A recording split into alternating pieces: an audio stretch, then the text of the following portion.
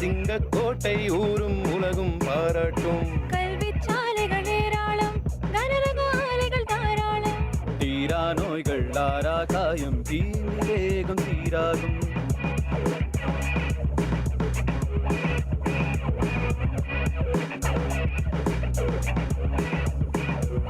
வேலும் உங்களை தாளாட்டும், வெள்ளை பனியும் நீராட்டும். தங்கக் கோயில் சிங்கக்கோட்டை ஊரும் உலகும் பாராட்டும். கல்வி சாலைகள் ஏராளம், கனரகாலைகள் தாராளம். தீரா நோய்கள் ஆரா காயம், தீங்கு வேகம் தீராகும்.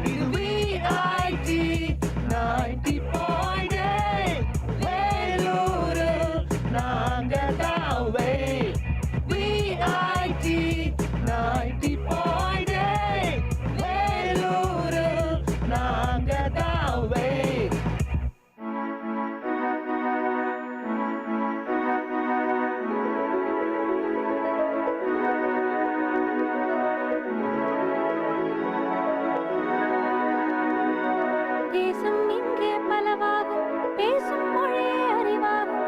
ஜாதி மதங்கள் எல்லா உலகம் VIT-யால் உருவாகும். தேசம் இங்கே பலவாகும், பேசும் மொழியே அறிவாகும். ஜாதி மதங்கள் எல்லா உலகம் VIT-யால் உருவாகும். திறமை கொண்ட பட்டாளம் உங்கள் அன்பால் உலகாளும். மக்கள் பணிக்கு துடிக்கும் எங்கள் இதயம் ஒன்றே அடையாளம். இது VIT, இது VIT 90.8 வேலூரில் நாங்கதாவே. VIT 90.8 வேலூரில் நாங்கதாவே.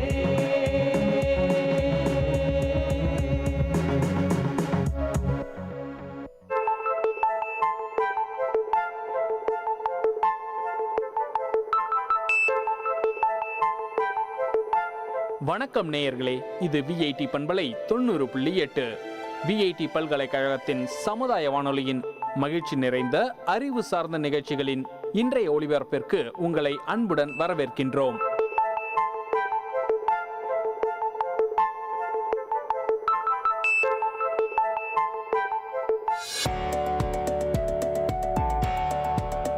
வணக்கம் வேலூர். இன்று 2024 ஆண்டு மார்ச் மாதம் 14 தேதி, சோபகிருத வருடம் பங்குனி மாதம் முதல் நாள் வியாழக்கிழமை. உங்களிடம் உண்மையான முகத்தை ஒருவர் காட்டிய பின் அவரிடம் பழைய முகத்தை எதிர்பார்க்காதீர்கள், உண்மையை ஏற்றுக்கொள்ளுங்கள்.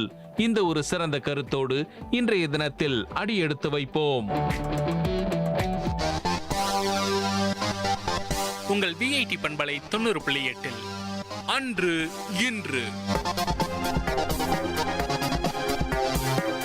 வரலாற்று பதிவுகளிலிருந்து சில துளிகள். மார்ச் 14, 2007 ஆண்டு முதல் உலக கணக்கு தினம் கொண்டாடப்பட்டது. மார்ச் 14, 1995 ஆண்டு ரஷ்ய விண்கப்பல் ஒன்றில் அமெரிக்க ஒருவர் முதன்முறையாக பயணித்தார். மார்ச் 14, 1994 ஆண்டு கணினிகளின் இயக்குதளமான லினக்ஸ் கரு 1.0.0 வெளியிடப்பட்டது. மார்ச் 14, 1978 ஆண்டு இஸ்ரேலிய படைகள் தெற்கு லெபனானை ஆக்கிரமித்து கைப்பற்றின. மார்ச் 14, 1879 ஆண்டு ஜெர்மன் நாட்டை சேர்ந்த இயற்பியலாளரான ஆல்பர்ட் ஐன்ஸ்டைன் பிறந்தார். மார்ச் 14, 1918 ஆண்டு தமிழ்நாட்டின் இசையமைப்பாளரான KV மகாதேவன் பிறந்தார். மார்ச் 14, 1965 ஆண்டு பிரபல திரைப்பட நடிகரான அமீர் கான் பிறந்தார். மார்ச் 14, 1866 ஆண்டு ரஷ்யாவின் எழுத்தாளர் மற்றும் தயாரிப்பாளரான அலெக்சாண்டர் ட்ராய்ஸ்கி பிறந்தார். மார்ச் 14, 1995 ஆண்டு இயற்பியலுக்கான நோபல் பரிசை பெற்ற வில்லியம் ஃபவுலர் மறைந்தார். மார்ச் 14, 1883 ஆண்டு ஜெர்மனிய மெய்யியலாளரான கார்ல் மார்க்ஸ் மறைந்தார். உங்கள் VIT பண்பலை 90.8 அன்று இன்று வரலாற்று பதிவுகளிலிருந்து சில வணக்கம் நேயர்களே, இது VIT பண்பலை 90.8 VIT பல்கலைக்கழகத்தின் சமுதாய வானொலி. இந்த நிகழ்ச்சி தினம் ஒரு திறவுகோல்.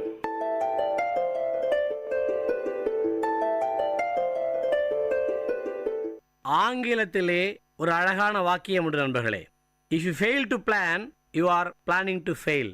நீங்கள் திட்டமிட தவறினால் தோல்வி அடைவதற்காக திட்டமிடுகிறீர்கள் என்று பொருள் என்பதாக அந்த வாக்கியம் இருக்கும். காசி என்ற ஒரு ஊர் இருக்கிறது நமக்கு தெரியும். கங்கை கரையோரமா அந்த ஊர் இருக்கின்றது. காசி ஒரு காலத்துல நாடாக இருந்தது.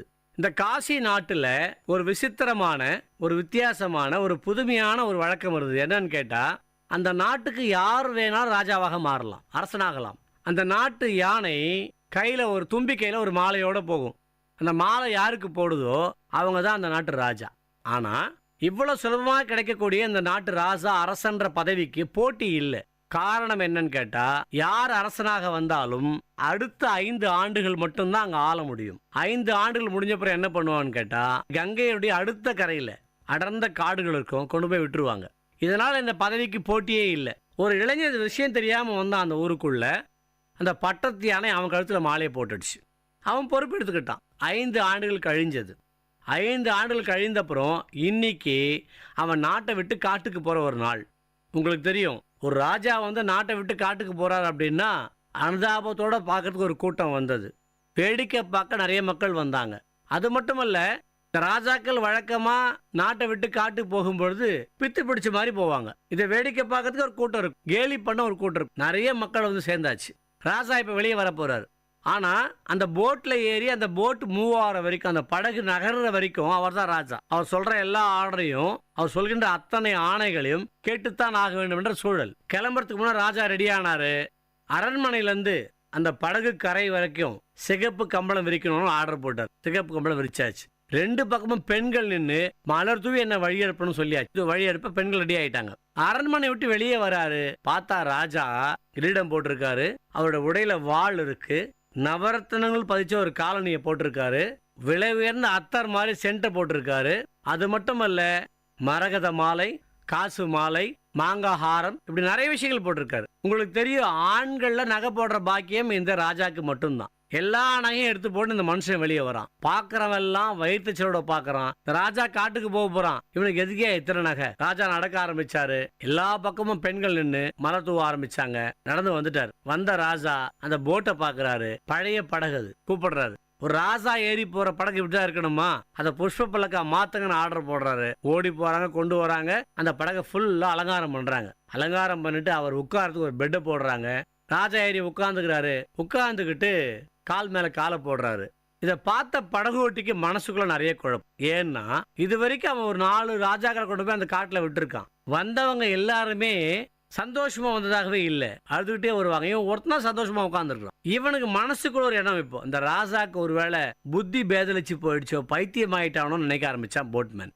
ஆனாலும் ஒரு 10 நிமிஷம் ஆகட்டும், இந்த படகு இந்த காசி கரையை விட்டு வெளியே போயிட்டோம், கண்டிப்பா அவன் நம்ம காலில் விழுவான், அப்ப நகையை வாங்கிக்கலாம் நினைக்க ஆரம்பிச்சான். ஆனா ராஜா கால் மேல கால் போட்டு உட்கார்ந்துட்டு பாட்டு பாடுறாரு. கொஞ்ச நேரம் ஆச்சு. இந்த படகோட்டி கேட்டான், மன்னா. ராஜா கேட்டார், என்ன, நீங்க எங்க போறீங்கன்னு தெரியுமா? நீ தான் சொல்ல, நீ தான் கொண்டு போய் விட போற ஆளு. நீங்க கங்கையோட அடுத்த கரைக்கு போக போறீங்க. சரி, அந்த கரையில கடந்த காடு இருக்கு. ஓஹோ, அந்த காட்டுல நிறைய மிருகங்கள் இருக்கு. சரி, அப்படியா? போனா நீங்க செத்து போயிடுவீங்க.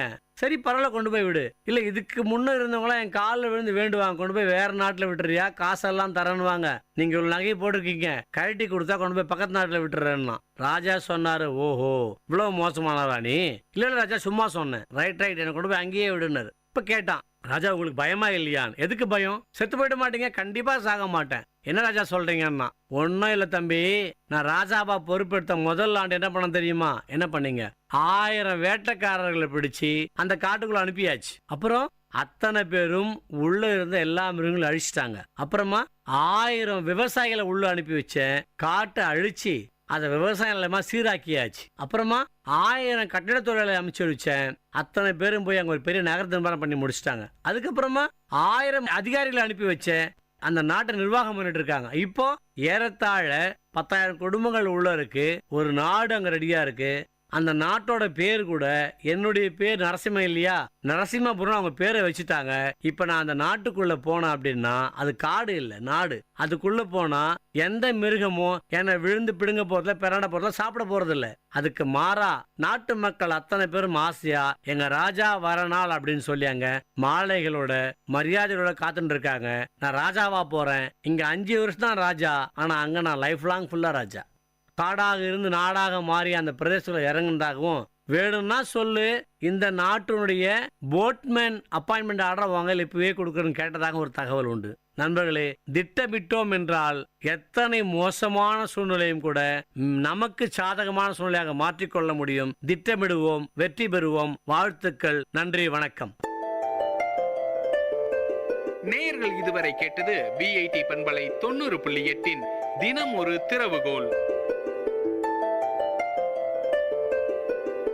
நிகழ்ச்சி. தயாரிப்பு விஐடி பண்பலை 90.8, விஐடி பல்கலைக்கழகத்தின் சமுதாய வானொலி.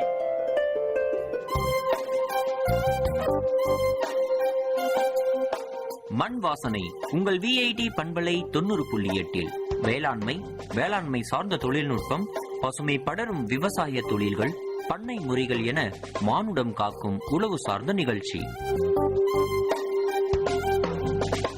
வணக்கம் நேயர்களே, இது விஐடி பண்பலை 90.8 விஐடி பல்கலைக்கழகத்தின் சமுதாய வானொலியில் இந்த நிகழ்ச்சி மண் வாசனை. இன்னைக்கு மண் வாசனை நிகழ்ச்சியில மரம் வளர்ப்பு பத்தின பல தகவல்களை நம்ம தெரிஞ்சுக்க போறோம். அதை வழங்குறதுக்காக சி ராஜா, சமூக காடு வளர்ப்பு திட்ட வேலூர் மாவட்ட வனச்சரக அலுவலர் நம்ம கூட இருக்காரு. அவர்கிட்ட தான் கேட்டு தெரிஞ்சுக்க போறோம். வாங்க நிகழ்ச்சிக்கு போகலாம். வணக்கம் சார். வணக்கம் சார். அதாவது சார், இந்த சமூக காடு வளர்ப்பு திட்டம்னா என்ன, இதை பத்தின அறிமுகம் சொல்லுங்க சார். சமூக காடு வளர்ப்பு திட்டம்னா நாங்கள் மக்களோட மக்கள் இணைந்து மக்களுக்கு சேவை செய்யும் டிபார்ட்மெண்ட் சோசியல் ஃபாரஸ்ட் டிபார்ட்மெண்ட்.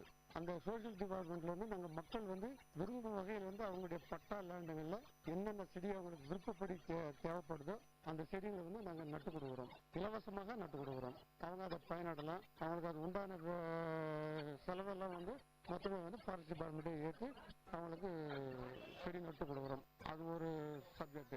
ரெண்டாவது எம்டிபின்னா நேஷனல் ட்ரீ ப்ராஜெக்ட். இந்த ப்ராஜெக்ட் மூலமா தமிழ்நாட்டில் முதல்வர் பிறந்த நாள் ஒட்டி 65வது வருஷம், 66வது வருஷம், 67வது வருஷம் இந்த 65 லட்சம், 66 லட்சம், 67 லட்சங்கள செடிகளை காம்பவுண்ட் உள்ள இடங்கள்ல college and school, temple, private லேண்ட்ல பெஞ்சு காம்பவுண்ட் இருக்கிற இடத்துங்களெல்லாம் இலவசமா அவங்களுக்கு செடி நட்டு வளர்த்து செடி நட்டு ஃப்ரீயா நட்டு கொடுக்குறோம். அவங்க அதனுடைய பெனிஃபிட் அந்தந்த டிபார்ட்மெண்ட் அவங்களே பயன்படுத்தலாம். இந்த சேவை தான் சார் நாங்கள் சோசியல் ஃபாரஸ்ட் மூலமா மக்களுக்கு நாங்கள் பணியாற்றி சேவை செய்திருக்கோம். அதாவது மரம் மனிதனுக்கு கிடைத்த அறம்னு சொல்லுவாங்க. மரம் வளர்ப்பு, மழை பெறுவோம், இந்த மாதிரியான பல்வேறு தகவல்கள் நம்ம மக்களுக்கு கிட்ட பரப்பிட்டு வரோம். ஏன்னா மரம் அளவு குறைஞ்சிக்கிட்டு வருது, அதனால மழை அளவும் குறைஞ்சிக்கிட்டு வருது. ஸோ இந்த சமூக காடு வளர்ப்பு திட்டத்தின் மூலமா குறிப்பா விவசாயிகளுக்கு அவங்களோட விருப்பத்திற்கு ஏற்ப நீங்க சொன்னீங்க. இதை எப்படி சார் உங்களை அணுகிறது, இதை வளர்க்கறதுக்கு அப்புறம் அவங்க விற்பனை எப்படி பண்ணலாங்க சார், அதை பத்தின விஷயங்கள் சொல்லுங்க. ஃபாரஸ்ட் டிபார்ட்மெண்ட் மூலமா நாங்கள் அவேர்னஸ் ப்ரோக்ராம் செய்கிறோம். நாங்கள் ஒரு வருஷத்துக்கு 5 கிராம் 6 கிராம் தத்து எடுக்கிறோம். அந்த தத்து எடுக்கும்போது அவேர்னஸ் கொடுக்குறோம். அவேர்னஸ்னா bit notice and banner and radio மூலமா பொதுமக்களுக்கு அவேர்னஸ் கொடுக்குறோம். அவேர்னஸ் கொடுக்கும்போது ஒரு சில நேரங்களில் டிவிலையும் நாங்கள் அனௌன்ஸ் பண்ணுறோம். அந்த விளம்பரத்தை அவங்க தெரிஞ்சுக்கின்னு எங்ககிட்ட வந்து விவரத்தை கேட்டுக்கிறாங்க. அந்த விவரத்தில் வந்து அவங்க ஒரு சிட்டாவுடைய அடங்கல் ஜெராக்ஸும் 2 போட்டோவும் கொடுத்து நாங்கள் அவங்க லேண்டை பார்த்துட்டு அதுக்கு தகுந்த மாதிரி அவங்களுக்கு விரைவு செய்யணும் சார். குறிப்பிட்ட ஒரு விவசாயி அவருடைய சொந்த நிலங்கள்ல வந்து நான் மரம் வளர்க்கணும் அப்படின்னு விருப்பப்படுறாருன்னும் போது எந்தெந்த மாதிரியான மர வகைகள் உங்ககிட்ட இருக்கு, அவருக்கு நீங்க எந்தெந்த மாதிரியான மர வகைகள் நீங்க கொடுக்கலாங்க சார்? எங்ககிட்ட இருக்கிற மர வகைகளில் வந்து ஒரு 10-15 வெரைட்டி இருக்குது. புங்கன், ரோஸ்வுட்டு, வேங்கை, அத்தி, ஆலன், அரசன், மகிழம், வேம்பு, புங்கன், ஈமருவி, இலுப்பை போன்ற வகை மரங்களை நாங்கள் அவங்ககிட்ட எடுத்து சொல்லும்போது விவசாய ஃபார்மர் அவங்க வந்து எங்களுக்கு எது விருப்பம் அந்த விருப்பத்துக்கு ஏற்ற அவங்க நாங்கள் அப்ளிகேஷன் கொடுத்து அதில் நாங்கள் ஃபில்அப் பண்ணிக்கோம்னா அதுக்கு அந்த மாதிரி அவங்க பயன்படுத்துகிறாங்க சார். நீங்கள் அதாவது சொன்னீங்க விவசாயிகளுக்கு அவங்களுடைய சொந்த நிலங்கள்ல மரம் வளர்ப்பை ஏற்படுத்தலாம் அப்படின்னு சொல்லிட்டு, ஒரு விவசாயி தன்னுடைய நிலங்கள்ல ஒரு குறிப்பிட்ட ஒரு ஏக்கருக்கு வந்து நிலம் இருக்கு, நான் நடவு செய்யறேன் அப்படின்னும் போது அது மரம் வளர்ந்ததுக்கு அப்புறம் அதை எப்படி சார் விற்பனை பண்றது? அவரு அதுக்கான வரைமுறைகள் ஏதாச்சும் இருக்குங்களா? அதுக்கு மரங்களை நட்டு அவங்க வளர்க்கின்றது முதிருடைய காலத்தில் அவங்க அதை விற்பனை பண்ணது சந்தை ரேட்டு, சந்தை மார்க்கெட் சந்தை எங்கே இருக்குதோ அதுக்கு உண்டான வியாபாரிகளை பிடிச்சி அந்த சந்தை ரேட்டை ஃபிக்ஸ் பண்ணி முடிவு அவங்களுக்கு தெரிஞ்சால் அவங்களே விற்றுக்கலாம், அவங்க தெரியலன்னா நாங்களே அந்த மரத்தை வந்து அவங்களுக்கு விற்று கொடுக்குறோம் சார். ஸோ குறிப்பிட்ட மர வகைகள் வந்து இன்னைக்கு இருக்கிற சூழ்நிலையில் விவசாயிகள் எந்தெந்த மாதிரியான மர வகைகளை விருப்பப்பட்டு அவங்களுடைய சொந்த நிலங்களை நடவு செய்கிறாங்க சார், அதை பராமரிக்கிறாங்க? பார்மர்கள் வந்து இப்போத்துக்கு சூழ்நிலை வந்து 90% தேக்கு மரத்தை தான் சார் லைக் பண்ணுறாங்க. யாருன்னு கேட்டால் ஒரு வெரைட்டியை வந்து ஒரு இடத்துல வந்து விற்பனை செய்யும் போதுன்னா குறைஞ்சது ஒரு 100 ஏக்கர் அந்த மாதிரி இடத்துல பயிற்சி விற்பனைக்காக பயிற்சி செஞ்சு வெளிநாடுகளிலிருந்து வெளி இடத்துல இருந்து வியாபாரி வருவாங்க. பட் நம்ம 1 ஏக்கரா 2 ஏக்கரா அந்த மாதிரி எல்லாம் நட்டும் போது வியாபாரிங்க வரமாட்டாங்க.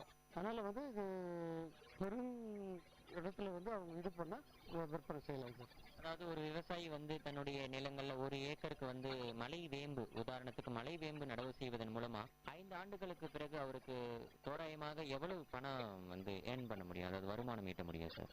5 ஆண்டுகளுக்கு ஏக்கருக்கு சுமார் 1 லட்சம் ரூபாய் 1.5 லட்சம் ரூபாய் வருமானம் கிடைக்கும். ஆயில் ப்ரொடெக்ஷன் பொறுத்து, அவனுடைய வளர்ப்பை பொறுத்து, அவனுடைய ஹீல்டை பொறுத்து வருமானம் கிடைக்கும்.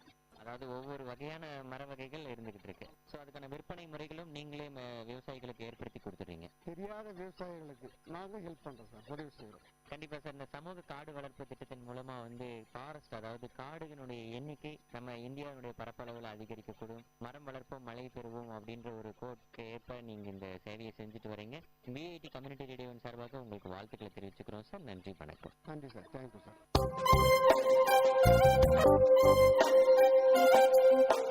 நேயர்கள் இதுவரை கேட்டது மண் வாசனை.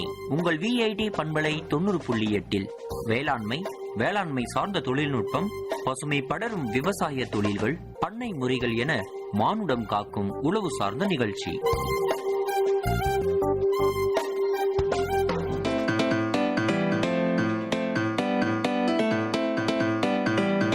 செவிச்செல்வம் விஐடி பண்பலையின் அறிவு களஞ்சியம். அகரம் முதல் ஆகாயம் வரை, தூரிகை முதல் தொழில்நுட்பம் வரை, அறிவுசார் தரவுகளின் பெட்டகம் செவிச்செல்வம்.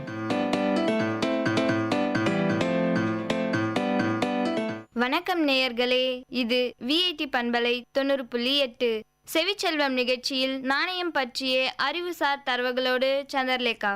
நாணயம், பணம் என்று நம் அனைவரால் அழைக்கப்படும் நாணயத்தின் வரலாறு மிகவும் தொன்மையானது. இது முதலில் செம்பு, வெள்ளி, தங்கம் என பல வகையில் முற்காலத்தில் மக்கள் பயன்பாட்டில் இருந்து வந்தன. தற்போது இந்தியாவில் 4 முக்கிய நகரங்களில் நாணயம் உற்பத்தி நடக்கின்றது. டெல்லி, மும்பை, ஹைதராபாத் மற்றும் கல்கத்தா ஆகிய இடங்களில் இந்திய நாணயம் உற்பத்தி நடைபெறுகின்றது. நாணயம் என்பது பொருட்களையும் சேவைகளையும் பரிமாறிக்கொள்வதற்கான ஒரு பரிமாற்ற அலகு ஆகும். பணம் என்பது ஒரு பரிமாற்ற ஊடகமும் பெருமானத்தை தன்னுள் அடக்கியுள்ள ஒன்றும் ஆகையால் நாணயமும் பணத்தின் ஒரு வடிவமாகும். நாணயம் என்பது உலோகத்தால் ஆன ஒன்று. பெரும்பாலும் ஒவ்வொரு நாடும் தனது நாணயத்தின் உற்பத்தியிலும் வழங்கலிலும் தனி உரிமை கொண்டுள்ளன. இவ்வாறு வெவ்வேறு நாணயங்களை கொண்ட நாடுகளுக்கிடையே வணிகத்துக்கு உதவுவதற்கான நாணய மாற்று விகிதங்கள் உள்ளன. இவ்விகிதங்கள் ஒரு குறிப்பிட்ட நாணயம் பிற நாணயங்களுக்கு எதிராக என்ன பெறுமதிப்பு கொண்டுள்ளது என்பதை முடிவு செய்ய உதவுகின்றது. நாணயங்கள் அவை பயன்படுத்தும் நாணய மாற்று விகித முறையை பொறுத்து இரண்டாக வகைப்படுத்தப்பட்டுள்ளன. அவை மிதக்கும் நாணயங்கள், நிலைத்த நாணயங்கள் என்பனவாகும். தமது நாணயங்கள் மீது கட்டுப்பாடுகளை கொண்டுள்ள நாடுகள் அதனை மத்திய வங்கிகள் மூலமாகவோ அல்லது நிதி அமைச்சர்கள் மூலமாகவோ செயற்படுத்துகின்றன. நாணயவியல் என்பது நாணயத்தின் வரலாறு, சிறப்புகள் போன்றவற்றை ஆராயும் அறிவுத்துறையாகும். இத்துறை மேனாட்டில் 14ஆம் நூற்றாண்டு காலத்தில் ஆரம்பிக்கப்பட்டது. அன்று முதல் அறிஞர்களும் அரசாங்கமும் புராதன நாணயங்களை சேகரிக்கும் வழக்கத்தை கொண்டிருந்தன. நாணயங்கள் மேலை நாடுகளிலும் கீழ் நாட்டிலும் கிமு 8ஆம் நூற்றாண்டில் தோன்றி உலகில் அனைத்து நாடுகளுக்கும் பரவியுள்ளன. நாணயங்களை விரும்புவதும் பாதுகாப்பதும் பண்டை காலம் முதல் இன்று வரை மக்களிடையே தென்படுகின்ற இயல்பு நிலையாகும். புராதன காலத்தில் பணத்தை சேமித்து வைக்க வங்கிகள் இருக்கவில்லை. அதனால் அக்காலத்து மக்கள் நாணயங்களை தாழிகளிலும் அல்லது பைகளில் ஒன்று சேர்த்து பூமியில் புதைத்து வைத்தனர். தொல்பொருளியலாளர் பல்வேறு இடங்களில் தோண்டும்போது பண்டைய நாணய தொகுதிகளை கண்டெடுத்துள்ளனர். தொல்பொருள் ஆராய்ச்சிக்கு புராதன நாணயங்கள் கை கொடுத்து உதவுகின்றன. புராதன சின்னங்களுள் நாணயங்கள் உன்னத இடத்தை வகிக்கின்றன. தென்னிந்தியாவில் ரோமானிய நாணயங்கள் காணப்படுவதினால் அந்நாட்டுடன் ரோமானியர் வணிகம் செய்தனர் என்பது உறுதியாகின்றது. அரேபியர் ஸ்காண்டினேவியாவுடன் வணிகம் மேற்கொண்டனர் என்பது அந்நாட்டில் ஏராளமாக காணப்படும் அரேபிய நாணயங்களை கொண்டு அறிய முடிகின்றது. பண்டை காலத்தில் வாழ்ந்த மக்கள் தொடக்கத்தில் நாணயங்களை கொண்டு வணிகம் மேற்கொள்ளவில்லை. அக்கால வணிகத்தினர் அடிப்படை பண்டமாற்று முறையாகும். ஆனால் இம்முறையில் குறைபாடு காணப்பட்டன. அதனால் மக்கள் பண்டமாற்றத்திற்கு முற்றுப்புள்ளி வைத்தனர். அதற்கு மாறாக வேறு வழிமுறையை நாட்டினர். அந்த பொருள் கெட்டுப்போகாததாகவும் எங்கும் கொண்டு போகக்கூடியதாகவும் எல்லோருக்கும் ஒரு குறிப்பிட்ட மதிப்புடையதாக ஏற்றுக்கொள்ளக்கூடியதாகவும் இருத்தல் வேண்டும் என கருதினர். இத்தகைய பொருள்தான் நாணயம். பண்டைய நாணயங்கள் ஆரம்பத்தில் செம்பு போன்ற சாதாரண உலோகங்களில் தயாரிக்கப்பட்டன. அவை மலிவாக எளிதில் பெறக்கூடியனவாதலினால் தங்கம், வெள்ளி போன்ற அரிய உலோகங்களிலும் வடிவமைத்தனர். நாணயங்கள் தொடக்கத்தில் சில குறிப்பிட்ட உருவங்களை கொண்டிருந்தன. உலோகத் துண்டுகளை எடை போடுவதற்கு தராசு கண்டுபிடிக்கப்பட்ட பின்னர் நாணயங்களும் குறிப்பிட்ட நிறைவுடையனவாக மாறின. இந்தியாவில் முதலில் உருவான நாணயங்களில் மன்னர்களின் தோற்றம் பொறிக்கப்படவில்லை. சில குறிகளை காண முடிகின்றது. ஹைதர் அலியும் திப்பு சுல்தானும் மைசூர் பகுதியை குறுகிய காலமே ஆண்டனர். அவர்கள் வெளியிட்ட நாணயங்கள் பல தரப்பட்டவனவாகவும் கலை வேலைப்பாடுகள் உள்ளனவாகவும் திகழ்ந்தன. திப்பு சுல்தான் முதலில் வராகன்களையும் பணங்களையும் வெளியிட்டார். பின்னர் தங்கத்தில் அரை மொகாராக்களும் வெள்ளியில் 1, அரை, கால், அரைக்கால், காலரைக்கால் பெருமதிப்புள்ள நாணயங்களையும் செம்பில் 40, 20, 10, 5, 2.5 காசுகளும் வெளியிட்டனர். திப்பு சுல்தான் தம் செம்பு நாணயங்களில் யானை சின்னம் பொறித்தார். இவருடைய நாணயங்களில் 2 சதாப்தங்கள் காணப்பட்டன. தற்போது இந்தியாவில் 50 பைசா, 1 ரூபாய், 2 ரூபாய், 5 ரூபாய் மற்றும் 10 ரூபாய் என பல்வேறு வகைகளில் நாணயங்கள் புழக்கத்தில் உள்ளன. பழங்காலத்தில் உபயோகிக்கப்பட்ட கால், அரை, 1, 5, 10 மதிப்பான நாணயங்கள் மதிப்பிழந்துள்ளன. இந்நாணயங்கள் பார்வையிட விரும்பியவர்கள் பழைய நாணயங்களை சேகரித்து வைக்கும் பழக்கமுடையவர்களிடம் அல்லது அருங்காட்சியகத்தில் பார்வையிடலாம். நேயர்கள் இதுவரை கேட்டது செவிச்செல்வம் நிகழ்ச்சியில் நாணயம் பற்றிய அறிவு சார்ந்த தரவுகள். வழங்கியவர் Chandralekha.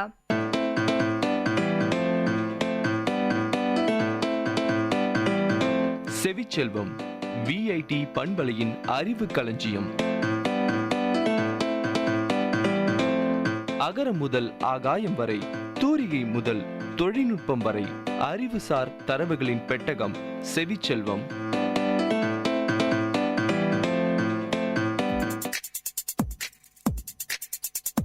Ladies and gentlemen, guys and girls, this is Data Chunks on VIT Community Radio 90.8 FM. This program features chunks of informative data on various fields, be it computers, environment, technology, physics, or any field, Data Chunks has it all. Hello VIT, I'm Sudeep from MTech ST and you're listening to Data Chunks. So, today we have an interesting chunk of data on application of quantum nature of light. Yes, it's the laser. Laser is an acronym for light amplification by stimulated emission of radiation, which is a tongue-tying way to describe light in which all the photons have the same wavelength and have their crusts and troughs in phase. Research physicist Theodor H. Maiman developed the world's first working laser, the Ruby laser, in 1960. The Ruby laser contained a ruby crystal, a quartz flash tube, reflecting mirrors, and a power supply. Let's review how Maiman used these components to create laser light. Starting with the characteristics of ruby, ruby is aluminum oxide crystal in which some of the aluminum atoms have been replaced with chromium atoms. Chromium gives ruby its characteristics red color by absorbing green and blue light and emitting or reflecting only red light. Of course, Maiman couldn't use a ruby in its natural occurring crystalline state. First, he had to form the ruby crystal into the cylinder. Next, he wrapped a high-intensity quartz lamp around the ruby cylinder to provide a flash of white light. The green and blue wavelengths in the flash excited the electrons in the chromium atom to a high energy level. As these electrons returned to their normal state, they emitted their characteristic ruby red light. Here's where it got interesting. Maiman placed a fully reflecting mirror on one end of the crystal and a partially reflecting mirror on the other end. The mirrors reflected some of the red wavelength photons back and forth inside the ruby crystal. This, in turn, stimulated other excited chromium atoms to produce more photons until a flood of precisely aligned photons bounced back and forth within the laser. At each bounce, some of the photons escaped, which allowed observers to perceive the beam itself. Today, scientists make lasers out of many different materials. Some, like the ruby lasers, emitted short pulses of light. Others, like the helium neon gas lasers or liquid dye lasers, emitted a continuous beam of light. You've heard about lasers at Data Chunks with me, Sudeep. Ladies and gentlemen, guys and girls, this is Data Chunks on VIT Community Radio 90.8 FM. See you next time with another interesting, informative chunk of data on Data Chunks.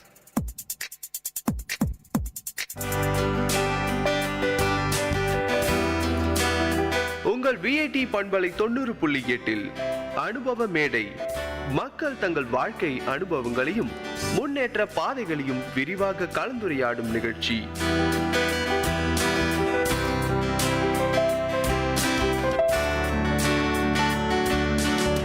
வணக்கம் நேயர்களே, நீங்கள் கேட்டுக்கொண்டிருப்பது VIT பண்பலை 90.8 VIT பல்கலைக்கழகத்தின் சமுதாய வானொலி. இந்த நிகழ்ச்சி அனுபவ மேடை. அனுபவ மேடை நிகழ்ச்சியில சமுதாய மக்கள் அவங்களுடைய வாழ்க்கை அனுபவங்களை நம்ம கிட்ட பகிர்ந்துக்கிறாங்க. அந்த வகையில இன்னைக்கு நம்ம கூட ஒருத்தர் இருக்காங்க. வாங்க நிகழ்ச்சிக்கு போலாம். வணக்கம் ஐயா, உங்களை அறிமுகப்படுத்திக்கோங்க. நான் வீரராவ் நகரில் சலவை தொழில் செய்கிறேங்க. என் பெயர் ராஜி. எனக்கு வயசு 59ங்க. தரவை தொழில் தாங்க செய்கிறேன். உங்களுடைய சொந்த ஊர் எதுங்க?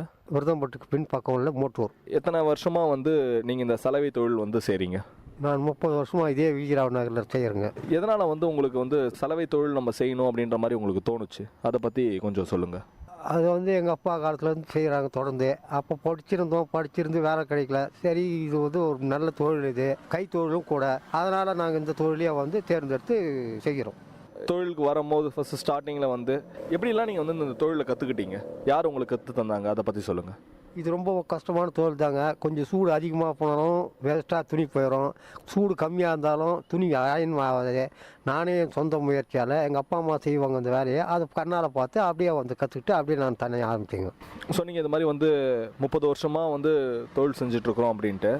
நீங்கள் ஸ்டார்டிங்கில் இந்த தொழிலுக்கு வரும்போது நீங்கள் மட்டும் செஞ்சீங்களா, இல்லை உங்கள் அப்பா கூட சேர்ந்து செஞ்சீங்களா? முதல்ல நானும் எங்கள் அப்பா எல்லாம் காங்கேநல்லூர் கூட்டு ரோட்டில் கடை இருக்குதுங்க. அங்கே 2 பேரும் சேர்ந்து செஞ்சோம். அங்கேருந்து நான் பிரிஞ்சு தனியாக இங்கே தனியாக நான் கடை வச்சு இங்கே செலவு செய்கிறேங்க. நல்லா சொன்னீங்க இது மாதிரி அப்பா கூட சேர்ந்து அதுக்கப்புறம் நான் தனியாக வந்து செய்கிறேன் அப்படின்ட்டு. இப்போ இந்த இடத்துல நீங்கள் புதுசாக வந்து கடை வச்சுருப்பீங்க, அப்போல்லாம் உங்களுக்கு எப்படி இருந்தாங்க கஸ்டமர், இப்போ எப்படி இருக்கிறாங்க, அதை பற்றி சொல்லுங்கள். அப்போ வந்து நான் வைக்கிறப்போ 1988 கடை வைக்கிறப்போ அப்போ வந்து ஒரு துணிக்கு வந்து 4 அணா. அப்போது வந்து இந்த ஏரியாவில் வந்து எங்கேயோ ஒரு வீடு இருக்கும். ஒரு நாளைக்கு நான் ₹1 இல்லை 1.25 ரூபா சம்பாதிச்சா ரொம்ப வசதிங்க. ஆனால் அன்றைக்கி நிலவரத்துக்கு அதுக்கு ஓரளவுக்கு எனக்கு போதுமானதாக இருந்தது. நல்லா சொன்னீங்க. ஏன்னா வந்து ஒரு நாளைக்கு ஒரு துணிக்கு 4 அணா தான் தருவாங்க. இப்போ வந்து ஒரு துணிக்கு வந்து எவ்வளோ வாங்குறீங்க? துணியோட சேர்த்து வந்து பேண்ட் ஷர்ட் இதெல்லாம் கூட வந்து துவைக்கிறதுக்கெல்லாம் கூட போடுவாங்க. இதுக்கெல்லாம் எவ்வளோ வாங்குறீங்க, அதை பற்றி சொல்லுங்கள். இப்போ வந்து ஒரு துணிக்கு வந்து ஒரு பேண்ட்டு ஒரு ஷர்ட்டுக்கு 12 ரூபாங்க.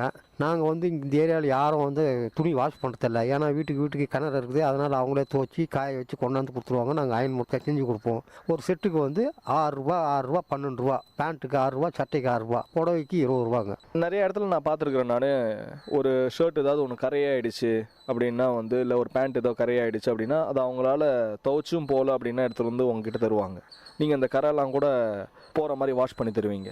எண்ணெய் போட்டால் வந்து அந்த துணிக்கு நார்மலாக கரெல்லாம் போகும். ஒரு வாழை கரையோ ஏதோ ஒரு கரை பட்டுருச்சு திடீர்னுட்டு ஒரு பேண்ட்டில், அவங்க எண்ணெய் போட்டால் அந்த கரைகள்லாம் சீக்கிரமாக போகும். இது வந்து அது ஒரு டெக்னிக்கல் இருக்குதுங்க. ஒயிட் துணி இருந்தால் அந்த கரை உடனே போயிடும். இந்த கலர்லாம் வந்து டார்க் கலர்லாம் வந்து போகிறதுக்கு கஷ்டம். இந்த ஒயிட்டு ஷர்ட்டு வேஷ்டி இது மாதிரி இருக்கிறது வந்து கரை பட்டுச்சுன்னா நாங்கள் வந்து இந்த ப்ளீச்சிங் பவுடர்னு ஒன்று இருக்கும், லிக்விடு. அது ப்ளீச்சிங் பவுடர் இருக்குது பாருங்கள், அதிலே வந்து லிக்விடு தண்ணி கலரில் இருக்கும், ப்ளீச்சிங் வாட்டர் அது பேர். அது சும்மா கொஞ்சோண்டு விட்டு அந்த கரையாண்ட கொஞ்சம் தேய்ச்சிட்டு ஒரு 2 நிமிஷம் காய வச்சு அப்படியே தண்ணியில் போட்டோம்னா அந்த கரை உடனே போயிடும். ஆனால் கலர் துணியெல்லாம் வந்து ரொம்ப கொஞ்சம் கேர்ஃபுல்லாக பண்ணணும். அது என்ன பண்ணுவோம், ப்ளீச்சிங் பவுட்ரு ஒரு துணியில் கொட்டின்னு நல்ல துணியில் லைட்டாக தேய்ச்சி எடுத்துகிட்டு உடனே தண்ணியில் போட்டுருவோம். இல்லைனா அந்த இடத்துல வந்து கலர் போயிடும், அந்த டார்க் கலர் போயிடும். அதனால் வந்து ஒயிட் துணினா கொஞ்சம் கலர் வந்து சீக்கிரமாக நம்ம போயிடும். ஆனால் டார்க் துணினா கொஞ்சம் லைட்டாக நம்ம பார்த்து செய்யணும் அப்படின்ற மாதிரி சொன்னீங்க. நல்லா சொன்னீங்க ஐயா. அயனிங் பண்ணுறவங்களுக்கு வந்து கண்டிப்பாக வந்து அந்த மடிப்பு எடுத்தோடனே வராது. கொஞ்சம் கஷ்டப்பட்டு தான் நம்ம அந்த மடிப்பை கற்றுக்கணும். இப்போ நீங்கள் செய்யும் போது எப்படி உடனே கற்றுக்கிட்டீங்களா, அதை பற்றி பகிர்ந்துக்கோங்க. அதுதான் நான் முன்னாடியே சொன்னேங்களா, அதாவது லைட் சூட்டில் போட்டு கற்றுக்கணும். ஏன்னா பொட்டிக்கோ துணிக்கோ வந்து போதுமான சூடு இருக்கணும். அப்போ தான் வந்து அந்த மடிப்பு கரெக்டாக இருக்கும், சுருக்கமும் போகும். அதனால் நான் ஆரம்பத்தில் அந்த மடிப்பு எப்படி மடிக்கணும், எப்படி அதுக்கு அயன் பண்ணணுன்றது முதல்ல கற்றுக்கிட்டு தான் அதுக்கப்புறம் இந்த தொழிலுக்கே வந்துங்க. நிறைய அயரன் பாக்ஸஸ் வந்துருச்சு. இப்போ ஸ்டார்டிங்லாம் வந்து பார்த்தீங்க அப்படின்னா ஒரு பெரிய அயன் பாக்ஸ் இருக்கும், கறித்துண்டு அதில் போட்டு ரொம்ப வெயிட்டாக இருக்கும் அப்படின்ற மாதிரி செய்வாங்க. அந்த அயன் பாக்ஸில் செய்கிறதுக்கு உங்களுக்கு இந்த தொழில் ஈஸியாக இருக்குதா, இல்லை இப்போ லேட்டஸ்ட்டு வர அயன் பாக்ஸ்லாம் கூட உங்களுக்கு வந்து ஈஸியாக இருக்குதுங்களா? முன்னாடிலாம் வந்து பெரிய பொட்டிங்க, அது பேர் வந்து வெல்காம் பொட்டின்னு சொல்லுவாங்க. அதில் வந்து கறி போட்டு ஃபுல்லாக போட்டு அயன் பண்ணோன்னா குறைஞ்சபட்சம் ஒரு நாளைக்கு பொட்டிக்கு வந்து 3 மணி நேரம் குறைஞ்சபட்சம் வேலை செய்வோங்க. இப்போ வந்து எலக்ட்ரிக் பாக்ஸ் வந்துச்சு. இருந்தாலும் எங்களுக்கு அந்த கறி பொட்டியினுடைய வேலை தான். இப்போ கரண்ட்டில் வந்து எங்களுக்கும் அதே மாதிரி பெரிய பாக்ஸ் இருக்குது, கரண்ட் பொட்டியே. இப்போ எங்கள் பொட்டி சைஸ்க்கே இருக்குது. இப்போது கரண்ட் பில் அதிகம். ரெண்டாவது வந்து அது ரொம்ப ரிஸ்க்கு. அயன் பாக்ஸ் கீழே வச்ச உடனே சுவிட்ச் ஆஃப் பண்ணணும். திரும்ப என்ன பண்ணணும், அயன் பண்ணுறப்ப திரும்ப சுவிட்ச் போடணும். கேட்டிங்கன்னா நான் வச்சு அந்த துணி மடிச்சுட்டுக்குள்ளே சரன்னு சூடு ஏறிடும். அதுக்கப்புறம் அடுத்த துணியை அயன் பண்ண முடியாது. அதனால் அயன் பண்ணி வச்ச உடனே நான் சுவிட்ச் ஆஃப் பண்ணணும். திரும்ப அயன் பண்ண ஸ்டார்ட் பண்ணால் உடனே சுவிட்ச் போடணும். அது ரொம்ப கஷ்டமான வேலைன்றதுனால இந்த அடுப்பு கறி போட்டு செய்யறதுனால எங்களுக்கு எல்லாருக்கும் அனுகூலமாக இருக்கும். அயன் பாக்ஸில் நார்மல் அயன் பாக்ஸ் இப்போ வர அயன் பாக்ஸ்லாம் வந்து பார்த்தீங்க அப்படின்னா காட்டன், சில்க் எல்லாமே அதிலே ஆப்ஷன்ஸ் அதிலே இருக்குது. நம்ம ஒரு காட்டன் பேண்ட் அயன் பண்ணுறோம் அப்படின்னா காட்டனில் வச்சு நம்ம போட்டு அயன் பண்ணுவோம். சில்க் பண்ணுறோம் அப்படின்னா சில்கில் போட்டு அயன் பண்ணுவோம். இதில் ஒரு ஆப்ஷன்ஸ் இப்படி இருக்குது. இதில் நார்மலாக கறி போடுறதுல வந்து நீங்கள் எல்லாத்துக்கும் ஒரே சூடாக தான் போட்டு பண்ணுவீங்க. இதில் எப்படி பிரித்து நீங்கள் அயன் பண்ணுவீங்க? நீங்கள் நல்ல கேள்வி கேட்டீங்க. அடுப்பு கறி நாங்கள் ஸ்டார்டிங்கில் போட்ட உடனே அப்போ வந்து மிதமான சூடு இருக்கும். அப்போ அந்த நேரம் பார்த்து இந்த டெரி காட்டன் என்ன ரொம்ப நைஸான துணி ஃபஸ்ட்டில் போட்டுப்போம். அதுக்கப்புறம் கொஞ்சம் சூடு ஏறும். உடனே என்ன பண்ணுவோம், ஓரளவுக்கு இந்த பேண்ட்டு ஷர்ட்டு தாங்குகிற அளவுக்கு சூடு அதை போடுவோம். அது ஃபுல்லாக சூடு கறி பற்றிக்கின பிற்பாடு நல்ல காட்டன் துணியாக தான் போட முடியும். ஏன்னா நல்லா கனகனன்னு இருக்கும் பொட்டி. அப்போ அந்த நேரம் பார்த்து நாங்கள் காட்டன் புடவை, காட்டன் வேஷ்டி, cotton shirt, cotton pant, jeans pant அதை மட்டும் லாஸ்ட் டைம் அதாவது அணையிற நேரம் பார்த்து அந்த நல்ல சூடு இருக்கும் அந்த நேரம் போடும். அந்த ஸ்டார்டிங்கில் மட்டும் டெரி காட்டன் ஷர்ட்டு, டெர்லின்னு இந்த மாதிரி வந்து ரொம்ப நைஸ் துணி ஸ்டார்டிங்கில் போடும். துணி அப்படின்னா ஒன்றுத்துக்கு வந்து ஒரு குவாலிட்டி இருக்கும். பார்ப்போம் நம்ம அந்த துணி எப்படி இருக்குது அப்படின்ற மாதிரி. இப்போது ஒரு சில்க் வருது, அதை எப்படி நீங்கள் இது பண்ணுவீங்க? பார்த்தீங்கன்னா பட்டுலாம் கூட அயன் பண்ணுறதுக்கு ரொம்ப அதுக்கு சில ஒரு டெக்னிக்ஸ்லாம் தெரிஞ்சு தான் பண்ணணும் அப்படின்ற மாதிரி சொல்லுவாங்க. அந்த அயன் பண்ணும்போது அந்த டெக்னிக்ஸ் பற்றி அதை பற்றி சொல்லுங்கள். அதுதான் நான் முன்னாடியே சொன்னேங்களா, ஆரம்பத்திலே கொஞ்சமான சூடு இருக்கும். அதை கூட நாங்கள் எடுத்து உடனே இது பண்ண மாட்டோம். பின்னாடி அந்த காலர் பின்னாடி வந்து வச்சு பார்ப்போம். ஏன்னா எதனா ஒன்று ஆனால் கூட காலர் பின்னாடி போனால் கூட எதுவும் தெரியாது மடிச்சோம்னா. அதனால் முன்னாடி டெஸ்ட் பண்ணுவோம். முன்ன வச்சோம்னா இது தாங்க வந்து சூட்டுக்குன்னு உடனே அயன் பண்ணுவோம். அதுக்கப்புறமா என்ன பண்ணுவோம், பட்டு புடவையில் நல்ல சூடு வேணும். சில பேர் சொல்லுவாங்க சரிகை போயிடும், சரிகை தேஞ்சிரும் அப்படின்னு. எவ்வளோ சூடு வைக்கிறோமோ அவ்வளோ வந்து பட்டு புடவைங்களும் பல இருக்கும். அது அயனுக்கு நல்லா இருக்கும். அது மாதிரி நாங்கள் அயன் பண்ணுவோம். இப்போ இந்த ஏரியாவில் உங்களுக்கு வந்து கஸ்டமர்ஸ் எத்தனை பேர் இருக்கிறாங்க? இப்போ ரெகுலராக வந்து உங்களுக்கு நிறைய பேர் நீங்கள் சொன்னீங்க கிட்டத்தட்ட ஒரு 30 வருஷமாக இதே ஏரியாவில் வந்து நான் இந்த சலவை தொழில் செஞ்சுட்ருக்கிறேன் அப்படின்ற மாதிரி. உங்களுக்கு ஸ்டார்டிங்கில் வந்ததுலேருந்து இப்போ வரையும் எத்தனை கஸ்டமர்ஸ் உங்களுக்கு இருக்காங்க? எனக்கு ஆரம்பத்தில் இருந்த கஸ்டமர்லாம் வருவாங்க போவாங்க. இப்போ வந்து ரெகுலராக ஒரு 100-150 கஸ்டமர் இருக்கிறாங்க. இதில் ஒரு 5-6 பேர் வந்து திடீர்னு வெளியூருக்கு போயிடுவாங்க, அதாவது டிரான்ஸ்ஃபரில் போயிடுவாங்க. திடீர்னு ஒரு 10 பேர் வருவாங்க. அது ரெகுலர்லாம் சொல்ல முடியாது. வருதான் துணி போட்டாங்கன்னா கொடுத்தோம்னா அயன் பண்ணோம் கொடுத்தோம்னா அவ்வளோதான். அதே மாதிரி ரெகுலராக இருக்கிறவங்க ஒரு 30-40 பார்ட்டி இருக்கிறாங்க. அவங்க சொந்த வீடு இங்கேயா இருக்கிறாங்க. அவங்க என்ன தவிர வேறு யாரும் அயனுக்கு கொடுக்க மாட்டாங்க. இதே ஏரியாவில் ஒரு 6-7 கடை இருக்குது. இருந்தாலும் நான் பழைய ஆளுன்றதுனால எங்கிட்ட ரெகுலராக எட்டுன்னு வந்து கொடுக்குறாங்க. அதில் ஒரு 30-40 பேர் இருக்கிறாங்க. அயன் பண்ணுறதுக்கு துணி வந்து அவங்களே அவங்க கடையை தேடி எடுத்துகிட்டு வந்து தந்துடுவாங்களா, இல்லை நீங்களாக போயிட்டு வந்து துணி தாங்க அப்படின்ற மாதிரி வாங்கிட்டு வந்து பண்ணுவீங்களா? முன்னாடிலாம் வந்து எந்த கடையும் இல்லாமல் இருந்தது. அதனால் நான் போய் வீட்டு வீடாக போய்ட்டு வாங்கிட்டு வந்திருந்தேன். இப்போது வந்து தெரு ஒரு கடையாகி போச்சு. அதனால் என்ன பண்ணுறது, நாங்கள் வெளியில் போகிறதுக்கு எனக்கு சான்ஸ் இல்லை. அவங்களே எடுத்துன்னு வந்து கொடுப்பாங்க. நான் காலையில் கொடுத்தாங்கன்னா சாயந்தரமாக போட்டு கொடுப்பேன். அவங்க சாயங்காலமாக ஆஃபீஸ் முடிச்சு வீட்டுக்கு போகிறப்போ வாங்கிப்பாங்க. சில பேருக்கு மறுநாள் கொடுப்பேன். அதை மாதிரி அட்ஜஸ்ட் பண்ணிக்கின்னு தொழில் செய்கிறேன். அவங்களும் அதே மாதிரி அட்ஜஸ்ட் பண்ணிக்குவாங்க. நீங்களாக வீட்டுக்கு போயிட்டு வாங்கிட்டு வரதா இருந்தால் அவங்களுக்கு வந்து கொஞ்சம் எக்ஸ்ட்ரா காசு வச்சு அயன் பண்ணி தருவீங்களா, இல்லை அவங்களாம் இங்கே எடுத்துகிட்டு வந்து போட்டால் ஒரு ரேட் கன்செப்ஷன்ஸ் அது மாதிரி ஏதாவது இருக்குதுங்களா? அதை பற்றி சொல்லுங்கள். அப்படிலாம் இது இல்லைங்க, எல்லாமே ஒரே ரேட் தான். எடுத்துன்னு போய் கொடுத்தாலும் அந்த 6 ரூபா தான். அவங்க எடுத்துன்னு வந்து கொடுத்தாலும் ஒரு 6 ரூபா தான். என்ன ஒன்றுனா அவங்க நிறைய துணி இருந்தால் வர முடியாது, அவங்களால தூக்கிட்டு வர முடியாது. அதனால் கொஞ்சம் தயவு செஞ்சு வீட்டாண்ட வந்து வாங்கிட்டு போயிடுங்க, எங்களால் வெயிட் தூக்கிட்டு வர முடியாதவங்க. அந்த மாதிரி பார்ட்டிக்கும் போயிட்டு நாங்கள் எடுத்துன்னு வந்து கொடுத்துட்டு அயன் பண்ணி எடுத்துன்னு கொடுப்போம். அவங்களும் அதே 6 ரூபா தான் கொடுப்பாங்க, எக்ஸ்ட்ராலாம் தர மாட்டாங்க. 4 நாள் வந்து என்னுடைய வியாபாரத்தை ஆரம்பித்து இன்றைக்கி நல்லா சம்பாதிக்கிறேன் அப்படின்ற மாதிரி சொன்னீங்க. இப்போது இந்த தொழில் செஞ்சு தான் வந்து நீங்கள் உங்களுடைய வீட்டை பார்த்துக்கிறீங்க, எல்லாம் பண்ணுறீங்க. இதில் வர வருமானம் உங்களுக்கு போதுமானதாக இருக்குதுங்களா? எனக்கு நல்ல வருமானங்க, போதுமானது. எனக்கு வந்து 3 பிள்ளைங்க, 2 பொண்ணு 1 பையன். 3 பேருக்கும் கல்யாணம் பண்ணி இந்த வருமானத்தில் தான் நான் முடித்தேன். அதே மாதிரி வந்து நான் வந்து வாடகை வீட்டில் இருந்தேன். அந்த எனக்கு வந்து இந்த 95க்கு மேலே வந்து நல்ல வருமானம் வந்தது. அதில் நான் சம்பாதிச்சு சொந்தமாக வீடு வாங்கிட்டேன். அதுக்கப்புறம் படிப்படியாக ஒரு பிள்ளைக்காக கல்யாணம் பண்ணி இப்போ 3 பேருக்கும் கல்யாணம் முடிச்சுட்டு நிம்மதியாக இருக்கிறேன். ஆனால் இது வரைக்கும் எந்த வித கடனும் இல்லை. இந்த வருமானத்தை நம்பி தான், இந்த வருமானத்தை சம்பாதிச்சு தான் எல்லாமே செஞ்சுங்க. உங்களுடைய பசங்க யாராவது வந்து இந்த தொழில் செய்கிறாங்களா? அதை பற்றி சொல்லுங்கள். இல்லைங்க ஐயா, எங்கள் பசங்க யாரும் தொழில் செய்யலை. ஏன்னா எனக்கு வந்து 2 பொண்ணும் வந்து சென்னையில் கட்டி கொடுத்துட்டேன். பையன் ஒருத்தன், அவனும் எங்கள் தொழில் செய்யலை, அவன் வெளியில் வேலை செய்கிறாங்க. சொன்னீங்க இந்த தொழிலே வந்து நல்லா கொஞ்சம் எடுத்து இப்போ பண்ணும்போது பார்த்தீங்கன்னா ஒரு அட்வான்ஸாக நம்ம பண்ணலாம். அயன் பண்ணுறதுக்கு ஆள் போட்டு பண்ணலாம், இல்லை ஒரு இப்போல்லாம் நிறைய மிஷின்ஸ் வந்துருச்சு, வாஷிங் மிஷின்ஸு, அதெல்லாம் கூட போட்டு பண்ணி தராங்க. அது மாதிரி உங்கள் பையனை என்னைக்காவது நீங்கள் பண்ண சொல்லியிருக்கீங்களா? இது மாதிரி பண்ணால் கொஞ்சம் நல்லா வியாபாரமும் ஆகுமே அப்படின்ற மாதிரி. நான் அவன் சும்மா இருக்கிற காலத்திலே கூப்பிட்டேங்க, வாங்க நான் அந்த வேலை கற்றுத்தரேன், செய்யலாம் 2 பேரும். இந்த மாதிரி வந்து இந்த கடையை இன்னும் கொஞ்சம் டெவலப் பண்ணோம்னா நல்ல வருமானம் கிடைக்கும் அப்படின்னு. அவருக்கு வந்து இந்த இன்ட்ரெஸ்ட் இல்லை, இந்த வேலை செய்யணுன்ற இன்ட்ரெஸ்ட் இல்லை. அதனால் அவர் நான் செய்ய மாட்டேன்ட்டு இப்போ அவர் கவர்மெண்ட் ஜாப் போயிட்டார். அதனால் இந்த தொழில் என்னோட தான் போயிடும், அவ்வளோதாங்க. இதுக்கு மேற்கொண்டு நான் வந்து ஆளை வச்சும் செய்யலாம். எனக்கு வந்து முதுமையாகி போச்சு. அதனால் இனிமேல் நான் சம்பாரிச்சு என்ன படுத்து, இன்னும் வருமானம் தான் போதும், எங்கள் குடும்பத்துக்கு கரெக்டாக இருக்குதுங்க. நீங்கள் சொன்னீங்க கிட்டத்தட்ட ஒரு 30 வருஷமாக இந்த தொழில் செஞ்சிட்ருக்கிறேன் அப்படின்ட்டு. இப்போ இந்த தொழில் ஏதாவது வந்து உங்களுக்கு ஏதாவது ஒரு சுவாரஸ்யமான விஷயங்கள் ஏதாவது நடந்துருக்குதுங்களா? ஏதாவது உங்கள் வாழ்க்கையில் ஏற்பட்ட ஒரு அனுபவமாக கூட இருக்கலாம், அதை கூட ஏதாவது ஷேர் பண்ணிக்கோங்க. எனக்கு வந்து கரெக்டாக அனுபவம்னா, நம்ம ஒரு 2010 ஒரு தம்பி அயன் பண்ணுறதுக்கு துணி எடுத்துன்னு வந்தார் பிளாஸ்டிக் கவரில். அதில் வந்து 1,16,000 ரூபா இருந்ததுங்க. அது வந்து அப்படியே எடுத்து அன்றைக்கி வந்து கரெக்டாக நியூ இயருங்க. அவர் வந்து இந்த கோழி பண்ணையில் வந்து சிக்கன்லாம் வந்து டோர் டெலிவரி எடுத்துன்னு போய் போகிறதுங்க, வேணாம் அது கேஷ்க்கு வந்து இன்றைக்கி வந்து வாங்கி எடுத்துன்னு வந்து அந்த கவர்லேயே வச்சுட்டு ஞாபகம் துணி கொடுத்துட்டு போட்டாருங்க.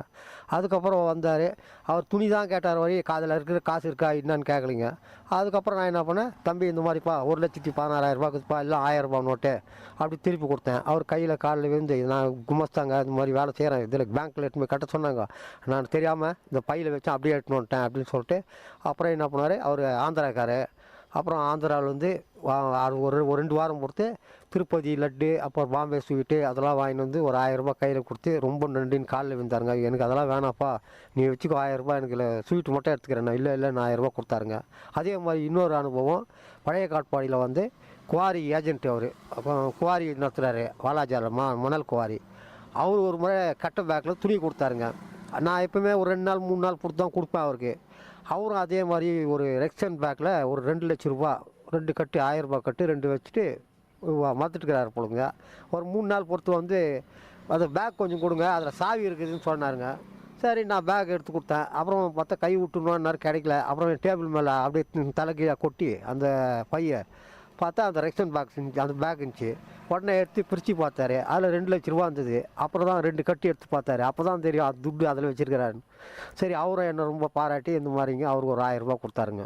அது மாதிரி ஒரு 2-3 அனுபவம் இருக்குதுங்க. ரொம்ப நல்லா சொன்னீங்க. நம்ம எந்த அளவுக்கு ஒரு நேர்மையாக தொழில் செய்கிறோமோ அந்த அளவுக்கு கண்டிப்பாக எல்லாமே நம்மளை தேடி வரும் அப்படின்ற மாதிரி. இப்போ ஒரு நாளைக்கு எவ்வளோ நேரம் நீங்கள் காலையில் உங்களுடைய தொழில் எத்தனை மணிக்கு ஆரம்பிப்பீங்க, சாயந்தரம் எத்தனை மணிக்கு முடிப்பீங்க, எத்தனை நாள் உங்களுக்கு வந்து வாரத்தில் உங்களுக்கு ஒரு விடுமுறை தேவைப்படுது, என்னன்னைக்கெல்லாம் உங்கள் கடை இருக்கும், அதை பற்றி சொல்லுங்கள். நான் ஆரம்பத்தில் வந்துங்க கடை வந்து 29 வயசுக்கு முன்னாடி வச்சுங்க. அப்போது வந்து காலையில் 5:30 5 மணிக்கெலாம் திறந்துருவேன். நைட்டு 8:30 9க்கு தான் போவேன். இப்போ வந்து இந்த 30 வருஷமாக அப்படி தான் செஞ்சுருந்தேன். இப்போத்துக்கு வந்து ஒரு 4-5 வருஷமாக வந்து காலையில் 6:30க்கு வந்தேன்னா அதே மாதிரி நைட்டு 6:30 12 மணி நேரம் வேலை செய்வேங்க. மற்றது முன்னெல்லாம் சீக்கிரமாக வருங்க. இப்போ லீவு நாட்கள் அப்படின்றத வந்து பார்த்தீங்கன்னா கண்டிப்பாக எல்லாருக்கும் வந்து உழைப்பாளிகள் எல்லாத்துக்கும் வந்து ஒரு விடுமுறை நாட்கள் தேவை. வாரத்தில் ஒரு நாளாவது கண்டிப்பாக வந்து ஒரு விடுமுறையாக இருக்கணுன்ற மாதிரி யோசிப்பாங்க. ஸோ உங்களுடைய விடுமுறை நாட்கள் என்னைக்கு? நான் வந்து எப்பவுமே விடுமுறைன்றதே விடுத்துறீங்க. விசேஷ நாளில் கூட வேலை செய்வேன். எங்கேயாவது வெளியூர் போகிற பட்சம், கல்யாணம் அந்த மாதிரி நாள் தான் விடுமுறை விடுவேன். மற்ற எந்த நாளும் விடுமுறையே இல்லைங்க. நான் இப்போது வந்து ஒரு வருஷமாக தாங்க நான் சனிக்கிழமை ஞாயிற்றுக்கிழமைனா அதுவும் அரை நாள் மதியத்துக்கு மேலே விடுமுறைங்க. மற்ற நாளில் முன்னாடிலாம் வந்து காலையிலேருந்து நைட் வரைக்கும் வாரம் ஃபுல்லாக வேலை செய்வேங்க. விடுமுறையை விட மாட்டேன். இப்போ சில பேர் வந்து துணி தந்துட்டு உடனே கேட்பாங்க, எங்களுக்கு சீக்கிரமாக அயன் பண்ணி தாங்க அப்படின்ற மாதிரி கேட்பாங்க, எங்களுக்கு உடனே வேணுன்ற மாதிரி கேட்பாங்க. அந்த நேரத்தில் நீங்கள் என்ன பண்ணுவீங்க? அதாங்க அட்ஜஸ்ட் பண்ணிக்கோங்க. அவசரமாக கேட்குறோம் போட்டுருவேன். முன்னாடி கொடுத்தவங்களுக்கு நான் டைம் சொல்லிவிடுவேன். இந்த மாதிரிங்க 5 மணிக்கு ஆவாங்க 6 மணிக்கு ஆவாங்கன்னு. திடீர்னு வந்து ஒரு 10 துணி எடுத்துன்னு வந்தார், ஏங்க நான் அவசரமாக ஊருக்கு போகணும் இல்லை ட்ரெயினுக்கு போகணும் அப்படின்னு கேட்பாங்க. உடனே ஒரு 1/2 மணி நேரம் பொத்து வாங்கன்னுவேன். அந்த 1/2 மணி நேரத்தில் அந்த 10 துணியை போட்டு வச்சுருவேன். பின்னாடி சொன்ன டைமுக்கு அதுக்கப்புறம் எடுத்து தேய்ப்பேன். இந்த மாதிரி அவசர டைமில் எடுத்துன்னு வந்து உடனே போட்டு கொடுத்துருவேன். சரி, இப்போ நார்மலாக உங்கள் கடைக்கு வந்து ஒரு துணி தரணும் எடுத்துகிட்டு வந்து, இப்போ தந்தால் எத்தனை மணிக்கு வாங்கிக்கோங்க அப்படின்ற மாதிரி நீங்கள் சொல்கிறீங்கல்ல. காலையில் ஒரு 8 மணிக்கு உங்ககிட்ட துணி தந்தால் நீங்கள் எத்தனை மணிக்கெலாம் திருப்பி ரிட்டர்ன் தந்துடுவீங்க? நான் பொதுவாக பார்ட்டிக்கிட்ட கேட்பேங்க, உங்களுக்கு எத்தனை மணிக்கு வேணும் அப்படின்னுவேன். அவங்க அவசரம்னா ஒரு 12 மணிக்கு வரேன்னுவாங்க. இல்லைன்னா அவங்களே சொல்லிடுவாங்க, சாயங்காலம் நான் வரப்போ வாங்கிக்கிறேன்னுவாங்க. இல்லை சில பேர் ஆஃபீஸுக்கு போவாங்க, அவங்க 9 மணிக்கு கொடுத்துட்டு போவாங்க, நான் 6 மணிக்கு ரிட்டர்ன் வரப்போ வாங்கிக்கிறேன்னுவாங்க. இதில் அவசரமாக கேட்குற பார்ட்டி ஒரு 11 மணிக்கு வேணும் அப்படின்வாங்க. நான் கரெக்டாக அதே மாதிரி 11 மணிக்கு போட்டு வருவேன். அவங்களும் வந்து 11 மணிக்கு வாங்கிடுவாங்க. அதுக்கப்புறம் அந்த 6 மணிக்கு வரவங்க 5 மணிக்கு வரவங்க அதை போட்டு அட்ஜஸ்ட் பண்ணி வச்சுருவேன். காலையில் வரும்போதே வந்து உங்களுடைய சாப்பாடெல்லாம் நீங்களே கட்டி எடுத்துகிட்டு வந்துடுவீங்களா, இல்லை அதுக்கு ஏதாவது ஹோட்டலில் எங்கேயாவது வெளியில் போய் சாப்பிட்டு வந்து அதுக்கப்புறம் உங்களுடைய தொழில் ஆரம்பிக்கிற மாதிரி பண்ணுவீங்களா? இல்லைங்க, நான் காலையில் 6 மணிக்கு வீட்டிலேருந்து வந்துடுவேன். அதனால் எங்கள் வீட்டில் இருக்கிறவங்க யாரும் அவ்வளோ சீக்கிரம் எந்திரிச்சு செய்ய மாட்டாங்க. நான் காலையில் மட்டும் மதியம் காலையில் 9 மணிக்கு ஹோட்டலில் டிஃபன் பண்ணிவிடுவேன். மதியம் வந்து எங்கள் வீட்டில் செஞ்சு எட்டுன்னு வந்து கொடுத்துருவாங்க. நைட்டு வீட்டுக்கு போய் சாப்பிடுவேன். 2 வேளை வீட்டில், காலையில் மட்டும் ஹோட்டலில் சாப்பிடுவேன். இந்த தொழிலில் ஒரு நாளைக்கு உங்களுக்கு எவ்வளோ சார் வந்து வருமானம் கிடைக்கிது, அதை பற்றி சொல்லுங்கள். அதுதாங்க மேக்ஸிமம் ஒரு 600 ரூபாய்க்கு கிடைக்குங்க. கொஞ்சம் உழைப்பு அதிகமாச்சுன்னா 600-700 ரூபா சம்பாதிப்புங்க. 700 ரூபா எப்படி பார்த்தாலும் வந்து உங்களுக்கு 500 ரூபாய் ஒரு நாளைக்கு கண்டிப்பாக வரும். கண்டிப்பாக கம்பல்சரி 500 ரூபா சம்பாதிப்பேன். கொஞ்சம் உழைப்பு அதிகமாச்சுன்னா 600-700 சம்பாதிப்பேங்க. இப்போ பிஸ்னஸ் பண்ணுறவங்க எல்லாருமே சொல்லுவாங்க, ஒரு நாள் வியாபாரம் இருக்கும், ஒரு நாள் வியாபாரம் இருக்காது அப்படின்ற மாதிரி. இப்போ உங்களுக்கு அது மாதிரி வந்து என்னைக்காவது தோணுதுங்களா, இன்னைக்கு கொஞ்சம் வியாபாரம் டல்லாக தான் இருக்கும் அப்படின்ற மாதிரி ஏதாவது?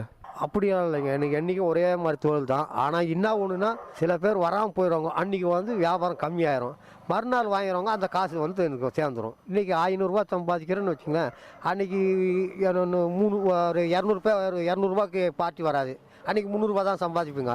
மறுநாள் என்ன பண்ணால் அந்த 500 சம்பாதிப்பேன், அந்த 300 பார்ட்டியை வந்து வாங்கி போடும், அப்போ 800 ஆகிடும். அதுக்கு கம்பல்சரி எனக்கு 500 எப்போ ரெகுலராக இருக்குதுங்க. இப்போ பருவநிலை மாற்றம் கண்டிப்பாக எல்லாத்துக்குமே இருக்குது. இப்போ வெயில் காலத்தில் இந்த தொழில் செய்யும் போது ரொம்ப கஷ்டமாக இருக்கும். மழை காலத்தில் வந்து எது மாதிரி கஷ்டங்கள் நீங்கள் ஃபேஸ் பண்ணுறீங்க, எது மாதிரி கஷ்டங்கள் உங்களுக்கு வருது, அதை பற்றி சொல்லுங்கள்.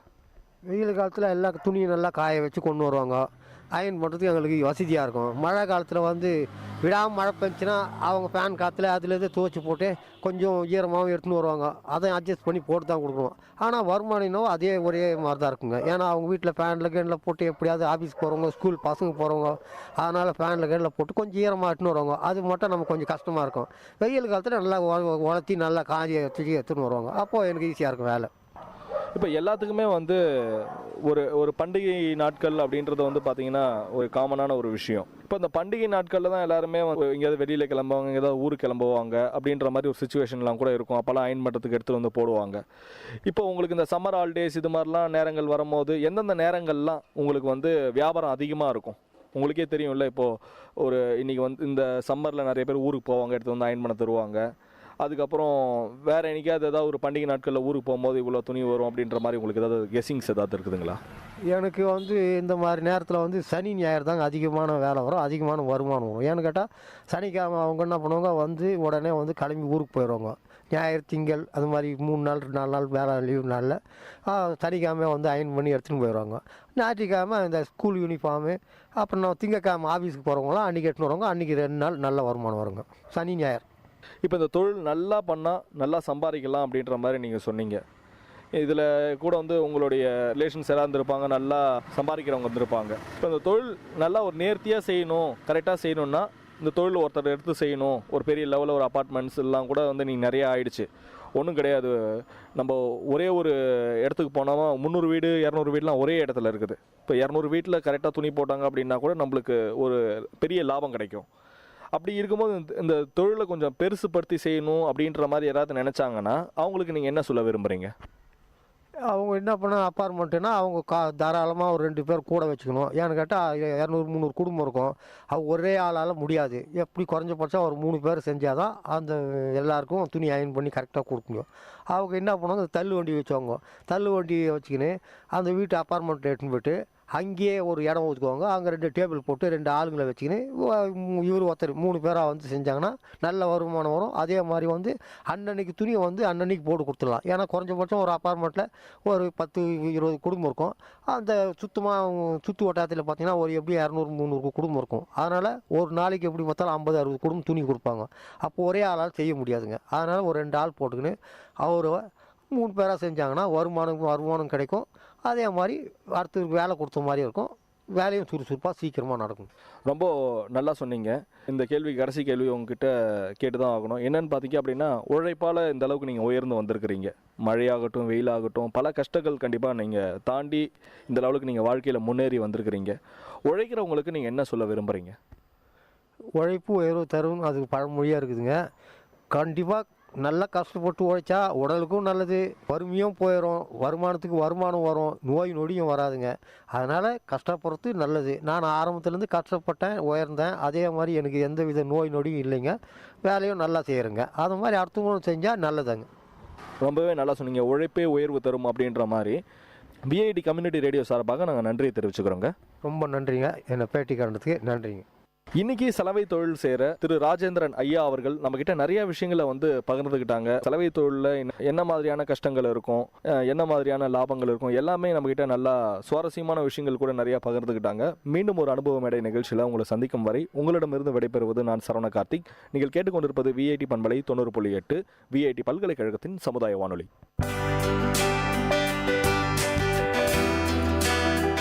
நேர்கள் இதுவரை கேட்டது அனுபவ மேடை. மக்கள் தங்கள் வாழ்க்கை அனுபவங்களையும் முன்னேற்ற பாதைகளையும் விரிவாக கலந்துரையாடும் நிகழ்ச்சி. உங்கள் விஐடி பண்பலை 90.8 விஐடி பல்கலைக்கழகத்தின் சமுதாய வானொலி.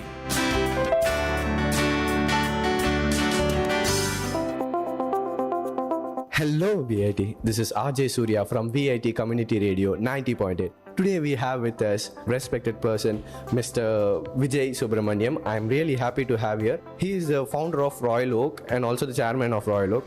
We are going to learn a lot from him, so listen ahead. We welcome you to VIT, sir. Thank you, RJ Surya. You're a fantastic person here, positive, highly energetic person. Thank you for the kind words, sir. I would like to ask a few informative questions to you, sir. So can you share some details about your early entrepreneurial experience selling plastic utensils, which will help people understand what is the basic things that a person who is going to be an entrepreneur requires? When we started business with me and my brother, we started that small business, started selling in earlier days. I started with that selling a tea powder in tea shops in while I am studying, like you guys are college time and become second year onwards. After that, I started selling in water bottles, plastic water bottles, 10 rupees. Those are all the items. Then candle stand we started.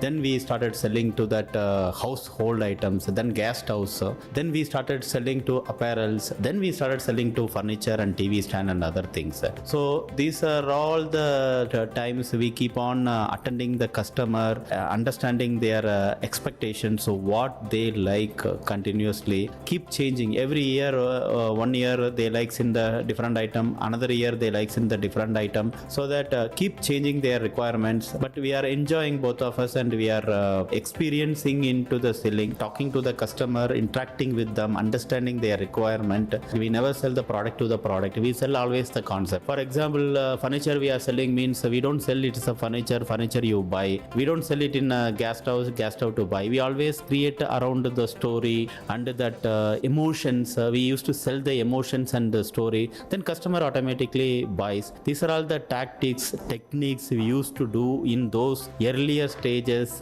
Even my brother and me also together we did that, achieved this highest goals. These are the things we used it. That's really great to know, sir. And one thing I heard about you and saw in your previous interview is that you are a person who sees positive things in all the situations that you go through. So what do you think would be a very important thing that a person who is struggling with his life and only looking at life from a pessimistic point of view has to change? You are talking about what is the benefit of positive things. It's all about thoughts. Say every human beings, one day it's coming around 70,000 thoughts. So who is the winner or successful person who is reducing their thoughts less? That person is the winner. For example, I am talking to you now. My one mind says to still I am not had the lunch. Another mind says my stores are functioning good or not. Another mind says my Dubai export things are happening good or not. At a time when I am talking to you, I am not able to focus and multi thoughts are coming. How to reduce the things? When that the secret, right?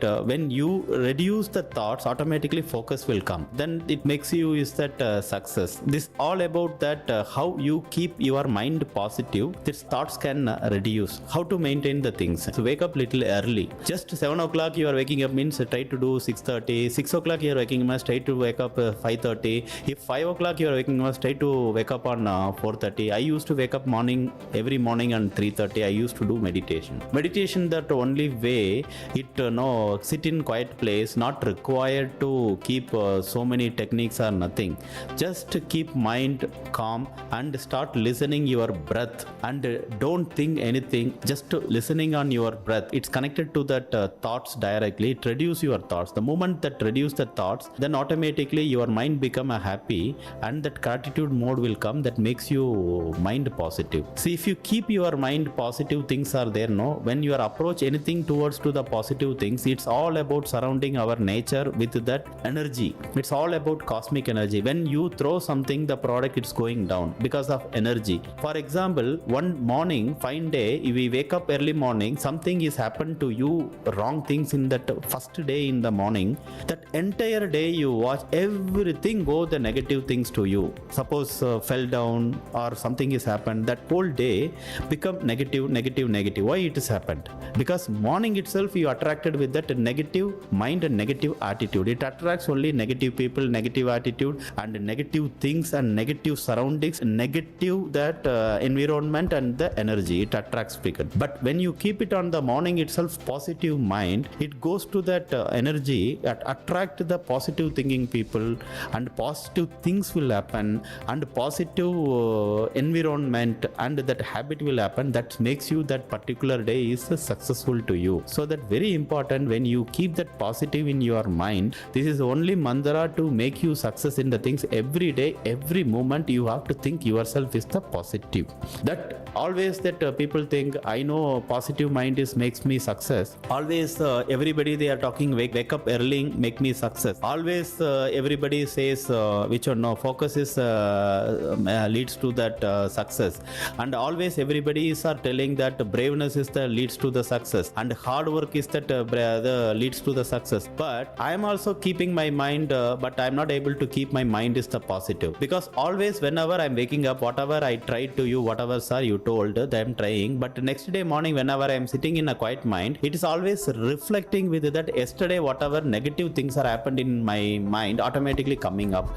How do I focus on the positive mind? Many people are asking, the only way to do my way, that none of the motivational other speeches are not told how to attend this positive mind. Very simple way, whenever you wake up morning, sit in the quiet place, started thinking in that you have whatever you have right now is good. Thanks to the God, thanks to the nature, it can be anything, Allah, Jesus or Krishna, anything. Started saying to the nature or anything energy, thanks, I have a good health, good physique, thanks for that, whatever I am having right now is the thanks. The moment when you are thinking with that thankfulness and the gratitude mode, makes your mind little relaxed and make your mind happy. The happy mind makes your thinking positive. Then you are started seeing that morning itself say good morning to others and some other helping things to others. That makes you the positive things more. The positive things make that behavior positive. The behavior positive things, it attracts to that your activities behave positive. Continuous activity, positive activities attracts to that habit positive. This is the habit you make the culture positive, then that may leads to your which or no your change your destiny. Sir, that was a really motivational and inspirational words that you have imparted on us, sir. Sir, one last question, sir. Just like you, I am also a small town boy with big dreams, sir. Is there something that you would like to say to a person like me or some other person who's just like me, who's from a small town with big dreams? Something that you would like to say to them, sir? Good man, fantastic question you asked. Most of them are having a dreams. With the dreams come from the small town like you can't success in your life. You make your dream convert to the goals and vision, then you can be successful. There is a dreams and goals are differences there. 3% people are following goals, 97 people are following dreams. You can't achieve the things if you convert it to the goals means what? No, anything what you are thinking in your mind, the dreams, it can be achievable, measurable, time bounded, and you can able to make the smaller cut of the goals, then you convert it to the things is the goals. When you chase your goals and make the goals to that yearly wise, monthly wise, daily wise, hourly wise, then started achieving your goals towards to your which or no, whatever the vision you have. Dreams convert to the goals converted to the vision you have, then you chase your vision and you achieve success, then brings you more happiness, Mr. R.J. Surya. That was a very informative conversation with Mr. Vijay, sir. I am really humbled to be in presence of you, sir. I am really happy that I could spend some your valuable time for VIT Community Radio. I am really grateful for that. Thank you, sir. Thank you very much, all of you. Thank you.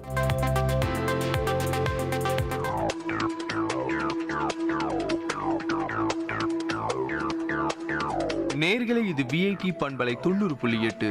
இந்த நிகழ்ச்சி திரைக்கடலோடி கண்டங்களை இணைக்கும் ஒரு புரிதல் தொடர்.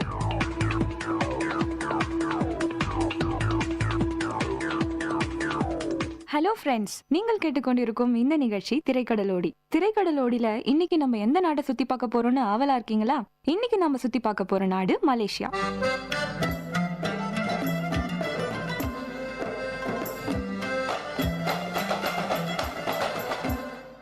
Malaysia தென்கிழக்கு ஆசியாவில் உள்ள ஒரு முடியாட்சி நாடு. முடியாட்சியா அப்படின்னு என்னன்னு யோசிக்கிறீங்களா? முடியாட்சிய ஆங்கிலத்துல மொனார்கின்னு சொல்றாங்க. பரம்பரையா ஒரு அரச குடும்பமோ அல்லது குருமார்களோ நாட்டை ஆட்சி புரிவதுதான் முடியாட்சின்னு சொல்றாங்க.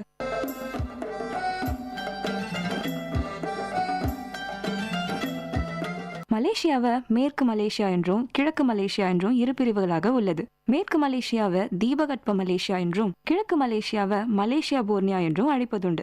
மலேசியாவில மொத்தம் 13 மாநிலங்கள் உள்ளதுங்க. அதுல 3 மாநிலங்கள் கூட்டரசு மாநிலமாக செயல்பட்டு வருது. மலேசியாவின் நில எல்லைகளை Thailand, Indonesia, Singapore, Philippines, Brunei ஆகிய நாடுகள் பகிர்ந்து கொள்றாங்க. அங்க வாழும் மக்கள் மலாய் மொழிய பேசுறாங்க.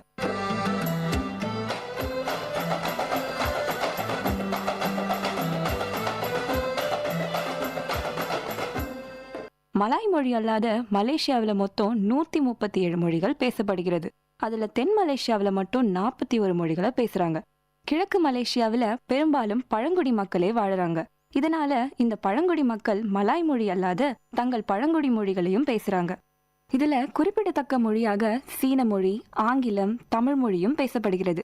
மலேசியாவில் உள்ள பெரும்பாலான இந்தியர்களில் தமிழர் தாங்க.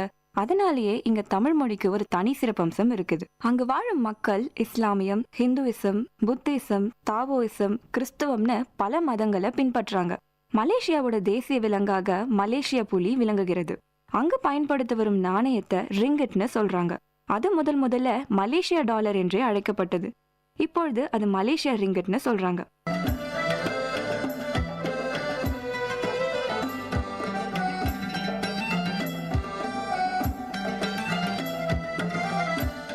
மலேசியாவை பொறுத்தவரை பல நாட்டு மக்கள் அங்க ஒற்றுமையா இருந்துட்டு வராங்க. இதனாலேயே பல நாட்டு பண்பாடுகளும் அங்க பின்பற்றப்படுகிறது. இதன் காரணமா அவங்களோட உணவு முறையும் ரொம்பவே வித்தியாசமானது.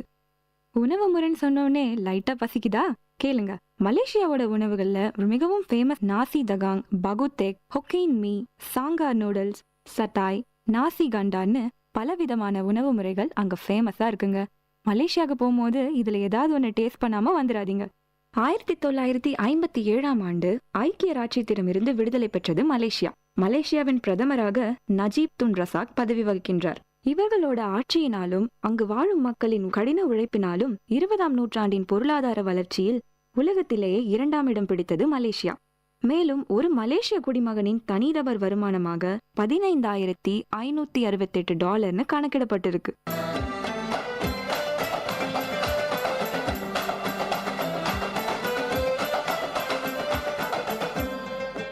மலேசியா பாமாயில் உற்பத்தியில உலகில் முன்னணி நாடாக இருக்கிறது. மலேசியாவின் பொருளாதார வளர்ச்சிக்கு முக்கிய காரணமா இருப்பது அதோட சுற்றுலாத்துறை. ஆண்டுதோறும் தேசிய வருமானத்தில் 50% சுற்றுலாத்துறையோடது. இப்பொழுது மலேசியாவின் தலைநகரமும் மலேசியாவின் மிகப்பெரிய நகரமுமான கோலாலம்பூருக்குள்ள போவோம்.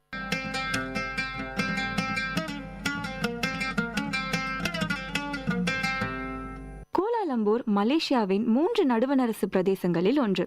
மலேசிய தீபகற்பத்தின் மத்திய மேற்கு கடலோரத்தில் அமைந்துள்ளது கோலாலம்பூர். இது சிலாங்கூர் என்ற மாநிலத்தால சூழப்பட்டுள்ளது.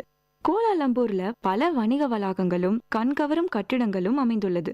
அங்கு வாழும் மக்களை கேலட்ஸுகள் என்று அழைக்கிறாங்க.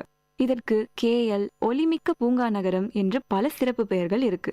இங்குள்ள பெட்ரோனாஸ் ட்வின் டவர்ஸ், அதாவது பெட்ரோனாஸ் இரட்டை கோபுரம் 452 மீட்டர் உயரத்தோட உலகின் அதி உயரமான இரட்டை கோபுரங்களில் ஒன்றாக இருந்து வருகிறது. மேலும் 20ஆம் நூற்றாண்டின் அதி உயர்ந்த கட்டிடமாகவும் பதிவு பெற்றுள்ளது. இந்த மாதிரி பல சிறப்பம்சங்கள் கொண்டதாலேயே மலேசியர்கள் பெட்ரோனாஸ் ட்வின் டவர்ஸை மிகவும் பெருமையா நினைக்கிறாங்க.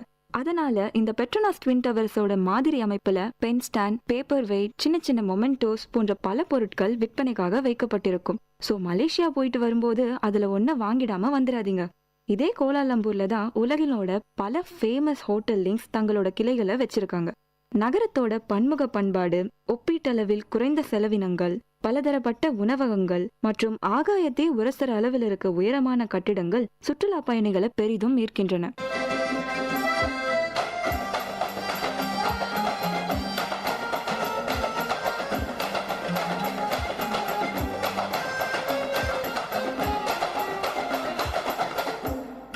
கண்டிப்பா இங்குள்ள மெர்டக்கா சதுக்கத்தை பத்தி சொல்லியாகணும். அது மலேசியாவோட வரலாற்றுல ஒரு முக்கிய பங்களிக்கிறது.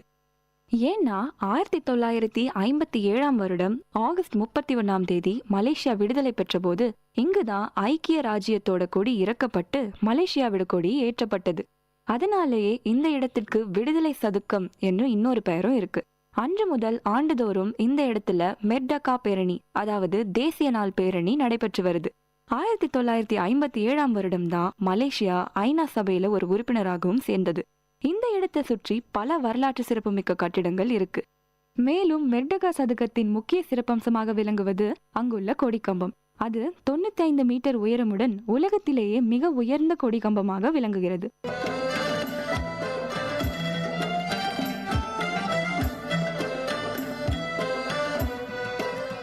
அந்த கொடிக்கம்பத்துல தான் 1957 வருடம் ஆகஸ்ட் 31 ஐக்கிய ராஜ்யத்தோட கொடி இறக்கப்பட்டு மலேசியாவோட கொடி ஏற்றப்பட்டது. இந்த மெர்டகா சதுக்கத்தை சுற்றிதான் வரலாற்று சிறப்புமிக்க பல கட்டிடங்கள் உள்ளது. ஒரு பக்கத்துல ரோயல் சிலாங்கூர் கிளப்பும், இன்னொரு பக்கத்துல சுல்தான் அப்துல் சமது கட்டிடமும், சாட்ரெட் வங்கி கட்டிடமாக இருந்த தேசிய வரலாற்று அருங்காட்சியகமும் இங்க இருக்கிறது. 1909 கட்டப்பட்ட நினைவக நூலகமும், நூற்றாண்டுகளுக்கும் மேலான கோத்திக் வடிவமைப்பில் கட்டப்பட்டுள்ள புனித மேரி ஆங்கில தேவாலயமும், 102 ஆண்டுகள் பழமையான சுகாதாரத்துறை நீரூற்றும், கோலாலம்பூரின் முதல் தொடர்வண்டி நிலையமும் அமைந்துள்ளது. மேலும் தற்கால வடிவமைப்பில் தயாபூமி வளாகமும் இங்கு உள்ளது. நேஷனல் மியூசியம், அதாவது தேசிய அருங்காட்சியகமும், தேசிய நினைவு சின்னமும், மத்திய சந்தையும், இஸ்லாமியர்களின் புனித இடமான ஜாமி பள்ளிவாசலும், மலேசியா நாடாளுமன்ற கட்டிடமும் இங்கதான் உள்ளது.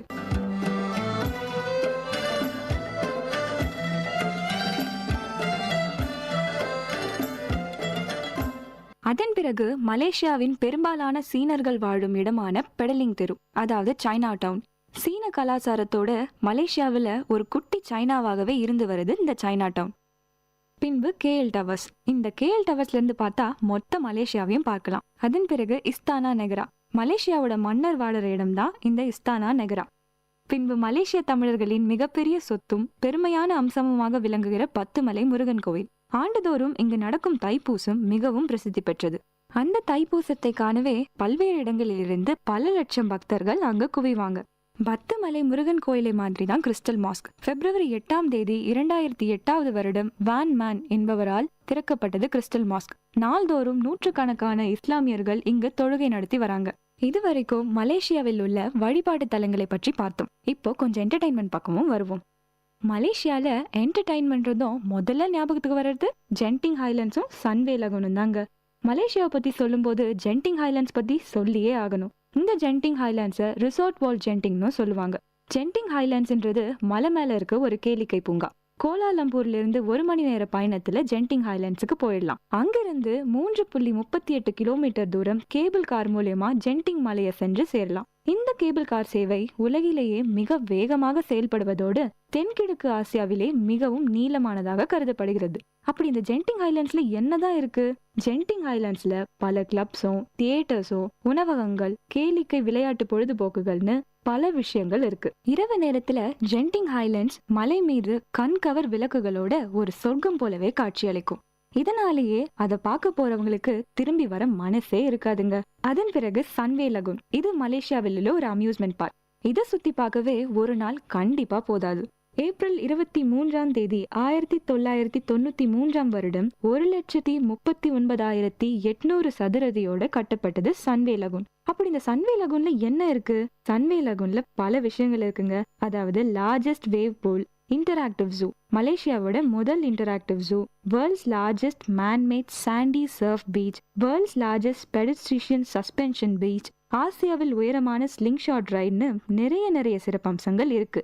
இதனாலேயே மலேசியர்கள் மட்டுமின்றி உலகில் உள்ள பல்வேறு இடங்களிலிருந்து பலதரப்பட்ட வயதினரும் இதை பெரிதும் விரும்புறாங்க. நாள்தோறும் நூற்றுக்கணக்கான சுற்றுலா பயணிகள் இங்க வந்துட்டு போறாங்க. அடுத்து பறவைகள் சரணாலயம் பத்தி பார்ப்போம்.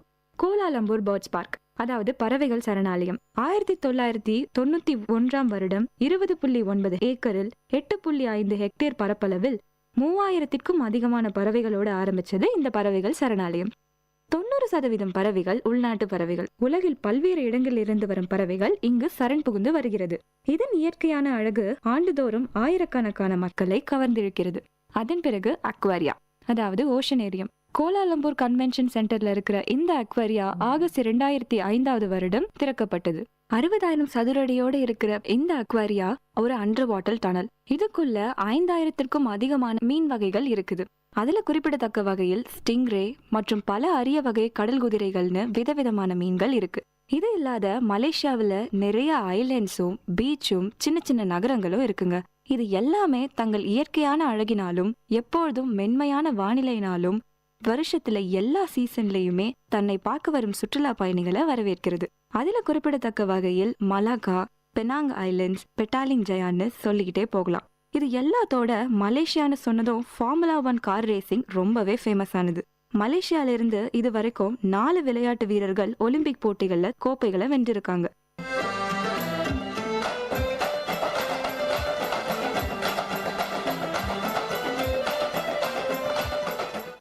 மேலும் ஒரு தகவலாக, தற்போதைய மலேசிய சுகாதாரத்துறை அமைச்சராக இருப்பது ஒரு தமிழர் தான். அவர்தான் டாக்டர் எஸ் சுப்பிரமணியம். மேலும் வேர்ல்ட் டூரிசம்ல 9வது இடத்துல இருக்க மலேசியாவை சுத்தி பார்க்க பல இடங்கள் இருக்குதுங்க. அதை பத்தி பேசினா பேசிக்கிட்டே போகலாம். ஸோ மலேசியாவுக்கு போனா தவறாம சுத்தி பார்க்க என்னென்ன இடங்கள் இருக்குன்னு நல்லாவே தெரிஞ்சிருப்பீங்க. அடுத்த நிகழ்ச்சியில இன்னொரு நாட்டுக்கு பறக்க ரெடியா இருங்க.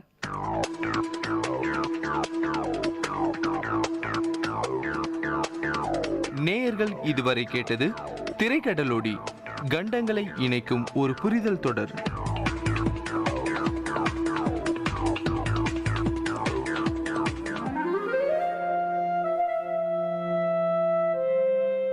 It's story time. In VIT Community Radio 90.8, you are going to listen to a short story written and narrated by Professor Pranesh Kumar, VIT University. Title of the story: Padma. A land traditionally endued with myths and spirituality, India still pertains to its belief and notions, which sometimes are ridiculed as superstitious. Fortune tellers, tantris and sannyasis are welcomed, and their service is sought by an ordinary man, irrespective of whether he is an urban or rural dweller. The beginning of 1980s was a period in South India, especially in South Tamil Nadu, when most of the homes in villages were electrified, and God said, "Let there be light," and there was light. While some claim that light enlightened people, there are also notions that it wiped away the innocence of the ordinary. The hero of the story, Raghav, was employed in the electricity board. He was looked upon with great wonder and respect. People spoke to him rarely. It must be the fear factor or respect that made the villagers shy away from Raghav. Raghav was in his 40s. He had a fearful appearance with a huge imperialistic mustache, reddish eyes, and a gigantic figure which would scare away children. It was 6:30 p.m. Raghav rushed to the tea shop close to the Panchayat office. Mohan and Aji were waiting there for his arrival. In the dim light, Raghav could rightly locate them from a few meters away with the illuminated cigarettes on their lips. The silence of the eve was beautiful, with a movie song from the Tamil movie 16 Vayadinile that was ascending from the tea shop radio. The atmosphere was disturbed in intervals by a scratch noise. Probably it's the tea shop owner cleaning his vessels. Raghav, Mohan and Aji were friends right from their childhood days. Mohan and Aji were unemployed but survived on the income from their ancestral property. Among them, Mohan was the youngest. He differed from his friends, wearing a bell-bottomed pant and with a peculiar hairstyle that was trendy among youths of the time. Coming close to his friends, Raghav stopped, got on from the cycle and flipped down the stand, leaving it to rest. Aji offered a cigarette to Raghav. Before placing it between his lips, Mohan lighted it for Raghav with his own. The conversation began immediately after Raghav had 2 strong puffs of the dry tobacco roll. Aji, shall we proceed with it? Raghav, with what? Removing the cigarettes from his mouth. Mohan, should we narrate it again? Don't you remember the plan that we told you yesterday?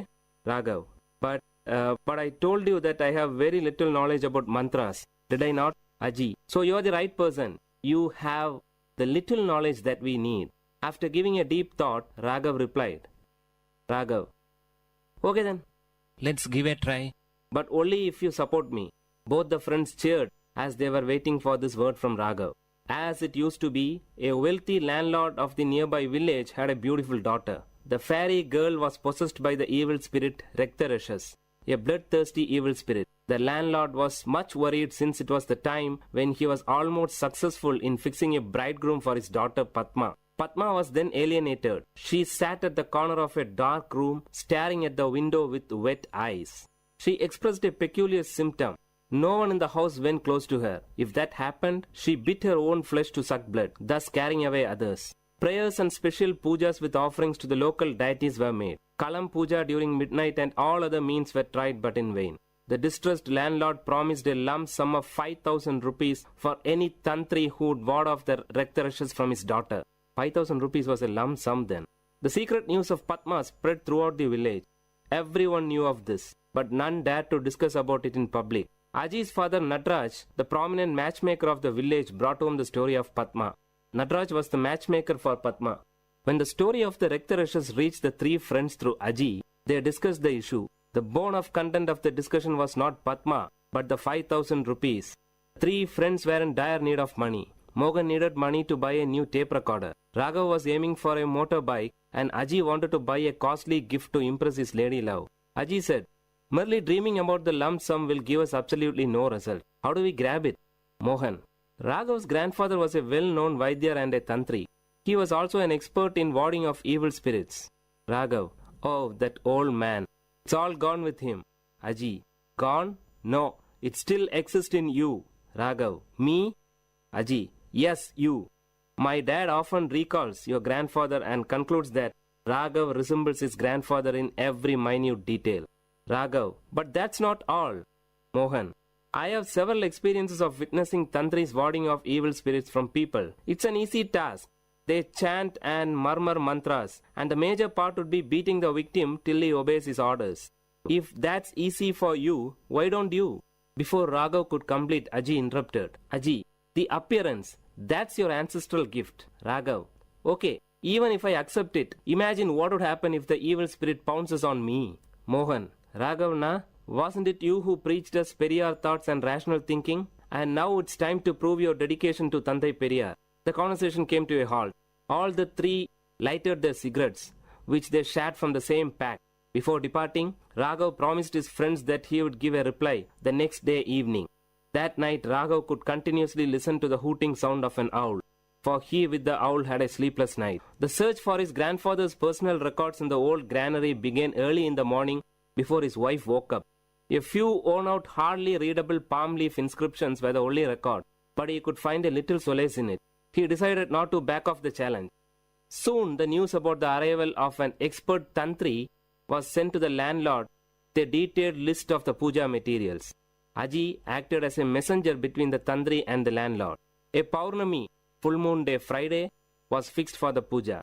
Raghav dressed himself in such a manner that his true identity will not be revealed. The three boarded a bus to a particular destination in the village, from where they were fetched by the landlord's car. The driver of the car bowed before Raghav as a sign of respect. This made Mohan and Aji breathe a sigh of relief, but Raghav's heart was pounding heavily.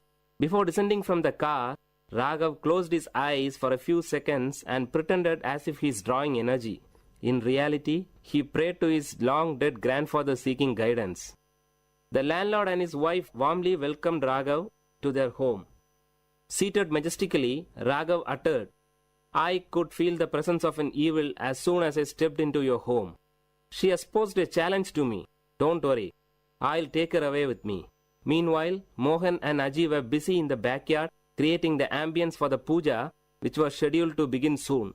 Raghav was taken to the isolated room where Padma was held captive. As soon as he stepped in, the light was switched on by the landlord.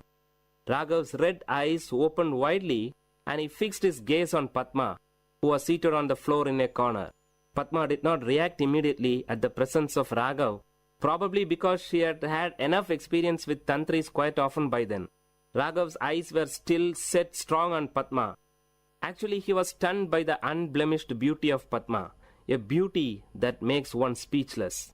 When Raghav moved close to her, she screamed violently, and in the peak of her fits, she bit her arm close to the elbow along with her garment. Immediately, blood gushed from her mouth and arm. Seeing this, Raghav was taken aback, but did not react. Padma now fainted and threw herself on the floor. She wore a half sari. The visible portions of her body showed red scars, which must have been the result of the beatings she received from the earlier tantris. She lay down like a white hibiscus with red marks. Coming back, Raghav sat before the holy fire and started chanting few mantras as tantris do. He wore a red-colored dhoti and tied a red-colored scarf around his forehead. Flowers and herbs were dropped into the sacred fire with closed eyes and lip chanting mantras. It was midnight. The landlord and his wife witnessed the scene with utmost dedication. After a few minutes, Raghav ordered Aji and Mohan to bring Padma. They both disappeared into the house. Soon a scream was heard. The noise increased as Padma was brought to the backyard. She was screaming violently, trying to free herself from the clutches of the two. The highest form of compassion and concern was expressive on the face of Padma's mother. Padma sat helplessly staring at the fire. The blood stains on her face were now clearly visible through the flames. After a few moments, Raghav stretched his arm towards Aji to get a stick from him. Standing up, Raghav started beating Padma violently. Padma did not react. She sat still. No one would ever dare to harm such an innocent beauty. It was as if beating a tender baby for no reason. Probably this feeling must have stopped Raghav from proceeding further. With his reddish burning eyes, he looked ferociously at Aji and handed the stick to him, cueing him to continue with beating. While Aji continued, Raghav shouted, "Will you leave this body?" For which Padma gave a loud cry, "No." Not able to witness the scene, Padma's mother left the place with panic, followed by her father. Second expanded to minutes, and minutes to hours. In another couple of hours it would be dawn. The voice of Padma became faint. She hardly opened her mouth, but shook her head rhythmically to convey the message, "No, no." Padma was wet with sweat and blood. She lay down like a wet flag on the roadside, unattended by party cadres after a meeting. Now Padma was partially dragged to her room. After leaving her alone, the three looked at each other. Raghav gave a tight-lipped expression and nodded his head to admit his failure. He rubbed the kumkum from his forehead and descended down the stairs. He sat on the first step. After giving a second thought, Raghav took a piece of electric wire which was lying on the floor and rushed towards Padma. Padma was cornered. Holding the folded wire in his arm, he raised it to beat Padma, but to his shock, she grabbed his feet, fell on it and pleaded. She cried with a sweet voice, "Please, leave me." Raghav was moved. Raghav closely watched her lips for more words. She paused. A drop of water would fall from a melting ice only when the required amount gets collected. Now the drop fell.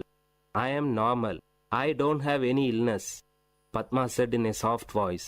Raghav, "But you?" "Padma, can you help me?" Before Raghav could give an answer, Padma continued, "I am in love with my cousin, but our families are not in good terms. My parents will never accept him as my pair. If I reveal it, Chandran may be in trouble. He is serving in the Indian army. He'll be back by the end of this month. I have to wait just for 15 days more to postpone this marriage that my parents have arranged for me." "Raghav, you tortured yourself by biting?" Raghav paused when Padma took out few packets of kumkum hidden under her garment. That was the secret behind their blood-sucking act. Raghav was stunned. Padma continued, "I know you are not a tantri."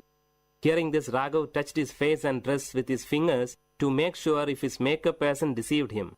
"You never uttered a correct mantra." Raghav expressed a surrendered look of a child in front of his mother. Padma continued, "My parents will not let me out of the house." Those were the days when women were denied freedom to move about, especially after the marriage is being fixed.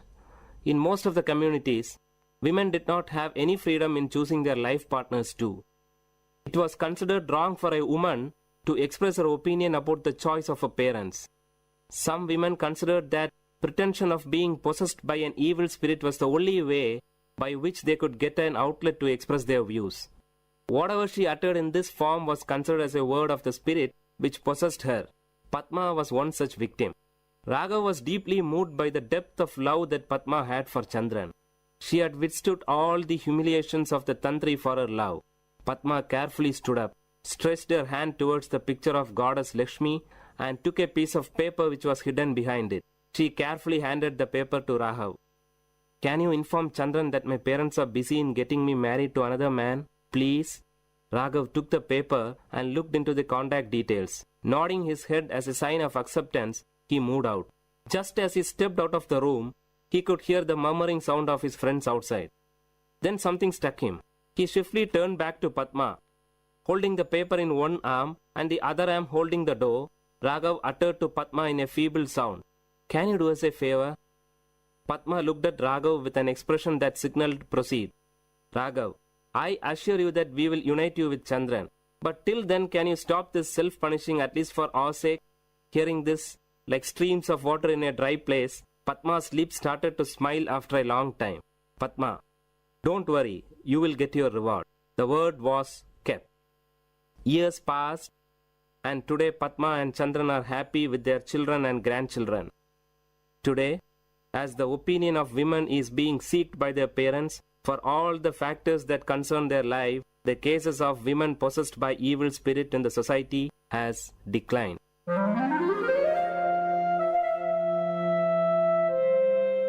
Dear listeners, you had listened to a short story written and narrated by Professor Pranesh Kumar, VIT University, in VIT Community Radio 90.8.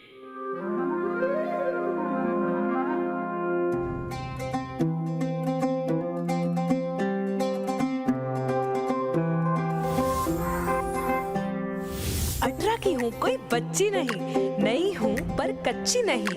मानो या ना मानो तुम, कुछ बड़ा करने की है बारी यही, भविष्य देश का लिखने की तैयारी यही।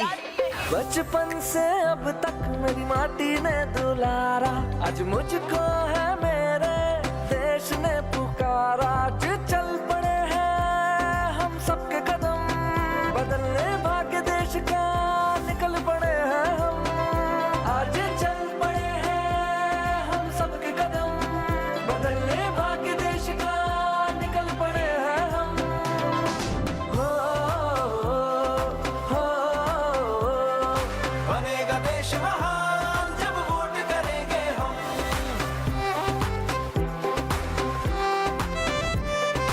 ये जीवन ये तन मन सब कुछ है तुम्हारा, आज मुझको है मेरे देश ने पुकारा।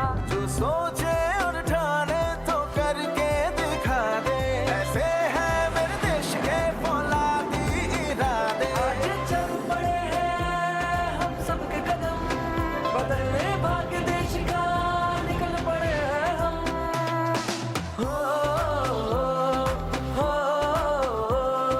बनेगा देश महान जब वोट करेंगे हम।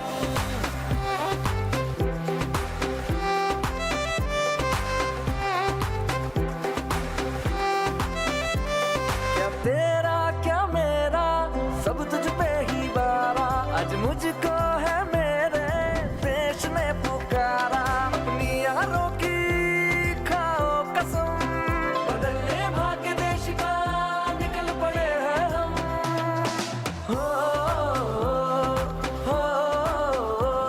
कश्मीर से कन्याकुमारी है सब अपने, यहाँ पे कोई बेगाना नहीं। हम तो यहाँ पे सब देश के दीवाने, तो हमसे कोई टकराना नहीं। आवाज यही, अधिकार यही, आजादी का पुरस्कार यही, लोकतंत्र का पहले संस्कार यही, संस्कार यही। अपनी यारी की खाओ कसम, करेंगे अपना पहला वोट देश के लिए हम। ये जीवन फर्स्ट टाइम जी सर, सब कुछ है तुम्हारा, आज मुझको है मेरे देश ने पुकारा।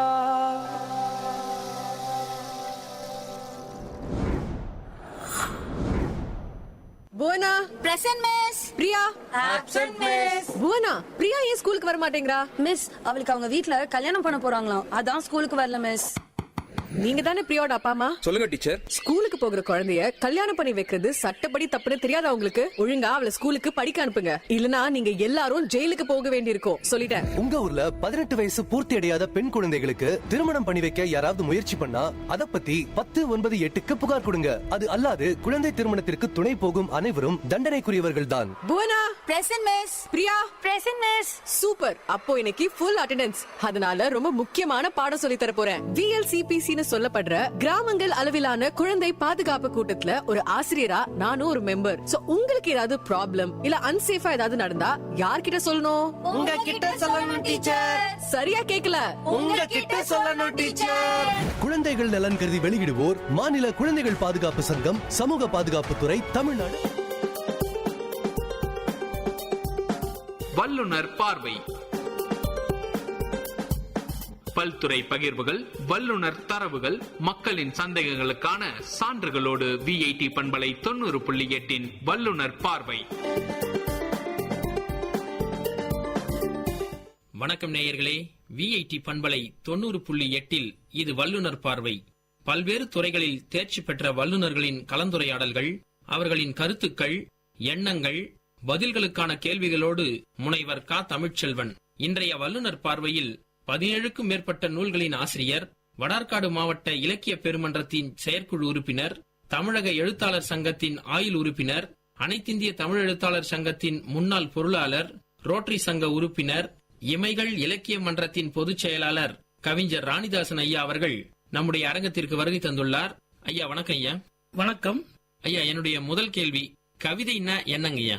கவிதை என்றால் ஒரு மனிதனின் மனதில் எழும் உணர்ச்சிகளை எழுத்து வடிவமாக வரிகளாக்குவதே கவிதை எனப்படும். ஐயா, என்னுடைய அடுத்த கேள்வி, கவிஞன் எப்படி உருவாகிறான் அப்படின்னு நினைக்கிறீங்க ஐயா? ஐயா, கவிஞன் எப்படி உருவாகிறான் என்று ஒரு பெரிய ஆராய்ச்சி ஒன்றும் இல்லை. சாதாரணமாக ஒரு மனிதன் பிறப்பது சம்பவம், ஆனால் அவன் கவிஞன் ஆவது பெரிய சரித்திரம். சிறப்பா சொன்னீங்க ஐயா. ஐயா, கவிதையின் துவக்கம் பற்றி கொஞ்சம் சொல்லுங்க ஐயா. கவிதையின் துவக்கத்தை சரியாக வரையறுக்க முடியாது. இதிகாச காலங்களுக்கு முன்பட்டு கவிதைகள் உருவாகி இருக்கலாம் என்று ஆராய்ச்சியாளர்கள் கூறுகிறார்கள். கவிதைகள் வகைகள் என்னென்னங்க ஐயா? கவிதைகளில் பல வகைகள் இருப்பதாகவும் சான்றுகள் சொல்லுகின்றன. ஆனால் 3 வகையான கவிதைகள் மட்டும்தான் பிரபலமாகி இருக்கின்றன. முதலாவது மரபு கவிதை. இந்த மரபு கவிதை என்பது ஓலைச்சுவடி வடிவத்தில் ஆரம்பத்தில் எழுத்தாணி கொண்டு எழுதப்பட்டது. அதன் பிறகு காகித வடிவிலும் வெளிவந்தது. இரண்டாவதாக மக்கள் மனதில் இடம் பிடித்தது புதுக்கவிதை என்பது.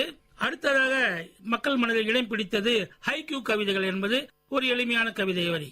நல்ல ஒரு ஆவண காப்பகமாகவே மொழியை பற்றி, கவிதை பற்றி சொன்னீங்கய்யா. என்னுடைய அடுத்த கேள்வி, மொழிக்கு கவிதை அடிமையா, கவிதைக்கு மொழி அடிமையாங்கய்யா? கவிதைக்கு தாங்க மொழி அடிமை. மொழிக்கு கவிதை அடிமை ஆகுவதே கிடையாது. ஏனென்றால் மொழியின் சுவைக்கு கவிதைத்தான் முக்கியம், கவிதைத்தான் காரணம். மனிதர்களுக்கு மொழியை இனிமையாக ஊட்டுவது கவிதைத்தான். எழுத்தாளர்கள் பலர் பேர் இருக்கிறார்கள், ஆனால் கவிஞர்கள் மட்டும் ஒரு சிலரே. நல்ல சிறப்பா சொன்னீங்கய்யா. அக்கால கவிதைக்கும் இக்கால கவிதைக்கும் என்ன வேறுபாடுங்கய்யா? அக்கால கவிதை என்பது பொழுதுபோக்கிற்காக வெறும் கற்பனையும் அதிகமாக நம்பகமின்மையும் இருக்கும். ஆனால் இக்கால கவிதைகள் நாட்டு நடப்பிற்கும் யதார்த்தமாக உண்மையோடு இருக்கின்றன. அதுதான் வேறுபாடு. என்னுடைய இன்னொரு கேள்விங்கய்யா, பாரதியார் கவிதைக்கும் பாரதிதாசனுடைய கவிதைக்கும் உள்ள வேறுபாடுகள் என்னங்கய்யா? பாரதியார் கவிதைகளில் அனல் பறக்கின்ற கவிதைகளை எழுதித்தான் அவர் இந்திய மக்களிடம் சுதந்திர தாக்கத்தை ஏற்படுத்தியவர். அவர் வழியில் வந்த அவருடைய தாசனாகிய பாரதிதாசன் என்பவர் கவிதைகளில் மென்மையாக சில கருத்துக்களை சொல்லி பாரதியை பின்பற்றினார் என்று சொல்லலாம். சரிங்கய்யா, சுதந்திர போர்ல இந்த கவிதைகளுடைய பங்கு என்னங்கய்யா? ஒரு நாட்டின் அடிமை இந்திய மக்களுக்கு ஆரம்பத்தில் தெரியாமல் இருந்தது. உணர்வு பூர்வமாக அதனை எடுத்துரைத்து ரத்தம் கொதிக்கும் அளவிற்கு சுதந்திர தாகத்தை ஏற்படுத்தியது கவிதைகள் தான், கவிதை வடிவிலான பாடல்கள் தான். இதனை இளைஞர்களிடமும் பொதுமக்களிடமும் மாணவ மாணவியரிடம் தூண்டப்பட்டு கவிதைகள் சிறப்பு பெற்றன. ஐயா, நீங்க எழுதிய முதல் கவிதை என்னங்கய்யா? நான் எழுதிய முதல் கவிதை சொன்னால் நீங்கள் சிரிப்பீர்கள். சொல்லுகிறேன். என்னுடைய மாணவ பருவம். மடிப்பு களையாத சேலையை வயிற்று மடிப்புக்கு கீழே கட்டி, பாதி நிலவு போல் பின் முதுகு காட்டி, பின்னலிட்டு பூவிட்டு பொட்டிட்டு குமரி அவள் வருகின்றாள் வெள்ளிக்கிழமை தோறும் கோயிலுக்கு ஆயிழையால் வணங்குவது ஆண்டவனையா ஆடவனையா. இந்த கவிதை பிரசுரமானது 1976-77 ஆண்டு ஊரிசு கல்லூரியின் ஆண்டு மலர். ஐயா, என்னுடைய அடுத்த கேள்வி, உங்களை ஈர்த்த கவிஞர்கள் யார் யாருங்கய்யா? என்னை ஈர்த்த கவிஞர்களின் முதல் வரிசையில் கவியரசு கண்ணதாசன் அவர்கள். கவியரசு கண்ணதாசன் அவர்கள் ஒரு தெய்வீக கவிஞர். அவரை பற்றி நிறைய பேச இந்த வாய்ப்பு எனக்கு போதாது. இரண்டாவதாக கவியரசு நா. காமராசன். அவருடைய கவிதைகளும் காதல் ரசம் சொட்டும் கவிதைகளாகவும் சமுதாய விழிப்புணர்ச்சி பாடல்களாகவும் இடம்பெற்றுள்ளன. நூல்களில் வடிவாக இடம்பெற்றுள்ளன, திரைப்படத்திலும் இடம்பெற்றுள்ளன. அடுத்து பட்டுக்கோட்டை கல்யாண சுந்தரம். அவருடைய கவிதைகள் சமூக அவலங்களை, வறுமைகளை மக்களுக்கு எடுத்து கவிதை வடிவில், பாடல் வடிவில் எடுத்துரைத்தவர். அடுத்து தற்போது கவியரசு வைரமுத்து அவர்களை எடுத்துக்கொள்ளலாம். அவர் சிறந்த கவிஞர், சிறந்த பாடலாசிரியர். சரிங்கய்யா, கவிதை எல்லோரும் கேக்குறாங்க, எல்லோரும் கவிதை படிக்கிறாங்க. கவிதை எழுதுவது கடினமா எளிமையாங்கய்யா? கவிதை எழுதுவது அவ்வளவு சுலபம் அல்லங்க. சாதாரணமானவர்கள் எழுத முடியாது. ஆண் கவிஞர்களுக்கு நிச்சயமாக அது ஒரு பிரசவ வேதனை. கோவித்துக் கொள்ள வேண்டாம், பெண்களுக்கு சமையற்கட்டு வேதனை. ஆக கவிதை என்பது மிகவும் கடினமானதுதான். ஐயா, எத்தனையோ கவிதை எழுதிருக்கீங்க. உங்களுடைய முதல் கவிதை பெண் வர்ணனையை பற்றி உள்ளது. உங்கள் கற்பனையே அப்படித்தாங்களா? வகுப்பறையில் முதல் வரிசையில் உட்காருபவன் பாடங்களை மட்டும் படிக்கிறான். கடைசி பெஞ்சில் கடைசி வரிசையில் உட்காருபவன் பாடங்களுடன் வாழ்க்கையும் சேர்த்து படிக்கின்றான். இதுதான் என்னுடைய லாஜிக். சரிங்கய்யா, இந்த கவிதை எழுதுறாங்க இல்லைங்கய்யா, அதுல சமூக கவிதை எழுதுவது பிடிக்குமா, காதல் கவிதை எழுதுவது பிடிக்குமாங்கய்யா? என்னை பொறுத்து எனக்கு இரண்டுமே பிடிக்கும். இரண்டுமே எனக்கு இரண்டு கண்கள். சரிங்கய்யா, கவிதைகள்ல மரபு கவிதை, புது கவிதைன்னு இருக்கு. இதுல மரபு கவிதைக்கு முக்கியத்துவம் தருவீங்களா, புது கவிதைக்கு முக்கியத்துவம் தருவீங்களா? ஏற்கனவே நான் சொன்னபடி மரபு கவிதையில் புது கருத்துக்கள் வருவது மிகவும் அற்பம், சுலபம் அல்ல. புது கவிதையில் யதார்த்தமாக நடைமுறை விஷயங்களை சொல்லுவதற்கு வசதியாக இருக்கும். சிறப்பா சொன்னீங்கய்யா. சமீபத்தில் நீங்கள் படித்த கவிதைகளில் உங்களுக்கு பிடித்த கவிதை எதுங்கய்யா? சமீபத்தில் நான் படித்த கவிதைகளில் என் மனதை உண்மையாக தொட்டது ஒன்று. இது முதியோர் இல்லம் என்கின்ற ஒரு முதியோர் இல்லம். அங்கே இந்த மனிதர்களிடம் அங்கே முதியோர்கள் இருக்கிறார்கள், தங்கி இருக்கிறார்கள். இது முதியோர் இல்லம். இந்த மனிதர்களிடம் பால் குடித்த மிருகங்கள் எப்போதாவது இங்கு வந்து செல்லும். எப்படி இருக்கு பாருங்க. இங்கே இந்த மனிதர்களிடம் பால் குடித்த மிருகங்கள் எப்போதாவது இங்கு வந்து போகும் என்று தாய் பாசத்தையும் மகன்கள் காட்டுகின்ற பாசத்தையும் ஒரு அருமையான ஒரு கவிஞர் எழுதியிருக்கிறார். முதல் கவிதை நூலின் தலைப்பு என்னங்கய்யா? மனக்காயல் என்பது என் முதல் கவிதை நூலின் தலைப்பு. அது என்ன காரணங்கய்யா? தனி மனித வாழ்வின் நிகழ்ச்சிகள் மற்றும் என்னுடைய குடும்ப சூழலில் அந்த தலைப்பை நான் தேர்ந்தெடுத்தேன். சரிங்கய்யா, பெற்றோர்கள் பற்றி ஏதாவது கவிதை எழுதியிருக்கீங்களா? பெற்றோரை பற்றி நான் எழுதியிருக்கிறேன். என்னுடைய தாய் இறந்த பொழுது என்னுடைய மனப்பக்குவத்தை ஒரு கவிதையாக, அம்மா அன்று நீ என் கைப்பிடித்து நடக்க கற்று தந்தது மலர் பல்லக்கு முன் நடந்து போகவா. அம்மா அன்று என் கைப்பிடித்து நடக்க கற்று தந்தது உன் மலர் பல்லக்கு முன் நடந்து போகவா என்று என் தாயினுடைய பிரிவை ஒரு கவிதையாக எழுதினேன். அடுத்து என் அப்பாவுக்கு எழுதும்போது, அப்பா நீ என் அறிவின் குறி, அப்பா நீ என் அறிவின் குறி, இதிலே அனைத்தும் அடங்கிவிட்டதாக என்னுடைய விருப்பம், என்னுடைய ஆசை. அறிவின் குறி எனக்கு என்னை பொறுத்த என்னுடைய அப்பா தான். கடுகு சிரித்தாலும் காரம் குறையாது என்பது போல ரொம்ப சுருக்கமா இருந்தாலும் ரொம்ப ஆழமான கருத்துக்களா இருக்குதுங்கய்யா. என்னுடைய இன்னொரு கேள்வி, நீங்க பேர பிள்ளைங்க நண்பர்கள் பற்றி எல்லாம் கவிதை எழுதியிருக்கீங்க. மனைவியை பற்றி, அதாவது உங்களுடைய துணைவியாரை பற்றி கவிதை எழுதியது உண்டா? ஏழாம் எழுப்பேனா? நிச்சயமாக எழுதியிருக்கிறேன். மிகவும் மன மகிழ்ச்சியோடு எழுதியிருக்கிறேன். தலைப்பு என்ன கொடுத்திருக்கிறேன் என்றால், என் சொந்தமே என்கின்ற தலைப்பில், என் பார்வைக்கு சொந்தமானவளே, என் சிரிப்புக்கு சொந்தமானவளே, என் எண்ணங்களுக்கு சொந்தமானவளே, என் கற்பனைக்கு சொந்தமானவளே, என் கனவுகளுக்கு சொந்தமானவளே, என் உணர்வுகளுக்கும் சொந்தமானவளே, என் வாலிபத்திற்கும் சொந்தமானவளே, என் உடை அலங்காரத்திற்கும் சொந்தமானவளே, என் உடைமைகளுக்கும் சொந்தமானவளே, என் வரலாற்றுக்கு சொந்தமானவளே, என் வாரிசுகளுக்கு சொந்தமானவளே, என் தமிழுக்கு சொந்தமானவளே, என் தமிழுக்கு சொந்தமானவளே, நீதான் என் கவிதைகளுக்கும் சொந்தமானவள், நீதான் என் கவிதைகளுக்கும் சொந்தமானவள். சிறப்பா இருந்ததுங்கய்யா. தற்போது வெளியிட உள்ள நூல்கள் என்னென்னங்கய்யா? தற்போது நான் வெளியிட இருக்கும் நூல்கள், முதலாவதாக எனது இந்தியா, முதலாவதாக கட்டுரை நூல் எனது இந்தியா. ஏன் அந்த தலைப்பை வைத்திருக்கிறேன் என்றால், மை கண்ட்ரி, இந்தியா என்னுடைய இந்தியா, என்னுடைய நாடு, என்னுடைய தேசம் என்கின்ற ஒரு வெறியோடு அந்த தலைப்பை நான் வைத்திருக்கிறேன். அடுத்ததாக ராஜ நடை, நான் ஏற்கனவே ஒரு ராஜ சுகம் என்ற ஒரு தலைப்பில் ஒரு கவிதை நூல் வெளியிட்டிருக்கிறேன். அது எனவே எனக்கு அந்த ராஜா என்ற வார்த்தை எனக்கு மிகவும் பிடித்தமானது. ஆகையால் ராஜ நடை என்று அது தலைப்பு வைத்து அந்த புத்தகம் தயார் பண்ணியிருக்கிறேன். விரைவில் வெளிவர இருக்கின்றது. என்னுடைய அடுத்த கேள்வி, கண்ணதாசன் இருக்கும் போதே இரங்கற்பா எழுதினாருங்க, அதுபோல உங்களுக்கு ஏதாவது அனுபவம் இருக்குங்களா? நிச்சயமாக கவிஞருங்க அப்படியெல்லாம் தோன்ற வேண்டும். தோன்றவில்லை என்றால் அவன் கவிஞனே இல்லை. அப்படி ஒரு கவிதை நான் எழுதி வைத்திருக்கிறேன், பிரசுரத்துக்கு தயாராக இருக்கிறது. நான் இல்லை என்று நானே அழுகின்றேன். தலைப்பு, நான் இல்லை என்று நானே அழுகின்றேன். இழக்கக்கூடாத, மறக்க முடியாத வாழ்க்கையை இன்று நான் தொலைத்து விட்டேன். எப்போதும் எங்கு தேடினாலும் கிடைக்காது. வரலாற்று விதைகளை விதைத்த விவசாயி நான். வரலாற்று விதைகளை விதைத்த விவசாயி நான். அறுவடைக்கு விதி அல்ல, இது வாழ்வின் முடிவு. ஐயா, புதிதா வர தலைமுறையினருக்கு எந்த மாதிரி கவிதை நடை இருக்கணும்னு எதிர்பார்க்கறீங்க? அற்புதமான கேள்வி இது. தற்போது இந்த சமுதாயம் சற்று திசை மாறி சென்று கொண்டிருக்கிறது.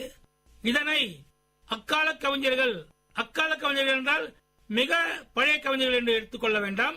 பாரதியினுடைய, கண்ணதாசனுடைய காலகட்டத்தில் உருவான கவிஞர்களை போன்று சற்று விழிப்புணர்வு உள்ள, எதிர்காலத்திற்கு நல்ல கவிதைகளை, தரமான கவிதைகளை, ஏனென்றால் நம்முடைய சமுதாயம் திசை மாறி போகாமல் இருப்பதற்காக நீங்கள் ஒரு வழிகாட்டியாக, ஒரு வழிகாட்டி கவிஞனாக கவிதைகளை படைக்கும்போது நான் வரவேற்று விரும்புகிறேன். சரிங்கய்யா, என்னுடைய அடுத்த கேள்வி, இன்றைய கவிஞர்களுக்கு மொழி புலமை இருக்கிறதா? இன்றைய கவிஞர்களுக்கு மொழி புலமை இருக்கின்றது. மொழி புலமை இருப்பதனால்தான் அவர்கள் கவிதை எழுத வேண்டும் என்று கவிதை எழுதுகிறார்கள். அதில் மாற்று கருத்து கிடையாது. ஆனால் பிற மொழி தாக்கம் நிறைய வந்து விடுகிறது. அது வரக்கூடாது. தமிழ் கவிஞன் தமிழனாக இருக்க வேண்டும். ஆங்கில சொற்கள், பிற மொழி சொற்கள் புகுந்து விளையாடக்கூடாது. சுவைக்காக கூட சேர்க்கக்கூடாது. தமிழ் என்றால், தமிழ் கவிஞன் என்றால் தமிழ் கவிதைத்தான் எழுத வேண்டும். அதுதான் சமுதாயத்தின் நிலைக்கும் நீடிக்கும் மகிழ்ச்சி தரும். நல்ல சிறப்பா சொன்னீங்கய்யா. ஆங்கில கவிதைக்கு இணையான இயற்கை கவிதை பற்றி கொஞ்சம் சொல்லுங்கய்யா. எனக்கு நீண்ட நாளாக இப்படி ஒரு சூழலில் ஒரு கவிதை எழுத வேண்டும் என்று எனக்கு ஆசை. அதற்காக நான் என்ன ஊட்டிக்கா போக முடியும், கொடைக்கானலுக்கா போக முடியும், இமயமலை சாரலுக்கா போக முடியும், காஷ்மீருக்கா போக முடியும். இருந்தால் என் வீட்டிலே இருந்து ஒரு கவிதை எழுதியிருக்கிறேன். நீ இன்றியும் எனக்கு இருட்டு பிடிக்கும், ஆனால் உன்னை பார்க்க முடியாது என்பதால் மெழுகுவர்த்தியை ஏற்றுகின்றேன். அது என்னை போன்றே அழுகின்றது, வெளிச்சத்தை தந்து கொண்டே. எனக்கு மழையில் நனைய பிடிக்கும், நீ நனைந்து விடுகின்றாயே என்று குடை பிடிக்கின்றேன். ஓட்டை குடையின் ஒழுகலினால் நீ கவர்ச்சியாய் தெரிகின்றாய்.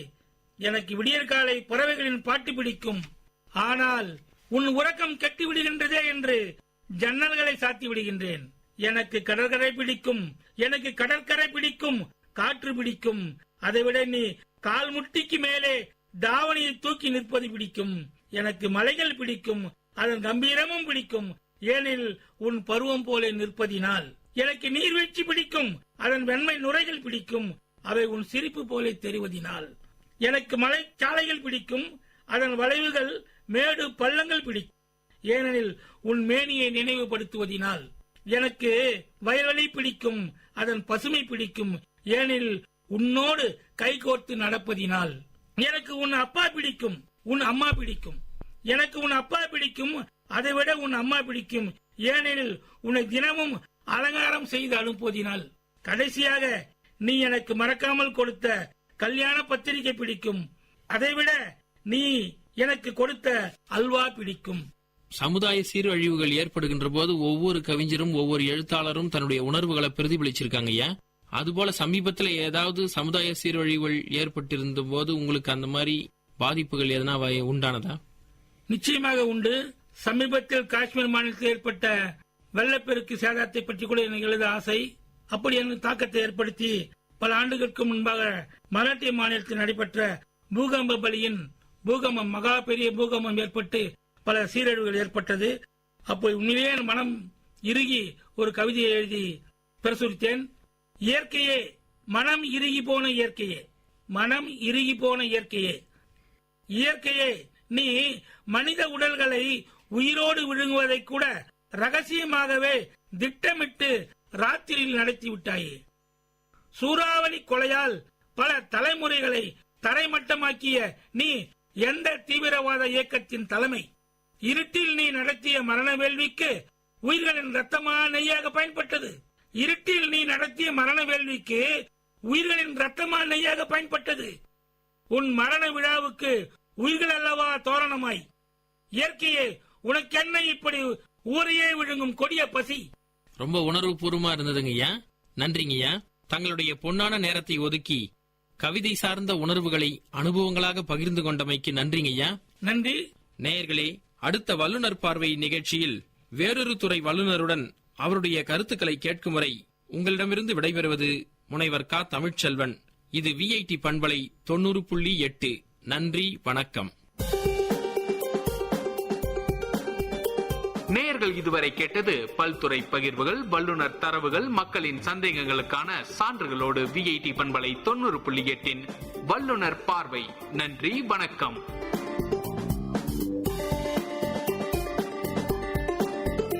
இந்த உலகத்துக்கு பிறந்த பிறகுதான் எனக்கான ரைட்ஸ் ஸ்டார்ட் ஆகுதுன்னு எல்லாரும் தப்பா நினைச்சிருக்கீங்க. நான் கர்ப்பப்பையில உருவானதுமே எனக்கான ரைட்ஸ் தொடங்குது. அதுல சேஃப்டி ரைட்ஸும் ஒண்ணு. நீங்க எல்லாரும் எல்லா குழந்தைகளுக்கும் சேஃப்டி ரைட்ஸை கண்டிப்பா உறுதி செய்து கொடுக்கணும். கொடுப்பீங்கன்னு நான் நம்புறேன், நாங்க நம்புறோம். உங்களுக்கு தெரிஞ்ச குழந்தைங்களுக்கு அன்சேஃபா ஏதாவது ஏற்பட்டா உடனே 1098 என்ற நம்பருக்கு கால் பண்ணி சொல்லுங்க. மாவட்ட குழந்தை பாதுகாப்பு அலுவலகத்தை தொடர்பு கொள்ளுங்கள். குழந்தைகள் பாதுகாப்பு வாரம் மற்றும் குழந்தைகள் பாதுகாப்பு கருதி வெளியிடுவோர் மாநில குழந்தை பாதுகாப்பு சங்கம், சமூக பாதுகாப்புத்துறை, தமிழ்நாடு அரசு.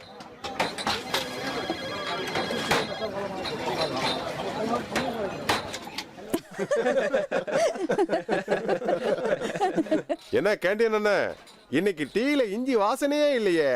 ஐயா, இஞ்சி ரேட்டு அதிகமா இருக்கு. ஆனா நீங்க அதிக காசு கொடுத்து டீயை வாங்க மாட்டீங்க. அதனால தான் நானும் இஞ்சியை சேர்க்கல. என் நிலைமையையும் கொஞ்சம் யோசிச்சு பாருங்க. ஸ்ரீராம், இஞ்சி டீ குடிக்காம உன்னால வாழ முடியாதா? நீ என்னதான் செய்வியோ டீ குடிக்காம? ஜோக் நல்லா தான் இருக்கு, ஆனா அவங்க உண்மையிலே நல்லவங்கன்னா மற்றவங்கள பத்தியும் யோசிக்கணும். இப்போ நம்ம தலைவரை பாருங்க, அவர் நாட்டில் இருக்கிற எல்லார பத்தியும் யோசிக்கிறார்ல, அந்த மாதிரி நாமளும் இருக்கணும். அது சரி, மற்றவங்களுக்கு பயனுள்ளவங்களா கொஞ்சமாச்சும் இருக்கணும். இல்லனா இந்த வாழ்க்கை பயனற்றது. அப்புறம் விலங்குக்கும் மனுஷனுக்கும் என்ன வித்தியாசம்? ஆமா, நீங்க சொல்றது ரொம்ப சரி. நீங்க ஒரு உண்மையான மனுஷனா இருந்தா மனித நேயத்தை பின்பற்றி அதே மாதிரி நடக்கணும். என்னாச்சு தம்பி? ஸ்ரீராம் மாமா, கடவுள் ரொம்ப மோசமானவர். ஷாருக் தம்பி, என்ன நடந்துச்சு? நீங்க என்ன பண்ற? என்னாச்சு தம்பி, சொல்லுங்க. ஏன் இப்படி பேசுறீங்க? ஸ்ரீராம் மாமா, உங்க அசிஸ்டன்ட் மேனேஜர் இருக்கார்ல பீட்டர், அவரோட பையன் மெல்வின் என்னோட உயிர் நண்பனா இருந்தான். தம்பி, நண்பனா இருந்தான்னு ஏன் சொல்றீங்க? இப்போ அவர் உங்க நண்பன் தானே? இல்ல, இப்போ அவன் இல்ல, இனிமேலும் வரமாட்டான். மெல்வின் ஹெல்மெட் போடாம பைக் ஓட்டிட்டு போனான். அப்போ அவனுக்கு விபத்து ஏற்பட்டுருச்சு. அவனுக்கு தலையில பலமான காயம். அவனை ஹாஸ்பிட்டலுக்கு கொண்டு போனாங்க. ஹாஸ்பிட்டல்ல சேர்த்ததும் டாக்டர் அவனுக்கு எல்லா டெஸ்ட்டும் எடுத்துட்டு அவனோட மூளை இறந்துருச்சுன்னு சொன்னாரு. அதான் பீட்டர் மாமா அவருக்கு லீவ் அப்ளை பண்ண என்ன ஆபீஸ்க்கு அனுப்புனாரு. அவனோட சின்ன பையனை பீட்டர் இழந்துட்டான்பா. ரொம்பவே கஷ்டமா இருக்கு. ஆனா மாமா, மெல்வின் தன்னோட உடல் உறுப்பை தானம் பண்ணி 9 பேருக்கு உயிர் கொடுத்துருக்கான். அவன் சாகும் போது கூட ஒரு பெரிய தானம் பண்ணியிருக்கான். எப்படி? பீட்டர் மாமா குடும்பத்தை சேர்ந்தவங்க சரியான நேரத்துல மெல்வினோட உடல் உறுப்பை தானம் செஞ்சு ஒரு பெரிய உன்னதமான காரியம் செஞ்சாங்க. அப்படியா? உறுப்பு தானம்னா என்ன? நாங்க அத பத்தி கேள்விப்பட்டிருக்கோம். ஆனா என்ன நடக்குது எப்படிங்கறத பத்தி எங்க கிட்ட முழுமையான தகவல் இல்ல. இதோ உங்க பாஸ் வராரு, அவர்கிட்டயே கேளுங்க. ஏன்னா அவர்தான் உறுப்பு தானம் செய்ய பீட்டர் மாமாக்கு அறிவுறுத்தினாரு. சார், உறுப்பு தானம் பற்றி எங்களுக்கு சொல்லுங்க. உறுப்பு தானம்னா என்ன? நீங்க உடல் உறுப்பு தானம் பத்தி கேட்கறது எனக்கு ரொம்ப சந்தோஷமாவும் பெருமையாவும் இருக்கு. இறந்த பிறகு நாம உடல் உறுப்பு தானம் செஞ்சு பிறருடைய வாழ்க்கையை காப்பாத்தலாம். அதோட ஒரு நபரோட வெவ்வேறு உறுப்புகள் மூலமா நீங்க 9 பேருக்கு வாழ்க்கை கொடுக்கலாம். 9 பேருக்கு வாழ்க்கையா? ஆமா, உடல் உறுப்பு தானங்கிறது மெல்வின் மாதிரியான ஒருத்தருடைய மூளைச்சாவு அடைஞ்சதுக்கு அப்புறம் தான் நடக்குது. உடல் உறுப்பு சேதமடைஞ்சு மாற்று அறுவை சிகிச்சை தேவைப்படுறவங்க இங்க நிறைய பேர் இருக்காங்க. இவங்களுக்கு உடல் உறுப்பு தேவை. அப்பதான் இவங்க உயிரோட வாழ முடியும். அதோட மூளை இறந்ததுக்கு அப்புறம் தான் உறுப்பு தானம் செய்ய முடியும். அவங்களுடைய குடும்ப உறுப்பினர்கள் அவங்க சொந்த விருப்பத்துல தான் உறுப்புகளை தானம் செய்யறாங்க. ஆனா சார், பொதுவா உறுப்புகளை தானம் செஞ்சா அடுத்த ஜென்மத்துல அந்த உறுப்புகள் இல்லாம பிறப்போன்னு நிறைய பேர் சொல்றாங்க. இப்படி யோசிச்சு பாருங்களேன். நீங்க இறந்ததுக்கு அப்புறம் உங்க இதயம் தானம் செய்யப்பட்டிருந்தா அடுத்த வாழ்க்கையில இதயம் இல்லாம ஒரு நபர் பிறக்க முடியுமா? இதெல்லாம் வெறும் மூட நம்பிக்கை தான். மூட நம்பிக்கையில இருந்து வெளியில வாங்க. ஜீவா, நீங்க உங்க இதயத்தை எத்தனை பேருக்கு கொடுத்திருக்கீங்கன்னு எனக்கு நல்லா தெரியும். நல்ல காமெடி. ஆனா சார், உடல் உறுப்பு தானம் நம்ம சாஸ்திர சம்பிரதாயத்துக்கு எதிரானது இல்லையா? மரணத்துக்கு அப்புறம் கடைசி காரியங்கள் செய்யறது நம்ம வழக்கம் இல்லையா? அதெல்லாம் எப்போ செய்ய? நம்மோட வேதங்கள் சொல்லி இருக்கிற மாதிரி கஷ்டப்படுறவங்களுக்கு உதவி செய்யறதும் மற்றவங்களுக்கு சேவை செய்யறதும் தான் உண்மையான பக்தி. அதோட உடல் தானம் செய்பவருடைய உடல் தானத்துக்கு அப்புறமா அது சிதைக்கப்படுறது இல்ல. உடல் ரொம்ப மரியாதையோட திருப்பி தரப்படுது. ரொம்ப சரியா சொன்னீங்க.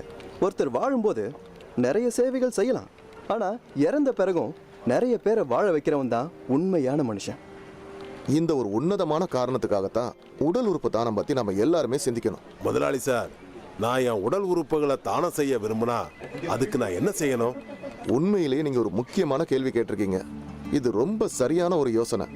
உடல் உறுப்பு தான சேவைக்காக மோகன் ஃபவுண்டேஷன் நிறைய வேலைகளை செஞ்சிருக்காங்க. அவங்கள நாம தொடர்பு கொண்டா உடல் உறுப்பு தானம் பத்தி எல்லா விஷயங்களையும் தெரிஞ்சுக்க முடியும். இந்த எண், அதாவது 180010371000. இது புனித சேவைக்காக 24 மணி நேரமும் இயங்குது. இங்க நீங்க எல்லா தகவலையும் பெற முடியும். இங்க பாத்தீங்களா, இதுதாங்க என்னோட உடல் உறுப்பு தான அட்டை. இது கண்டிப்பா யாராவது ஒருத்தருக்கு பயனுள்ளதா இருக்கும். நீங்களும் உடல் உறுப்பு தானம் செய்ய ஆர்வமா இருந்தீங்கன்னா கண்டிப்பா இந்த உறுப்பு தான அட்டையை வாங்கிக்கோங்க. சார், நாங்களும் அந்த மாதிரி உறுப்பு தான அட்டையை பதிவு செய்ய விரும்புறோம். இந்த வாழ்க்கை யாருக்காவது பயனுள்ளதா இருந்தா அது மிகவும் நல்லது தானே சார்? இதே மாதிரி எல்லாருமே ஒரு சிறந்த மனுஷனா மாறதுக்கு சபதம் எடுத்து நீங்க உறுப்புகளை தானம் செய்யுங்க. உடல் உறுப்பு தானம் பற்றி மேலும் விவரங்களுக்கு அழைக்கவும் 1800103710. இந்த படைப்பு SBI ஃபவுண்டேஷன், SBI கார்ட்ஸின் ஆதரவால் மோகன் ஃபவுண்டேஷனால் வழங்கப்பட்டது. Hello VIT, this is RJ Surya from VIT Community Radio 90.8. Today we have with us respected person Mr. Vijay Subramaniam. I am really happy to have here. He is the founder of Royal Oak and also the chairman of Royal Oak. We are going to learn a lot from him, so listen ahead. We welcome you to VIT, sir. Thank you, RJ Surya. You're a fantastic person here, positive, highly energetic person. Thank you for the kind words, sir. I would like to ask a few informative questions to you, sir. So can you share some details about your early entrepreneurial experience selling plastic utensils, which will help people understand what is the basic things that a person who is going to be an entrepreneur requires? When we started business with me and my brother, we started that small business, started selling in earlier days. I started with that selling a tea powder in tea shops in while I am studying, like you guys are college time and become second year onwards. After that, I started selling in water bottles, plastic water bottles, 10 rupees. Those are all the items. Then candle stand we started. Then we started selling to that household items. Then gas stoves. Then we started selling to apparels. Then we started selling to furniture and TV stand and other things. So these are all the times we keep on attending the customer, understanding their expectations, so what they like continuously. Keep changing. Every year, 1 year they likes in the different item. Another year they likes in the different item. So that keep changing their requirements. But we are enjoying both of us and we are experiencing into the selling, talking to the customer, interacting with them, understanding their requirement. We never sell the product to the product. We sell always the concept. For example, furniture we are selling means we don't sell it as a furniture you buy. We don't sell it in a gas stove to buy. We always create around the story and that emotions. We used to sell the emotions and the story. Then customer automatically buys. These are all the tactics, techniques we used to do in those earlier stages. Even my brother and me also together we did that, achieved this highest goals. These are the things we used it. That's really great to know, sir. And one thing I heard about you and saw in your previous interview is that you are a person who sees positive things in all the situations that you go through. So what do you think would be a very important thing that a person who is struggling with his life and only looking at life from a pessimistic point of view has to change? You are talking about what is the benefit of positive things. It's all about thoughts. Say every human beings, one day it's coming around 70,000 thoughts. So who is the winner? Winner or successful person who is reducing their thoughts less, that person is the winner. For example, I am talking to you now. My one mind says to still I am not had the lunch. Another mind says my stores are functioning good or not. Another mind says my Dubai export things are happening good or not. At a time when I am talking to you, I am not able to focus and multi thoughts are coming. How to reduce the things? When that the secret, right? When you reduce the thoughts, automatically focus will come. Then it makes you is that success. This all about that how you keep your mind positive. These thoughts can reduce. How to maintain the things. So wake up little early. Just 7 o'clock you are waking up means try to do 6:30. 6 o'clock you are waking up, try to wake up 5:30. If 5 o'clock you are waking up, try to wake up on 4:30. I used to wake up every morning on 3:30. I used to do meditation. Meditation, that only way it sit in quiet place, not required to keep so many techniques or nothing. Just keep mind calm and start listening your breath and don't think anything, just listening on your breath. It's connected to that thoughts directly. It reduce your thoughts. The moment that reduce the thoughts, then automatically your mind become a happy and that gratitude mode will come, that makes you mind positive. See, if you keep your mind positive, things are there, no, when you are approach anything towards to the positive things, it's all about surrounding our nature with that energy. It's all about cosmic energy. When you throw something, the product it's going down because of energy. For example, one morning, fine day, if we wake up early morning, something is happened to you, wrong things in that first day in the morning, that entire day you watch everything go the negative things to you. Suppose fell down or something is happened, that whole day become negative. Why it has happened? Because morning itself you attracted with that negative mind and negative attitude. It attracts only negative people, negative attitude and negative things and negative surroundings, negative that environment and the energy. It attracts people. But when you keep it on the morning itself, positive mind, it goes to that energy that attract the positive thinking people and positive things will happen and positive environment and that habit will happen. That makes you that particular day is successful to you. So that very important, when you keep that positive in your mind, this is only mantra to make you success in the things. Every day, every moment you have to think yourself is the positive. That always that people think, I know positive mind is makes me success. Always everybody they are talking wake up early make me success. Always everybody says which one, no, focus is leads to that success. And always everybody is are telling that braveness is the leads to the success and hard work is that the leads to the success. But I am also keeping my mind but I am not able to keep my mind is the positive, because always whenever I am waking up, whatever I tried to you, whatever sir you told that I am trying, but next day morning whenever I am sitting in a quiet mind, it is always reflecting with that yesterday whatever negative things are happened in my mind automatically coming up.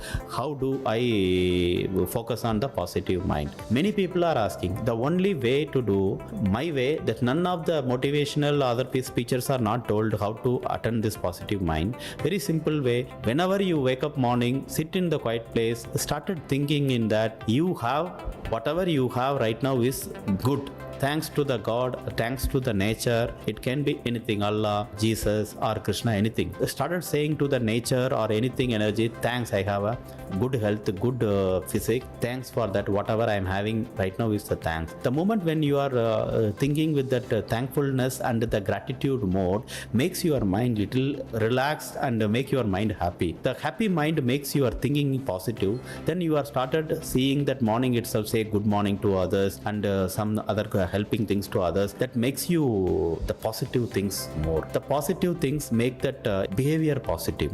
The behavior positive things, it attracts to that your activities behave positive. Continuous activity, positive activities attracts to that habit positive. This is the habit you make the culture positive, then that may leads to your which or no your change your destiny. Sir, that was a really motivational and inspirational words that you have imparted on us, sir. Sir, one last question, sir. Just like you, I am also a small town boy with big dreams, sir.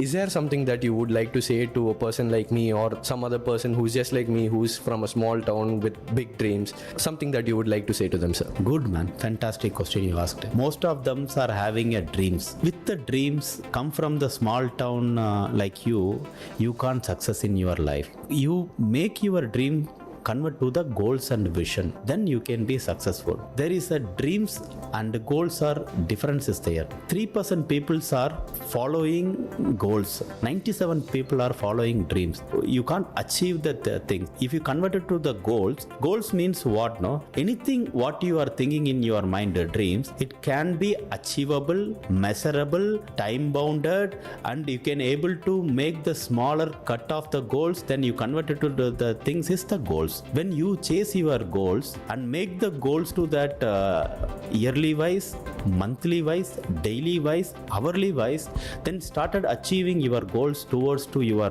which or no, whatever the vision you have, dreams convert to the goals converted to the vision you have, then you chase your vision and you achieve success, then brings you more happiness, Mr. RJ Surya. That was a very informative conversation with Mr. Vijay sir. I am really humbled to be in presence of you, sir. I am really happy that I could spend some your valuable time for VIT Community Radio. I am really grateful for that. Thank you, sir. Thank you very much, all of you. Thank you.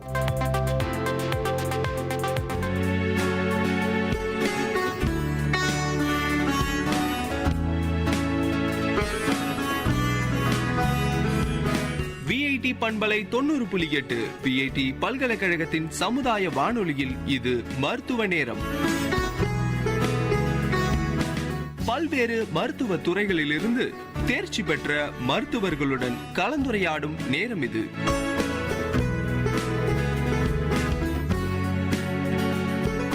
வணக்கம் நேயர்களே, நீங்கள் கேட்டுக்கொண்டிருப்பது VIT பண்பலை 90.8 VITயின் சமுதாய வானொலி. இந்த நிகழ்ச்சி மருத்துவ நேரம் நிகழ்ச்சியில இன்னைக்கு நம்ம கூட டாக்டர் சி தமிழரசன் நம்ம கூட இருக்கிறாங்க, நேச்சுரோபதி டாக்டர். வணக்கம் சார். நிகழ்ச்சிக்கு உங்களை VIT கம்யூனிட்டி ரேடியோ சார்பாக வரவேற்கிறோம். வணக்கம் சார். என்னுடைய பெயர் doctor Tamilarasan, naturopathy consultant. So நான் இந்த வேலூர்ல தொரப்பாடியில என்னுடைய ஓன் கிளினிக்கா நான் வச்சிட்டு இருக்கேன். அலோபதி, யுனானி இதெல்லாம் கேள்விப்பட்டிருக்கிறோம். இந்த நேச்சுரோபதினா என்ன சார்? அதை பத்தி ஒரு கொஞ்சம் பிரீஃபா சொல்லுங்க சார். இன்றைய காலகட்டத்தில் நேச்சுரோபதி அப்படின்ற போது பாத்தீங்கன்னா மக்களிடையில ஒரு பெரிய ஒரு 75% மக்கள் நேச்சுரோபதி தான் விரும்புறாங்க. அது ஏன்னா இப்போ அலோபதியில போயிட்டு நிறைய ஹெவி டோஸ் மாத்திரலாம் எடுத்து அவங்களுக்கு ஒவ்வொரு ஆர்கன்ஸ் பழுதடைஞ்சிருக்கு. ஸோ ஈவன் பாத்தீங்கன்னா கிட்னி, லங்ஸ், இந்த மாதிரி நம்ம உடல்ல இருக்கிற ஒவ்வொரு உறுப்பும் பாதிப்படையுது. சோ இந்த நேச்சுரோபதியில நம்ம எடுக்கிற அந்த ஃபுட் மூலமா மக்கள் 70% பயனடைகிறாங்க. இது பாத்தீங்கன்னா மக்களிடையே என்ன சொல்லணும்னா, ஒவ்வொரு நேச்சுரோபதி எடுக்கும்போது நம்ம உடல்ல இருக்கிற அந்த கழிவு நீர்கள் எல்லாமே வெளியேறும். சரிங்களா? இந்த கழிவு நீர்கள் நம்ம உடம்புல இருக்கிறதுனாலதான் ஒவ்வொரு நோயா நம்ம உடம்புல பாதிப்படைகிறது. சார் நல்லா சொன்னீங்க சார். நேச்சுரோபதி இன்னைக்கு எல்லாமே ஒரு இயற்கை சார்ந்த மருத்துவத்துக்கு மீண்டும் வந்துட்டு இருக்கிறாங்க. இந்த நேச்சுரோபதியில நீங்க எந்த மாதிரியான ட்ரீட்மெண்ட்ஸ் எல்லாம் சார் நீங்க தரீங்க? சோ நேச்சுரோபதியில பாத்தீங்கன்னா நம்ம ஃபர்ஸ்ட் ஆஃப் ஆல் நான் கொடுக்கிற ட்ரீட்மெண்ட் செல் தெரப்பி என்ற ட்ரீட்மெண்ட் என்னன்னு பாத்தீங்கன்னா, நம்ம உடல்ல இருக்கிற ஒவ்வொரு ஆர்கன்ஸ்ல இருக்கிற ஒவ்வொரு செல்லை பத்தி அதை ரீஃப்ரெஷ் பண்ணி அந்த செல்லை ரீக்ரோத் பண்றத செல் தெரப்பின்ற ஒரு ட்ரீட்மெண்ட் நான் கொடுத்துட்டு இருக்கோம்.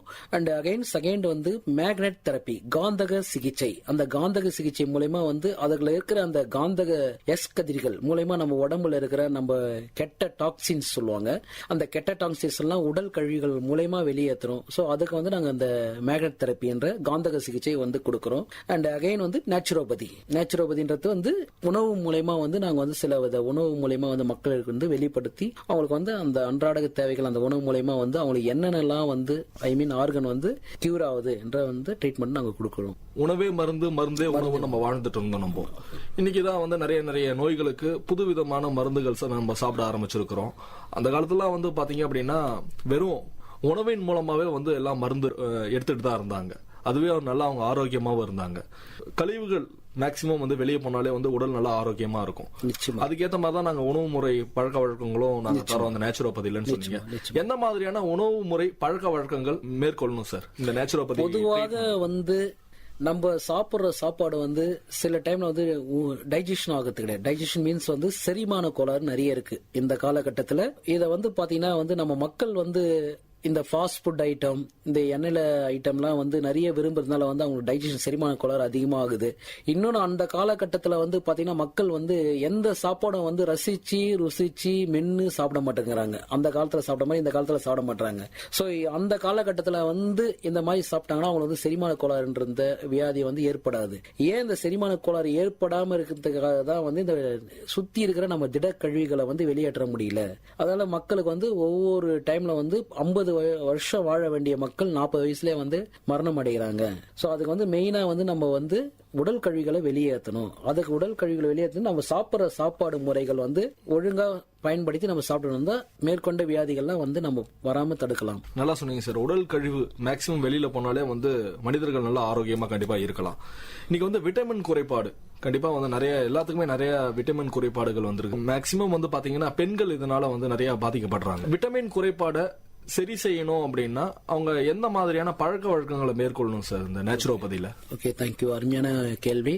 இப்போ 96% வந்து அயர்ன் டெபிஷியன்சி அனிமியா என்ற ரத்த சோகை நம்ம உடம்புல வந்து பலவித ரத்த சோகைகள் டைப்ஸ் ஆஃப் அனிமியாஸ் இருக்கு. அதுல குறிப்பாக சொல்லக்கூடிய ஒரு அனிமியா வந்து பாத்தீங்கன்னா அயர்ன் டெபிஷியன்சி அனிமியான்ற மாதிரி சொல்லுவாங்க. ஸோ அந்த அயர்ன் டெபிஷியன்சி அனிமியா வந்து குறிப்பாக வந்து பெண்களை தான் வந்து அதிகமாக தாக்குது. 96% வந்து காலேஜ் படிக்கிற அந்த கேர்ள்ஸ்க்கு, 98% வந்து பிரெக்னன்ட் உமன் அவங்களுக்கு வந்து இந்த அயர்ன் டெபிஷியன்சி ஆனது தாக்குது. ஏன் குறிப்பாக பெண்களுக்கு வந்து அந்த அயர்ன் டெபிஷியன்சி தாக்குதுன்னு பாத்தீங்கன்னா அவங்களுக்கு வந்து சரி வரைய அந்த வயதுக்கு வரும்போது அவங்களுக்கு வந்து அந்த ஹார்மோன்ஸ் வந்து சரியா வந்து வளர்ச்சி அடையாது. ஏன்னு கேட்டீங்கன்னா நம்ம சாப்பிட்ற அந்த சாப்பாடு வந்து சரியா செரிமான கோளாறாகாது. அவங்களுக்கு வந்து அந்த செல்லுக்கெல்லாம் வந்து தேவையான எனர்ஜி ப்ரொடக்ஷன் அவங்களுக்கு கிடைக்காது. குறிப்பாக பெண்களுக்கு வந்து அந்த விட்டமின் ப்ராப்ளம் வந்து ஏன் வருதுன்னா folic acid, vitamin B12 folic acid அப்படி வரும்போது அது கம்மியாகும் போது பெண்களுக்கு வந்து பாதிப்படைத்து வந்து முடி உதிர்தல் அண்ட் வந்து வெள்ளைப்படுதல், அளவுக்கு அதிகமாக வந்து வெள்ளைப்படுதல், இர்ரெகுலர் பீரியட்ஸ் சொல்லுவாங்க. இர்ரெகுலர் பீரியட்ஸ்னா வந்து மாதவிடாய் கோளாறு. 6 மாசம் 7 மாசம் வந்து மாதவிடாய் கோளாறு ஏற்படும். நெயில் லாஸ், நகம் தானாக உடையும். அகைன் வந்து பாத்தீங்கன்னா ஒபிசிட்டி, உடல் பருமன் அதிகமாகும். ஓவரா வந்து பெண்களுக்கு வந்து ப்ளீடிங் டைம், மென்சுரஸ் டைம்ல வந்து ப்ளீடிங் அதிகமாகும் போது கூட அவங்களுக்கு வந்து இந்த விட்டமின் ப்ராப்ளம் வந்து ஏற்படும். இந்த டெபிஷியன்சி இதெல்லாம் இருக்கிறதுனால வந்து பெண்களுக்கு இது மாதிரியான பாதிப்புகள்லாம் ஏற்படும் அப்படின்ற மாதிரி நீங்க ரொம்ப நல்லாவே சொன்னீங்க. இன்னைக்கு நிறைய பெண்களுக்கு வந்து பாத்தீங்கன்னா தைராய்டு பிரச்சனைகள், ஏன் பெண்களுக்கு குறிப்பா ஏன் தைராய்டு பிரச்சனைகள் நிறைய இருக்குது? அதான் சார், இப்போ தைராய்டு அப்கோர்ஸ் நல்ல கேள்வி. தைராய்டு பிரச்சனை பெண்களுக்கு வந்து ஏன் ஏற்படுதுன்னு பார்த்தீங்கன்னா உடல்ல இருக்கிற வந்து ஈஸ்ட்ரோஜன் என்ற ஹார்மோன் வந்து அவங்களுக்கு வந்து சரியா வந்து வளர்ச்சி அடையாது அந்த சிறு காலகட்டத்தில். அகைன் வந்து அவங்க சாப்பிட்ற அந்த சாப்பாடு, ஸோ அவங்க வந்து சரியா வந்து அந்த ஃபுட்டுலாம் வந்து சரியா எடுக்க மாட்டாங்க. மேபி வந்து பாத்தீங்கன்னா விட்டமின் B12 ஃபோலிக் ஆசிட் கம்மியானாதான் HB நம்ம ரத்தத்தில் இருக்கிற அந்த ஹீமோகுளோபின் லெவல் வந்து கம்மியாகும் போது தைராய்டு ப்ராப்ளம் ஏற்படும். அகைன் வந்து தைராய்டு ப்ராப்ளம் ஏற்பட்டாலே வந்து பாத்தீங்கன்னா அவங்களுக்கு வந்து பாதிப்படைத்து வந்து பாத்தீங்கன்னா பலவித பிரச்சனைகள் பாதிப்படையும். ஃபர்ஸ்ட் ஆஃப் ஆல் ஒன்னு பாத்தீங்கன்னா மாதவிடாய் கோளாறு அண்ட் அகைன் வந்து ஹெவி ஒயிட் டிசார்ஜ், ஒபிசிட்டின்றது தான் மெயின். ஒபிசிட்டி மீன்ஸ் வந்து உடல் பருமன் வந்து ஏற்படும் பெண்களுக்கு. தைராய்டுனால ஏற்படும் பிரச்சனைகள்ல இருந்து பெண்கள் எப்படி சார் இந்த நேச்சுரோபதி மூலமா எப்படி அவங்களை சரி செஞ்சுக்கலாம் சார்? ஸோ முதல்ல வந்து பாத்தீங்கன்னா ஒபிசிட்டி, உடல் பருமன், அந்த உடல் பருமனை வந்து அவங்க வந்து கண்ட்ரோலுக்கு கொண்டு வரணும். ஸோ அவங்க வந்து எடுக்கிற அந்த ஃபுட்டு தான் சார் மெயின். வந்து பொதுவாக வந்து அந்த தைராய்டு ப்ராப்ளம் ஏற்படும் போது ஹீமோகுளோபின் லெவல் வந்து கம்மியாகும். நம்ம ரத்தத்தில் அயன் சத்தோட ரத்த அளவு வந்து கம்மியாகும் போது ஸோ அவங்களுக்கு வந்து நம்ம கொடுக்க வேண்டிய ஒரு உணவு என்னன்னு பாத்தீங்கன்னா எடுக்க வேண்டியது உணவு வந்து பீட்ரூட் அண்ட் கேரட், இந்த மாதிரி ஒரு சத்தான உணவுப் பொருட்கள், ஆப்பிள், இந்த மாதிரி மாதுளம்பழம் ஜூஸ், வாழைத்தண்டு ஜூஸ், இந்த மாதிரி எல்லாம் வந்து அவங்க கொஞ்சம் சில ஃபுட்டெல்லாம் இருக்கு. இதெல்லாம் அவங்க முறையா அவங்க எடுக்கணும். செகண்ட் வந்து பாத்தீங்கன்னா எக்ஸசைஸ் கம்பல்சரி வந்து அவங்க எக்ஸசைஸ் 3/4 மணி நேரம் டெய்லி வந்து ஒரு 45 மினிட்ஸ்னா வந்து நடைப்பயிற்சி இருக்கணும் அவங்களுக்கு. ஸோ சாப்பிட்டவனே வந்து படுக்கக்கூடாது. அதே மாதிரி லோ பிபியா இருக்கிறவங்களுக்கு வந்து முக்கியமாக தைராய்டு பிரச்சனைகள் அதிகமாக வரும். ஸோ பிபியை வந்து இன்க்ரீஸ் பண்ணணும். பிபியை இன்க்ரீஸ் பண்ணால் நான் சொன்ன இந்த சில உணவு மருத்துவங்கள்லாம் வந்து அவங்க சாப்பிட்டுட்டே வரணும். டெய்லி வந்து 2 பேரிச்சம்பழம் எடுத்துக்கணும். சரிங்களா? 2 பேரிச்சம்பழம் டெய்லி கம்பல்சரி வந்து பால் சாப்பிடணும். வாரத்துல 2 நாள் தயிர் அந்த மாதிரி சேர்த்துக்கணும். வாரத்துல ஒரு முறை வந்து மாதுளம் பழம் ஜூஸ் அவங்க எடுக்கணும், அந்த வயிறை வந்து கிளீன் பண்றதுக்கு. கெட்ட டாக்ஸின்ஸ் எல்லாம் ரிமூவ் ஆனாதான் அவங்களுக்கு வந்து சில இதெல்லாம் வந்து எடுத்துக்க முடியும். சார், இந்த மாதுளம் பழம் ஜூஸ் சொன்னீங்க. இந்த மாதுளம் பழம் ஜூஸ் வந்து வெறும் வயிற்றுல குடிக்கணுமா இல்ல வந்து காலையில சாப்பிட்டு அதுக்கப்புறம் கூட குடிக்கலாமா, இல்ல இரவு நேரங்கள்ல குடிக்கலாமா சார்? வெறும் வயிற்றில் குடித்தால் மிக மிக இன்னும் ரொம்ப நல்லது. தைராய்டு பிரச்சனை பிரச்சனை இருக்கிறவங்க வந்து இந்த மாதிரி மாதுளம்பழம் ஜூஸும் வந்து வெறும் வயிற்றுல குடிங்க அப்படின்ற மாதிரி டாக்டர் சொல்லியிருக்கிறாங்க. கண்டிப்பா நம்ம அதை பின்பற்றுவோம். இப்போ மூட்டு வலி, இன்னைக்கு பெரியவர்களுக்கு என்ன ஒரு பிரச்சனை அப்படின்னு சொல்லி பாத்தீங்கன்னா மூட்டு வலியால ரொம்ப அவஸ்தைப்படுறாங்க. இதனால குறிப்பா அந்த பெரியவங்களுக்கு மட்டும் ஏன் சார் இந்த மூட்டு வலி வருது? அந்த காலத்து ஃபுட்டு வந்து யாரும் இப்ப வந்து பயன்படுத்த தெரியல சார். நான் ஏற்கனவே முன்ன சொன்ன மாதிரி வந்து இப்ப அந்த ஃபுட்டு சாப்பிட்றவங்களும் யாருமே கிடையாது. ஸோ ரெண்டாவது வந்து பாத்தீங்கன்னா அந்த எலும்பு உள்ள முட்டியில இருக்கிற அந்த எலும்புன்னு சொல்லுவாங்க, குருத்தெலும்புன்னு சொல்லுவாங்க, கார்டிலேஜ். அந்த எலும்புக்குள்ள வந்து நமக்கு ஒரு பசை ஒன்று இருக்கும், சைனோவியல் ஃப்ளூயிட்னு சொல்லுவாங்க, ஒரு பசை. நம்ம உடம்புல எப்படி இந்த பிளட் சர்க்குலேஷன் ஆகுதோ அதே மாதிரி அந்த மூட்டுக்குள்ள இருக்கிற அந்த பசை வந்து கொஞ்சம் கொஞ்சமா குறையும் போது வெளியே வந்து வீக்கமா ஆகும். வீக்கமா ஆகும்போது உள்ள இருக்கிற கார்டிலேஜ் எலும்பு எல்லாமே வந்து வீக் ஆயிடும். இதன் மூலமா வந்து பெரியவங்களுக்கு வந்து பாத்தீங்கன்னா மூட்டு வலி பயங்கரமா ஏற்படும். அப்படி ஏற்படும் போது ஸ்வெல்லிங்னா வந்து வீக்கம், சரிங்களா? அது இல்லாம வந்து தேய்மானம்ன்றது கிடையாது. எப்பவுமே அந்த இதுல வந்து மூட்டு எலும்புல வந்து தேய்மானம் ஆகாது. நம்ம உடம்புல ஒவ்வொரு ஆர்கன்ஸுக்கு ஒவ்வொரு பசை எப்படி போதோ அதே மாதிரி முட்டில இருக்கிற அந்த பசை வந்து கம்மியாகும் போது தான் ஏற்படுத்த இந்த ஸ்வெல்லிங். இதுக்கு வந்து ட்ரீட்மெண்ட் வந்து பாத்தீங்கன்னா பெரண்டைன்னு சொல்லுவாங்க. அந்த பெரண்டன் வந்து நம்ம வந்து செடியெல்லாம் இருக்கும், அந்த செடியில வந்து அந்த செடியை வந்து ஒரு தொகையில் மாதிரி பண்ணி நம்ம சாப்பிடுவோம். இல்ல பெரண்டை ஊருக்கான குழந்தைகள் எடுத்துக்கலாம். இதெல்லாம் வந்து முட்டு வலிக்கு சாப்பிடலாம், ஓகேங்களா? அகைன் வந்து கால்சியம் குறைபாடு ஏற்பட்டதுனால கூட முட்டி வந்து வலி வந்து பயங்கரமாக நிறைய வலி இருக்கும், ஸ்வெல்லிங்கே ஏற்படும், சரிங்களா? அந்த கால்சியம் குறைபாடு ஏற்படும் போது என்ன ஆகுதுன்னா அது மூலமா ஏற்படுறதா வந்து ஆஸ்டியோபோரோசிஸ் என்ற டிசீஸ் சொல்லுவாங்க. சார், இந்த பிரண்டை மட்டும் எடுத்துக்கிட்டா வந்து அவங்க இந்த மூட்டு வலிக்கான வலிகள் சரியா போயிடுமா? இல்ல இந்த பிரண்டை கூட வேற ஏதாவது சேர்த்து காய்கறிகள் ஏதாவது உட்கொண்டா இன்னும் மூட்டு வலிக்கு ஒரு சிறப்பான நிவாரணையா இருக்குமா சார்? பிரண்டை கூட இன்னொரு காய்கறியை சேர்க்கணும்னா வந்து அப்கோர்ஸ் வந்து கால்சியம் லெவல் வந்து கம்மியாகும். ஹைப்போ கால்சியம் என்ற டிசீஸ் வந்துடும். அந்த ஹைப்போ கால்சியம் நம்ம உடல்ல ஏற்படும் போது முக்கியமா வந்து அந்த முட்டியில வந்து சுரக்கிற அந்த சைனோவியல் ஃப்ளூயிட் கம்மியாகும் போது கால்சியம் குறைபாடும் கம்மியாகும். அப்படி கம்மியாகும் போது கால்சியம் குறைபாடு என்ன ஃபுட்னு பாத்தீங்கன்னா அப்கோர்ஸ் நம்ம அந்த காய்கறிகள் தான், சரிங்களா? அப்கோர்ஸ் இந்த வெள்ளை முள்ளங்கி அண்டு அவரைக்காய், பீட்ரூட் இது மாதிரிலாம் வந்து அவங்க எடுத்துக்கலாம். டெய்லி வந்து கம்பல்சரி பால் எடுத்துக்கலாம் அவங்க. ரொம்ப நல்லா சொன்னீங்க சார். இது மாதிரி வந்து மூட்டு வலி இருக்கிறவங்க வந்து இந்த மாதிரி உணவு முறை பழக்கங்கள்லாம் மேற்கொண்டாங்க அப்படின்னா கண்டிப்பா மூட்டு வலி வராது அப்படின்ற மாதிரி நீங்க சொல்லியிருக்கீங்க. அதுல குறிப்பா நீங்க சொல்லியிருக்கிறது வந்து பிரண்டை. இந்த பிரண்டையை வந்து நம்ம உட்கொண்டோம் அப்படின்னா கண்டிப்பா மூட்டு வலியில இருந்து ஒரு நிவாரணம் பெறலாம். ஏன்னா இப்ப வந்து இருக்கிற அலோபதி காலகட்டத்தில் வந்து பாத்தீங்கன்னா எந்த ஒரு இன்ஜெக்ஷனும் எந்த ஒரு ஆயில்மெண்ட் ஒரு 2 hours ரிலீஃப் அப்படின்னு தான் மக்கள் அதை தான் விரும்புறாங்க. ஆனா பிரண்டன்றது வந்து பாத்தீங்கன்னா படிப்படியா வந்துதான் வந்து குறைய ஆரம்பிக்கும். எப்பவுமே வந்து மக்களிடத்துல நான் வந்து ஒரு டாக்டரா என்ன சொல்லிக்கிறேன்னா, ஒரு நேச்சுரோபதி டாக்டர்னா, நான் கொடுக்குற மெடிசன் இருந்தாலும் சரி, இந்த உணவு பழக்கம் தான் சரி, எந்த ஒரு நோயை வந்து சீக்கிரமா குணப்படுத்த முடியாது, கொஞ்சம் கொஞ்சமா தான் குணப்படுத்த முடியும். அது மக்களாகிய வந்து நீங்கள் வந்து பொறுமையா காத்து செயல்பட வேண்டும். எந்த ஒரு மெடிசன் வந்து நம்ம அவசரப்படக்கூடாது. இன்னைக்கு நிறைய பேருக்கு வந்து சர்ம வியாதிகள் நிறைய இருக்குது சார். ரொம்ப அதனால நிறைய பேர் வந்து பாதிக்கப்படுறாங்க. எதனால வந்து இந்த தோல் வியாதிகள் ஒருத்தருக்கு வருது? நம்ம உடம்புல இருக்கிற விட்டமின் குறைபாடு சார். 12 விதமான விட்டமின் நம்ம உடம்புல இருக்குது. விட்டமின் கே என்றது ஒன்று சொல்லுவாங்க. அந்த விட்டமின் குறைபாடு ஏற்பட்டாலும் சருமத்துல வந்து நோய் எதிர்ப்பு சக்தி குறையும். ஸ்கின் மாய்ஸ்சர் இண்டெக்ஸ்னு ஒரு இருக்கு. அதில் வந்து பார்த்தீங்கன்னா சருமத்தில் வந்து வழவழப்பாக இருக்கும், மேலே ஸ்கின் ரேஷஸ் மாதிரி இருக்கும். இதெல்லாம் வந்து விட்டமின் குறைபாடு மூலயமா ஏற்படுத்து ஒன்று. அண்ட் அகைன் வந்து பார்த்தீங்கன்னா விட்டமின் B12, விட்டமின் சின்றது வந்து கால்சியம் குறைபாடு. இந்த மாதிரி சில விட்டமின்கள் குறையிறதுனால தான் சருமத்தில் வந்து பாதிப்படையுது, நோய் எதிர்ப்பு சக்தி வந்து குறையும். இதுக்கு வந்து நம்ம வந்து அன்றாட ஃபுட்டு வந்து கரெக்டான ஃபுட்டு நம்ம சாப்பிடணும், ஹெல்த்தியான ஃபுட்டு நம்ம சாப்பிடணும். டெய்லி வந்து பால், வாரத்தில் வந்து ஒரு டைம் வந்து மட்டன், ஈரல், இந்த மாதிரி எல்லாம் அவங்க சாப்பிடணும். ஏன் வந்து சருமம் குறைபாடு வருதுன்னு பாத்தீங்கன்னா விட்டமின் ப்ராப்ளம், இரும்பு சத்து குறைபாடும் கம்மியா இருக்கும். தோல் வியாதிகள் இருக்கிறவங்க வந்து காரம் அதிகமா சேர்த்தக்கூடாது அப்படின்ற மாதிரி நிறைய வந்து சொல்றாங்க. அது வந்து என்னன்னு பாத்தீங்கன்னா உடல்ல வந்து பாத்தீங்கன்னா அலர்ஜி மாதிரி. அதான் சொன்னேன், இப்போ 12 வித விட்டமின்ல வந்து எந்த விட்டமின் கே வந்தா உடல்ல வந்து இம்யூனிட்டி பவர், விட்டமின் B12 வந்ததுன்னா அவங்களுக்கு வந்து அயன் சத்து குறைபாடு, சி வந்தா கால்சியம், அந்த மாதிரி ஒரு விட்டமின்லாம் இருக்கு. ஸோ இப்போ நீங்க கேட்குற மாதிரி வந்து பாத்தீங்கன்னா ஸ்கின் ரேஷன் சொல்லுவாங்க, அலர்ஜின்னு சொல்லுவாங்க. அலர்ஜினா வந்து பாத்தீங்கன்னா மக்கள் வந்து அங்க எங்கெங்க அந்த டாக்ஸின்ஸ், கெட்ட டாக்ஸின் இருக்கும் அங்க போயிட்டு அந்த கையை வைக்கிறது, அதுல இருக்கிற அந்த மண்ணல் வந்து தொடர்றது, அது மூலயமா கூட அலர்ஜி ஆகும். ஸோ நம்பர் 2 வந்து பாத்தீங்கன்னா ஃபுட் சென்சிட்டிவிட்டினா வந்து ஃபுட்டால் வந்து ஏற்படக்கூடிய அலர்ஜி கூட சொல்லலாம். அப்போ வந்து அந்த ஃபுட்டால் ஏற்பட அந்த அலர்ஜி வந்து நம்ம வந்து சொரியும் போது மேல வந்து ஸ்கின் ரேஷஸ் மாதிரி ஆகும். ஸோ அந்த மாதிரி அலர்ஜி கூட சொல்லலாம். ஸோ நீங்க சொல்றது சுகர்ன்றது வந்து பாத்தீங்க அப்படின்னா நம்ம எந்த உணவு நம்ம சாப்பிட்டாலும் அது நம்ம ரத்தத்துல வந்து அது கலக்குது. சப்போஸ் இப்ப காரம் அதிகமா சாப்பிட்டா அந்த காரம் வந்து ரத்த தன்மையில வந்து சேர்ந்துருது. அதோடைய வெளிப்பாடுகள் கூட வந்து ஸ்கின் டிசீஸா வரும் அப்படின்ற மாதிரி நம்ம உடம்புல வந்து பாத்தீங்கன்னா காரத்தன்மை அதிகமா கூடாது சார். பட் ஆசிடிக் அமிலம் ஆல்கலைன் தான் வந்து வேணும். ஸோ அது மக்களுக்கு வந்து நான் லாஸ்டா ஒரு டிப்ஸ் சொல்றேன். எனக்கு முடிஞ்ச பிறகு ஆல்கலைன் வாட்டர் பத்தி நான் சொல்றேன். ஜஸ்ட் சார், சிறிய குழந்தைகள் முதல் பெரியவங்க வரையும் இந்த நீரிழிவு நோயால வந்து பாதிக்கப்படுறாங்க. ஃபர்ஸ்ட்லாம் வந்து ரொம்ப பெரியவங்களுக்கு மட்டும் தான் அந்த நீரிழிவு நோய் இருந்துச்சு. இன்னைக்கு வந்து சின்ன பசங்களுக்கு கூட வந்து ஒரு ஈஸியா சொல்றாங்க இந்த நோயினால அவங்க பாதிக்கப்பட்டிருக்கிறாங்க அப்படின்ட்டு. எதனால இந்த நோயின் தாக்கம் இன்னைக்கு அதிகமா இருக்குது? இந்த நோய்க்கு நீங்க நேச்சுரோபதியில எந்த மாதிரியான ட்ரீட்மெண்ட் நீங்க சொல்றீங்க சார்? ஸோ நல்ல கேள்வி. இன்னைக்கு காலகட்டத்தில் வந்து பாத்தீங்கன்னா 70% இல்ல 100% சக்கரை நோயாளிகள் வந்து அளவுக்கு அதிகமா இருக்காங்க.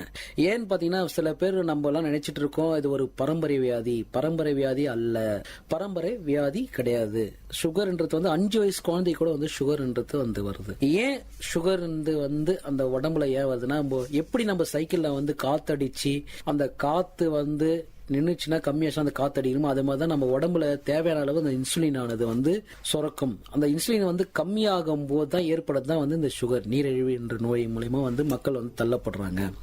இந்த நீரிழிவு நோய் அப்படின்னு வரும்போது வந்து பாத்தீங்கன்னா மக்களுக்கு ஏற்படுகிற அந்த நீரிழிவு நோய்க்கு உண்டான அறிகுறிகள் என்னென்னு வந்து பாத்தீங்கன்னா, ஃபர்ஸ்ட் ஆஃப் ஆல் வந்து பாத்தீங்கன்னா மக்களுக்கு அவங்க பாதிப்படைகிறாங்கன்னா வெயிட் லாஸ், எடை குறைதல் அதிகமாக இருக்கும்.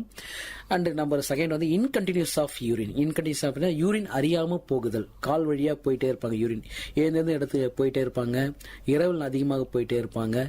அண்ட் அகைன் வந்து பாத்தீங்கன்னா லாஸ் ஆஃப் அப்டிடேட் வந்து பாத்தீங்கன்னா பசி எடுத்துட்டே இருக்கும் அவங்களுக்கு, எதனா சாப்பிடலாமா தோயிட்டே இருக்கும். அண்ட் வந்து ஹெவி ஸ்வெட்டிங், வேர்த்து போகும். அண்ட் வந்து பாத்தீங்கன்னா joint pain, severe joint pain, நரம்பு சம்பந்தப்பட்ட வலி இருக்கும். கை கால்லாம் வந்து எரிச்சலா இருக்கும். பாதிக்கப்பட்ட உறுப்பு வந்து ஐய வந்து பாதிச்சிடும், கண்ணை வந்து பாதிச்சு. இதெல்லாம் வந்து சுகர் வியாதி இருக்கவங்க வந்து மோஸ்ட் ஆஃப் இருக்கக்கூடிய ஒரு அறிகுறிகள். இதுக்கு வந்து நாங்க என்னென்னலாம் வந்து நேச்சுரோபதியில வந்து ஃபர்ஸ்ட் ஆஃப் ஆல் நம்ம கொடுக்கறோம்னு பாத்தீங்கன்னா, ஃபர்ஸ்ட் உணவு மருத்துவம் நாங்க சொல்லி கொடுப்போம். உணவு மருத்துவம் சொல்லி கொடுத்துட்டு அந்த உணவுலே வந்து ஃபர்ஸ்ட் வந்து ஒரு 1 வீக் ஒரு 2 வீக்ஸ் வந்து அந்த உணவுலே வந்து சுகரை வந்து சரி பண்ண முடியுமான்னு பார்ப்போம். அதுக்கப்புறம் வந்து எங்க மெடிசன் கொடுத்து அந்த சுகரை வந்து கண்ட்ரோல் கொண்டு வரும். இப்போ ஒரு 4 மட்டும் நீங்க கேட்டதுனால சொல்றேன். சுகர் இருக்கிறவங்களுக்கு வந்து மெயின் வந்து அளவோட சாப்பிடும் அப்படின்னு தான் சொல்றாங்க. ஆனா வந்து என்னை பொறுத்த வரைக்கும் பாத்தீங்கன்னா அளவில்லாம நிறைய சாப்பிடலாம்.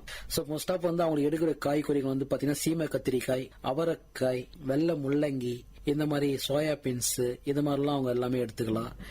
அது இல்லாம வந்து பாத்தீங்கன்னா அவங்க சுகர் வந்து ஒரு டயட் இருக்கு. காலைல 3 இட்லி, ஆஃப்டர்நூன் அதாவது காலையில ஒரு 11 மணிக்கு ஏதாச்சும் வந்து சுண்டல் மாதிரி அவிச்சு சாப்பிடலாம். 6 வேளை சாப்பிடணும் நீரிழிவு நோயாளிகள் மட்டும். அண்ட் மதியம் வந்து ஒரு கப் சாதத்துல வந்து ஏதாவது ஒரு வெஜிடபிள்ஸ், டெய்லியும் கீரை எல்லாமே இருக்கக்கூடாது, டெய்லி ஒரு கீரை எடுத்துட்டே இருக்கணும். அந்த கீரை கூட ஏதாவது நான் சொன்ன இந்த வெஜிடபிள்ஸ் நிறைய எல்லாமே அதெல்லாம் நம்ம ஆட் பண்ணிக்கலாம். வாரத்துல ஒரு நாள் முட்டையோட வெள்ளை கரு சாப்பிடணும். சரிங்களா? நான் வெஜிடேரியன் அறவே தவிர்க்கணும். நான் வெஜிடேரியன் தவிர்க்கணும்னா குழம்புல போட்டு சாப்பிடலாம். அது சிக்கன்லாம் சாப்பிடக்கூடாது. அண்ட் மட்டன் ஈரல் குழம்பு வச்சு சாப்பிடலாம். ஏன் சார் சுகருக்கும் மட்டன் ஈரல் சாப்பிடணும்? எந்த ஒரு சுகர் பேஷண்ட் வரும்போது அவங்களுக்கு வந்து அனிமியான்ற ஒரு நோயும் வந்து சேர்ந்தா வரும். சுகர் வரும்போது நம்ம ரத்தத்துல இருக்கிற ஹீமோகுளோபின் லெவலும் கம்மியாகும். அப்போ அது ரெண்டு பேலன்ஸ் பண்றது தான் வந்து நான் இந்த மாதிரி ட்ரீட்மெண்ட் நான் கொடுத்தேன். ஸோ என்னுடைய ட்ரீட்மெண்ட் வந்து பாத்தீங்கன்னா நேச்சுரோபதியில ஃபர்ஸ்ட் ஆஃப் ஆல் வந்து உணவு நம்ம கொடுத்து அவங்களை கண்ட்ரோல் பண்ணிட்டு அதுக்கப்புறம் தான் அவங்க வந்து மெடிசன் கொடுத்து நான் சொல்ற ஒரு சில எக்ஸசைஸ் எல்லாம் இருக்கு, அதெல்லாம் வந்து அவங்க ஃபாலோ பண்ணாங்கன்னா சுகர்ன்றது வந்து தடுக்கலாம். ரொம்ப நல்லா சொன்னீங்க சார். இந்த சர்க்கரை நோயாளிகளுக்கு இந்த நீங்க சொன்ன இந்த விஷயம் வந்து ரொம்ப ஒரு பெரிய உதவி செய்யற மாதிரி கூட கண்டிப்பா இருக்கும். இப்போ இந்த சர்க்கரை நோயாளிகள் வந்து பாத்தீங்க அப்படின்னா கண்டிப்பா அவங்க வந்து உடற்பயிற்சி கண்டிப்பா தேவை. நிச்சயமா. இப்போ நீங்க சொன்னீங்க பேசிட்டு இருக்கும்போது கண்டிப்பா உடற்பயிற்சி தேவை. இவங்க எந்த மாதிரியான உடற்பயிற்சியை மேற்கொள்ளலாம் சார்? காலையில வந்து ஒரு 45 மினிட்ஸ் வந்து எவரி வந்து வாக்கிங் நடக்கணும் அவங்க. சரிங்களா? காலையில ஏர்லி மார்னிங் 4:30 மணில இருந்து 6 மணிக்குள்ள நடந்தா நம்ம உடம்புல இருக்கிற அந்த தேவையான கெட்ட டாக்ஸின்ஸ், கெட்ட கொழுப்புகள் எல்லாமே வெளியே வரும். ஸோ மோஸ்ட் ஆஃப் வந்து அவங்க வாக்கிங் பெஸ்ட். அண்டு செகண்ட் வந்து பாத்தீங்கன்னா 2 காது வந்து மடக்கிட்டு தோப்பு காரணம் போடணும். காதுகளை மடக்கிட்டு 2 தோப்பு வந்து ஒரு 10 முறை தோப்பு காரணம் போட்டாங்கன்னா உடல்ல இருக்கிற அந்த கெட்ட டாக்ஸின்ஸ் எல்லாம் வெளியே வரும். அது ஒரு டிப்ஸ் சொல்லியிருக்கேன். 2வது வந்து டயட் கண்ட்ரோல். டயட்ல வந்து ஃபாலோ பண்ணணும். அளவுக்கு அதிகமா வந்து கார்போஹைட்ரேட் வந்து எடுக்கக்கூடாது. எதுவுமே வந்து படப்படப்பு இதயம் பால்பிட்டேஷன் பண்ற மாதிரி எதையுமே வந்து நம்ம நினைச்சுக்க கூடாது. ரிலாக்ஸ் மைண்ட்ல இருக்கணும். கரெக்டான ஒரு டைம்ல வந்து அவங்க ஃபுட் எல்லாம் வந்து ஃபாலோ பண்ணணும். பசி எடுக்கும்போது கரெக்டா அவங்க சாப்பிடணும். அந்த உணவு வந்து நீங்க வந்து 6 வேளையா பிரிச்சு சாப்பிட 6 வேளை பிரிச்சு சாப்பிடணும். 3 வேளை உணவா இல்லாம 6 வேளை நைட் வந்து ஈவினிங்ல வந்து ஏதாவது ஸ்நாக்ஸ் அத மாதிரி சாப்பிடலாம். நைட்ல வந்து 2-3 சப்பாத்தி தான் சாப்பிடணும். அது படுக்கும் போது ஒரு டம்ளர் பால் அரை சக்கரை. Is walking best. வாக்கிங் வந்து ஒரு நல்ல உங்களுக்கு வந்து ஒரு பெஸ்டான ஒரு எக்ஸசைஸ் சக்கரை நோயாளிகளுக்கு. ரொம்பவே நல்லா சொன்னீங்க சார். இது மாதிரி தினமும் 3 நிமிடம் வந்து தோப்பு காரணம் வந்து போடணும் சார். அவங்க தினமும் வந்து ஒரு 3 நிமிடம் 3 நிமிஷம் வந்து தோப்பு காரணம் போட்டோன்னு அவங்க வந்து அந்த உடல்ல இருக்கிற அந்த சோர்வெல்லாம் வெளியே போகும். 2வது வந்து இடது முக்கும் வலது முக்கம் வந்து காத்து இழுத்து விட்டீங்கன்னா அந்த 2 துவாரங்களை இழுத்து விட்டீங்கன்னா அந்த தேவையான அந்த கெட்ட சக்தி எல்லாம் வெளியே வந்துடும். அது மூலம் சுகர் வந்து நம்ம கண்ட்ரோல் கொண்டு வரலாம். எப்படி சொல்றீங்க சார்? இடது ஒரு பக்கம் மூக்கு, அதாவது ஒரு பக்கம் துவாரம் அடைச்சிட்டு இந்த வலது பக்கம் காத்து இழுத்து இடது பக்கம் விடணும். ஒரு முறை வந்து இடது பக்கம் காத்து இழுத்து வலது பக்கம் விடணும். இடது நாசில காத்து இழுத்து வலது நாசில விடணும். அப்புறம் வலது நாசில காத்து இழுத்து இடது நாசில விடணும். இப்படி பண்றதுனால என்ன மாதிரியான உடல்ல இருக்கிற அந்த கெட்ட கழிவுகள்லாம் வெளியே போகும். அந்த இருதயமானது பால்பிட்டேஷன் எல்லாம் வந்து இருக்காது. எப்பவும் மைண்ட் வந்து ரிலாக்ஸா இருக்கும். கண்டிப்பா இது ஒரு நல்ல ஒரு விஷயங்கள் நீங்க சொன்னீங்க. இந்த மாதிரி மூச்சு பயிற்சியில இது மாதிரி ஒரு பயிற்சி இருக்குதுன்றது எனக்கு இப்பதான் தெரியும். சிறுநீரக கற்கள் இந்த வியாதினால் நிறைய பேர் வந்து பாதிக்கப்படுறாங்க. இது வந்து ஒரு பரம்பரை வியாதியா கூட இருக்குமா அப்படின்ற மாதிரி நினைக்கிறாங்க. நிறைய டாக்டர்ஸ் சொல்லியிருக்கிறாங்க உணவு முறை மாற்றங்கள் பழக்கத்தினாலதான் வந்து இந்த சிறுநீரக கற்கள் வந்து இன்னைக்கு நிறைய ஏற்பட்டு இருக்குது அப்படின்ட்டு. இந்த நேச்சுரோபதியில சிறுநீரக கற்களுக்கு வராம தடுக்கிறதுக்கு நீங்க என்ன மாதிரியான உணவு முறை பழக்கங்கள் சொல்றீங்க? அவங்க என்ன மாதிரியான எக்ஸசைஸ் மேற்கொள்ளலாம்? சோ நல்ல கேள்வி. இப்போ வந்து இன்றைய காலகட்டத்தில் வந்து சிறுநீரகம் ஏன் பழுது அடையுது அப்படின்னு வந்து பாத்தீங்கன்னா வந்து ஏன் கல்லு ஃபர்ஸ்ட் வந்து மோஸ்ட் ஆஃப் ஆல் வந்து எதனால சிறுநீரகத்தை கல் ஏற்படுதுன்னா நம்ம சாப்பிட்ற சாப்பாடு தான் சார். எதையுமே வந்து சாப்பிட்ற சாப்பாடு தான் நம்ம வந்து எதையுமே வந்து நம்ம தீர்மானிக்கிறது. உடல் கழிவுகளை வந்து வெளியேற்ற முடியாது. உடல் கழிவுகளை வந்து ஃபர்ஸ்ட் ஆஃப் ஆல் வந்து வெளியேற்றணும். அந்த உடல் கழிவுகளை எந்த ஒரு சாப்பிட்ற சாப்பாடு வந்து ஸ்பிளீன் மண்ணீரல் தான் வந்து ரத்தமா மாத்தி லிவருக்கு அனுப்புது. ஸோ லிவர் தான் நம்ம உடம்புல முக்கியமான பாயிண்ட். அதை வந்து எப்படி ஒரு மிஷின் ஒன்று இருக்கு, எப்படி நம்ம மாவுலாம் அரைச்சு வெளியே வருதோ அதே மாதிரி மிஷின் தான் நம்ம உடம்புல வந்து கிட்னி. நம்ம சாப்பிட்ற சாப்பாடு வந்து ரத்தமா மாத்தி டைஜஷன் பண்ணி கிட்னி வழியா வந்து உடல் கழிவுகளை வெளியேற்றுற மிஷின் தான் கிட்னி. ஸோ அதிலே வந்து டேமேஜ் பண்ணும்போது வந்து பாத்தீங்கன்னா நம்ம சாப்பிட்ற சாப்பாடு வந்து சிலதை வந்து சரியா செரிமான கோளாறு ஆகாத ஒரு காரணம் சொல்லலாம். அண்ட் செகண்ட் வந்து பாத்தீங்கன்னா வந்து ஹெவி டோஸ், அளவுக்கு அதிகமா எடுக்கிற ஹெவி டோஸ் மாத்திரைகள் சொல்லலாம். இப்போ ஒரு பேஷண்ட்டுக்கு வந்து பிபி சுகர் பண்ணும்போது ஹெவி டோஸ் அளவுக்கு அதிகமாக அந்த மாத்திரை சாப்பிட்றதுனால வந்து அது வந்து கல்லா ஸ்ப்ரெட் ஆகுது. கிட்னியில் வந்து கல்லா ஸ்ப்ரெட் ஆகி அது மூலயமா வந்து கிட்னி வந்து பழுதாக சான்சஸ் வந்து நிறைய இருக்கு. இதற்கு வந்து பாத்தீங்கன்னா என்னென்ன அறிகுறிகள் கிட்னிக்கு வந்து ஃபர்ஸ்ட் ஆஃப் ஆல் வந்து அறிகுறிகள் என்னன்னு பாத்தீங்கன்னா வந்து முகம் வந்து வீக்கமா இருக்கும். 2 கால் வந்து வீக்கமா இருக்கும். 2 கால் வீக்கமா இருக்கும் போது முகம் வீக்கமா இருக்கும். வீக்கமா இருந்ததுன்னா அவங்களுக்கு வந்து ஹைப்பர் டென்ஷன் என்று சொல்லக்கூடிய அதிக ரத்த அழுத்தம் இருக்கும். ரத்த அழுத்தம் வந்து இருந்துட்டே இருக்கும். ரத்த அழுத்தம் இருக்கும் போது நம்மளுடைய வயிறு வந்து உப்பசமா இருக்கும். வயிறு உப்பசமா இருந்தால் எந்த சாப்பாடும் அவங்க வந்து ஏத்துக்க முடியாது. வாமிட்டிங் குமட்டல் அதிகமாக இருக்கும். சரிங்களா? இதெல்லாம் வந்து ஒரு சில வந்து நம்ம கிட்னி பழுதடை கூட ஒரு அறிகுறிகள் சொல்லலாம். இது அப்படியே வந்து நீங்க விட்டீங்கன்னா 2 ஸ்டேஜா வந்து பிரியுது. 2 ஸ்டேஜா பிரியும் போது ஒன்று அக்யூட் ஸ்டேஜாகவும் நாள்பட்ட வியாதியாகவும் நீண்ட நாட்கள் வியாதியாகவும் வந்து மாறும். சரிங்களா? இதுக்கு வந்து நாங்க என்னன்னா ஒரு உணவு மருத்துவம்னா ஃபர்ஸ்ட் ஆஃப் ஆல் வந்து உணவு மருத்துவத்தில் வந்து வாழைத்தண்டு ஜூஸ் கொடுப்போம். வாழைத்தண்டு பொரியல், வாழைத்தண்டு ஜூஸ் சாப்பிட்டுட்டு வரணும். அகைன் வந்து நிறைய தண்ணி குடிக்கணும். ஒரு நாளைக்கு 5 லிட்டர் தண்ணி குடிக்கணும். தண்ணி எவ்வளவு குடிக்கணுமோ அந்த உடல் கழிவுகளை வந்து வெளியேற்றலாம். சரிங்களா? இது மூலயமா அந்த கல் ஸ்ப்ரெட்னால வந்து யூடிஐ இன்ஃபெக்ஷனா கூட நிறைய வர வாய்ப்புகள் நிறைய இருக்கிறது. யூடிஐனா யூரினரி ட்ராக்ட் இன்ஃபெக்ஷனா அதிகமாக இருக்கிறது. ஸோ இது மூலயமா வந்து கிட்னியை வந்து பழுதடைகிற 100% வாய்ப்புகள் இருக்கிறது. ரொம்ப நல்லா சொன்னீங்க சார். இந்த பிபி அப்படின்னு ஒரு வார்த்தை பேசிட்டு இருக்கும்போது ஹைப்பர் டென்ஷன் எல்லா இடத்துலயுமே வந்து ஒரு ஸ்ட்ரெஸ் நிறைய ஆயிடுச்சு. எல்லா ஃபீல்ட்லயுமே அவங்களுடைய வேலைகள் சார்ந்த ஒரு ஸ்ட்ரெஸ் இருக்குது. குடும்பத்துல ஒரு சில மன அழுத்தங்கள் நிறைய வர ஆரம்பிச்சிருச்சு. இப்போ இந்த ஹைப்பர் டென்ஷனை ஒருத்தர் குறைக்கணும் அப்படின்னா அவங்க என்ன மாதிரியான உணவு பழக்கங்கள்லாம் மேற்கொள்ளலாம்? அவங்களுக்குன்னு பிரத்யேகமா ஏதாவது உணவு பழக்கங்கள் நீங்க ஒரு டயட் சார்ட் மாதிரி நீங்க தரோம் அப்படின்ற மாதிரி நீங்க சொல்லியிருக்கிறீங்க.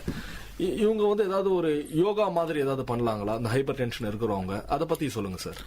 ஸோ நல்ல கேள்வி சார். இன்னைக்கு வந்து இருக்கிற காலகட்டத்தில் வந்து டென்ஷன் தான், ஸ்ட்ரெஸ், மன அழுத்தம், நிறைய பேர் டிப்ரெஷன் மன அழுத்தம் நிறைய பாதிச்சிருக்கிறாங்க. இதன் மூலயமா வந்து இந்த ஹைப்பர் டென்ஷன் ஆனது ஏற்படுகிறது. இந்த ஹைப்பர் டென்ஷன் ஏற்பட்டால் அவங்களுக்கு என்னென்ன மாதிரிலாம் பிரச்சனை வரும் பார்த்தீங்கன்னா, சென்டரா வந்து அவங்களுக்கு பெயின் இருந்துட்டே இருக்கும், இருதய வந்து பால்பிட்டேஷன் இருந்துட்டே இருக்கும் அவங்களுக்கு. ஸோ நம்ம சாப்பிட்ற அந்த சாப்பாடு, உணவு மருத்துவம் தான் சொல்லுவாங்க, அந்த சாப்பிட்ற சாப்பாடு வந்து அளவுக்கு அதிகமாக வந்து சாப்பிட்டுட்டே இருக்கிறது, குறிப்பாக சொல்ல போனால் அதிக அளவுமாக நான் வெஜிடேரியன் எடுக்கிறதுனால வந்து இந்த பிபி வந்து அதிகமாகுது.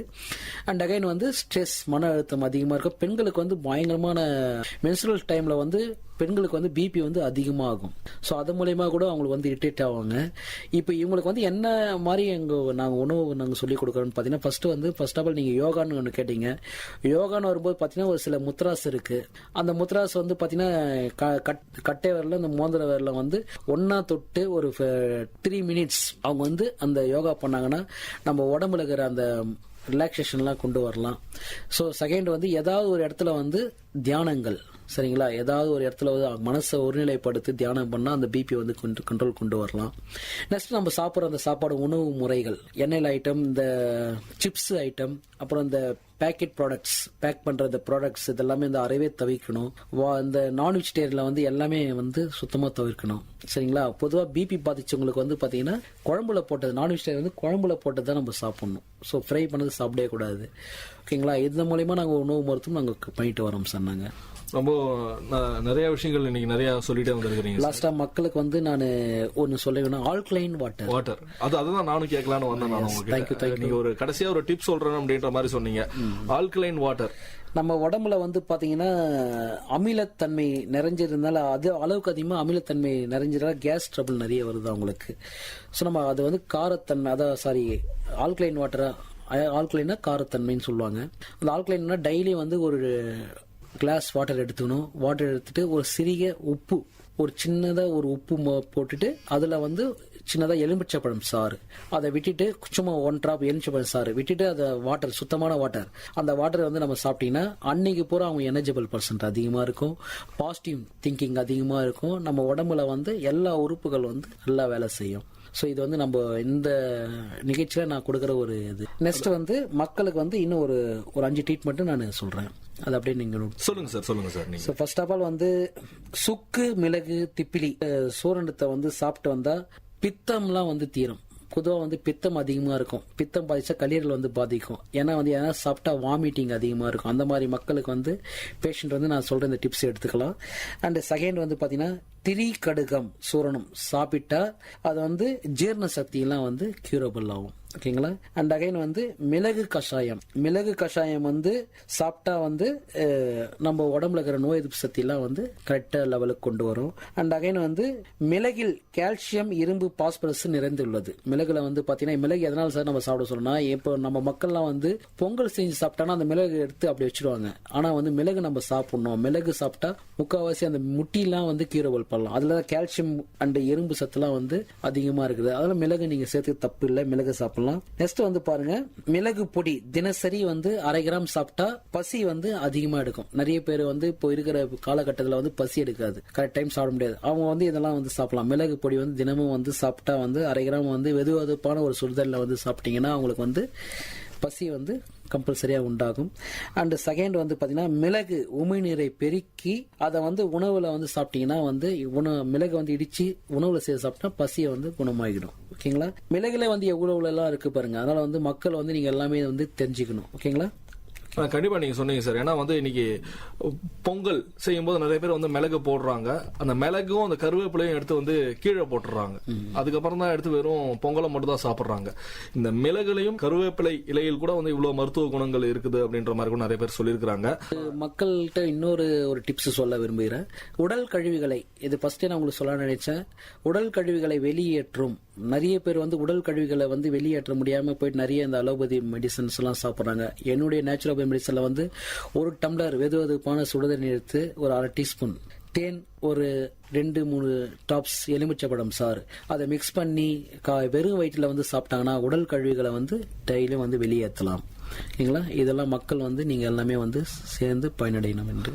ரொம்பவே நல்லா சொன்னீங்க சார். நிறைய டிப்ஸ் சொன்னீங்க. முக்கியமா வந்து நேயர்களுக்கான நீங்க சொன்ன டிப்ஸ் வந்து ஆல்கலைன் வாட்டர். அந்த ஆல்கலைன் வாட்டர்ல வந்து 1 டம்ளர் நீர்ல ஒரே ஒரு டிராப் எலுமிச்சப்பழ சாறு அந்த ஒரு டிராப்போட சேர்த்து ஒரு சிட்டிகை உப்பு இது போட்டு டெய்லி குடிச்சு வந்தா அவங்க நல்லா எனர்ஜியா இருக்காங்க. பாசிட்டிவ் வைப்ரேஷன், நிறைய பாசிட்டிவ் திங்கிங், பாசிட்டிவ் வைப்ரேஷன், நம்ம என்ன நினைக்கிறோமோ அதை வந்து அவங்க வந்து ஃபியூச்சர்ல வந்து பண்ணலாம். இந்த ஒரு உணவின் மூலமாவும் நம்மளுடைய எனர்ஜி அதிகப்படுத்திக்கலாம். நம்ம எனர்ஜி அதிகமா இருந்தா நல்லா சக்தியா கண்டிப்பா எல்லா வேலையும் செய்யலாம். அதுதான் நீங்க சொல்றீங்க இந்த ஆல்கலைன் வாட்டர் மூலமா. அதோட சேர்த்து வந்து நீங்க சொன்ன அந்த டிப்ஸ் வந்து பாத்தீங்க அப்படின்னா எலுமிச்சம்பழ சாறு மற்றும் தேன், வெந்நீர் இது உடல் கழிவுகளை வந்து வெளியேறும். இன்னைக்கு நம்ம கூட மருத்துவ நேரம் நிகழ்ச்சியில doctor C Tamilarasan, naturopathy doctor, நீ நிறைய உணவு சம்பந்தப்பட்டமான நேச்சுரோபதி சார்ந்த கேள்விகளுக்கு நிறைய பதில்கள் சொன்னாங்க. நன்றி டாக்டர், இந்த எங்களுடைய இந்த கம்யூனிட்டி ரேடியோக்கு வந்து இந்த இன்டர்வியூ நீங்க தந்ததுக்கு. நன்றி நன்றி நன்றி நன்றி சார். நன்றி, வணக்கம். மீண்டும் ஒரு மருத்துவ நேரம் நிகழ்ச்சியில உங்களை சந்திக்கும் வரை உங்களிடமிருந்து விடைபெறுவது நான் சரவண கார்த்திக். நீங்கள் கேட்டுக்கொண்டிருப்பது விஐடி பண்பலை 90.8 விஐடியின் சமுதாய வானொலி.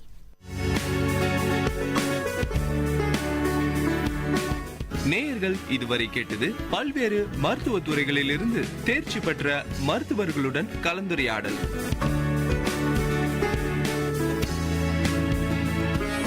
மருத்துவ நேரம் விஐடி பண்பலை 90.8. நன்றி, வணக்கம்.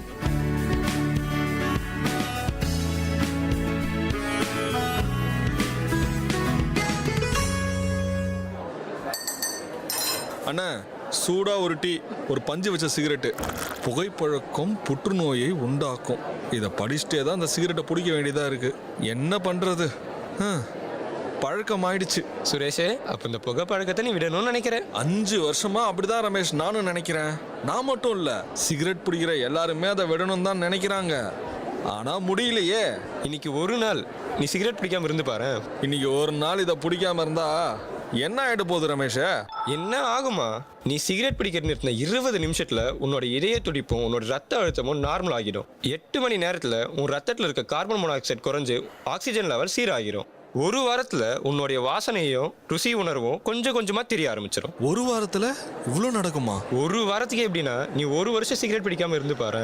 இதய சம்பந்தப்பட்ட பிரச்சனைகள்ல இருந்து நீ தப்பிக்கிறதுக்கான வாய்ப்பு 50% அதிகரிக்கும். அடடே, இது நல்லா இருக்கே. அப்ப கையில இருக்கிறது கீழே போடு. இந்த பழக்கத்துக்கு ஒரு எண்டு காடை போடு. ரமேஷ் போல நீங்களும் புகைப்பழக்கத்துக்கு ஒரு ஃபுல் ஸ்டாப் வைங்க.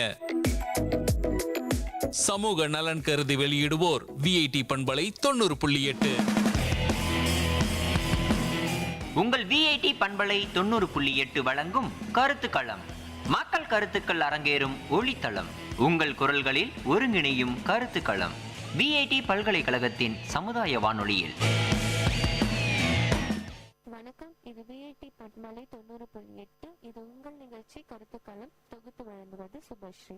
இன்றைய கருத்துக்களம் நிகழ்ச்சியில நம்ம பார்க்க போற தலைப்பு கோடைக்காலம். கோடைக்காலம்னாலே நம்மளை எப்படி நம்ம பாதுகாத்துக்கலாம் அப்படின்றது தான் முதல்ல நம்மளுக்கு மைண்ட்ல வரும். எல்லா ஊரையும் கம்பேர் பண்ணா வெயிலுக்கு பேர் போன ஊரு வேலூர் தாங்க. நம்ம ஊர்ல நம்ம பாதுகாத்துக்க வேண்டியது ரொம்ப முக்கியம். இப்போ இந்த வருஷம் வெயில் வந்து சமீப காலத்துல பெஞ்ச மழைனால ரொம்ப அதிகமா இருக்கும் அப்படின்னு வானிலை அறிக்கையெல்லாம் சொல்லியிருக்காங்க.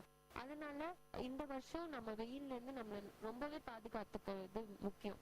ஏன்னா வெய காலம்னு பாத்தீங்கன்னா அப்போதான் உடல் ரீதியான நிறைய பிரச்சனைகள் வீட்டுல இருக்க குழந்தைங்களா இருக்கட்டும் இல்ல பெரியவங்களா இருக்கட்டும் நிறைய வரும். ஸோ இதெல்லாம் எப்படி நம்ம கண்ட்ரோல் பண்ணலாம், எப்படி நம்ம வெயில்ல இருந்து நம்மளை பாதுகாத்துக்கலாம் அப்படின்னு மக்கள் கிட்ட கேட்டு அவங்க கருத்துக்களை பதிவு செய்யலாம்.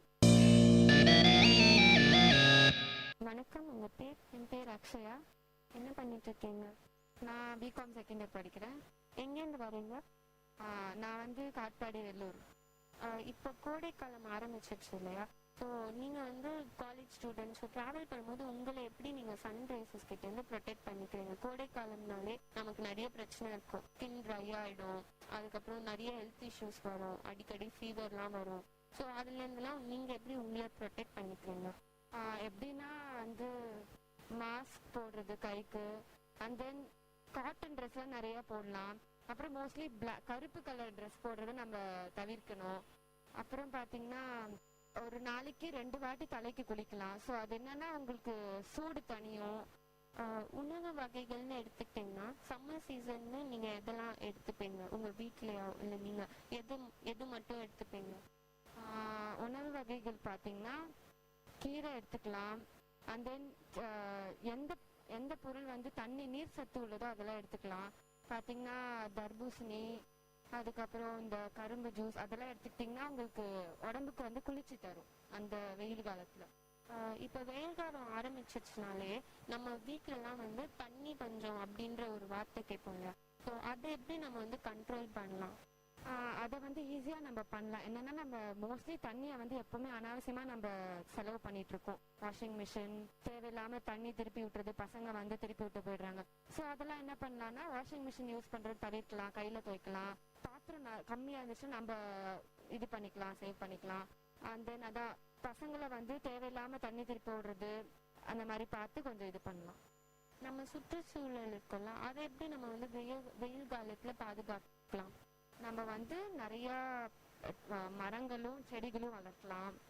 மரம் செடித்துக்கெல்லாம் நல்லா தண்ணி ஊற்றணும். மெயினாக அதுதான், முக்கியமே அதுதான், நிறைய தண்ணி ஊற்றணும். எனக்கு தெரிஞ்சு அதுதான். சம்மர் சீசனில் நீங்கள் வந்து சம்மர் ஆரம்பிச்சிருச்சுனாலே நான் வந்து இதை வந்து ஃபாலோ பண்ணுவேன் அப்படின்னு எதையாவது பர்டிகுலராக நீங்கள் ஃபாலோ பண்ணிட்டு இருக்கீங்களா? ட்ராவல் பண்ணும்போதோ இல்லை ஃபுட் ஐட்டம்ஸ் இல்லை உங்கள் ஹெல்த் இஷ்யூக்காக? எப்படின்னா இப்போ பார்த்தீங்கன்னா சம்மரில் வந்து ஈஸியாக உங்களுக்கு சிக்கன் பாக்ஸ் வரும், அம்மா போடும்னு சொல்லுவாங்க இல்லையா? ஸோ அது யூஸ்வலாக எல்லாருக்கும் எந்த சம்மர் சீசனில் வரும். ஸோ அது வராமல் இருக்கிறதுக்கு நம்ம முன்னெச்சரிக்கையாக வந்துட்டு இந்த ஃப்ரூட் சாப்பிட்லாம், இந்த உணவு வகை சாப்பிட்டிங்கன்னா நீங்கள் ஈஸியாக அவாய்ட் பண்ணலாம். வணக்கம், உங்கள் பேர்? மஞ்சு. எங்கேருந்து வரீங்க? காட்பாடி. இப்போ நம்ம நிகழ்ச்சியோட தலைப்பு கோடைக்காலம். கோடைக்காலம்னாலே வெயிலேருந்து நம்மளை எப்படி பாதுகாத்துக்கலாம்னு எல்லாரும் பார்ப்பாங்க. நீங்கள் வந்து உங்களை எப்படி பாதுகாத்துக்கிறீங்க? வெளில வரும்போது ஃபுல் க்ளோஸ்டு க்ளோத்ஸாக நம்ம போட்டுட்டு வரலாம். அதுக்கப்புறம் பிளாக் ட்ரெஸ்ஸஸ் மோஸ்ட்டாக அவாய்ட் பண்ணுறது நல்லது. முக்கியமாக வந்து வெயில் காலத்தில் வெளில இந்த மத்தியான டைம்ஸ் ஒரு 2 to 4 அந்த மாதிரி டைம்ஸில் தான் வெயிலோட தாக்கம் ரொம்ப அதிகமாக இருக்கும். ஸோ அந்த மாதிரி டைம்ஸில் கொஞ்சம் வெளில வராமல் இருக்கலாம். ஈவினிங் டைம்ஸில் வெளில போகலாம். மார்னிங் சன் ரொம்ப நல்லது. ஸோ அந்த மாதிரி டைம்ஸில் நம்ம வெளில போகிறது அந்த மாதிரி இருக்கலாம். மோஸ்ட்டாக மத்தியான டைம்ஸில் ட்ராவல் பண்ணாமல் இருந்தாலே எந்த ப்ராப்ளம்ஸும் வராதுன்னு நினைக்கிறேன். இப்போ வின்டர் சீசன் சம்மர் சீசன்னு கம்பேர் பண்ணால் வின்டர் சீசனை விட வெயில் காலத்தில் தான் உடம்பு ரீதியான பிரச்சனைகள் நிறைய வரும். அதெல்லாம் தவிர்க்கிறதுக்கு ஏதாவது வழிகள்? நம்ம வந்து நிறைய தண்ணி குடிக்கணும். அந்த மாதிரி இன்டேக் ஃபுட்ஸ் வந்து அவுட்டரா ஸ்கின்ல வந்து எதுவும் அப்ளை பண்றதை விட இன்டேக் நிறைய ஃபுட்ஸ்ல எப்படி சொல்றது, வாட்டர் மெலான், கோகோனட்டா இருக்கட்டும், எல்லா ஃப்ரூட்ஸ் ஐட்டம்ஸ் நிறைய எடுத்தாலே போதும், எந்த ப்ராப்ளம்ஸும் வராது. அதே சமயம் இந்த மாதிரி ஹீட் பால்ஸ் அந்த மாதிரி நிறைய கேர்ள்ஸ்க்கும் சரி பாய்ஸ்க்கும் சரி நிறைய இந்த மாதிரி பிரச்சனை வரும். எல்லாரும் டல் ஆயிடுவாங்க. எந்த ஒர்க்கையும் வந்து ஒரு எப்பவுமே செய்யற மாதிரி செய்ய முடியாது. ஒரு டல்னஸ் எப்பவுமே இருந்துகிட்டே இருக்கும். வாட்டர் நிறைய குடிக்கலாம். வாட்டர் கண்டென்ட் இருக்கிற ஃப்ரூட்ஸ் நிறைய சாப்பிடலாம். அதே மாதிரி இந்த டைம்ஸ்ல இந்த ஜங்க் ஃபுட்ஸ் அந்த மாதிரி வெளில சாப்பிடுறது அதெல்லாம் அவாய்ட் பண்ணலாம். மோஸ்ட்லி சம்மர் டைம்ஸ்ல தான் வந்துட்டு நிறைய தலையில எண்ணெய் வைக்கணும். இல்லைன்னா வந்து பாடி ஹீட் ஆயிட்டாலும் அது நமக்கு ரொம்ப பிரச்சனை. ஸோ இந்த மாதிரி விஷயத்துல முக்கியமா வெளி தோற்றத்தை விட உள்ள ஹெல்த்தை ரொம்ப நம்ம நல்லபடியா பாத்துக்கணும். அதை பார்த்துக்கிட்டாவே போதும். ஐ திங்க் சம்மருக்கு இது ஒண்ணு போதும். நம்மளை பாதுகாக்கிறதுக்கு வழி சொன்னீங்க இல்லையா? இப்போ நம்ம சுற்றுச்சூழல் என்விரான்மெண்ட் வந்து நம்ம எப்படி பாதுகாக்கலாம்? வெயில் ஆரம்பிச்சிச்சுன்னா இப்போ ஹியூமன் பீயிங்ஸை தவிர இருக்க நாய்கள், பூனைகள், அதுங்களுக்கெல்லாம் கூட ஷெல்டர் அப்படின்னு ஒன்று இருக்காது. வெயில் காலத்தில் அவங்களுக்கும் கொஞ்சம் கஷ்டமா இருக்கும்ல, அதுங்களை பாதுகாக்கிறதுக்கு ஏதாவது வழி? மோஸ்டா பெட் அனிமல்ஸ் தான் ரொம்ப இதனால அஃபெக்ட் ஆகுது. நம்ம வந்து வீட்டுக்குள்ள இருக்கோம், நம்மள பாத்துக்கிறதுக்கு யாரோ அந்த மாதிரி இருக்காங்க. பட் வெளில இருக்கிற அனிமல்ஸ் வந்து இதனால ரொம்ப அஃபெக்ட் ஆகுது. அதுவும் முன்ன இருந்த மாதிரி இப்போ ரோட் ஸ்ட்ரீட்ஸ்ல எல்லாம் பாத்தீங்கன்னா ட்ரீஸ் அப்படிலாம் எதுவுமே இல்லை. ஸோ வந்து நம்மளால முடிஞ்சது நம்ம தான் அதுங்களை பார்த்துக்க முடியும். ஸோ வந்து நம்மளால முடிஞ்ச ஹெல்ப் பண்ணல. எப்படின்னா வெளில வந்து தண்ணி வைக்கலாம். வேஸ்டா ஏதாவது வாட்டர்ஸ் அந்த மாதிரி வெஜிடபிள் வாட்டர்ஸ் அந்த மாதிரி இருந்தா கூட முன்னாடி சில பேர் வீட்டுல பாத்தீங்கன்னா ஒரு தொட்டி மாதிரி கட்டி வச்சிருப்பாங்க. மாடுங்க வந்து சாப்பிடும். ஸோ அந்த மாதிரி கிராஸஸ் அது மாதிரி நிறைய விஷயம், நிறைய ட்ரீஸ் பிளான் பண்ணுங்க. அது ட்ரீஸ் மட்டும் தான் ஒரு ஷெல்டர். எந்நேரமும் ஏசில இருக்கிறது கூட நல்லது இல்லை உடம்புக்கு. ஸோ அதனால ஒரு ஆலமரத்துக்கு 10 ஏசி இருந்தா கூட அதுக்கு சமமாக முடியாது. ஸோ அந்த அளவுக்கு வந்து நம்மளோட ஹீட் அப்சர்வ் பண்ற இது வந்து மரத்துக்கு இருக்கு. அதே மாதிரி மார்னிங் டெம்பரேச்சர் வந்து சன்னை வந்து பிரிக்ஸ் அந்த மாதிரி இருக்கிற ஐட்டம்ஸ்ல வந்து அப்சர்வ் பண்ணிக்கும். நைட் தான் நிறைய ரிலீஸ் பண்ணும். So most of the times ஜன்னல்லாம் ஓப்பனா வைங்க, எல்லாரும் டஸ்ட் வந்துடும் அது மாதிரிலாம் கூட நிறைய சொல்லி. எங்க வீட்லயே கூட ஃபுல் டோர்ஸ் க்ளோஸ் ஆயிதான் இருக்கும். பூச்சிங்க வந்துடும் அந்த மாதிரி. ஸோ ஃப்ரெஷ் ஏர் இன்னல் பண்றதே வந்து எந்த ஒரு ஹெல்த் ப்ராப்ளம்ஸும் வராமல் இருக்கும். ஸோ வந்து திறந்த வெளி இருக்கிறது ரொம்ப நல்லது. அப்புறம் பேர்ட்ஸ் வந்து இப்பெல்லாம் பார்க்கவே முடியறது இல்லை, பாதி பேர்ட்ஸ்லாம். முக்கியமாக இந்த வருஷம் எந்த அளவுக்கு மழைனால பெட்ஸ் ரொம்ப கஷ்டப்பட்டாங்களோ அதே சமயம் வந்து சம்மர்லயும் இந்த வருஷம் ரொம்ப அதிகமா இருக்கும்னு சொல்லியிருக்காங்க. ஸோ நம்மளால முடிஞ்ச உதவி அதுங்களுக்கு சாப்பிட்றதுக்கு அந்த மாதிரி ஏதாவது வைக்க முடியலனாலும் பரவாயில்ல, வீட்டுக்கு மேலே எங்கேயாவது ஒரு சின்ன தொட்டிலையோ ஏதாவது தண்ணி அது மாதிரி வச்சதா அதுங்களுக்கு கொஞ்சம் யூஸ்ஃபுல்லா இருக்கும். இப்போ சம்மர் ஆரம்பிச்சிச்சுனாலே நான் இதை வந்து ஃபாலோ பண்ணுவேன் அப்படின்னு நீங்க ஏதாவது உங்களை ப்ரொடெக்ட் பண்றீங்களா? இல்லை என்விரான்மெண்ட் எதுவானாலும் இருக்கட்டும், அது மாதிரி நீங்க ஏதாவது வழிமுறையை வந்து பின்படுத்திட்டு இருக்கீங்களா? இல்லை, மோஸ்ட்லி மத்தியான டைம்ஸ் அந்த மாதிரினா அவ்வளவா வெளில வரமாட்டேன். அதுக்கப்புறம் வந்து வெளில போகும்போது கிளவுசஸ் அண்ட் ஐ ப்ராப்ளம் எதுவும் வராமல் இருக்கிறதுக்காக வந்து வீட்டுக்கு கேரட் நிறைய சாப்பிடலாம். அதுக்கப்புறம் கூலிங் கிளாஸஸ் அது மாதிரி வியர் பண்ணுறது, சன்ஸ்க்ரீன், அதுக்கப்புறம் நேச்சுரல் ஹெர்ப்ஸ் அந்த மாதிரி யூஸ் பண்ணலாம். டர்மரிக் அப்ளை பண்ணலாம். அப்புறம் ஆலோவேரா எதுவாக இருக்கட்டும், ஹேர்க்காக இருக்கட்டும், இந்த மாதிரி விஷயம் டெய்லி எண்ணெய் வைக்கிறது ரொம்ப நல்லது. வச்சு 2 times பாத் இதெல்லாம் ஃபாலோ பண்ணாலே எந்த ப்ராப்ளமும் இருக்காது. வாட்டர் கன்சர்வேஷன் அப்படின்ற ஒரு விஷயம் வந்து நம்ம பண்ணோம்னா வெயில் காலத்துல வந்து அது நம்மளுக்கு ரொம்ப பயனுள்ளதா இருக்கும். அது பண்ணாத பட்சத்துல மக்களுக்கு வந்து வெயில் காலம் ஆரம்பிச்சுட்டா தண்ணி பஞ்சம் அப்படின்ற ஒரு பிரச்சனை வந்துடும் இல்லையா? அதை நம்ம எப்படி வந்து ரெடியூஸ் பண்ணலாம்? மோஸ்ட்லி இப்போ இருக்கிறவங்க வந்து எல்லாருமே தண்ணிலாம் வந்து ரொம்ப செலவு பண்றாங்க. ஸோ அது மாதிரி வாஷ் பண்ற வாட்டர் அது மாதிரி அதெல்லாம் சேர்த்து வச்சு கூட பிளான்டிங் பண்ண ட்ரீஸா இருக்கட்டும், மற்ற சின்ன சின்ன செடிங்களுக்குலாம் வந்து தண்ணி ஊற்றலாம். வீட்லயே நிறைய பிளான் பண்ணலாம். வாஷிங் மிஷின்ஸ் அவ்வளோவா யூஸ் பண்ண வேண்டாம். அதுக்கப்புறம் வாட்டர்ஸ் அங்கங்க டேப்ஸ் திருப்பி வைக்கிறது, ஸோ அது மாதிரி சும்மா திருப்பி இருக்கிறது அந்த மாதிரி அங்கங்க பார்த்தோம்னா கூட நம்ம போய் க்ளோஸ் பண்ணலாம். நம்மளா முயற்சி எடுக்கிறத விட அங்கங்க பார்க்கும் போதாவது நம்ம கொஞ்சம் கேர் பண்ணோம்னாவே போதும், வாட்டர் ஸ்கேர்சிட்டி ப்ராப்ளம்ஸ் தவிர்க்கலாம். உங்கள் கருத்துக்களுக்கு நன்றி. இன்னைக்கு நம்ம கருத்துக்கள் நிகழ்ச்சியில பார்த்துட்டு இருக்க தலைப்பு கோடைக்காலம். கோடை காலத்துல நம்ம எப்படிலாம் நம்மளை வந்து பாதுகாத்துக்கலாம்? ஏன்னா வேலூர்னு பாத்தீங்கன்னா வெயிலுக்கு பேர் போன ஊர் வேலூர் தான். ஸோ அடிக்கிற வெயில்ல இருந்து குழந்தைங்களா இருக்கட்டும் பெரியவங்களா இருக்கட்டும் நம்மளை வந்து எப்படி நம்ம பாதுகாப்பா வச்சுக்கலாம் அப்படின்றத பத்தி தான் பார்த்துட்டு இருக்கோம். வணக்கம், உங்க பேர்? ரேவதி. நீங்க என்ன பண்ணிட்டு இருக்கீங்க? Messi applied first. நீங்க காலேஜ் ஸ்டூடெண்ட்டுங்களா? நீங்க தினமும் வீட்ல இருந்து டிராவல் பண்ணிட்டு வருவீங்க. அடிக்கிற சன்லைட்ல இருந்து உங்களை நீங்க எப்படி ப்ரொடெக்ட் பண்ணிக்கிறீங்க? மேக்ஸிமம் ஃபுல் ட்ரெஸ், அதாவது ஃபுல் ட்ரெஸ் வியர் பண்றது வந்து மேக்ஸிமம் அது ரொம்ப ப்ரிவென்ஷனா இருக்கும். அதுக்கப்புறம் வீட்டில் இருக்கிறப்ப நம்மளுக்கு நேச்சுரலாக கிடைக்கிற ப்ராடக்ட்ஸ் லைக் லெமன், டொமேட்டோ அதெல்லாம் போடுறது நல்லது. அதுவும் இல்லாமல் ஃபுட் ஐட்டம்ஸ்ன்னு பார்த்தீங்கன்னா இப்போ சம்மர் சீசனில் கிடைக்கிற ஃப்ரூட்ஸ் லைக் வாட்டர் மெலான், அதுக்கப்புறம் அந்த மாதிரி சில்னஸான ஃப்ரூட்ஸ் எடுத்துக்கிறது நல்லது. அதுலேயும் ஃபுட் ஐட்டம்ஸில் இந்த டைமில் வந்து கர்ட் அதிகமாக ஃபுட்டில் சேர்த்துக்கிறது நல்லது. அது மட்டும் இல்லாமல் சன்ஸ்கிரீன் லோஷன்ஸ் யூஸ் பண்ணலாம், பட் அதில் கெமிக்கல்ஸ் இருக்கிறதுனால நம்ம டெய்லி குளிக்கிறதுக்கு முன்னாடி ஆயில் அப்ளை பண்ணி குளிச்சாலே அந்த ட்ரைனஸ் வந்து நம்ம ஸ்கின் வந்து அவாய்ட் பண்ணும். இப்போ வந்து வின்டர் சீசனையும் சம்மர் சீசனையும் கம்பேர் பண்ணால் சம்மரில் தான் நிறைய ஹெல்த் இஷ்யூஸ் வரும். குழந்தைங்களுக்கு இருக்கட்டும், வீட்டில் பெரியவங்கலாம் இருந்தால் கூட அவங்களால அவ்வளோ ஆக்டிவாக இருக்க முடியாதுங்க. ஸோ அதெல்லாம் அவாய்ட் பண்ணுறதுக்கு ஏதாவது வழிகள் தெரியுமா? ஆக்டிவாக இருக்கணும் அப்படின்னா மச் ஆஃப் வாட்டர் அதிகமாக கொடுக்கறது ரொம்ப நல்லது. அது மட்டும் இல்லாமல் ஃப்ரூட்ஸ் அதிகமாக எடுத்துக்கலாம். இந்த டைமில் மேக்ஸிமம் வின்டர் டைம்ஸில் நம்ம ஃப்ரூட்ஸ் அதிகமாக எடுத்துக்க மாட்டோம், ஏன்னா கோல்ட் ஆகிடும் அப்படின்றதுக்காக. சம்மர் சீசன்ஸில் ஃப்ரூட்ஸ் அதிகமாக எடுத்துக்கலாம். அப்புறம் அதே மாதிரி ஃபுட் ஐட்டம்ஸ் நம்மளுக்கு அப்போ யூஸ் பண்ணுற ஃபுட் ஐட்டம்ஸ்க்கு கொஞ்சம் டைவர்ஸாக இப்போ வேறு ஃபுட் ஐட்டம்ஸ் யூஸ் பண்ணால் நல்லா. என்விரான்மெண்ட் இருக்குல்ல, நம்ம சுற்றுச்சூழலை வந்து வெயில்லேருந்து நம்மளால எப்படி பாதுகாத்துக்க முடியும்? இப்போ பிளான்ட்ஸ் அதெல்லாம் ரொம்ப வாடி போயிடும் இல்லையா, அதுக்கு ஏதாவது வழி? இப்போ இருக்கிற சுச்சுவேஷன் படி பார்த்தீங்கன்னா பிளேஸ் இல்லை பிளான்டிங் பண்ணுறதுக்கு.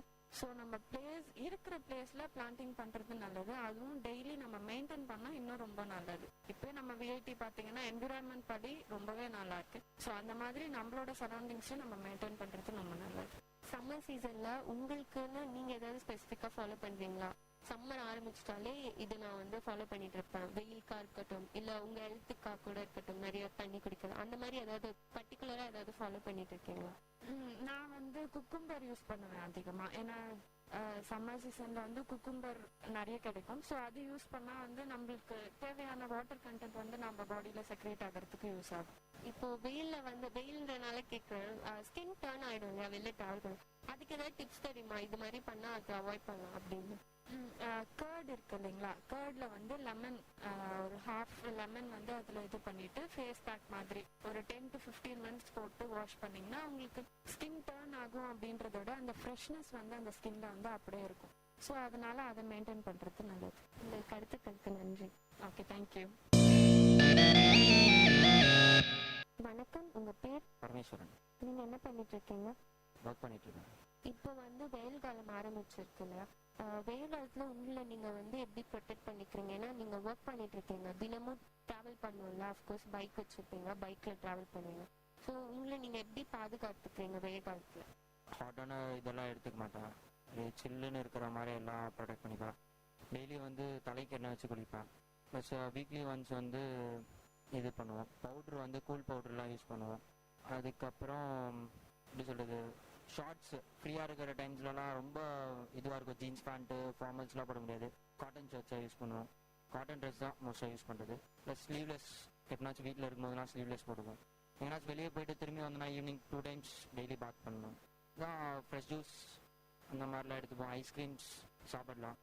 ஃபுட் ஐட்டம்ஸ்லாம் வந்து ஃப்ரூட்ஸு இந்த மாதிரி சலாட் அது சாப்பிடலாம்.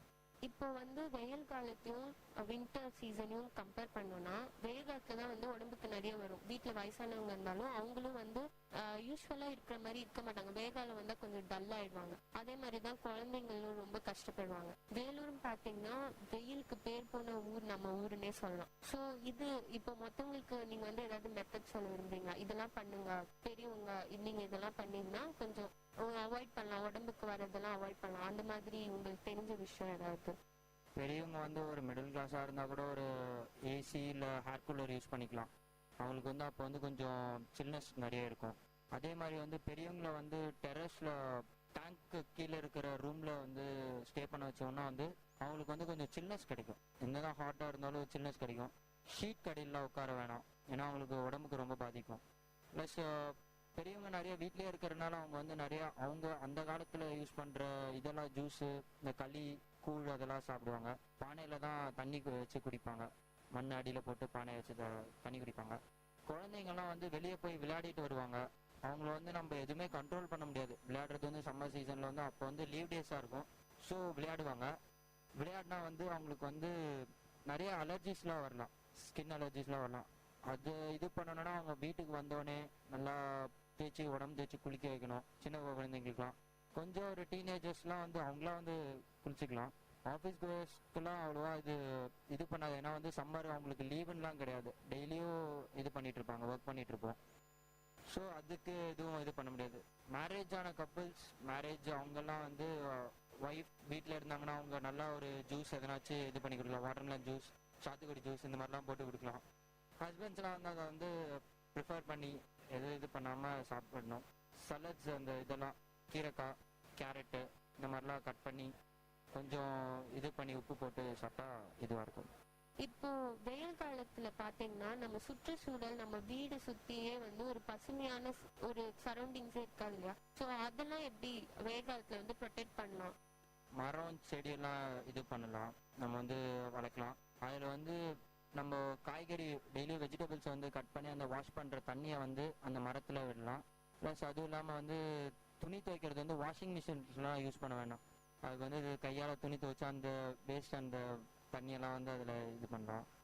தண்ணி வந்து ஈவினிங் டைமில் விடணும். ஈவினிங்கில் ரிலாக்ஸ் பண்ணுறது மாதிரி அப்படியே வாக்கிங் போகிற மாதிரி இருக்கும். ஸோ அவங்களுக்கு ஒரு என்ஜாய்மெண்ட்டாகவும் இருக்கும். அந்த இதனால வந்து சில்லுன்னு காற்று வரலாம் ஈவினிங் டைம்ஸில். இப்போ சம்மர் சீசன் பார்த்தீங்கன்னா தண்ணி பஞ்சம் வந்து நிறைய இருக்கும். எல்லா இடத்துலையும் வந்து தண்ணியும் அவ்வளோ ஃப்ளோ இருக்காதுல்ல. ஸோ தண்ணி பஞ்சத்தை வந்து எப்படி கண்ட்ரோல் பண்ணலாம், தண்ணி எப்படிலாம் சேவ் பண்ணலாம்? சொன்ன மாதிரி தான் இந்த வெஜிடபிள்ஸ்லாம் கட் பண்ணுற அந்த தண்ணி, அதுக்கப்புறமா வாஷிங் மிஷினில் வந்து யூஸ் பண்ணாமல் கையில் துவைக்கலாம். தண்ணி வந்து அவ்வளோவா வேஸ்ட் பண்ணாமல் நம்ம வந்து யூட்டிலைஸ் பண்ணுறது எப்படின்றது நம்ம வந்து ப்ரிஃபர் பண்ணலாம். இந்த ஐஸ் க்யூப்ஸ்லாம் வச்சு தண்ணி வேஸ்ட் பண்ணுறதுக்கு பதில் நம்ம வந்து யூஸ் பண்ணிக்கலாம். அந்த இதெல்லாம் ஐஸ் க்யூப்ஸ் வந்து பசங்க மட்டும் தான் யூஸ் பண்ண முடியும், எங்களை மாதிரி ஒர்க்கர்ஸ்லாம் யூஸ் பண்ண முடியாது. அது இல்லாமல் உமன்ஸ்லாம் வந்து இது பண்ணலாம், கொஞ்சம் அவாய்ட் பண்ணலாம் எல்லா வேஸ்ட் வாட்டர்ஸ்லாம். இப்போ அடுத்தவங்களுக்கு நீங்க சொல்ல நினைக்கிற விஷயம் இது வந்து இப்படி பண்ணா சம்மர் சீசன்ல இன்னும் கொஞ்சம் உங்களை ப்ரொடெக்ட் பண்ண மாதிரி இருக்கும் அப்படின்னு நீங்க நினைக்கிற ஏதாவது ஒரு விஷயம்? ஃப்ரம் ஸ்டார்டிங்னா மார்னிங்கில் வந்து மார்னிங்லேயும் ஈவினிங்லேயும் பாத் பண்ணணும், ப்ளஸ் ஃப்ரூட்ஸு இந்த ஃப்ரெஷ் ஜூஸஸ்லாம் குடிக்கணும். சம்டைம்ஸ் குளுக்கோஸ் வெளியே எங்கேனாச்சும் டூருக்கு எங்கேனாச்சும் போயிட்டு வரலாம், எக்ஸ்கர்ஷன் மாதிரி குழந்தைங்களெல்லாம் கூட்டிக்கிட்டு போயிட்டு வரலாம். அதுக்கப்புறம் வந்து இது சலாட் சாப்பிட்ணும், ஈவினிங் டைம்ஸில் வந்து சலாட் சாப்பிட்ணும். காட்டன் ஷர்ட்ஸ் யூஸ் பண்ணணும். லேடிஸ் கேர்ள்ஸ்க்குலாம் வந்து எப்படின்னா வெளியே போயிட்டு வந்தாங்கன்னா அவங்க வந்து கண்ணெல்லாம் ரொம்ப ஹீட் ஆகிடும். ஸோ அவங்க வந்து இது யூஸ் பண்ணலாம், சன்கிளாசஸ் ஆர் வீட்டுக்கு வந்தோடனே ஒரு பவுலில் தண்ணி வச்சு வாஷ் பண்ணிக்கலாம், சில்னஸ் ஆகும். கீரைக்காய் வந்து வைக்கலாம் கண்ணில், மென்னும் உமனும். வெளியே போகும்போது வந்து கண்ணில் வந்து இந்த காஜல் சொல்லுவீங்க லேடிஸில் யூஸ் பண்ணுறது, அந்த இது யூஸ் பண்ணலாம் லேடிஸ் கேர்ள்ஸ்க்குலாம். அவ்வளோதான். இது உங்கள் கருத்துக்கு நன்றி. வணக்கம், உங்க பேர்? என் பேர் ஹரிஹரன். நீங்க என்ன பண்ணிட்டு இருக்கீங்க? நான் பிகாம் படிக்கிறேன். இப்போ வெயில் காலம் ஆரம்பிச்சிருச்சுல, ஸோ அப்போ வெயில்ல இருந்து நம்மளாம் ப்ரொடெக்ட் பண்ணிக்கலாம்? ஏன்னா நீங்க காலேஜ் ஸ்டூடெண்ட், டிராவல்லாம் பண்ணுவீங்கல்ல, எப்படி உங்களை நீங்க ப்ரொடெக்ட் பண்ணிக்கிறீங்க?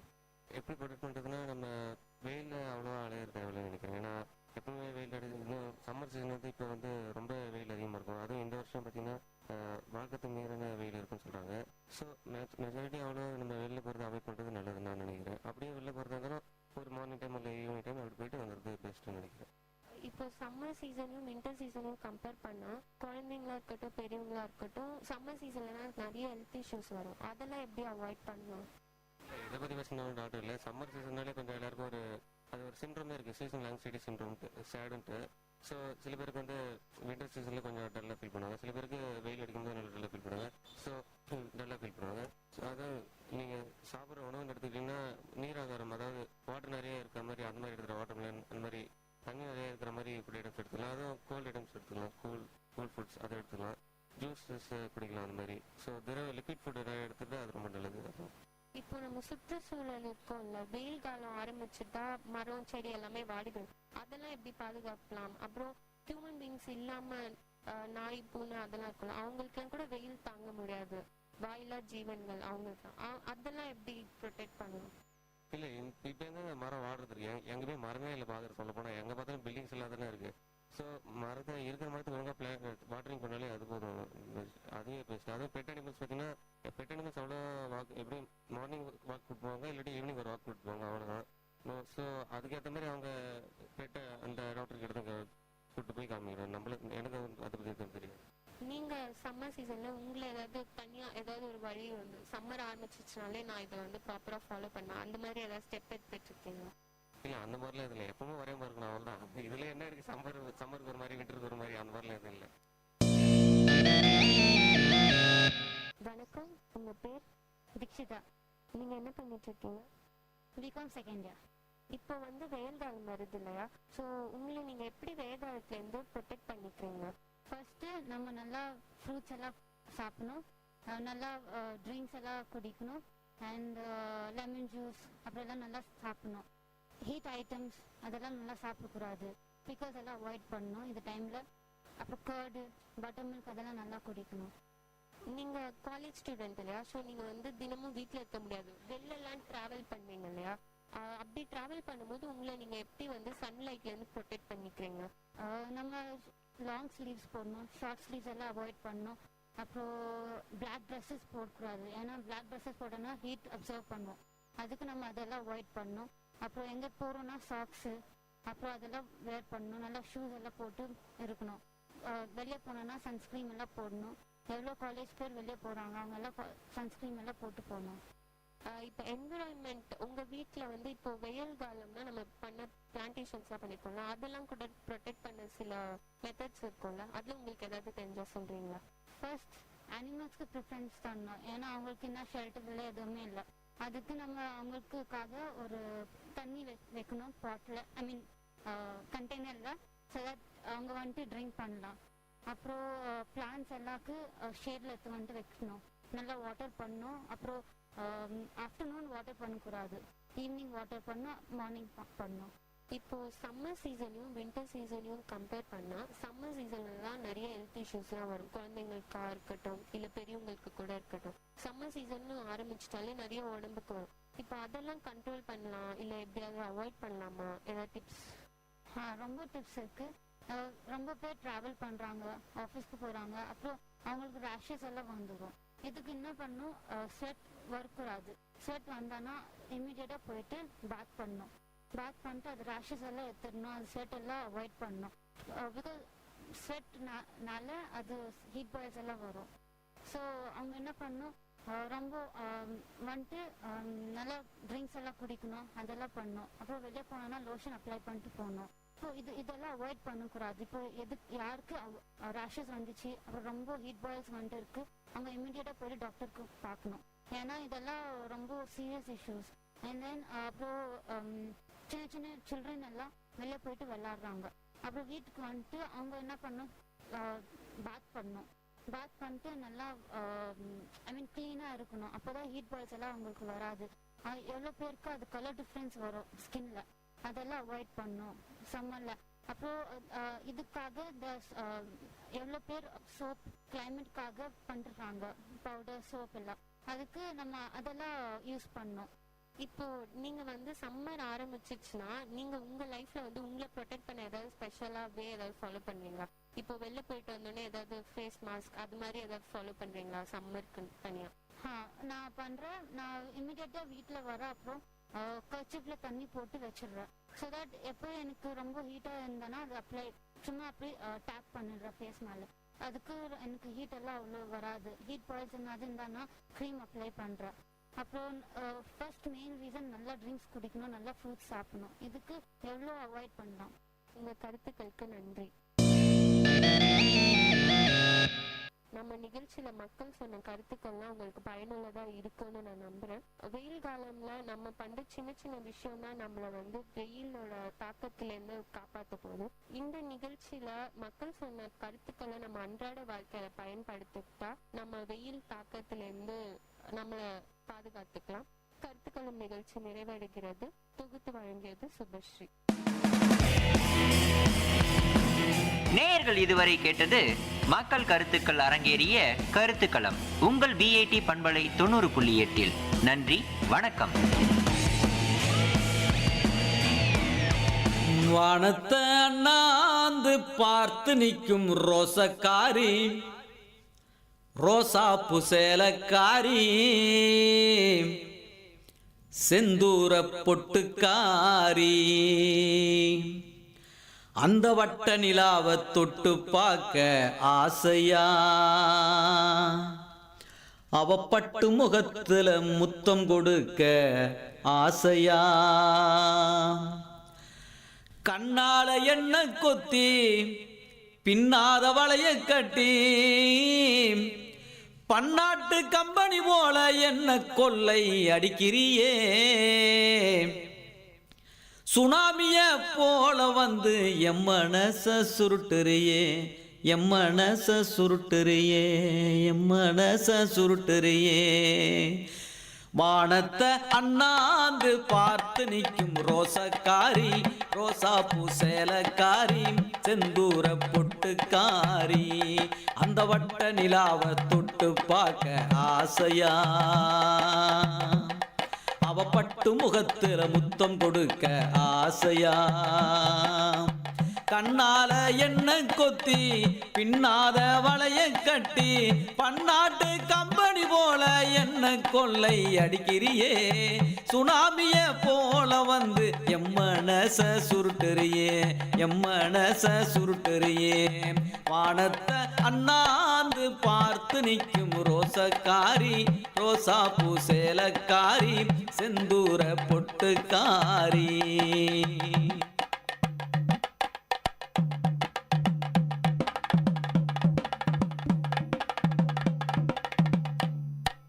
தென்றல் காற்றை தூதனுப்பி தோற்று போனாயாம், அது ஜன்னல் வழியே வருமே என்று காத்து கிடந்தாயாம், தென்றல் காற்றை தூதனுப்பி தோற்று போனாயா, அது ஜன்னல் வழியே வருமே என்று காத்து கிடந்தாயா.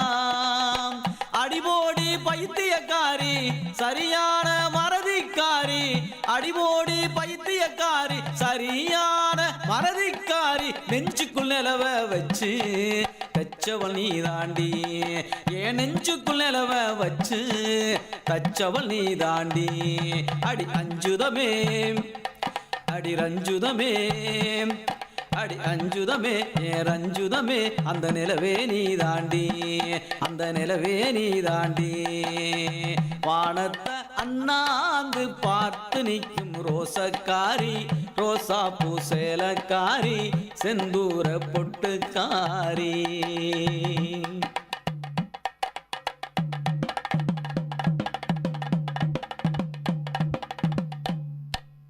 ஈராக்கில் நுழைஞ்ச அமெரிக்க படை போல் தோண்டி துருவுறியே, அடி ஒன்ன தவிர நெஞ்சுக்குள் எவளையும் குடியே வச்சதில்ல.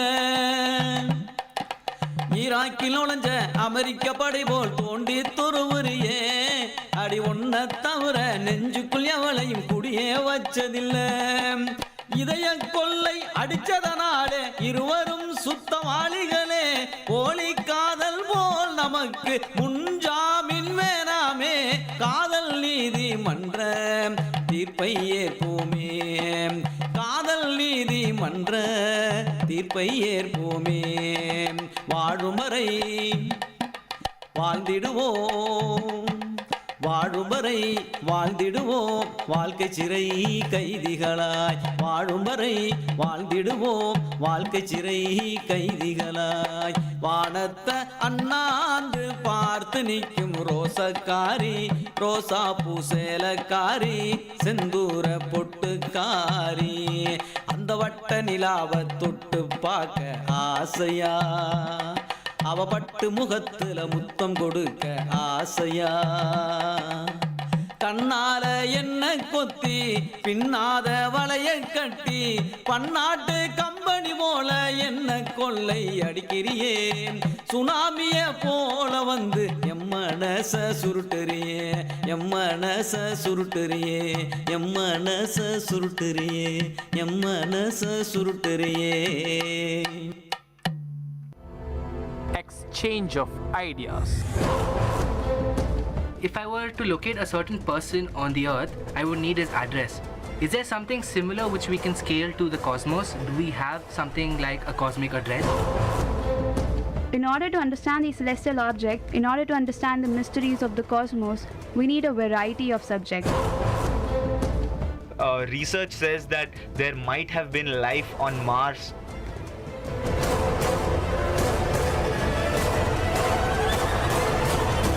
Hello Vellore, welcome to today's episode of Exchange of Ideas. Today we have students from VIT's student chapter called SEDS VIT. SEDS VIT stands for Students for the Exploration and Development of Space VIT, and it is the headquarters of SEDS India. The chapter mainly deals with promoting astronomy and space studies to student bodies. At the same time, they do various projects like satellite launches, and they teach school kids about space and general awareness about science. Today's panel, we have with us today Karthik, Sai Akshaya, Madhu, Shreyas and Dheeraj, and I will be a moderator for today. My name is Aditya. Our show today is called Star Stuff, and it is a tribute to the anniversary of two historic events which happened in the past. The show is a tribute to Yuri Gagarin, who was the first person to go to space, and he was a Russian cosmonaut who was on board the Vostok 1, and he was launched into space on 12th April 1961, and this marks his 54th anniversary from him going to space. He was not only the first person to go to space, but he was also the first person to complete one revolution around the Earth, that is one orbit around the Earth. The second historic event which we would like to talk about is the Apollo 13 mishap, which NASA calls its most successful failure. They say that because the Apollo 13 was actually a mission to send astronauts to the moon, and midway what happened was the oxygen cylinders blew up, and that jeopardized the lives of all these astronauts on board. Yet the astronauts managed to maneuver the spacecraft back to the Earth, and they managed to come back into the Earth alive. So this happened on 11th April 1970, and this is the 45th anniversary of that mishap. The show today is called Star Stuff. So how many of you know what stars are? Have you ever been curious about what a star is? How many of you have looked up at the night sky, towards the evening or maybe even right now? Do you see one star, two star, or do you see thousands of stars? Well, there are millions and millions of stars in the universe, and our Earth is just one tiny planet amongst the whole system in the universe. Man has always been interested by the night sky and the origin of the universe. So there have been many unanswered questions like how was the universe made, what is our fate, and is there life elsewhere on the universe? All these type of questions, sparked the curiosity in the man to learn more, and he wanted to know more. So astronomy has been in, the human system and curiosity for thousands of years, and there are still several questions yet to be unanswered which we're looking for the answers. Today's show, we will mainly focus on whether there is life elsewhere in the universe, the possibilities of life, and in this technological era, is space studies important or even relevant as of today? So yeah, over to Madhu. Madhu, what is our position in the universe? What else is with us in space? We've always wondered how the universe works.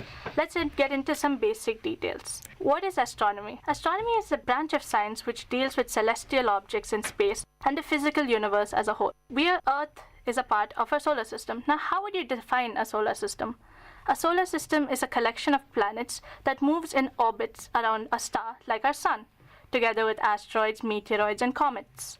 So what are these other space rocks that I just described? An asteroid is a small rock that orbits the sun, and they range in size from as small as an orange to as big as a football field. That is up to 600 kilometers in diameter. They are found after Mars and before Jupiter in something called an asteroid belt. A meteorite becomes a meteor as it falls into Earth's atmosphere, and a comet, it consists of a nucleus of ice and dust. When it nears the sun, a tail of gas and dust particles point away from the sun. I got most of what you said, but if I were to locate a certain person on the Earth, I would need his address. Is there something similar which we can scale to the cosmos? Do we have something like a cosmic address to find us? Okay, let's start from right here in Vellore. Now let's get a little bigger. Tamil Nadu, and a little bigger, India. So, India is our position in the world. Now let's get a little bigger. The Earth itself in our solar system. The solar system is a part of our Milky Way. The Milky Way can be found in the local group, which is a collection of galaxies. The local group can be found in the Virgo supercluster, and this Virgo supercluster itself is a part of our observable universe. Thank you so much for that, Madhu. The Earth is the only planet in our solar system that we know of that supports life. We are always curious to know whether there's life elsewhere. So, are we alone in this universe? Shreyas, what is your take on this? Aditya, I want to tell you one thing. We are extremely, extremely unique. We are very unique in this universe, one might say. But actually, the number of unanswered questions are almost mocking us. You see, 4.6 billion years ago, the Earth was formed, and almost a billion years later, we had the first signs of life. And we are supposed to be intelligent. But how do we know that we are intelligent in the cosmic scale? We also very well assume that what makes life is organics, oxygen. But do we have another life to compare with? Okay, let me give you an example. If everything that ever existed in the universe was red in color, would there be a concept called color at all? Would there be any other color apart red to even talk about? Similarly, we need some form of life other than ours to compare with, to find out what we actually are. And this is why we have this dire need, this unquenchable thirst of wanting to find life elsewhere. Not someone to set up a trade system with, but any life, microbes, unicellular organisms. This is not for anything but to understand us. But what is the probability of life elsewhere? We've seen NASA and ESA send many probes to space to detect for other forms of life. Is it worth investigating and investing on? What is your take on this? Absolutely. We have spent so much to find life on other planets, to understand a lot about the origin of our life itself. It will help us in so many ways. And the probability is, in our solar system, we have a planet like Earth, and a planet like this with such conditions. Finding a planet just like this in other systems is very much possible with the right temperature, with the right qualities that are needed to get life. In our solar system itself, research says that there might have been life on Mars millions of years ago. And several moons such as Titan, Europa, all have the ability to harbor life. It is definitely something we should research on more. Thank you so much for that, Shreyas. Galileo Galilei was one of the first few people to use a telescope and discover objects in the night sky. So he discovered 4 Galilean moons of Jupiter, namely Ganymede, Europa, Callisto, and Io. And since then, we have seen a dramatic improvement in technology and in terms of equipment which we have today. So with this gradual improvement in technology, we have got a better understanding of space. So how has this technology impacted our daily understanding of space, and what is the future of space with the technology which we have? Over to Dheeraj. Aditya, yeah, it's a very, very interesting topic to say something upon. Like you said, Galileo saw his 4 moons of Jupiter almost 400 years ago. But right now, we live in a day where we have the Hubble Space Telescope, which keeps on orbiting the Earth. Now, in times of Galileo, he could not see beyond the 4 moons of Jupiter. But today, the Hubble Space Telescope can photograph deep space galaxies, and our knowledge base about what space is and what universe is composed of has increased manyfold. Well, people say that necessity is the mother of invention. I personally differ from this opinion.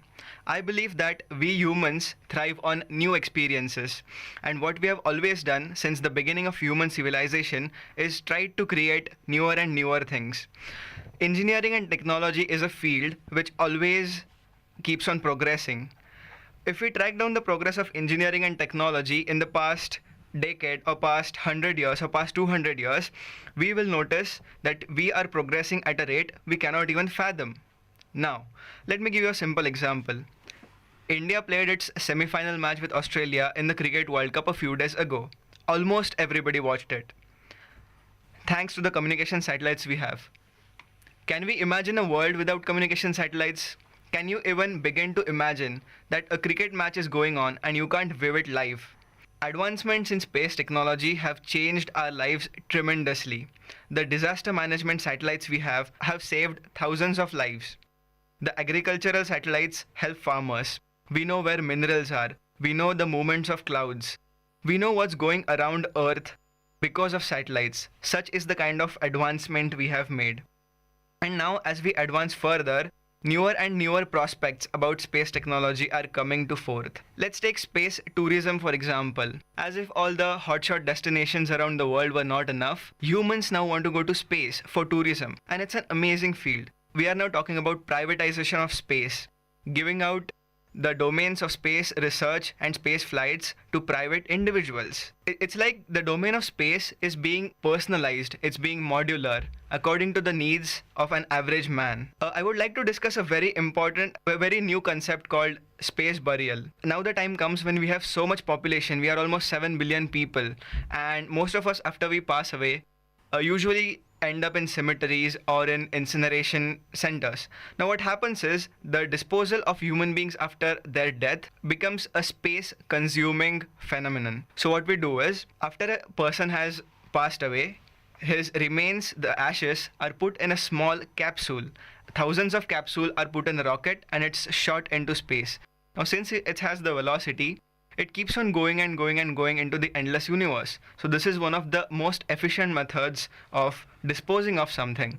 So when we are talking about technological advancements, we are looking at newer and newer prospects like this. Thanks for your inputs, Dheeraj. We will be taking a short break now. Please stay tuned for more. Exchange of ideas.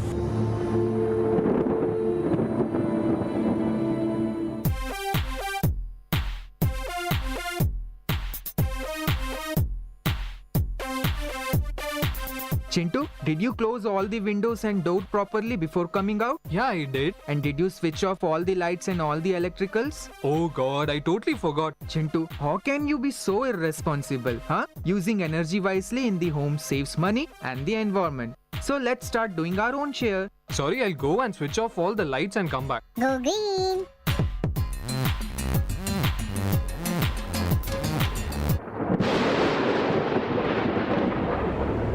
exchange of ideas.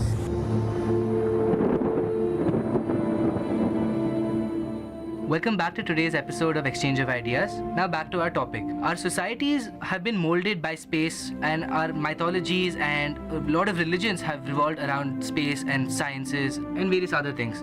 Even in our Hindu mythology, there have been references made to various stars and celestial phenomenons happening and stuff like that. So how have our societies been molded by space? Karthik, what are your views on this? Thousands of years ago, when man was still a hunter, a forager, in jungles across the world, there were frontiers everywhere. We were bound only by the earth, the sea, and the sky. We looked up at the night sky, at those stars, at those galaxies that were up there for us. Our mythologies, our society has been molded by these planets, these stars that humanity has viewed over the ages. To start with, almost every civilization that we know wanted to connect itself with the stars, the night sky. There has been a constant longing, a constant curiosity to find our own existence, fill in a space within the universe. Mythologies are born out of this.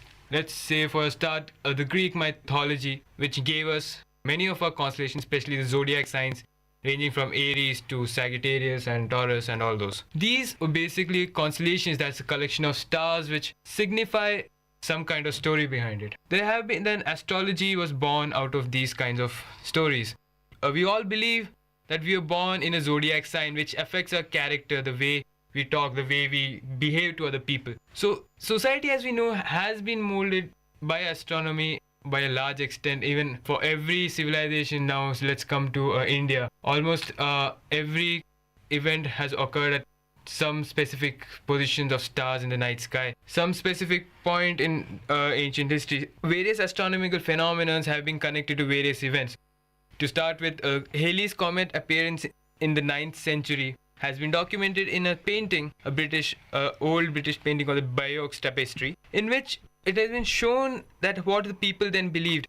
Appearance of a comet in the night sky was thought to be a bad omen, something that will brought death, destruction, plague, and coincidentally its appearance was followed by the Battle of Hastings, where William the Conqueror lost the battle. So yeah, pretty much astronomy, even over the ages, the astrology gave way to astronomy as people started to differentiate between myths and actual science. The geocentric theory that the Earth is the center of the universe and every star, every planet rotates around us was falsified by Nicholas Copernicus, who said that sun is in the center of our universe.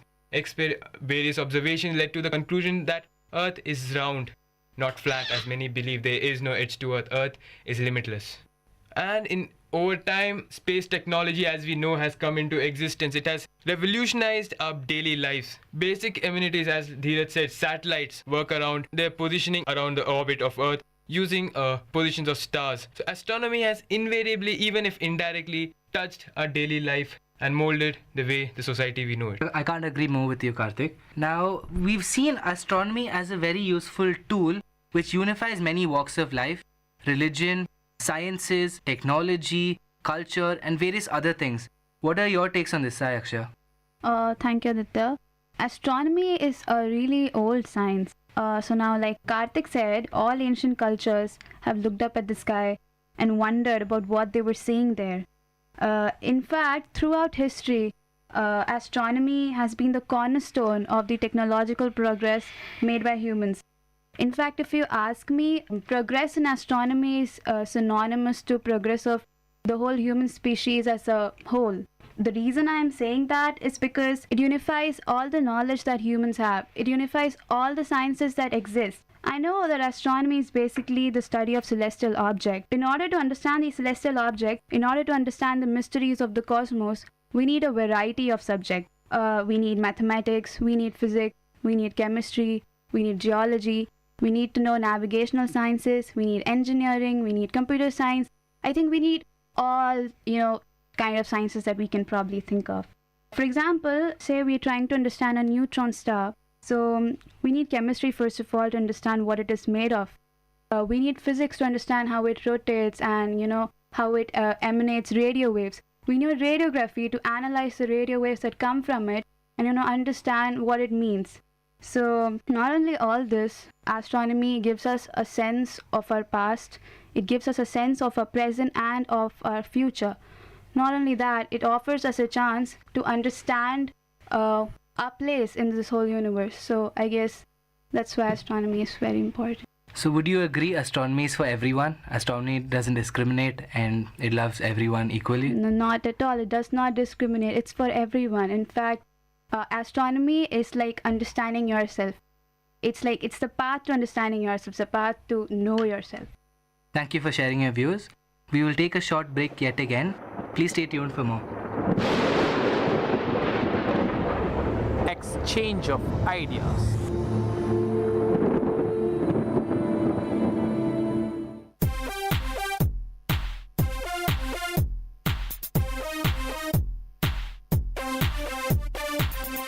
Hey Mintu. Hi Chintu. I'm going to get a new phone, macha. But you got a new one last month, right?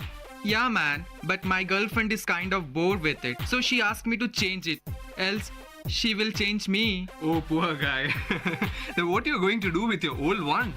It will be somewhere in the corner. Macha, you know what? You're piling up electronic waste. If you don't want to resell, then here is a solution. Go to your nearby mobile store and ask them to recycle. This way, you can reduce e-waste and save our environment. Go green!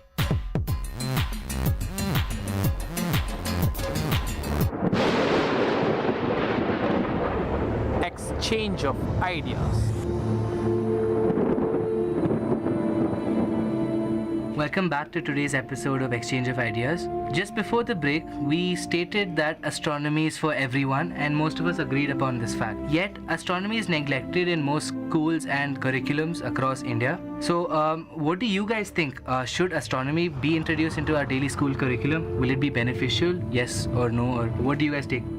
In my opinion, astronomy is a humbling and character-building experience. Perhaps no better demonstration of the fact that we all are equally curious irrespective of who we are. School kids are basically tomorrow's citizens. They are make tomorrow's generation. So it underscores our responsibility to deal more with these kinds of subjects and to preserve and cherish the wonders of the night sky. Our planet is one of its kind, and if we intend to settle later on other planets, are we capable of visiting other planets? Yes. But are we capable of settling in other planets? Not yet. So this underscores the fact that we need to know more about the skies. We need to know more that goes into astronomy or into space sciences.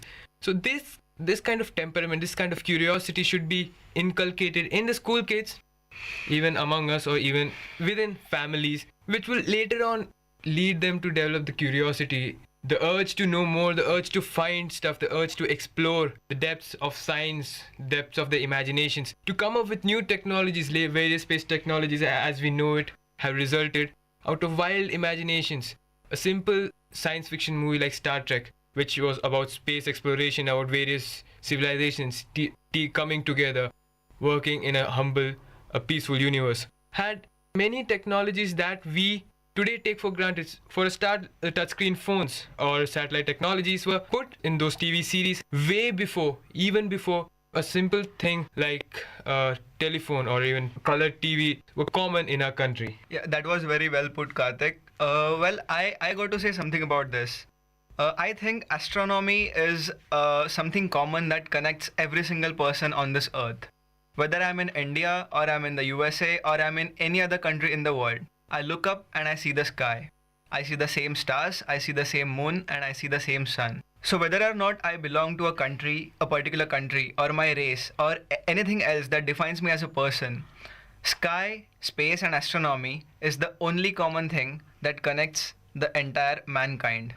That's why I believe astronomy should be learned by everyone since the beginning itself. One more thing, almost every single one of us has been curious about space or about sky at some point in our life. I remember as a child, I used to go up to my terrace, look up and keep looking at the stars. And I used to wonder what those stars are, what does sky consist of. And that's why I started learning more and more about astronomy. And now we have come to a point of time where we have started talking about sustainable development. We have started talking about renewable and new or alternative sources of energy. We also fear that minerals on Earth and the energy resources on Earth might soon start exhausting. We have an emerging technology called the asteroid mining, wherein we plan to go land on an asteroid and dig out its minerals and extract them back to Earth so that we can use them on Earth. So when we are talking about such a new and fascinating field of technology like asteroid mining, why not prepare our students, why not prepare the younger generation for something like this starting now? And that's why I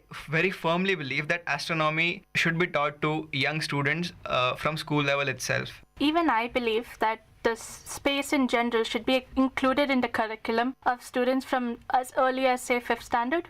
Imagine if the concepts of astronomy had not reached a small young boy in Rameshwaram, who today is one of India's most famous space enthusiast, none other than Dr. Abdul Kalam, because it is very important that the students get this kind of exposure, because you have no idea what these young minds can come up with, and it's very essential to ignite them with the possibilities of what can be found out there, or space exploration in general. I agree too. We're calling this age as the space age, and if this is really the space age, then space studies have become more relevant than ever. So we should be really introducing them at a very young age to all the students. Not only does it, encourage a multidisciplinary approach to understanding the universe, but it also helps to build a scientific temper. It helps in removing all these myths and wrong notions that people have about natural phenomenon, like, the solar eclipse. It's really very funny how almost all cultures have very wrong, misconceptions about what actually causes the eclipse. So studying astronomy from a very small age will help them to understand the universe in the correct way. They'll have a more scientific approach to understanding the universe. That is why I think it is very important to have it in school. So all of us can conclude that we want astronomy in daily curriculum. Yeah, astronomy is definitely required in a daily curriculum, but other than the fact that it boosts the scientific temperament, creates a curiosity in young minds. But other than that, as I stated before, it also brings about a specific kind of connection, as many of us have stated before. It's something, astronomy is something that transcends boundaries of race, religion, caste, or whatever that might be. It has a very good example of that is International Space Station, which the consortium of various organizations coming together to explore space, to know more about science, to know how various life forms grow in space, how something as simple as sponge or as something as simple as a fire burning will change in conditions of zero gravity. The space, as we know, is something which is not the final frontier as many call it. It's the next frontier. There might be many frontiers after that. The fact that it has transcended very great boundaries is given the fact that two Cold War enemies came together and built the International Space Station, that is US and Russia. And so it underscores the fact that we humans have to take astronomy into our daily life, accept its humbleness, take it forward. Thank you for the discussion. Now, quick recap of everything which we did. We started off with what objects are there in space, along with our position in the solar system and the universe as a whole. Then we spoke about, the possibilities of life in outer space, followed by technology in space and various practices which might be coming forward in the near future, like asteroid mining and stuff like that.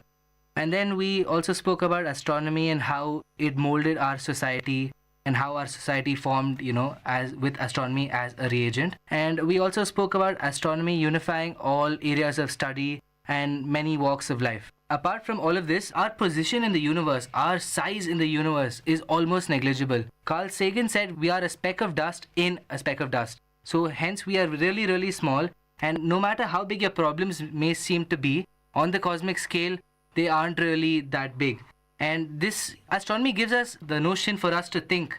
And the beauty of the human mind is everyone has their own universe of thoughts. So there are multiple universes in our universe, and our mind is a universe of its own. And astronomy gives us the time to think about our role in the universe, our significance, and various other things. We are very, very, very, very lucky to be where we are today. And we are all made of star stuff. Hence our show is called Star Stuff. Science provides us the opportunity to reintrospect into ourselves and our problems, which may be temporary and insignificant, but we should be glad for where we are, because the possibility of life and us getting formed as an individual is very, very low. A famous interstellar quote is, man was born on the earth, but was never meant to die on the earth. We have various other options ahead in the future, and astronomy and space sciences is the way forward. We had with us today on the panel Madhu, Akshaya, Karthik, Dheeraj and Shreyas, and me, Aditya, the moderator. Signing off. Nandri, Dhanyavad, and thank you. Thanks for tuning into VIT Community Radio 90.8 FM. Exchange of ideas. This is VIT Community Radio 90.8.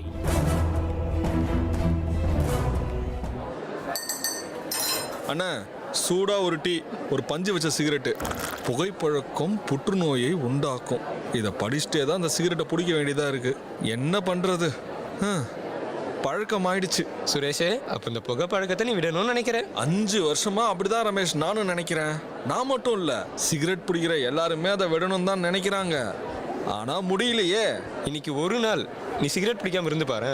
இன்னைக்கு ஒரு நாள் இதை பிடிக்காம இருந்தா என்ன ஆயிட்டு போகுது ரமேஷ்? என்ன ஆகுமா? நீ சிகரெட் பிடிக்கிறது நிறுத்தின 20 நிமிஷத்துல உன்னோட இதய துடிப்பும் உன்னோட ரத்த அழுத்தமும் நார்மல் ஆகிடும். 8 மணி நேரத்துல உன் ரத்தத்துல இருக்க கார்பன் மோனாக்சைடு குறைஞ்சு ஆக்சிஜன் லெவல் சீராகிடும். ஒரு வாரத்துல உன்னுடைய வாசனையும் ருசி உணர்வும் கொஞ்சம் கொஞ்சமா தெரிய ஆரம்பிச்சிடும். ஒரு வாரத்துல இவ்வளவு நடக்குமா? ஒரு வாரத்துக்கு எப்படின்னா நீ ஒரு வருஷம் சிகரெட் பிடிக்காம இருந்து பாரு. இதய சம்பந்தப்பட்ட பிரச்சனைகள்ல இருந்து நீ தப்பிக்கிறதுக்கான வாய்ப்பு 50% அதிகரிக்கும். அடடே, இது நல்லா இருக்கே. அப்ப கையில இருக்கிறது கீழே போடு. இந்த பழக்கத்துக்கு ஒரு எண்டு காடை போடு. ரமேஷ் போல நீங்களும் புகைப்பழக்கத்துக்கு ஒரு ஃபுல் ஸ்டாப் வைங்க. சமூக நலன் கருதி வெளியிடுவோர் VIT பண்பலை 90.8.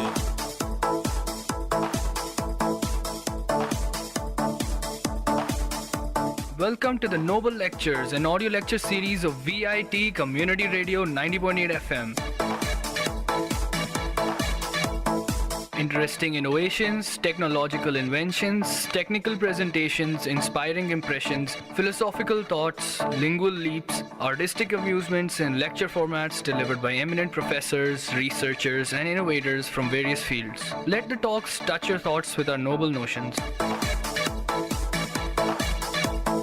In today's Noble Lectures, we are going to listen to the short lecture on rainwater conservation delivered by Professor Arun Kumar, VIT University. Today I am going to speak on the topic rainwater harvesting. What is rainwater harvesting? Rainwater harvesting is a technique used for collecting, storing, and using for landscape irrigation and other uses. The rainwater is collected from various hard surfaces such as rooftops and other types of man-made above-ground hard surfaces. This is an ancient practice which is currently growing in popularity throughout our communities due to interest in reducing the consumption of potable water. Why do we harvest rainwater?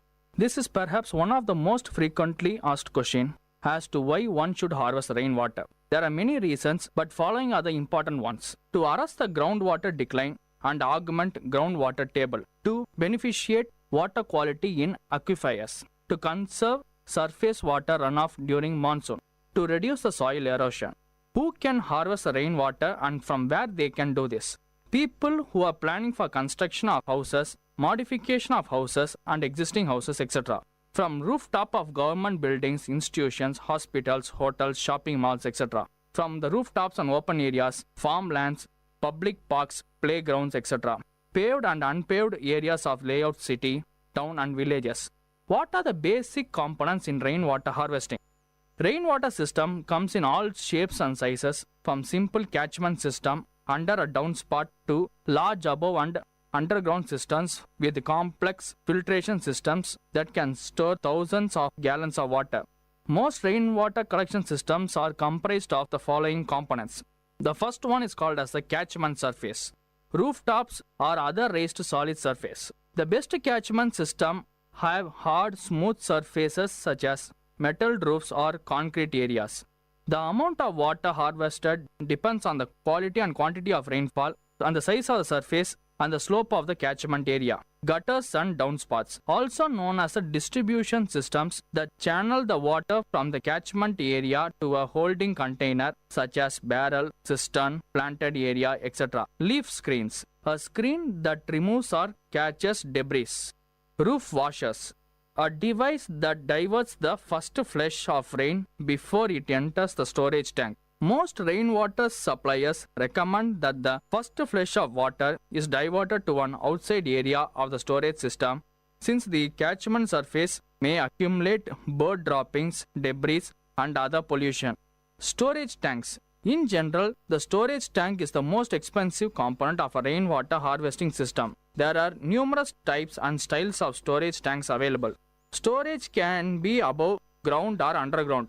In general, the storage tank is the most expensive component of a rainwater harvesting system. There are numerous types and styles of storage tanks available. Storage can be above ground or underground. Storage containers can be made from galvanized steel, wood, concrete, clay, plastic, fiberglass, polyethylene, masonry, etc. Examples of above ground storage include cisterns, barrels, tanks, garage cans, above ground swimming pools, etc. Storage tank prices vary based on the different variables such as size, material, and complexity. To exhibit the growth of algae, storage tank should be opaque and preferably placed away from the direct sunlight. The tank should also be placed close to the area of use and supply line to reduce the distance over which the water is delivered. Also consider the placing the storage at an elevated area to take the advantage of gravity flow. The tank should be always placed on a stable and level area to prevent it from leaning and possibly collapsing. Delivery systems. Gravity fed or pumped to the landscape or other end use areas. What are the advantages of rainwater harvesting? It makes use of the natural resources and reduces flooding, stormwater, runoff, erosion, and contamination of surface water with pesticides, sediments, metals, and fertilizers. It reduces the need for imported water, excellent source of water for landscape irrigation with no chemicals such as fluoride and chlorine, and no dissolved salts and minerals from the soil. Home systems can be relatively simple to install and operate, which may reduce your water bill. Promotes both water and energy conservation. No filtration system required for landscape irrigation. What are the safety considerations to be made in this rainwater harvesting? Please make sure that children and pets do not climb on the storage systems as they may accidentally fall into the storage tank. Storage tank should have locking lids and bars that keep the children and pets out. What is the effectiveness in this technology? The feasibility of rainwater harvesting in a particular locality is highly dependent upon the amount and intensity of rainfall. Basically, we know that the rainfall is unevenly distributed throughout the year, and the rainfall collection methods can serve as the only supplement source of household water. The viability of rainwater harvesting system is also a function of the quantity and quality of water available from other sources, household size, and budget available. Likewise, the cost of physical and environmental degradation associated with the development of available alternative sources should be calculated and added to the economic analysis. Thank you. You are listening to the Noble Lectures, an audio lecture series of VIT Community Radio, innovative talks from intellectuals.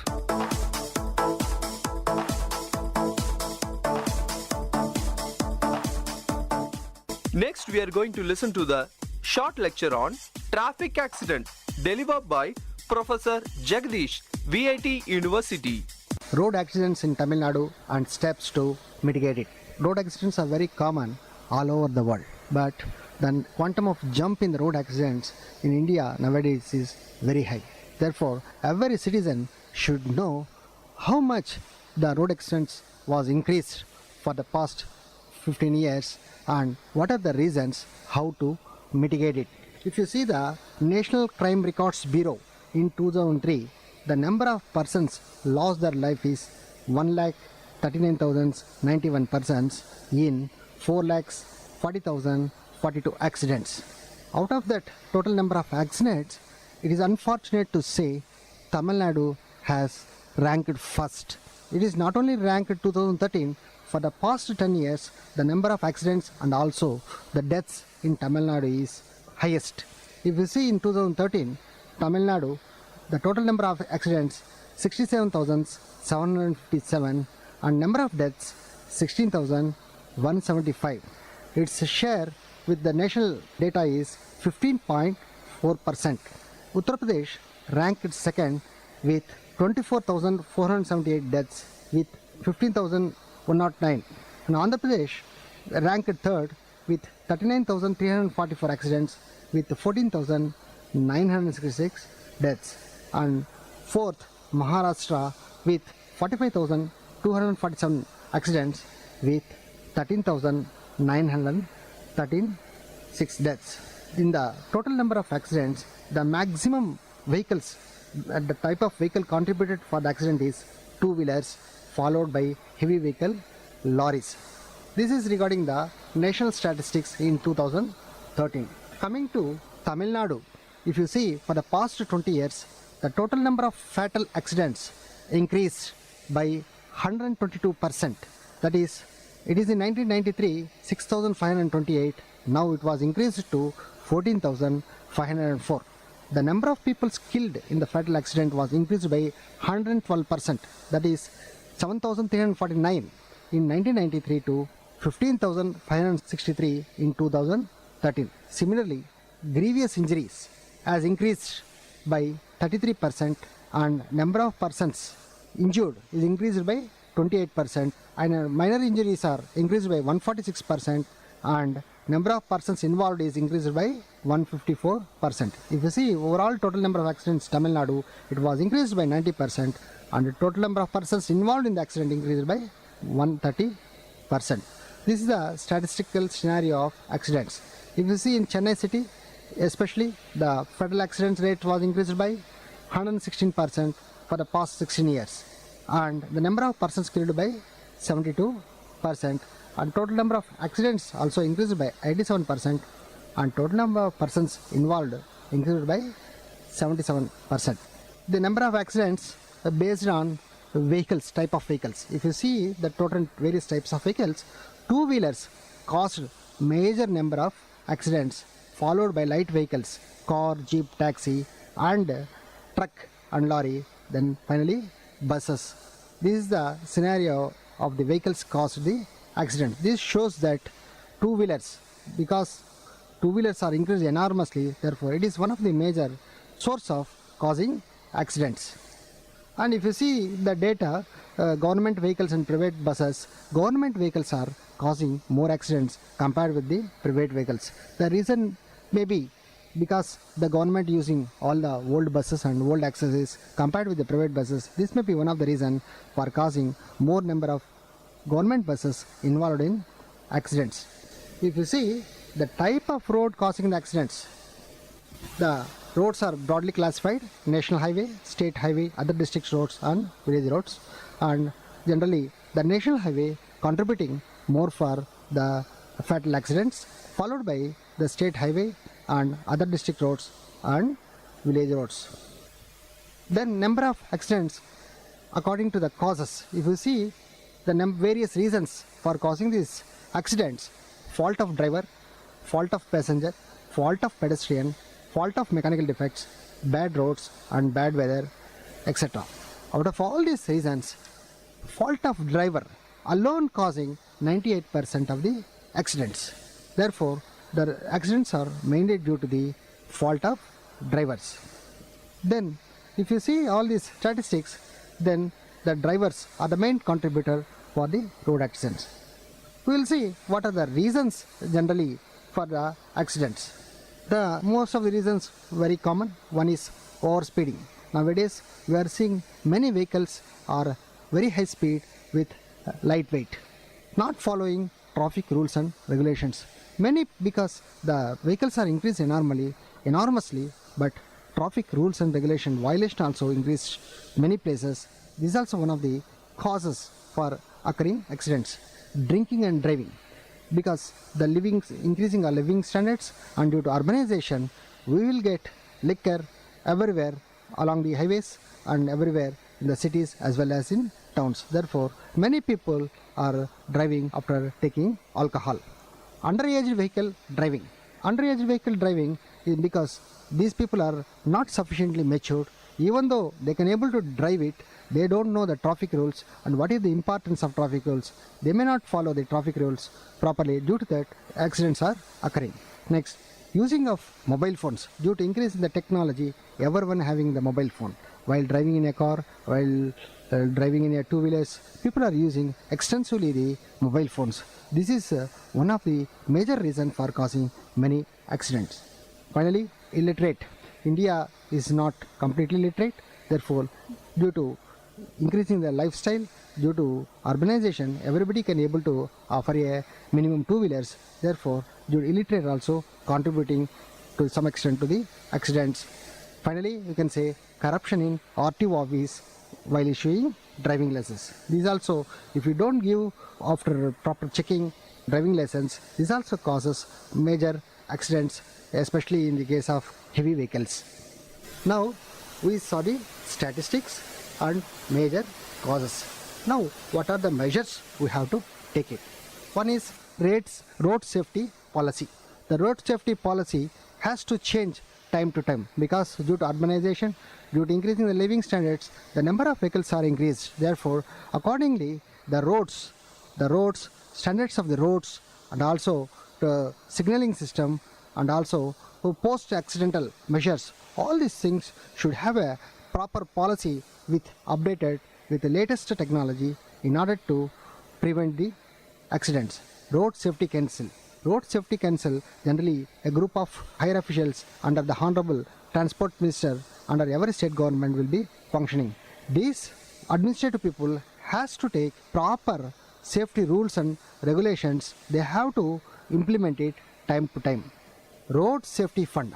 Because due to increasing the enormous vehicular traffic, road safety fund is very important. We have to repair and rehabilitate the roads time to time. Because of increasing the number of vehicles and the total tonnage of the vehicles, roads are damaging very frequently. Hence, we have to allocate a road safety fund to repair and rehabilitate the roads frequently. Road safety measures. This is again divided into preventive measures, surveillance and detection, and enforcement measures. Preventive measures is generally wearing the helmet during driving in the two-wheelers and maintaining the speed. This way, you can, by following the proper traffic rules, you can prevent the accident itself. Surveillance and detection. Wherever there is a junctions are there, you can put important places, you can put the cameras and you can track the details so that the person who is not following the rules can be detected, can be penalized properly. Enforcement measures. Those who are violating the traffic rules, those who are riding the vehicles with a higher speed should be punished properly. There should not be any discrimination between the rich and poor. Everybody should be same under the law. Road Safety Week should be every month. They have to conduct in order to increase the awareness of the masses. Masses can easily catch when you conduct the dramas or when you conduct through radio, through TV. If you conduct this Road Safety Week regularly, then the masses will know what are the things they have to follow and what are the reasons, and all these things will be acquainted. Interdepartmental team to study the fatal accidents. This problem is very common in India. There is one place road is laying, and the same place one more department is constructing the bridges and one more department is laying the optical fiber cable. Therefore, should be a proper coordination between all the departments in order to avoid the accidents. If there is no proper coordination between the departments, if they do their job independently, there is a major cause of accidents. This is one of the reason contributing for accidents in India. Air quality measurements. Because due to urbanization, due to industrialization, the air quality is changed a lot. Due to that, the vision will be affected and the eyes will be irritated. Therefore, time to time, we have to check the air quality, and we have to take proper measures in order to avoid the accident. Emergency accidental relief centers. These relief centers are already existing on national highways, but it should be extended to state highways and major district roads also.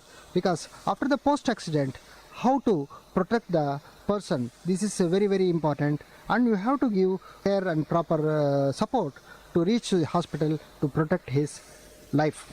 Compensation to road accidents. There is a compensation for road accidents, but it should be increased so that the person who suffered from the road accidents of no mistake should be compensated properly. Rewarding drivers with zero accident record.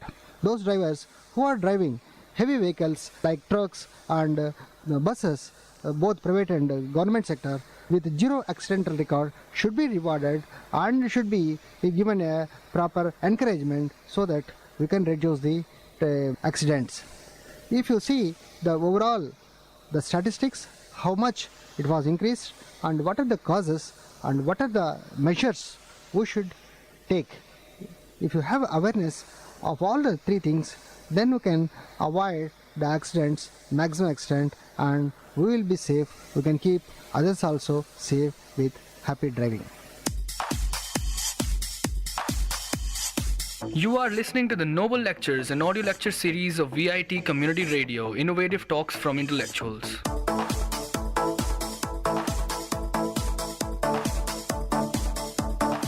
Next, we are going to listen to the short lecture on Global Climate Change, delivered by Professor Srinivasan, VIT University. Today you are going to listen some of important facts on global climate change. One of the biggest problem facing the world today is global warming.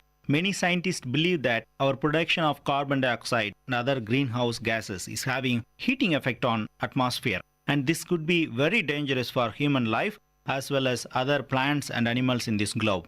This short speech will examine the problem global warming and suggest some ways of solving this problem. Global warming is increase in the world's temperature and changes in the world's climate caused by carbon dioxide from our cars, factories and power plants. Many scientists believe that world is getting warmer and this will affect our oceans, weather and agriculture. Some even believe that countries and cities near the coast will disappear as sea level rise. This could result in the flooding of low-lying coastal areas and cities such as Egypt, Netherlands and Bangladesh in Southeast Asia.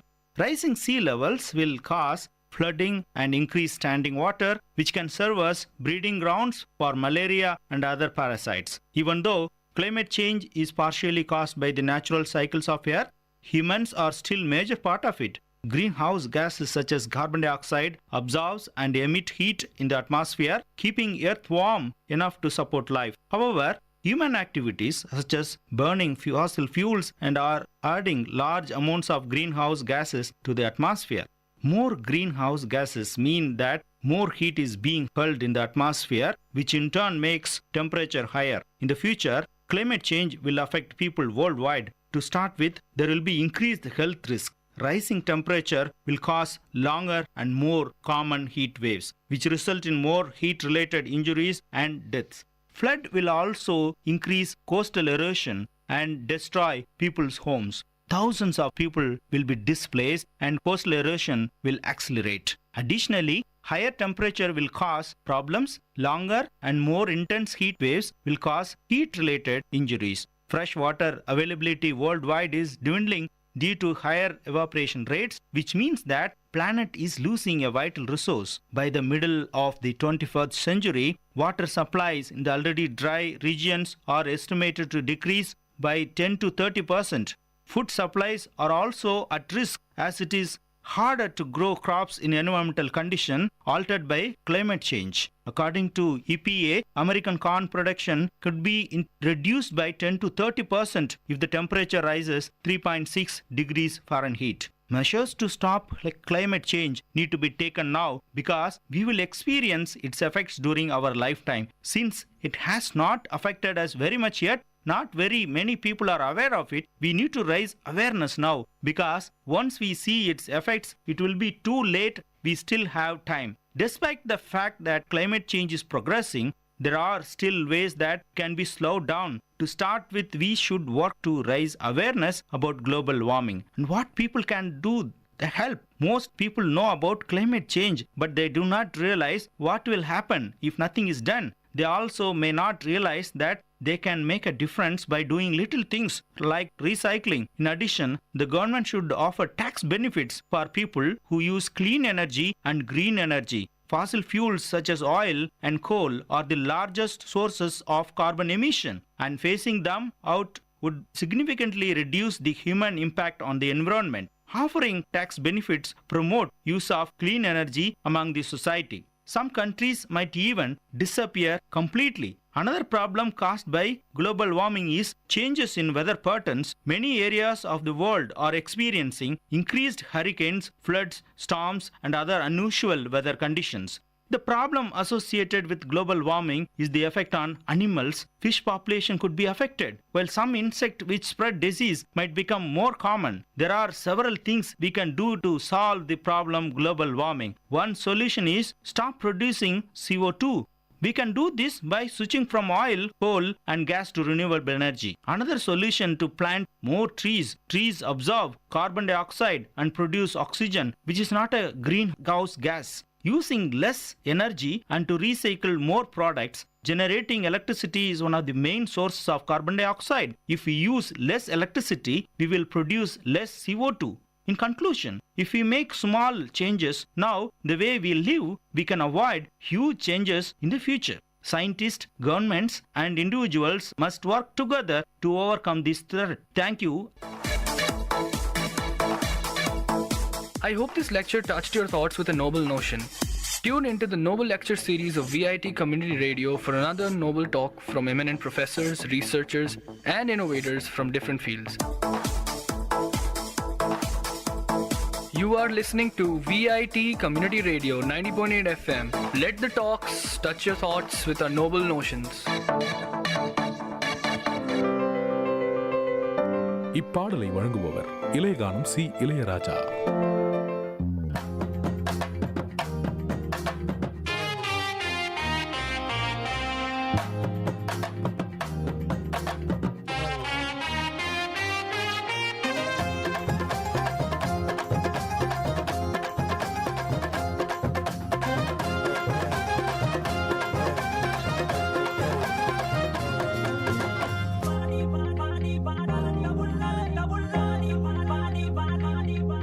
ஆடி வாடி என் கருத்த உள்ள 2 நாளாக உறக்க வல்ல.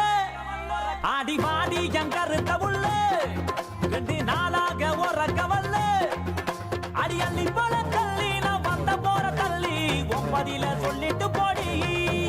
அடி அள்ளி போல தள்ளி நான் வந்த போற தள்ளி 9 சொல்லிட்டு போடி. அடி வாடி வாடி வாடி வாடி என் கருத்த உள்ள 2 நாளாக உறக்க வல்ல.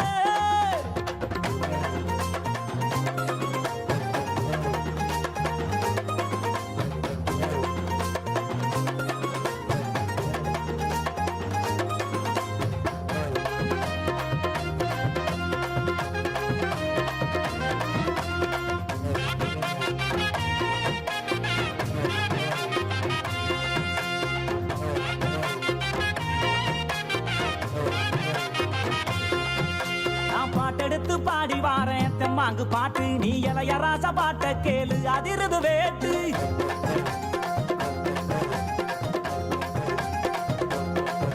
நான் பாட்டெடுத்து பாடி வாரேன் தெம்மாங்கு பாட்டு. நீ இளையராசா பாட்ட கேளு அதிருது வேட்டு. யாரு துணையும் இல்ல எனக்கு நிகர் யாரும் அல்ல. உடம்பு உடம்பு புள்ள என்னைய ஜெயிக்க எவனும் இல்ல. மோதி பாரு அடி பாடு நீ போட்ட போட்டி போடு. எனக்கான ஒரு கூட்டம் அடமேலம் கொட்டி ஆட்டம் போடு. வாடி அடி வாடி அடி வாடி என் கருத்த உள்ள 2 நாளாக உறக்க வல்ல.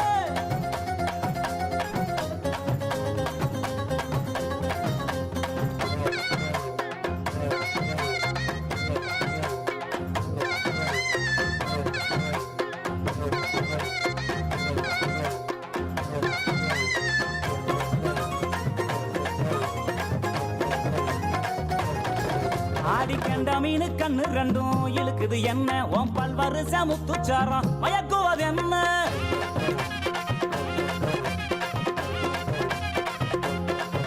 ஆடி கண்ட மீனு கண்ணு 2 இழுக்குது என்ன. உன் பல்வரிச முத்துச்சாரம் மயக்குவது என்ன. உறிஞ்சு உதட்டுறைய என்னைய இதுக்கே முடிஞ்சு விட்டு. சங்கு கழுத்துறதா என்னையும் வதச்சு வாட்டி புட்டு. அடிச்சிட்ட தங்க பட்ட என் பக்கம் இல்லடி. ஒன்னு தார உதட்டால நீ வெக்க விட்டு கட்டி பூட்டி. பாடி அடி வாடி அடி வாடி என் கருத்த உள்ள 2 நாளாக உறக்க வல்ல.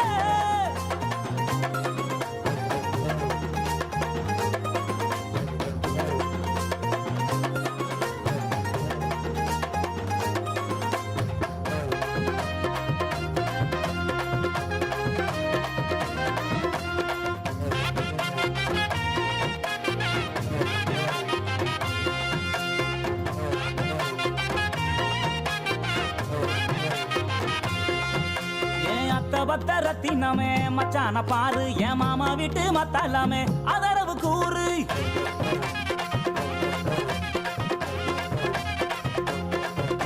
என் அத்த பத்த ரத்தினமே மச்சான பாரு என் மாமா வீட்டு மத்தாலாமே அதரவு கூறு உன்னை விட்ட யாரும் இல்ல எனக்கு ஒட்டிக்கிற வாடி உள்ள கண்ணசைக்கும் நேரத்துல எனக்கு காதல் தீ மூட்டு உள்ள இத தெரிஞ்சு கொஞ்சம் புரிஞ்சு இந்த மச்சான் சொல்ல கேளு இந்த உலகம் உள்ள வரைக்கும் நீ என்னோட தான் ஒட்டி வாழ வாடி என் கருத்த புள்ள 2 நாளாக உறக்கவல்ல ஆடி வாடி என் கருத்த புள்ள 2 நாளாக உறக்கவல்ல அடி அள்ளி போல தள்ளி நான் வந்த போற தள்ளி ஒன்பதில சொல்லிட்டு போடி அடி அள்ளி போல தள்ளி நான் வந்த போற தள்ளி ஒன்பதில சொல்லிட்டு போடி அடி வாடி வாடி வாடி வாடி என் கருத்த புள்ள. இப்பாடலை வழங்கியவர் இளையகானம் சி இளையராஜா.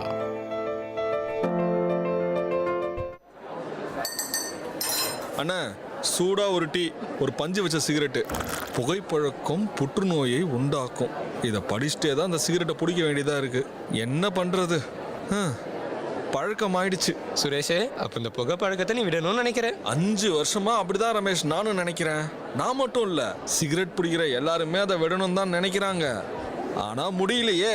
இன்னைக்கு ஒரு நாள் நீ சிகரெட் பிடிக்காம இருந்து பாரு. இன்னைக்கு ஒரு நாள் இதை பிடிக்காம இருந்தா என்ன ஆயிட போகுது ரமேஷ்? என்ன ஆகுமா? நீ சிகரெட் பிடிக்கிற நிறுத்தின 20 நிமிஷத்துல உன்னோட இதய துடிப்பும் உன்னோட ரத்த அழுத்தமும் நார்மல் ஆகிடும். 8 மணி நேரத்துல உன் ரத்தத்துல இருக்க கார்பன் மோனாக்சைடு குறைஞ்சு ஆக்சிஜன் லெவல் சீராகிடும்.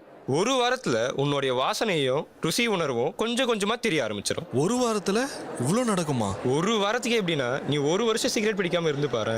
இதய சம்பந்தப்பட்ட பிரச்சனைகள்ல இருந்து நீ தப்பிக்கிறதுக்கான வாய்ப்பு 50% அதிகரிக்கும். அடடே, இது நல்லா இருக்கே.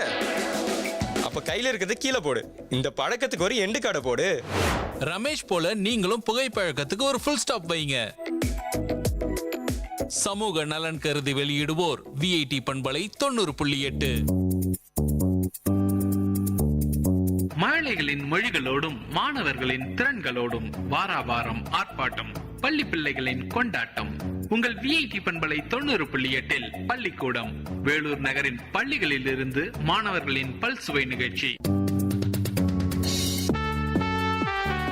இன்றைய பள்ளிக்கூடம் நிகழ்ச்சியில் காங்கேயநல்லூர் திருமுருக கிருபானந்த வாரியார் பெண்கள் மேல்நிலைப்பள்ளி மாணவர்கள் வழங்கும் பல்சுவை நிகழ்ச்சிகளை கேட்கலாம். நிகழ்ச்சியின் தொடக்கமாக இயற்கை உரமா செயற்கை உரமா என்ற உரையாடலை நிகழ்த்த வருகிறார்கள் ராஷிகா, தனலட்சுமி, தரணி, ஜனனி, தமிழரசி.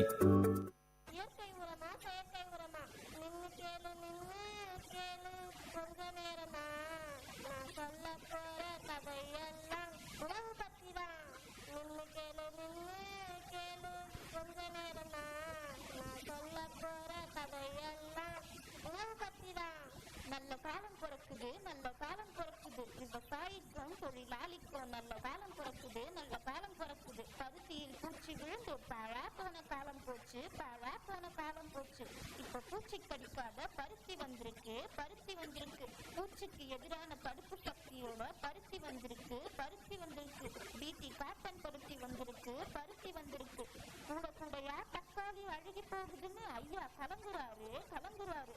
ஜப்பன்னா சக்தியால சீக்கிரமா அழுகாத தக்காளி வரப்போகுது, தக்காளி வரப்போகுது. பொட்டி பொட்டியா பூ பிடுங்கி வந்தவுடன் வாடி வதங்குதுன்னு அம்மா கவலைப்படுறாங்க, அம்மா கவலைப்படுறாங்க. அடுத்த நாள் காலையில் அறிவியல் கோடாங்கி வீட்டுக்கு வருகிறான். ஜப்பன்னா வந்திருக்கேன், ஜப்பன்னா வந்திருக்கேன். நேற்று ராத்திரி நல்ல செய்தி சொன்ன அறிவியல் கோடாங்கி வந்திருக்கேன், அறிவியல் கோடாங்கி வந்திருக்கேன். அப்பா கோடாங்கி, நேற்று ராத்திரி வரைக்கும் ரொம்ப கவலையா இருந்தோம்ப்பா. உன் செய்தி கேட்டப்புறம் தான் நிம்மதியா இருக்கு. ஆமாப்பா, பருத்தியிலே ஏதோ பூச்சி கடிக்காத பருத்தின்னு சொன்னியே, அது என்னப்பா? ஐயா, பருத்தியில போல்பாடு புழு வந்து கடிச்சு பெருசு சேதத்தை உருவாக்குது. இதை தடுக்கிறதுக்கு பருத்தி செடியிலேயே புழுவுக்கு எதிரான பொருளை உருவாக்குறாங்க. இதனால புழு கடிக்க வராது. உங்களுக்கும் பூச்சி மருந்து செலவு இருக்காது ஐயா.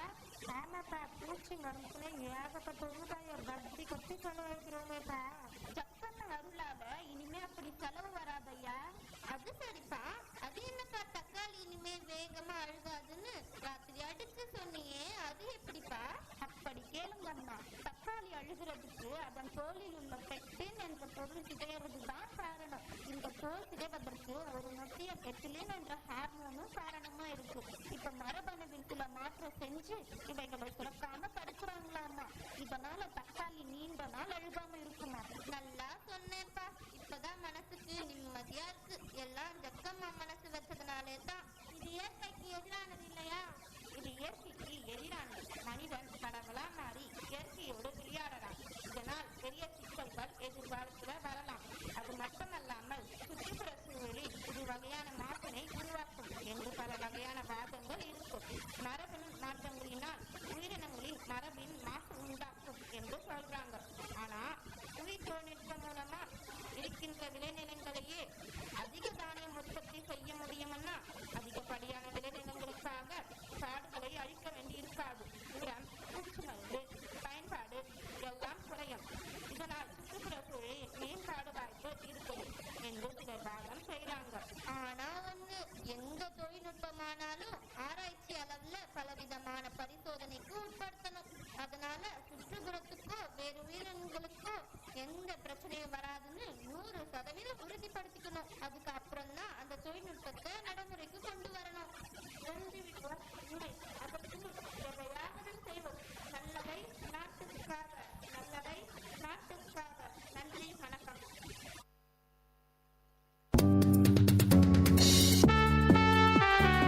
பள்ளிக்கூடம் நிகழ்ச்சியில் அடுத்ததாக அறிவியல் தமிழ் பாடலை பாட வருகிறார்கள் காயத்ரி, ஸ்னேகா, கிருத்திகா, அஸ்விதா, பவானி, தீபிகா, மதுபாலா, கீர்த்தனா, அபி, பிரிசில்லா, கீர்த்தி பிரியா, ஹேமபிரியா, ஸ்னேகா, சுஷ்மிதா, தமிழரசி.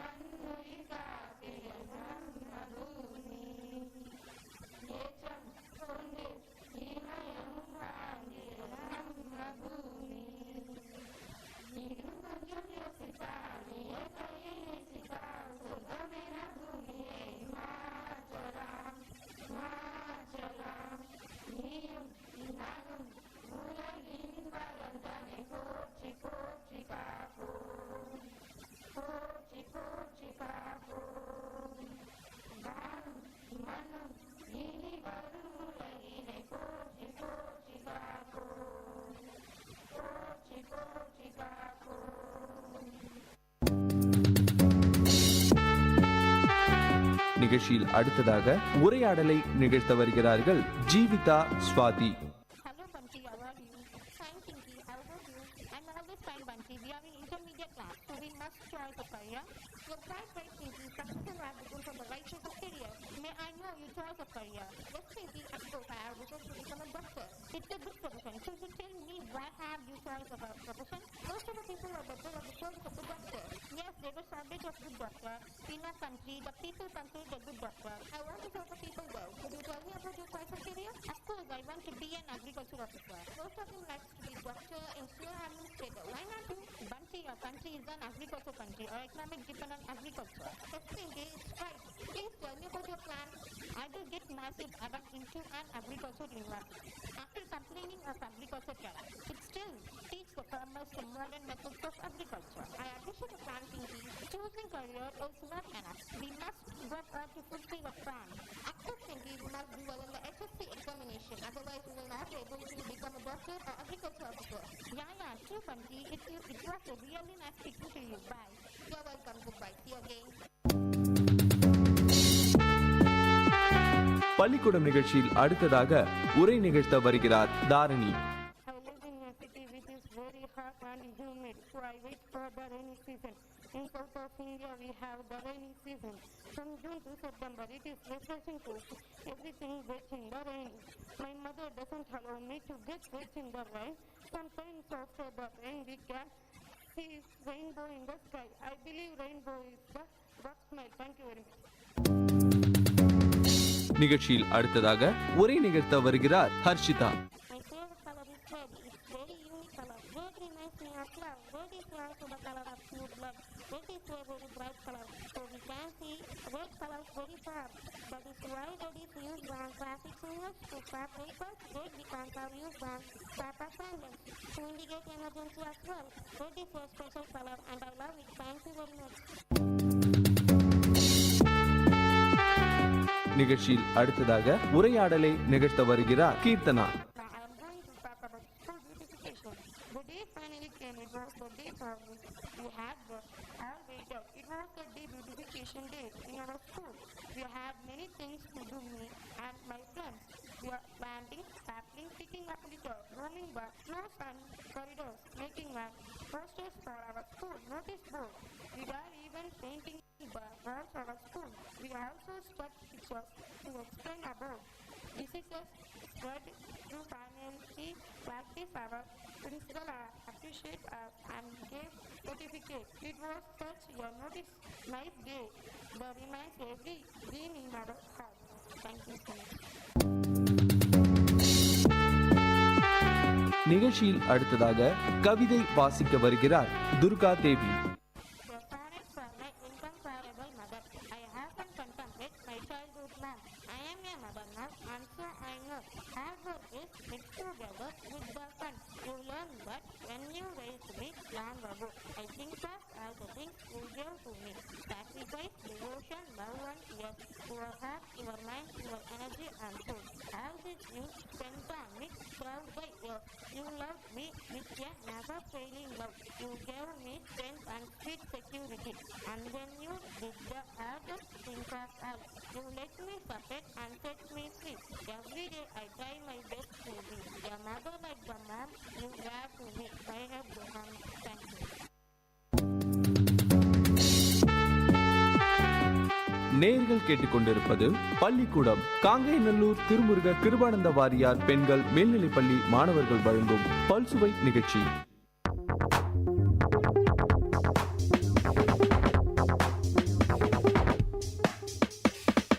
விஐடி வானொலி உங்களின் செவிகளில் தேனை பாய்ச்சிடுதே, மனதின் கவலைகள் மறந்து போயிடும் மாயம் செய்திடுவே.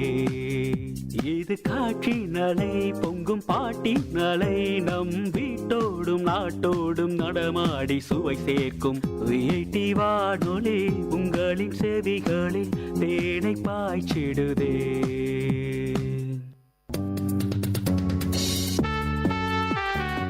பள்ளிக்கூடம் நிகழ்ச்சியில் அடுத்ததாக இன்ப தமிழ் என்ற தமிழ் பாடலை பாட வருகிறார்கள் ஹர்ஷா, அபிதா, நிஷாந்தி, யுவஸ்ரீ, கவிதா.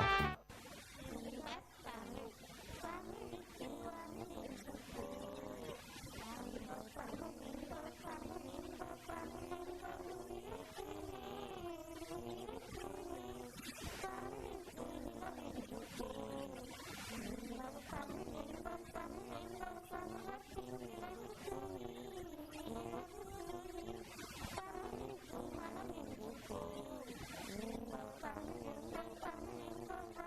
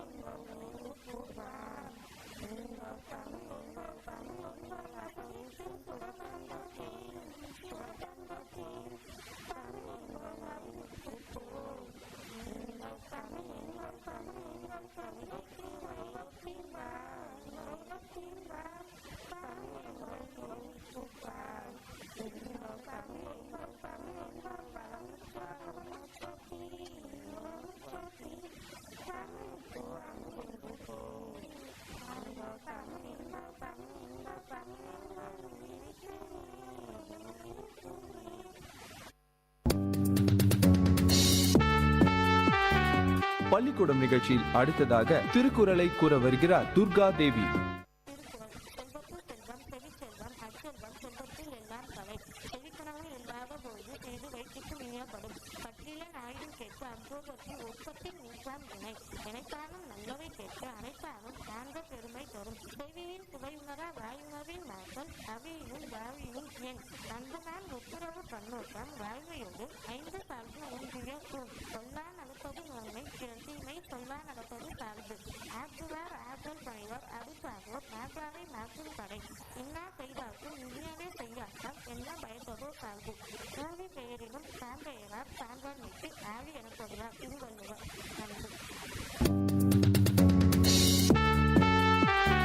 பள்ளிக்கூடம் நிகழ்ச்சியில் அடுத்ததாக உரையாடல் நிகழ்த்த வருகிறார்கள் ஜெயந்தி, துர்கா தேவி.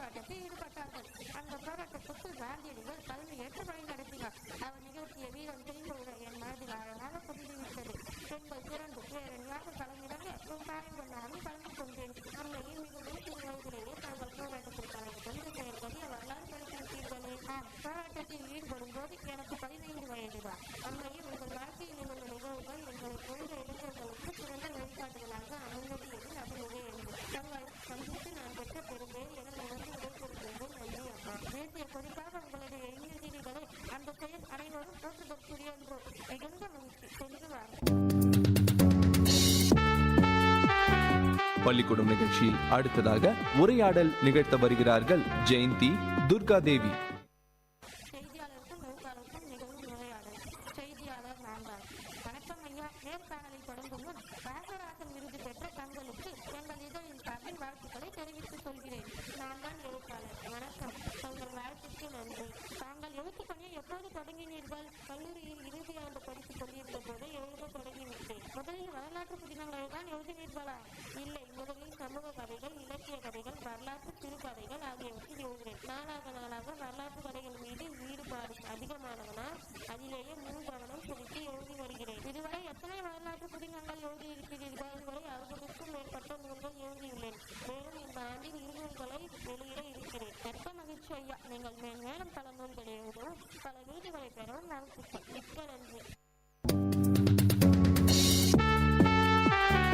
பள்ளிக்கூடம் நிகழ்ச்சியில் அடுத்ததாக கவிதை வாசிக்க வருகிறார் துர்கா தேவி.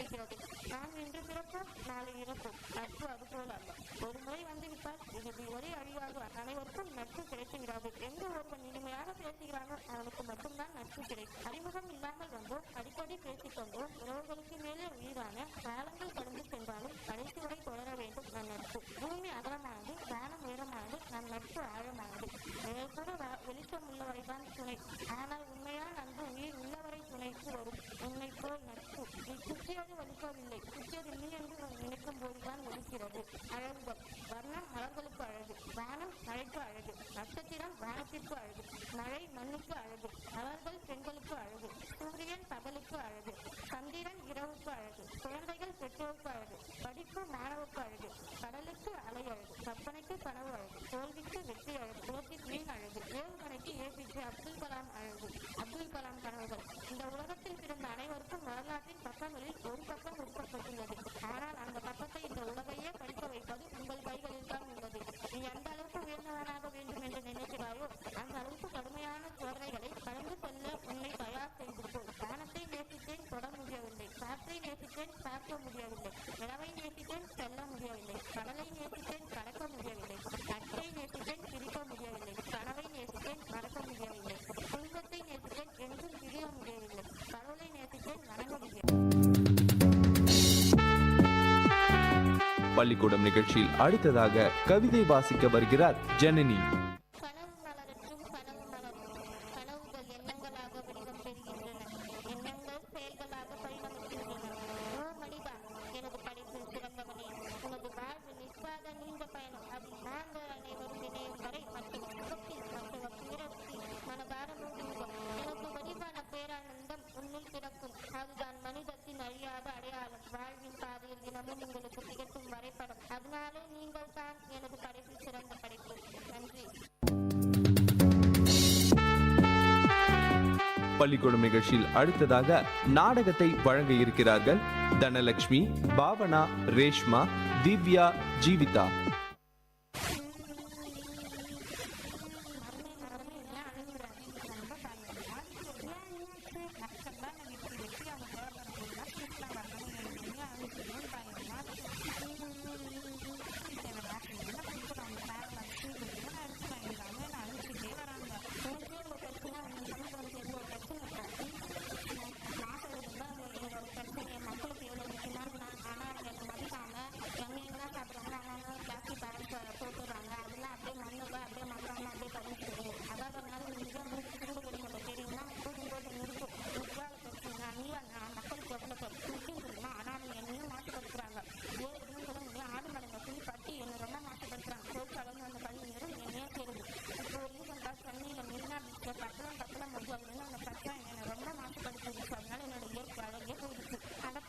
நான் இல்லைன்னா மக்களால் உயிர் வாழவே முடியாது. இன்னுமா தெரியல, நான் யாரும் நான் தான் பார்த்து தொழிற்சாலையிலிருந்து வெளில வர பசங்களும் வண்டியிலிருந்து வெளில வர கார்பன் மோனாக்சைடு மற்றும் சல்ஃபர் டை ஆக்சைடு என்னை ரொம்ப மாசுபடுத்துது. இது தெரிஞ்சு இப்போ இருக்கிற ஜனங்க ஆளுக்கு ஒரு வண்டி வச்சுட்டு ஜாலியாக சுற்றுறாங்க. அதனால கஷ்டப்படுறது நான் மட்டும்தான். இருந்தா யாரும் வர பார்ப்பாது. எல்லோருக்கும் ஹாய், நான் யாருன்னு தெரியல, இந்த உலகத்தையே என் கைக்குள்ள வச்சிருக்கேன். இனிமா நான் யாருன்னு தெரியல, நான் தான் ஒலி. என்னால மக்களுக்கு தலைவலி, என்னால மக்களுக்கு தூக்கம் போய் நிம்மதி போய் எல்லாம் போய் எனக்கு தான் முக்கியத்துவம் தராங்க. வண்டி சத்தம், டிவி சத்தம், தொழிற்சாலைங்கிற இயந்திர சத்தம் தான் சும்மா ஊரே என்னால நிறைஞ்சிருக்கு.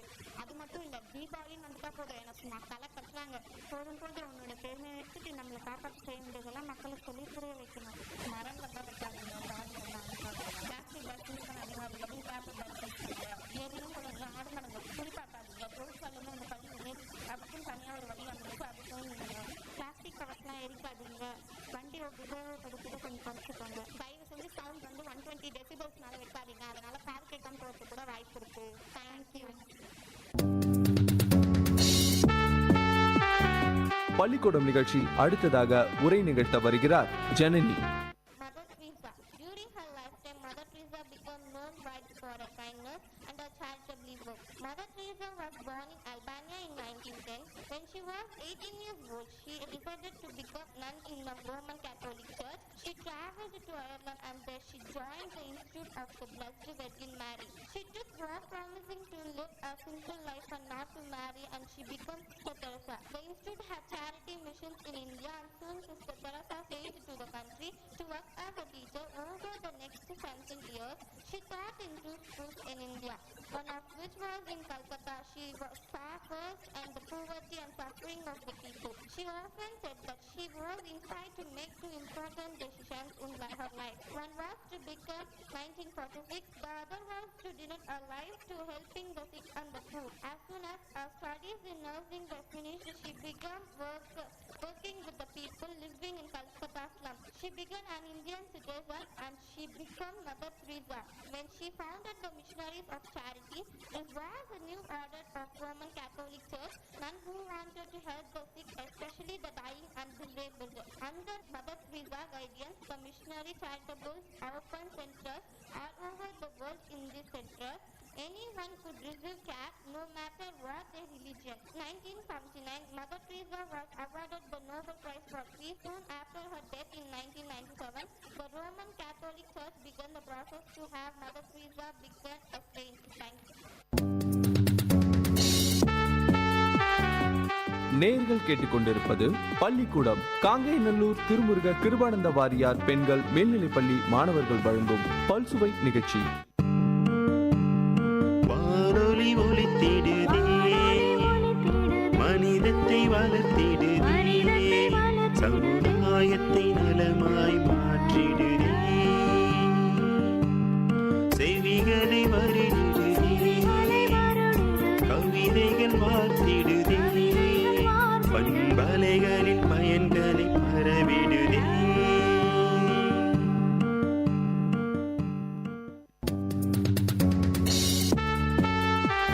பள்ளிக்கூடம் நிகழ்ச்சியில் அடுத்ததாக ஆங்கில பாடலை வழங்க இருக்கிறார்கள் யாஸ்மின், விசித்ரா, மகாலட்சுமி, ஏமலதா, ஸ்வேதா.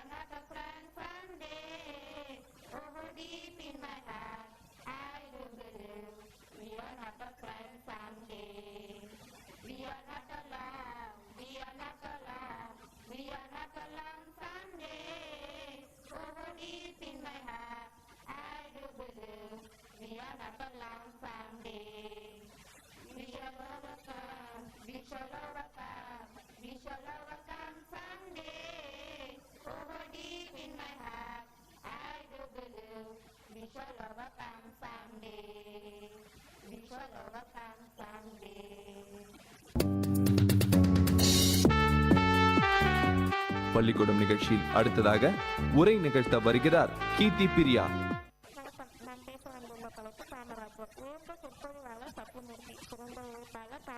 இருவரின் சிறந்த உழைப்பாளர் கூட்டுறவால் தமிழகத்து அரசியலில் ஒரு தியாக பரம்பரை உருவாயிற்று. அன்னை சிவகாமியும் அன்னை காமராஜரும் எளிய குடும்பத்தில் பிறந்தவர், இரக்கம் நிறைந்தவர், எளிமையே உருவானவர், உலக கல்வி பயின்றவர், உழைப்பை மதிப்பவர், செந்தமிழ் செல்வர். சிவகாமியின் மைந்தர் பாரத தலைவர் காமராஜர். அவர் ஒரு தியாக விளக்கு. நம் நாட்டின் சுதந்திரத்திற்காக போராடிய தியாக செம்மல்களுக்காக காமராஜர் ஆவார். காமராஜரின் பெற்றோர்கள் அவரை மிகவும் செல்லமாக வளர்த்தார்கள். பாட்டி பார்வதி அம்மாள் அவருக்கு கொடுத்த செல்லத்திற்கு அளவே இல்லை. காமராஜரின் தந்தை குமாரசாமி நாடார் தேங்காய் வியாபாரம் செய்து கொண்டிருந்தார். இவ்வாறு தந்தையும் மாமனாரும் நல்ல முறையில் தொழில்கள் செய்து வந்ததால் காமராஜர் செல்வ செழிப்போடு வளர்ந்தது வியப்பில்லை அல்லவா? குட்டி தங்கை மீது காமராஜருக்கு கொள்ளை அன்பு. கைக்குழந்தையான தங்கைக்கு விளையாட்டு காட்டி மகிழ்வார். அந்நாளில் இந்நாள் போல படிப்பதற்கு வசதிகள் இல்லை. ஊர்தோறும் உயர்நிலை பள்ளிகள் இல்லை. நகரங்கள் தோறும் கல்லூரிகள் இல்லை. காமராஜர் பொல்லாத குறும்புக்காரர். அதோடு இளமையிலேயே அவருக்கு அஞ்சாத நெஞ்சம் அமைந்திருந்தது. நாளுக்கு நாள் காமராஜர் உள்ளத்தின் நாட்டுப்பற்று இணையமாக வளர்ந்தது. காமராஜர் பொதுப்பணிகளில் ஈடுபட்டதோடு இந்திய தேசிய காங்கிரஸ் உறுப்பினரானதை அறிந்ததும் தாய் சிவகாமி அம்மா பெருங்கவலை கொண்டார். எந்த நேரத்தில் நம் மகனை போலீசார் பிடித்தால் அடிப்பார்களோ, என்று சிறையில் அடைப்பார்களோ என்று அந்த தாய் உள்ளத்தில் கவலைகள் பல சூழ்ந்தன. காமராஜர் மனதை ஒரே வழி திருமணம் தான் என்று நினைத்தார்கள். எனவே அவர்கள் காமராஜருக்கு பெண் பார்க்க தொடங்கினார்கள். இதை அறிந்த காமராஜர் கடும் கோபம் கொண்டார். தாயிடம் சென்று இனி யாராவது என் திருமணம் பற்றி தேர்ச்சி எடுத்தால் வீட்டை விட்டு கிளம்பி விடுவேன் என்று கண்டிப்பான குரலில் கூறினார். தாய் எவ்வளவு வற்புறுத்தி சொல்லியும் அந்த மகன் கேட்கவில்லையே. கேட்டிருந்தால் அவர் இந்த நாட்டில் சொந்த மகன் ஆயிருப்பாரா? என் முடிவில் மாற்றமில்லை என்று கூறிவிட்டார். காமராஜர் தீவிர தொண்டராகி கூட்டங்களை நடத்தியும் தொடங்கியும் ஊரார் அவரை வெறுக்க தொடங்கினார்கள். ஏனென்றால் அந்த ஊரின் மிக சிலர் தான் காங்கிரஸை ஆதரிப்பவர்களாக இருந்தார்கள். ஆங்கில ஆட்சியையும் விரும்புகிறவர்களே இருந்தார்கள். இதனால் கூட்டங்கள் நடத்தும் போது இடையில் பயன்களை அனுப்பி இடையூறு செய்வார்கள், தோட்டம் ஏற்படுத்துவார்கள். இதற்கெல்லாம் காமராஜர் அசைந்து கொடுக்க மாட்டார். கூட்டங்கள் நடத்த ஆகும் செலவிற்கு என்ன செய்யலாம் என்று காமராஜர் சிந்திப்பார். நல்ல பணிக்காக செய்யும் எந்த வேலையும் ஈவானதல்ல என்று அவர் நினைப்பார். அதனால் உண்டியல் ஏந்தி பணம் சேர்ப்பது என்று முடிவு செய்தார். உள்ளூரில் உண்டியல் குலுக்கினால் யார் காசு போட போகிறார்கள்? அதனால் காமராஜர் தன் நண்பர்களை அழைத்துக் கொண்டு விருதுப்பட்டி ரயில் நிலையத்திற்கு பக்கத்து ரயில் நிலையங்களுக்கு சென்றார். ரயிலில் வருபவர்களிடம் காந்தி உண்டியல் காசு போடுங்கள் என்று வேண்டினார். உடன் நண்பர்களிடம் வேண்டினார்கள். காந்தி தலைமையில் நடந்த புனித போருக்கு துணைநிற்பதாக பிறக்கும் பணத்திற்கு காமராஜர் காந்தி என்னும் பெயர் வைத்து மிகவும் பொருத்தமே. காமராஜர் கூட்டங்களை சிறப்பாக நடத்த தொடங்கினார். பண சிரமம் நீங்கினாலும் கூட்டங்கள் நடத்துவதற்கு மகனுடைய தேசபக்தி மிகுதியாயிருப்பதை தாய் கண்டார். அதை இனி குறைக்க இயலாது என்ற முடிவிற்கு அவர் வந்தார். உலகில் மனிதர்களாக பிறந்த அனைவருக்குமே ஏதாவது போராட்டம் இருந்தே தீரும். காமராஜர் பிறந்தது முதல் எப்போதும் எதற்காகவும் அவர் தனக்கு போராடியதே இல்லை. 1927 நாகப்பூரில் ஒரு போராட்டம் தொடங்கியது. அதோடு காங்கிரஸ் தொண்டரான சோலை ஆசவாலு போராட்டத்தை நடத்தினார். 1954 மார்ச் மாதம் 30 காமராஜர் நம் மாநிலத்தின் முதலமைச்சராக தேர்ந்தெடுக்கப்பட்டார். அவர் அப்போது டில்லி பாராளுமன்ற உறுப்பினராக இருந்தார். காமராஜர் தமிழ்நாட்டில் நிலையான ஆட்சியை உருவாக்கினார். காமராஜரின் புகழ் போட்டு இந்திய பொது நாட்டினை பசிப்பினி அறியாமை முதலியவற்றிலிருந்து காப்பது நம் கடமையாகும்.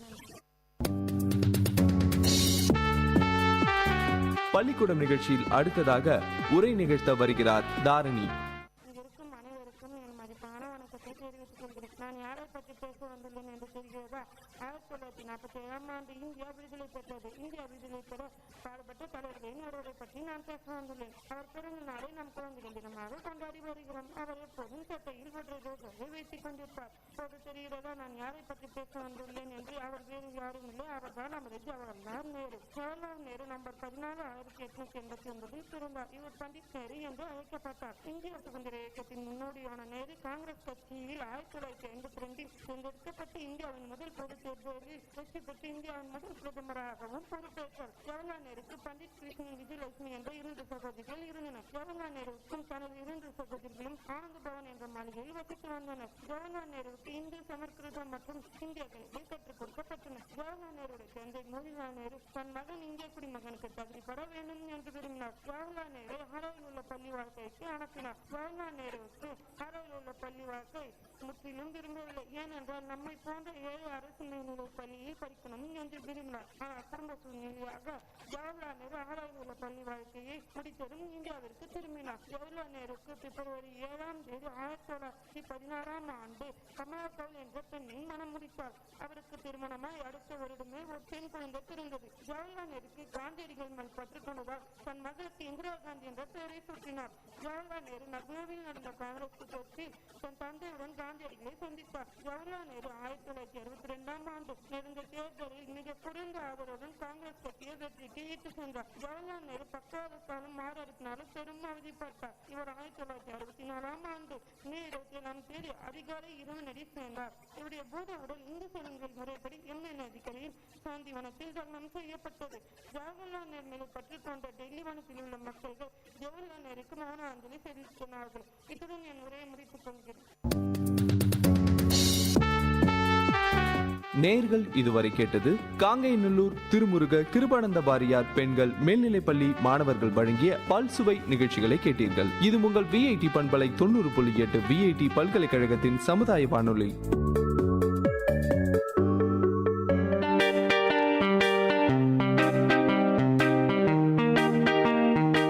Dear listeners, for the next hour, you are going to listen to the program Team Speak Time in VIT Community Radio 90.8 FM.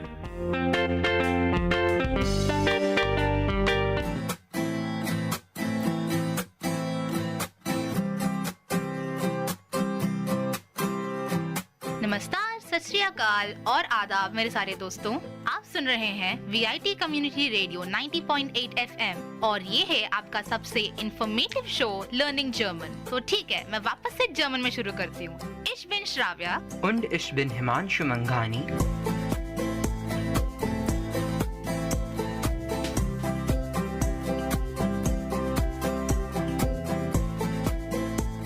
अब हम स्टार्ट क्या करने वाले हैं श्राव्या आज के दिन? भाई बहुत हो गया बेसिक सीखना।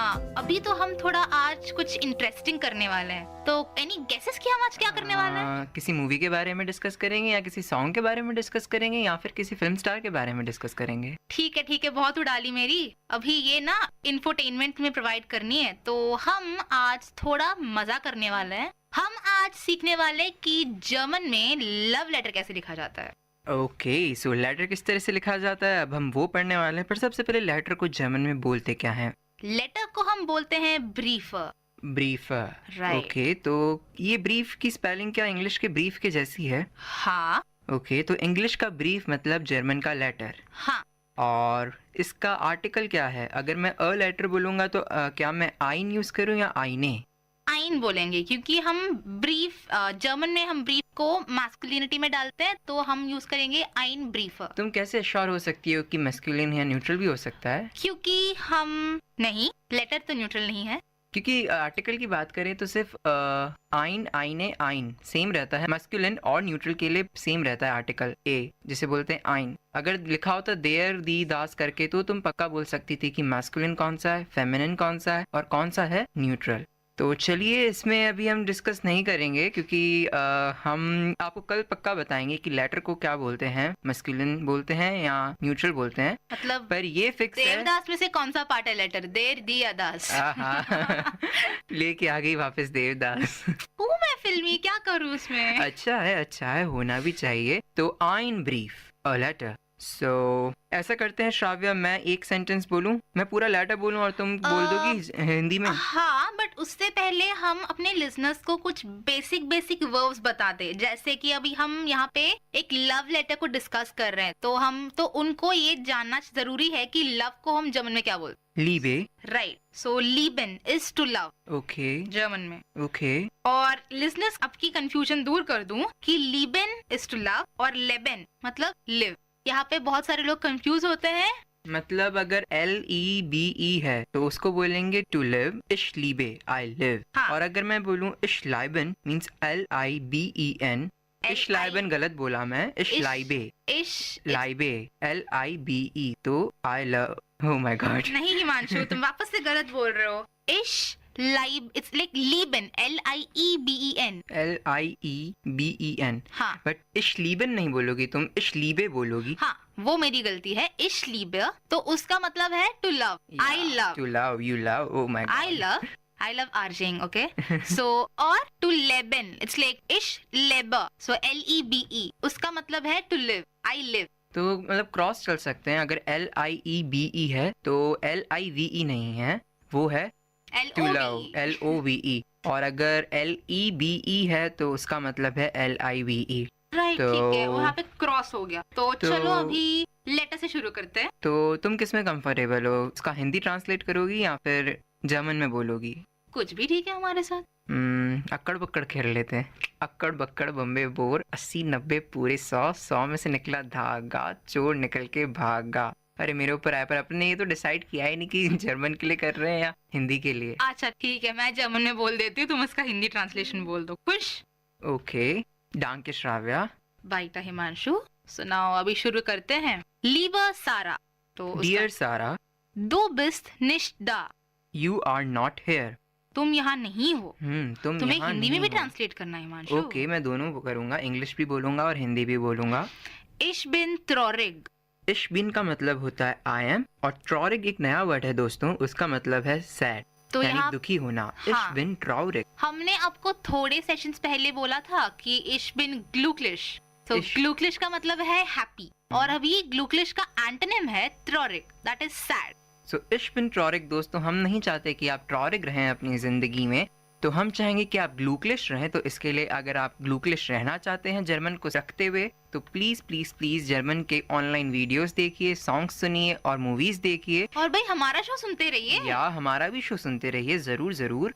तो आप हमारा शो सुनते सुनते ग्लूक्लिश हो जाएं और हमें भी ग्लूक्लिश कर दें, उससे ज्यादा तो हम भी ग्लूक्लिश हो जाएंगे। हाँ, ग्लूक्लिश हो जाएंगे, क्योंकि हम किसी को ट्रॉरिक नहीं करना चाहते, किसी को सैड नहीं रखना चाहते। एग्जैक्टली। तो आगे बढ़ते हैं। इश स्पीलर क्लैवियर।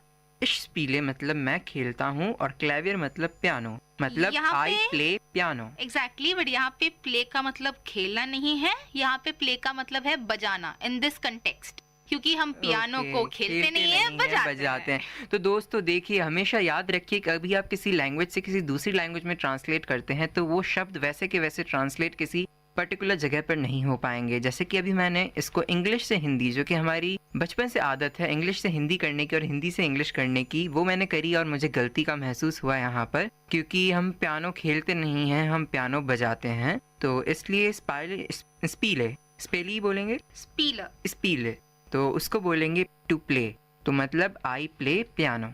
आगे बढ़िए श्राव्या। इश आर्बाइटर। I work. इश श्राइबर। I write. इश वार्टर। I wait. वन कॉम्स दू। अरे ये शब्द तो मैंने अभी तुमसे पूछा था व्हाट्सएप पे। मैं बस पहुंचने वाला था, मेरे को लगा था श्राव्या नहीं पहुंची होगी, बट वो आज सबसे पहले पहुंच गई स्टूडियो पे। लड़की इस मिसकंसेप्शन में मत रहना कि लड़कियां हमेशा लेट आती हैं। नहीं, ऐसी बात नहीं है। मैं लड़कियों को कभी भी अंडर एस्टिमेट नहीं करता, और मैं चाहता हूँ कि कोई भी अंडर एस्टिमेट नहीं करे लड़कियों को। तो हाँ, हम कहा थे कि one comes to when you come. When are you coming? ठीक है, अभी हम और एक चीज और होती है कि अपन जब जर्मन में बोलते हैं ऑक्सिलरी वर्ब्स अपन इंग्लिश में यूज करते हैं, पर जर्मन में कोई भी ऑक्सिलरी वर्ब्स नहीं होते हैं।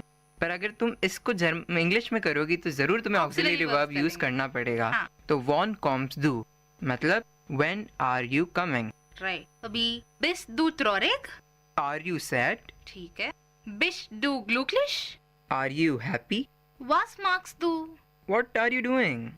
मार्क्स हम पहले भी बता चुके हैं, बट इस केस में क्योंकि डू वो क्या है सेकंड पर्सन सिंगुलर, तो हम यहाँ पे एस जोड़ेंगे en हटाकर, और वॉस का मतलब वॉट, तो what are you doing, was marks do.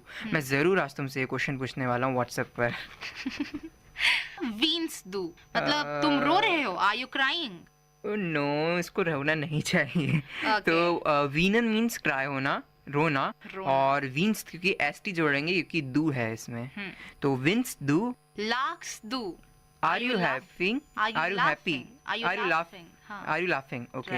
Happy तो यानी ग्लूक्लिश है, लाफन मतलब तू हंसना, पर यहाँ पे दू है तो लाफ्स बोलेंगे। तो यहाँ पे हमने एक वापस से एक और एंटोनिम का पैर हमने मिल गया, वो है वीन यानी रोना और लाख यानी हंसना। वीनेन एंड लाखन, क्राइंग एंड लाफिंग। तो आगे बढ़ते हैं। आर्बाइटेस डू। Are you working? हार्स डू म्यूजिक। Are you listening to music? Music मतलब म्यूजिक ही है, बट हम यहाँ जर्मन में काफी शब्दों में से सी हटके के लग जाता है, जैसे कि कैमरा बन गया कामेरा, CAMERA बन गया KAMERA, अक्टूबर बन गया अक्टूबर। वाटेस डू। Are you waiting? हाँ, Are you waiting? अभी warten मतलब to wait. Wait. So are what you test waiting? do? So are you wait? और दोस्तों सेंटेंस फॉर्मेशन जो जर्मन का होता है थोड़ा डिफरेंट होता है। हम बेसिकली किसी मतलब हमारा ये रहता है कि हम वर्ब को सेकंड प्लेस पे यूज करते हैं, बट तुम इस केस में वर्ब को सेकंड पे यूज करते हो, पर सब्जेक्ट को चाहे तो वर्ब के बाद में लगाओ या सब्जेक्ट को वर्ब के पहले लगाओ। अगर मैं बोलूँ व्हाटेस्ट डू, और अगर मैं बोलूँ डू व्हाटेस्ट ऑफ ए क्वेश्चन मार्क, तो यू वेट और यू वेट दोनों का मतलब यही है। मेरा मुद्दा ये है कि व्हाटेस्ट वहीं रहे और सब्जेक्ट या तो वर्ब के पहले हो या वर्ब के बाद में हो, जैसे कि व्हाटेस्ट डू या डू व्हाटेस्ट।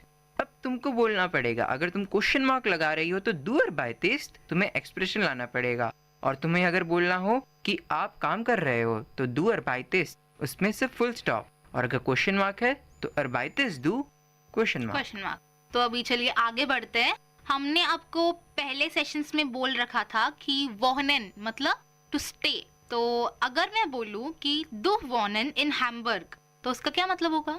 वोहनन तो सबसे पहले गलत होगा. Du wohnst in Hamburg. हाँ, du wohnst in Hamburg. याद रख लीजिए, अगर तुम सेकंड सिंगुलर या किसी में कंफ्यूज हो रहे हो तो du के साथ st हमेशा. ही आएगा हमेशा. तो du wohnst in Hamburg तुमने बोला, तो you live in Hamburg. हाँ, you stay in Hamburg. To be Okay. even more precise. या stay, क्योंकि live और stay के meanings अलग होते हैं. ओके, सो लेबे मतलब होता है live और लाइबे होता है मतलब to love. Ich lebe in Berlin. I live in Berlin. Right. Ich bin Akin. I am alone. हाँ, तो अकीन मतलब alone. तो दोस्तों कभी भी अकीन मत रहिएगा, दोस्तों के साथ रहिएगा, नई नई चीजें करिएगा और जर्मन सीखते रहिएगा. अकीन, क्योंकि अगर आप अकीन रहेंगे तो कुछ सीख नहीं पाएंगे, तो जितना हो सके अपने फ्राउंडों को यानी कि फ्रेंड्स को घुल मिल कर बात करिए जर्मन में, यानी ich bin richtig. क्या मैं सही हूँ श्राव्या? या अभी आगे बढ़ते हैं. Du bist Akin. Are you alone? Yes. No, no. ठीक है, अभी तो नहीं हूँ, मतलब मेरा मतलब था कि तुम्हारा सेंटेंस करेक्ट था. Aber das ist bald. Vergangenheit. वो क्या था? इसका मतलब आबर मतलब होता है but, Das is means that is, bald मतलब सून और वर्गान गेन हीट मतलब पास्ट. तो बट हाँ, तो but that is soon be a past. Ich träume die Zukunft. Zukunft. Zukunft मतलब फ्यूचर. ओके. सो ट्रॉमा मतलब ड्रीम, तो he dreams the future. I, ish मतलब I, ट्रॉमा मतलब dream, die Zukunft the future. सो मतलब मैं future के बारे में ड्रीम कर रहा हूँ, तो इश ट्रॉमा मीन्स ओके. सो ट्राउरिक मतलब सैड और ट्रॉमे मतलब ड्रीम, और जुकुन्फ्त मतलब फ्यूचर और वर्गान गेनहीत मतलब पास्ट. अच्छा, तभी इन्होंने बोला कि but that is soon be a past, क्योंकि अभी मैं ड्रीम कर रहा हूँ फॉर द फ्यूचर. एग्जैक्टली. तो चलिए देखते we'll हैं not ये be, क्या ड्रीम कर, ये क्या ट्रॉमे कर रहा है उनके जुकुम्फ्त के बारे में. हाँ, तो मतलब अकीन अलोन नहीं रहेंगे, क्योंकि अब वो फ्यूचर के बारे में सोच रहे हैं, मतलब कि वो सोच रहे हैं जुकुन्फ्त के बारे में, फ्यूचर के बारे में. दोस्तों याद रखिए, जुकुन्फ्त मतलब फ्यूचर और ट्रॉमे मतलब ड्रीम, बाल्ड मतलब सून, बट मतलब आबेर और वर्गान गेन हित मतलब पास्ट. राइट. तो चलिए अब देखते हैं वो क्या सोच रहा है. Du lebst in Hamburg. Ich lebe in Hamburg. यानी you live in Hamburg, I live in Hamburg. Oder ich wohne in Berlin und du wohnst auch in Berlin. Oder मतलब और ich wohne, ईएन हट गया, और I stay in Berlin und du wohnst auch in Berlin and you stay also in Berlin. Auch मतलब also. Auch, also, also. Du und ich und du, you and me and you. Oh my God. बाप रे, ये तो बड़ा romantic हो गया.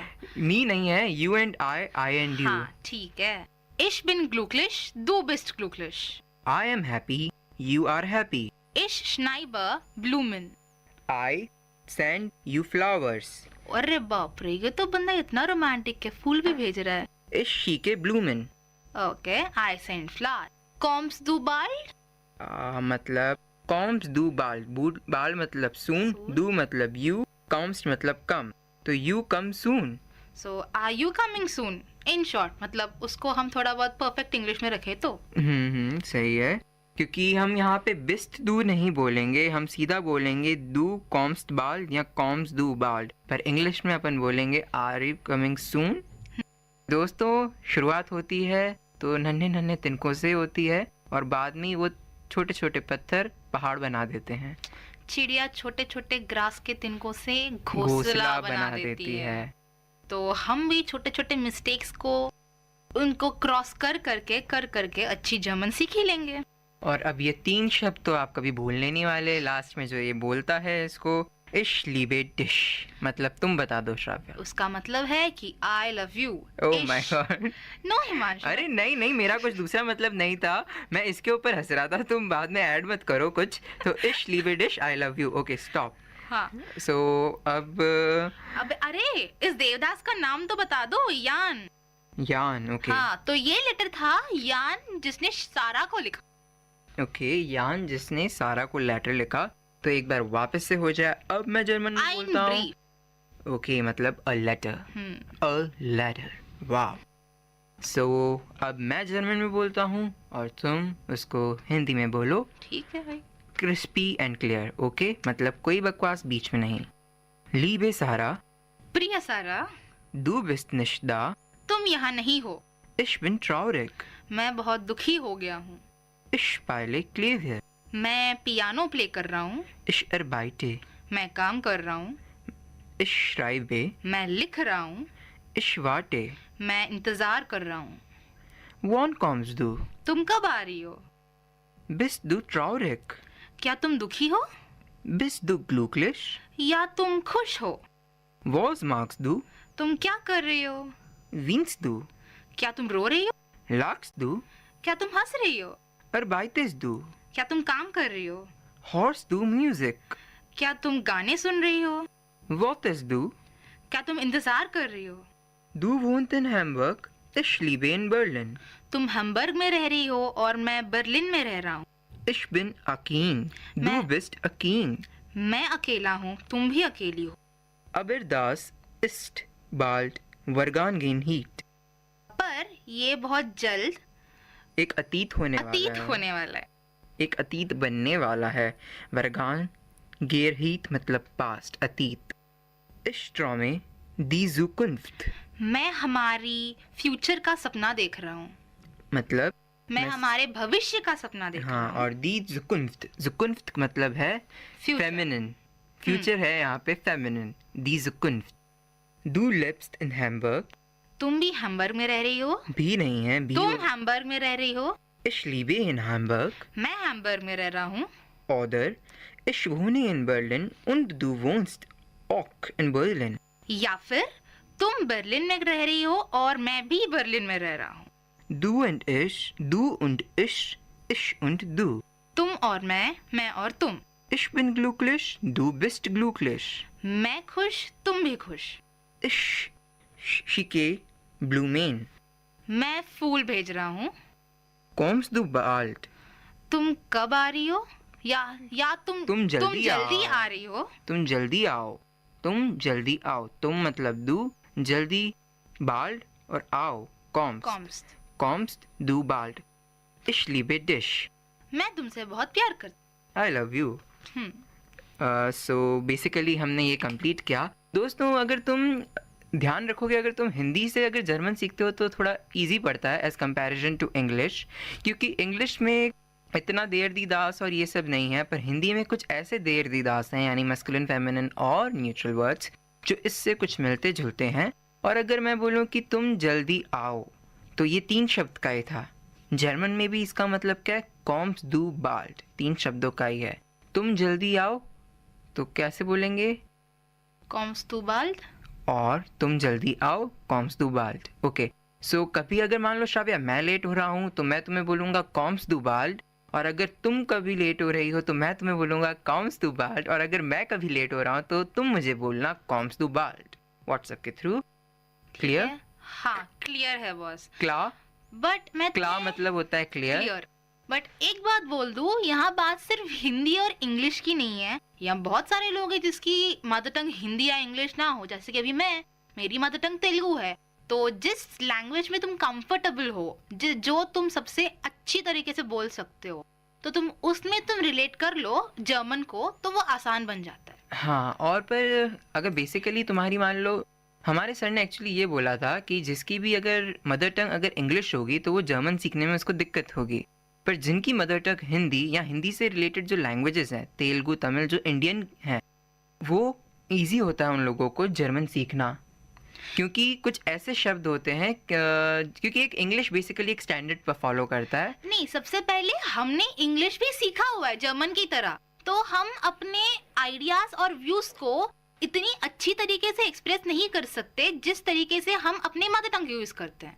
जैसे कि अभी मैं तेलुगु बात करती हूँ, तो मैं तेलुगु में जितनी अच्छी चलो तरह एक शब्द हो जाए, अगर तुम बोलोगी तेलुगु में अपना नाम कैसे बोलोगी? माय नेम इज ना पेर श्राव्या। ना पेर श्राव्या। हाँ, तो लड़के भी यही बोल सकते हैं, ना पेर हिमांशु। हाँ, ओके, तो गुड। ऐसे तो तुम जितनी अच्छी तरह अपने मातृभाषा में तुम अपने आइडियाज को एक्सप्रेस कर सकते हो, मैं दाव लगा के बोल सकती हूँ कि तुम उतनी अच्छी तरह इंग्लिश में नहीं एक्सप्रेस कर सकते। तुम कहीं ना कहीं अटक जाओगे।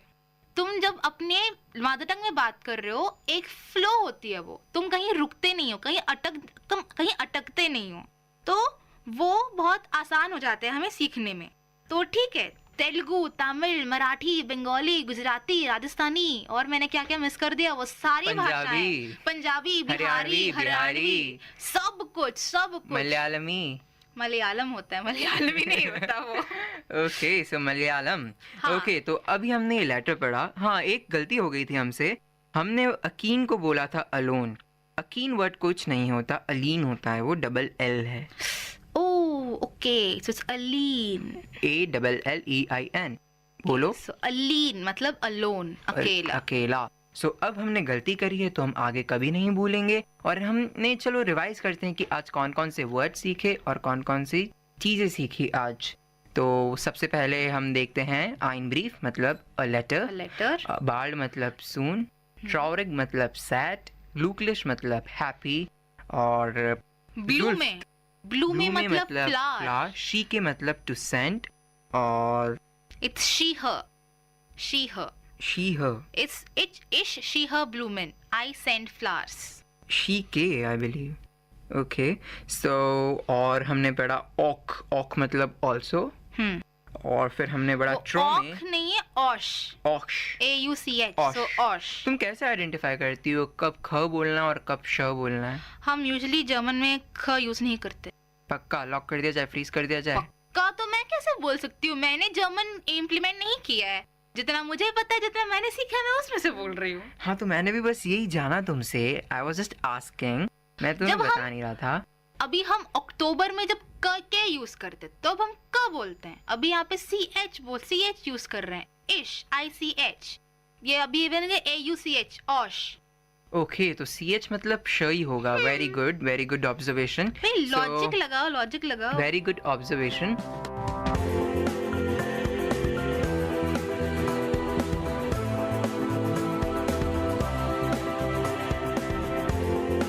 तो चलिए दोस्तों, ये था आज का आपका शो लर्निंग जर्मन, और ich bin हिमांशु मंघानी und ich bin Shravya und keep listening to VIT Community Radio 90.8 FM।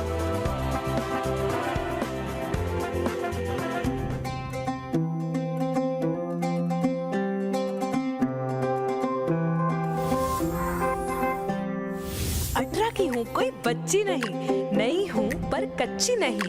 मानो या ना मानो तुम, कुछ बड़ा करने की है बारी, यही भविष्य देश का लिखने की तैयारी यही। बचपन से अब तक मेरी माटी ने दुलारा, आज मुझको है मेरे देश ने पुकारा। आज चल पड़े हैं हम सबके कदम, बदलने भाग्य देश का निकल पड़े हैं हम। आज चल पड़े हैं हम सबके कदम, बदलने भाग्य देश का निकल पड़े हैं हम। हो बनेगा देश महान जब वोट करेंगे हम।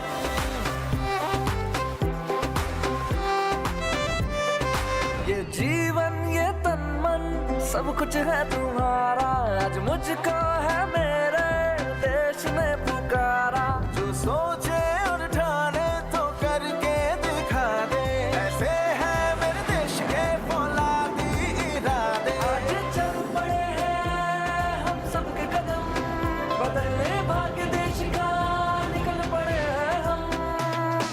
हो बनेगा देश महान जब वोट करेंगे हम।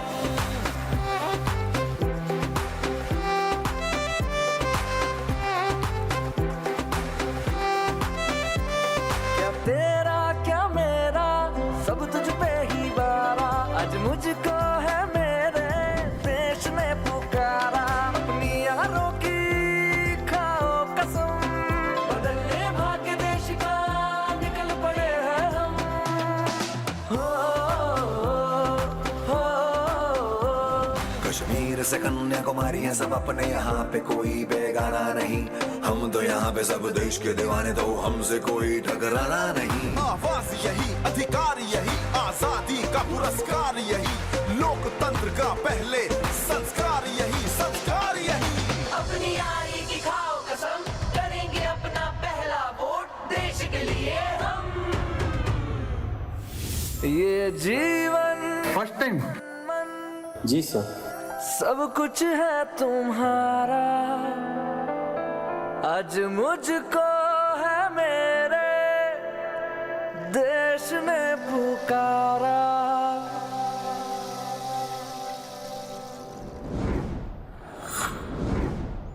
हेलो वीआईटी, आप सुन रहे VIT community radio 90.8 FM. Show का नाम है जिंदगी और मैं हूं आपकी होस्ट मनाली। दोस्तों, जिंदगी क्या है? जिंदगी क्या है? जिंदगी वही है जो आप लोग करते हैं। जिंदगी वही है जो आप लोग अपने 12th ग्रेड में मार्क्स कम आने पर, या फिर एडमिशन नहीं मिलने पर, या फिर जॉब में नाराजगी पर छोड़ देते हैं, जिंदगी का साथ छोड़ देते हैं। दोस्तों, जिंदगी वही है जिसे आप सुसाइड करके ख़त्म कर देते हैं। यही है ना आपकी ज़िंदगी? छोटी छोटी बातों पे नाराज़ होना, छोटी छोटी बातों पे हार मान जाना, यही है आपकी ज़िंदगी। पर दोस्तों, ज़िंदगी ये नहीं है। आंखें खोलिए, ज़िंदगी एक खुला मैदान है। ज़िंदगी क्रिकेट के मैदान के जैसा है, जहाँ कोई फील्डर नहीं है, जहाँ कोई बॉलर नहीं है, जहाँ कोई विकेट्स नहीं है।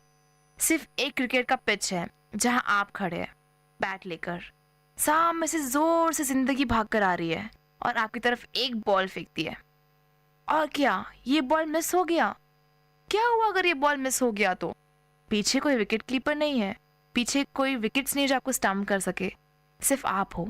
कोई बात नहीं अगर ये विकेट मिस हो गई तो, कोई बात नहीं अगर ये बॉल मिस हो गया तो। बस चलते चलो दोस्तों, अगली बॉल ज़रूर आएगी। अगली बॉल आई और ये भी मिस हो गई।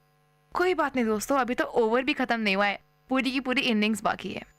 ये बॉल बस एक अपॉर्चुनिटी है, एक ऐसी अपॉर्चुनिटी जिसे आप अगर यूटिलाइज कर लो तो बहुत अच्छा है, अगर ना कर पाओ तो कोई बात नहीं। ज़िंदगी के पास बहुत सारी अपॉर्चुनिटीज़ मिलेगी आपको। दोस्तों, ज़िंदगी बहुत खूबसूरत है, इसका हर एक पड़ाव बहुत खूबसूरत है। ले लीजिए बचपन, वो बचपन जिसे हम आज भी तरसते हैं। वो बचपन जब कुछ नहीं था, ना टेंशन, ना फिक्र, ना कुछ, ना अच्छे लगने का जज्बा, ना कुछ पाने का सोच, सिर्फ एक ही चीज़, खुश रहो, बस मुस्कुराते रहो। वो थी ज़िंदगी बचपन में। ऑरेंज कैंडी मिल जाए तो ज़िंदगी दिन भर नाचते थे हम। ऑरेंज कैंडी तो मिल ही गई, उसके बाद अगर कोई हमें इतना सा बोल दे कि आज रात तुम्हें आइसक्रीम खिलाऊंगा, कितने खुश होते थे दोस्तों हम। वो थी ज़िंदगी। उसके बाद धीरे धीरे हम स्कूल लाइफ में आए। वो अच्छा सा यूनिफॉर्म पहन के, बालों में तेल डाल के हम स्कूल जाया करते थे। जब एक नई चीज़ आई ज़िंदगी में, क्या नाम, यही थी हमारी ज़िंदगी। जब गोल्डन स्टार लाना है। पर फिर भी दोस्तों, वहाँ भी हम बच्चे थे, वहाँ भी हमारी खुशी अलग चीज़ों में थी। वहाँ थी हमारी खुशी क्रिकेट के मैदान में कैप्टन चूज़ किए जाने में, ऐसी थी हमारी खुशी वहाँ पर। उसके अलावा क्या खुशी थी स्कूल लाइफ में?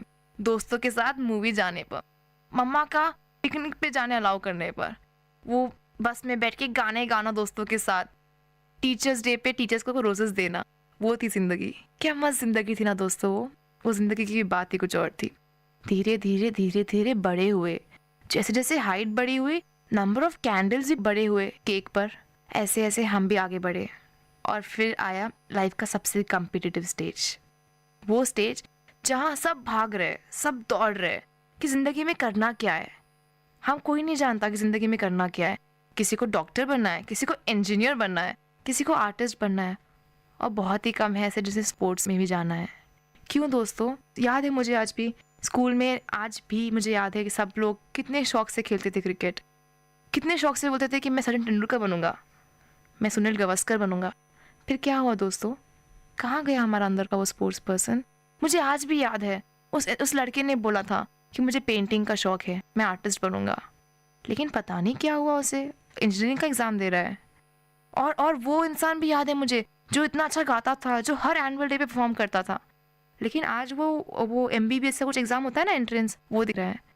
वो बोल रहा था कि अगर उसे बड़ी यूनिवर्सिटी में एडमिशन मिल गया तो उसे पापा उसे लैपटॉप दिलाएंगे। पता नहीं, अलग होगी ये ज़िंदगी दोस्तों। कैसे भी जैसे भी वो 2 साल हमने निकाले 11th 12th के, हम आगे बढ़े, हमने एक बहुत अच्छा सा एग्ज़ाम दिया, हमने महीनों पढ़े, हमने कॉफ़ी पर अपनी पूरे के पूरे 2 साल जिंदा रखे और हम आगे पढ़ते पढ़ते पढ़ते एग्ज़ाम्स तो दे दिए हमने। एग्ज़ाम्स के रिज़ल्ट का टाइम आया, मम्मा बता रही थी कि पड़ोस वाले मेहता अंकल के बेटे ने सुसाइड कर लिया। मैंने पूछा क्यों? तो मम्मा ने बोला कि वो ना उसने इंजीनियरिंग एग्ज़ाम में ना वो अच्छी सीट नहीं ला पाया और क्योंकि उसके पापा उसके लिए डोनेशन की सीट नहीं ले सकते, उसने सुसाइड कर लिया। क्या कहूँ दोस्तों, यही हो गई है ज़िंदगी। एक एग्ज़ाम पास नहीं कर पाए, एक सीट ना ला पाए तो ज़िंदगी ख़त्म। ये नहीं है ज़िंदगी दोस्तों। फिर भी इन स्टेज से हम आगे बढ़े, इन स्टेज से हम आगे बढ़कर हमारी यूनिवर्सिटी लाइफ में, ऐसी लाइफ में जहाँ हम अडल्ट थे, जहाँ हम 18 साल के हुए, जहाँ हमें वोटिंग का राइट तो ज़रूर मिल गया लेकिन हम फिर भी दिल से बच्चे थे। हम आज भी अगर किसी के पास बड़ी बाइक हो तो जलस फील करते हैं। ऐसी है university life. Late night Maggi, सुबह जल्दी उठकर क्लास के लिए भागना, कभी नहाना और कभी बिल्कुल ना नहाना। कैसी मस्त ज़िंदगी होती है लाइफ की, जहाँ ज़्यादा पढ़ाई तो नहीं होती, जहाँ आपकी एक्स्ट्रा करिकुलर को इंपॉर्टेंस मिलता है। अगर आप बोलते हो तो आपको एलोक्यूशन में पार्टिसिपेट करना चाहिए, अगर आप नाचते हो तो डांस क्लब किसी लिए है, अगर आप पढ़ते हो तो आपके लिए भी है 9 पॉइंटर क्लब। ऐसी होती है ज़िंदगी यूनिवर्सिटी लाइफ की। यूनिवर्सिटी लाइफ का अपना ही एक मज़ा है दोस्तों। आप वहाँ बड़े होते हो, हॉस्टल लाइफ में आप दोस्तों से मिलते हो, घर की कमी महसूस करते हो, घर की वैल्यू महसूस करते हो। जो मम्मा को बोला करते थे कि मम्मा नमक कम है, कैसे खाना बनाते हो आप, वही मम्मी को आज हम कॉल पे बोलते, मम्मी इस बार मैं आऊँगा ना तो ये बना के रखना। ये है ज़िंदगी दोस्तों, बिल्कुल ऐसी ही है हमारी ज़िंदगी। इसके बाद आया वो प्लेसमेंट वाला दिन, जॉब इंटरव्यू। आई मैं भी बैठी इंटरव्यू में, उन्होंने एक क्वेश्चन पूछ लिया, why should we select you, tell us what did you do whole of your life. 1 second के अंदर सारा का सारा ऑटो प्ले होने लग गया। वो बचपन की मस्ती, वो स्कूल डेज का स्ट्रिक्टनेस, वो एग्ज़ाम्स की पढ़ाई, वो रात में कॉफ़ी पीकर जागना, यूनिवर्सिटी में प्रॉक्सी लगाना, ये सब कुछ सब एकदम सामने आ गया दोस्तों। और फिर लगा क्या मैं ये करने के लिए जन्म ली हूँ? Did I take birth to do this? नहीं, ये मेरा ड्रीम नहीं है, नहीं मुझे ये बिल्कुल नहीं करना है। मैं यहाँ क्यों बैठी हूँ? मैं एक ऐसे जॉब करने वाली जिसमें मुझे दूर दूर तक कोई इंटरेस्ट ही ना हो। मुझे बोलने का शौक़ है, मैं रेडियो क्यों नहीं ज्वाइन करती हूँ? जब मैंने सोचा दोस्तों कि मैं खुश नहीं रह पाऊँगी, मेरी खुशी वहाँ है जहाँ मेरा टैलेंट है, जहाँ मैं एक्चुअल में, अगर मुझसे कोई पूछ ले कि why should we select you, मैं बोल सकती हूँ कि हाँ मुझे बोलने का शौक़ है, मेरे में ये है, मेरे में वो है, ऐसा कुछ। तो दोस्तों ऐसे होता है, हमारे अंदर के क्रिकेटर को, हमारे अंदर के प्लेयर को, हमारे अंदर के आर्टिस्ट को, हमारे अंदर के मॉडल को, उन सबको छुपा देते हैं हमारे बुक्स के वेट के नीचे। ऐसे नहीं होता दोस्तों, ये ज़िंदगी नहीं है। उठिए, अभी की अभी डिसाइड करिए, पढ़िए ज़रूर, बिकॉज पढ़ेगा इंडिया तभी तो बढ़ेगा इंडिया।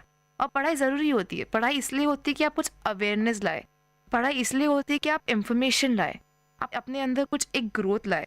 पढ़ाई इसलिए नहीं होती दोस्तों कि आप टॉप करें और आप सुसाइड करें अगर टॉप ना कर पाए तो। ये नहीं होती ज़िंदगी दोस्तों। पढ़ाई इसलिए है आपके लिए ताकि आप मालूम करें कि ज़िंदगी सोशल क्यों होता है।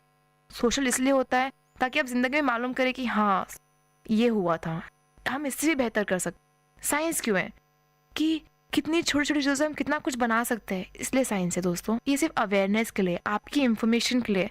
नॉलेज लीजिए दोस्तों, कुछ सीखिए कि कैसे गाड़ी तेज भागती है, कि कैसे 1 सेकंड में मैं यहाँ से अमेरिका तक कनेक्ट हो सकती हूँ। ये सीखिए दोस्तों, ये नहीं कि अल्फा बीटा गामा की वैल्यू क्या होती है।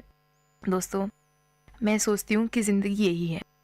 हाँ पढ़िए ज़रूर, सीखिए ज़रूर, कुछ ज़रूर जानिए ज़िंदगी में, लेकिन जब आप इस दुनिया से जाओगे आपकी आखिरी स्टेज जीकर, तो जब आप आखिरी सांस लेते समय जाके पूरा रिवाइंड होगा, जब आपके सामने आपकी पूरी की पूरी ज़िंदगी रिवाइंड कर दी जाएगी दोस्तों, जब आपके दिमाग में आना चाहिए कि हाँ मैंने वो किया जिसमें मुझे शौक़ था, मैंने उस रात क्रिकेट खेलने का शौक़ था, मैंने क्रिकेट खेला अपना बचपन में, फिर उसके बाद मेरा बोलने में शौक़ आया, मैंने रेडियो ज्वाइन करा, उसके बाद मेरा लिखने में शौक़ आया तो मैं अपने मैगज़ीन के लिखने लगा, और धीरे धीरे धीरे मैंने बहुत सारे दोस्त बनाए, मैंने अपनी ज़िंदगी में कुछ इफेक्टिव किया, वो किया जिससे मुझे खुशी मिली।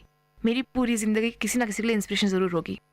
दोस्तों मैंने कहीं पढ़ा था, जब आप पैदा होते हो तो आपके पास कुछ नहीं होता, और जब आप मरते हो तो आप खाली हाथ नहीं जाते। सब बोलते हैं कि जब आप मरते हो जब आप खाली हाथ जाते हो, लेकिन नहीं, जब आप मरते हो तो आपके पास होता है एक चीज़ जिसे बोलते हैं नाम। इस नाम को लेके जाते हो आपके साथ। जब आपकी होस्ट मनाली मरेगी तो उसका साथ में होगा उसका नाम, मनाली। क्या किया इस नाम ने, क्या दिया इस नाम ने, वो देखा जाएगा। तो दोस्तों, मैं उम्मीद करती हूँ कि आज का शो आपको ये बताने में हेल्प कर चुका है कि ज़िंदगी वो है जिसे आप चुनते हो। अगर आप चाहो तो आपकी ज़िंदगी वही हो सकती है जो आप चाहो। अगर आप चाहो तो आप अपनी ज़िंदगी को अपने तरीके से मॉड्यूलेट कर सकते हो, मोल्ड कर सकते हो। दोस्तों, बहुत खूबसूरत होती है ज़िंदगी। क्रिकेट, मैं हमेशा पता है क्रिकेट का नाम क्यों लेती हूँ, क्योंकि मुझे आज भी याद है जब मैं छोटी थी, मैं पापा को बोलती थी पापा मुझे क्रिकेटर बनना है। तो वो बोलते थे कि नहीं, लड़कियाँ क्रिकेट में क्या करेगी, वैसे भी लड़कों का स्कोप नहीं होता। पर मुझे आज भी याद है कि आज भी अगर जब मैं वो क्रिकेट के बैट को हाथ में पकड़ती हूँ तो अपने आप को मिथाली राज समझने लग जाती हूँ। क्या अजीब होती ना ज़िंदगी दोस्तों। आधी ज़िंदगी तो हमारी हमें क्या करना है उसमें सोचने में निकल जाती है, और उसके बाद इंडिया में कुछ नहीं रखा है, इंडिया छोड़ के चलते हैं, ये सोचने लग जाते हैं। और क्या छोड़ भी देते हैं इंडिया। पर क्या मिलता है दोस्तों इंडिया छोड़कर, अपने रूट्स छोड़कर? हाँ, इंडिया में बहुत कुछ कमी है, मैं मानती हूँ। लेकिन आप जब बाहर जाके दूसरी कंट्री के लिए कुछ कमाते हो, वो भी जैसे आप चाहते ही नहीं हो, वो करो जिसमें आप बेस्ट हो। अतः अगर लता मंगेशकर के पिताजी उन्हें बोलते कि बेटा बॉलिंग कर ले, तो वो क्या कर पाती? और अगर सचिन तेंदुलकर के पापा बोल देते कि बेटा प्लीज़ जा और पढ़ाई कर, तो वो कर पाते? नहीं। और तेंदुलकर से मुझे याद आया एक और स्टोरी दोस्तों। मैंने कहीं पढ़ा था कि तेंदुलकर सर जो है ना, वो 10th स्टैंडर्ड फेल हैं, और वो अपने हिंदी के एग्ज़ाम में फ़ेल हुए थे शायद, आई एम नॉट रॉन्ग। जी हाँ दोस्तों, अपने हिंदी के एग्ज़ाम में फ़ेल हुए थे। और आप जानते हो क्या, आज, जी हाँ, आज 10th स्टैंडर्ड का फर्स्ट चैप्टर हिंदी का सचिन तेंदुलकर के ऊपर है। ये होती है ज़िंदगी दोस्तों।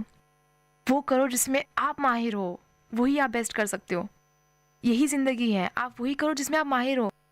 अगर आप कुछ ऐसा करो जो आपके लोग चाहते हैं आप करो, तो नहीं होगा। हाँ, ऐसे ज़रूर होगा कि शायद आप कमाओ कम, शायद आपको स्टार्टिंग में बहुत हर्डल्स फेस करने पड़ेंगे, लेकिन दोस्तों that is not the end, that is just the beginning. क्योंकि ज़िंदगी के बहुत सारे स्टेटस बाकी है अभी तो 3 टेंशन के स्टेज खत्म हुए। अगर वो करोगे जो आपको पसंद है ना दोस्तों, तो ज़िंदगी बहुत हसीन हो जाएगी, बहुत मस्त हो जाएगी, बिल्कुल मस्त।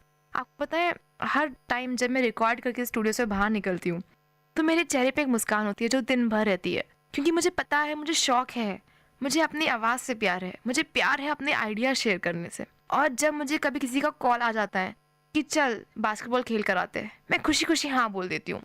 और वही अगर किसी का कॉल आ जाए कि चल लाइब्रेरी चलते हैं, तो नहीं होगा मुझसे, क्योंकि दोस्तों मेरा शौक कुछ और है। लेकिन वही मेरी एक रूममेट है, वो इतनी खुशी से पढ़ती है क्योंकि उसे पढ़ने का शौक है, क्योंकि उसे एक्चुअल में वो बनना है जो वो पढ़ रही है। हम वो कर रहे जो हमें पसंद ही नहीं है। पापा ने बोला था इंजीनियर बनेगा, इसलिए हम इंजीनियर बन रहे हैं। पापा ने बोला था कि doctor is a noble profession, इसलिए मैं डॉक्टर बन रहा हूँ। ये नहीं होती दोस्तों ज़िंदगी। मॉडलिंग में करियर नहीं है, किसने कहा मॉडलिंग में करियर नहीं है? किसने कहा ज़िंदगी में कहीं भी करियर नहीं है दोस्तों? If you are the best in your field, you actually have a career. और मैं एक्सपीरियंस से बोल सकती हूँ दोस्तों, मानिए मेरी बात। जी हाँ दोस्तों, एक बार बस अंदर जाके पूछिए अपने आप से कि am I happy in what I am doing, या मुझे कुछ और करना चाहिए? क्या कभी आपने बारिश की बूंदों में अपने आप को नाचते हुए देखा? वो था बचपन। कहाँ गए वो दिन जब हम बारिश में नाचते थे, जब हम ना 2-2 रुपए के लिए लड़ते थे, जब हम दोस्तों को बोलते थे चल पिज़्ज़ा खा कर आते हैं। लेकिन नहीं दोस्तों, अब हम वो नहीं रहे। अब हम सिर्फ लड़ना जानते हैं। अब हमें सिर्फ उसको बीट करना है, इससे आगे पहुंचना है, इतना कमाना है, इतना करना है। अब यही हो गई हमारी ज़िंदगी दोस्तों। बहुत गलत जा रहे हैं हम दोस्तों। वही करिए जिसमें आपको शौक है, वही करिए जो आपको खुशी देता है। इमेजिन करिए कि कितना मज़ा आएगा अगर आप वो करोगे जिसे आपको खुशी देती है। वो मज़ा ही कुछ और है दोस्तों, वो ज़िंदगी ही कुछ और है। मुझे जो चीज़ पसंद है मैं वही करूँगी, ऐसे सोचिए और आज से अपना दिन शुरू करिए। एंड यस, भूलिए मत कि एक और बॉल ज़रूर आएगी। क्या हुआ अगर ये बॉल मिस हो गई? क्योंकि ज़िंदगी के इस खेल में आप कभी आउट नहीं होंगे। आप जब तक आउट नहीं होंगे, जब तक आप मैदान छोड़कर नहीं जाएंगे, बिकॉज इसमें कोई बॉलर नहीं है, कोई फील्डर नहीं है, सिर्फ आप हो। तो दोस्तों, आज के इस शो ज़िंदगी को समाप्त करती है आपकी होस्ट मनाली, और आप सुन रहे हैं VIT community radio 90.8। Dear listeners, you're listening to VIT Community Radio 90.8 and this program is Team Speak Time.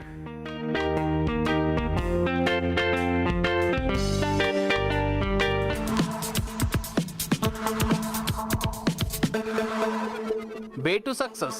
Uncommon scenes, inspiring stories from real life heroes in VIT Community Radio 90.8.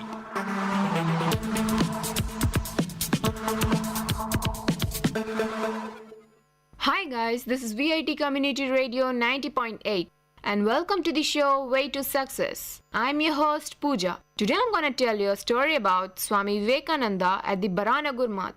As the Guru Sri Ramakrishna of Swami Vivekananda and other devotees passed on August 1886 in Kosibo Garden House, the young monks could not stay there for long since the rent of the house was too high. But with the help of a devotee, they rented a smaller house at Baranagur Math. Here they established the first monastery of the Ramakrishna order. The house was old and decayed. The garden was full of weeds. Cobras lived under the ground floor of the house and local people believed there was ghost in the house. It was a strange place, but the young monks lived there because the rent was cheap. It was also quiet and peaceful.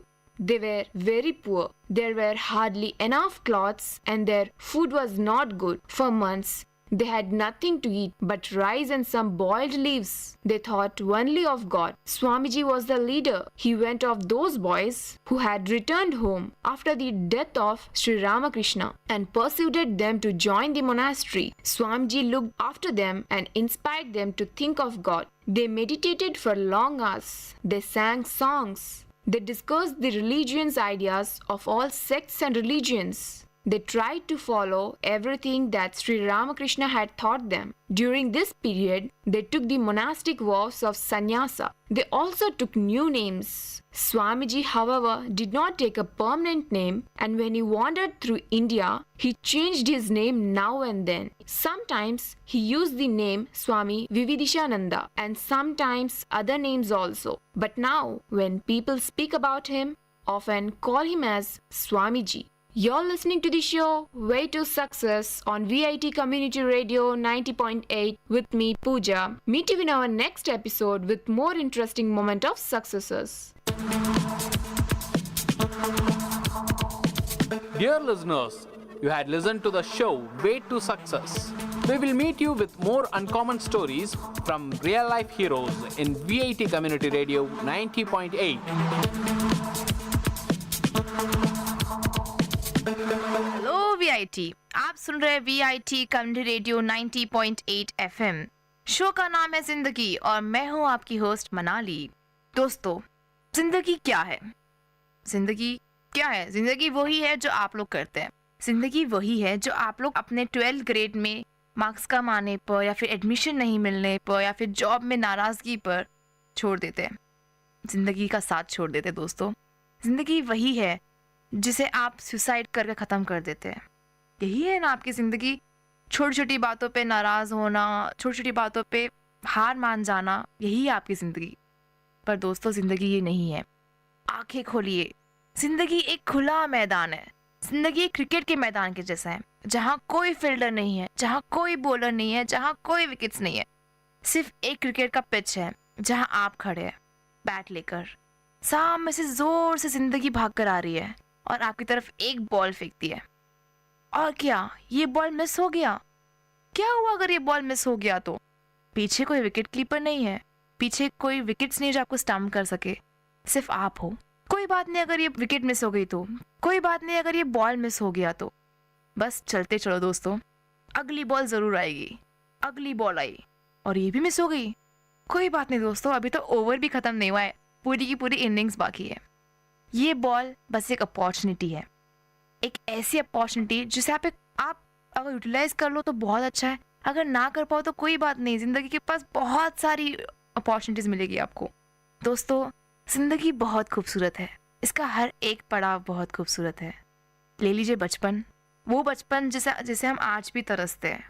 वो बचपन जब कुछ नहीं था, ना tension, ना फिक्र, ना कुछ, ना अच्छे लगने का जज्बा, ना कुछ पाने का सोच, सिर्फ एक ही चीज, खुश रहो, बस मुस्कुराते रहो। वो थी जिंदगी बचपन में। ऑरेंज कैंडी मिल जाए तो जिंदगी दिन भर नाचते थे हम। ऑरेंज कैंडी तो मिल ही गई, उसके बाद अगर कोई हमें इतना सा बोल दे कि आज रात तुम्हें आइसक्रीम खिलाऊंगा, कितने खुश होते थे दोस्तों हम। वो थी जिंदगी। उसके बाद धीरे धीरे हम स्कूल लाइफ में आए। वो अच्छा सा यूनिफॉर्म पहन के, बालों में तेल डाल के हम स्कूल जाया करते थे। जब एक नई चीज आई जिंदगी में, क्या नाम था उसका? हाँ, टेंशन। इस टेंशन को मिला बहुत ही अटेंशन। जी हाँ दोस्तों, ये टेंशन ने ले ली बहुत सारी हमारी अटेंशन, और हमारे स्कूल लाइफ से शुरू हुई हमारी लाइफ में टेंशन। धीरे धीरे क्लास में फर्स्ट आना है, उस XYZ को डिफीट करना है।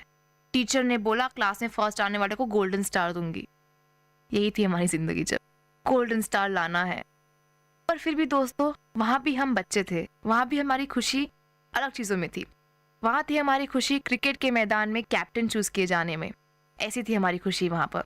उसके अलावा क्या खुशी थी स्कूल लाइफ में? दोस्तों के साथ मूवी जाने पर, मम्मा का पिकनिक पे जाने अलाउ करने पर, वो बस में बैठ के गाने गाना दोस्तों के साथ, टीचर्स डे पे टीचर्स को रोजेस देना। वो थी जिंदगी। क्या मस्त जिंदगी थी ना दोस्तों वो जिंदगी की बात ही कुछ और थी। धीरे धीरे बड़े हुए, जैसे जैसे हाइट बड़ी हुई, नंबर ऑफ कैंडल्स भी बड़े हुए केक पर, ऐसे ऐसे हम भी आगे बढ़े। और फिर आया लाइफ का सबसे कॉम्पिटिटिव स्टेज। वो स्टेज जहाँ सब भाग रहे, सब दौड़ रहे कि जिंदगी में करना क्या है। हम कोई नहीं जानता कि जिंदगी में करना क्या है। किसी को डॉक्टर बनना है, किसी को इंजीनियर बनना है, किसी को आर्टिस्ट बनना है, और बहुत ही कम है ऐसे जिसे स्पोर्ट्स में भी जाना है। क्यों दोस्तों? याद है मुझे आज भी, स्कूल में आज भी मुझे याद है कि सब लोग कितने शौक से खेलते थे क्रिकेट, कितने शौक से बोलते थे कि मैं सचिन तेंदुलकर बनूंगा, मैं सुनील गावस्कर बनूंगा। फिर क्या हुआ दोस्तों? कहाँ गया हमारा अंदर का वो स्पोर्ट्स पर्सन? मुझे आज भी याद है उस लड़के ने बोला था कि मुझे पेंटिंग का शौक है, मैं आर्टिस्ट बनूंगा, लेकिन पता नहीं क्या हुआ, उसे इंजीनियरिंग का एग्जाम दे रहा है। और वो इंसान भी याद है मुझे जो इतना अच्छा गाता था, जो हर एनुअल डे पे परफॉर्म करता था, लेकिन आज वो MBBS का कुछ एग्जाम होता है ना, एंट्रेंस, वो दिख रहा है। वो बोल रहा था कि अगर उसे बड़ी यूनिवर्सिटी में एडमिशन मिल गया तो उसे पापा उसे लैपटॉप दिलाएंगे। पता नहीं, अलग हो गई है जिंदगी दोस्तों। कैसे भी जैसे भी वो 2 साल हमने निकाले 11-12 के, हम आगे बढ़े। हमने एक बहुत अच्छा सा एग्ज़ाम दिया, हमने महीनों पढ़े, हमने कॉफ़ी पर अपने पूरे के पूरे 2 साल जिंदा कर रखे, और हम आगे पढ़ते एग्ज़ाम्स तो दे दिए हमने। एग्ज़ाम्स के रिजल्ट का टाइम आया। मम्मा बता रही थी कि पड़ोस वाले मेहता अंकल के बेटे ने सुसाइड कर लिया। मैंने पूछा क्यों? तो मम्मा ने बोला कि वो ना, उसने इंजीनियरिंग एग्ज़ाम में ना वो अच्छी सीट नहीं ला पाया, और क्योंकि उसके पापा उसके लिए डोनेशन की सीट नहीं ले सकते, उसने सुसाइड कर लिया। क्या कहूँ दोस्तों, यही हो गई है ज़िंदगी। एक एग्ज़ाम पास नहीं कर पाए, एक सीट ना ला पाए तो ज़िंदगी ख़त्म। ये नहीं है ज़िंदगी दोस्तों।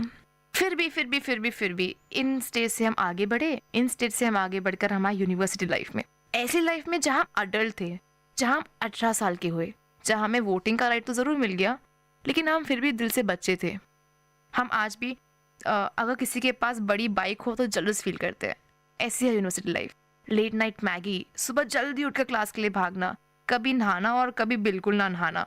कैसी मस्त जिंदगी होती है लाइफ की, जहाँ ज़्यादा पढ़ाई तो नहीं होती, जहाँ आपकी एक्स्ट्रा करिकुलर को इंपॉर्टेंस मिलता है। अगर आप बोलते हो तो आपको एलोक्यूशन में पार्टिसिपेट करना चाहिए, अगर आप नाचते हो तो डांस क्लब किसी लिए है, अगर आप पढ़ते हो तो आपके लिए भी है 9 पॉइंटर क्लब। ऐसी होती है जिंदगी यूनिवर्सिटी लाइफ की। यूनिवर्सिटी लाइफ का अपना ही एक मज़ा है दोस्तों। आप वहाँ बड़े होते हो, हॉस्टल लाइफ में आप दोस्तों से मिलते हो, घर की कमी महसूस करते हो, घर की वैल्यू महसूस करते हो। जो मम्मा को बोला करते थे कि मम्मा नमक कम है, कैसे खाना बनाते हो आप, वही मम्मी को आज हम कॉल पे बोलते, मम्मी इस बार मैं आऊँगा ना तो ये बना के रखना। ये है ज़िंदगी दोस्तों, बिल्कुल ऐसी ही है हमारी ज़िंदगी। इसके बाद आया वो प्लेसमेंट वाला दिन, जॉब इंटरव्यू। आई मैं भी बैठी इंटरव्यू में, उन्होंने एक क्वेश्चन पूछ लिया, why should we select you, tell us what did you do whole of your life. 1 second के अंदर सारा का सारा ऑटो प्ले होने लग गया।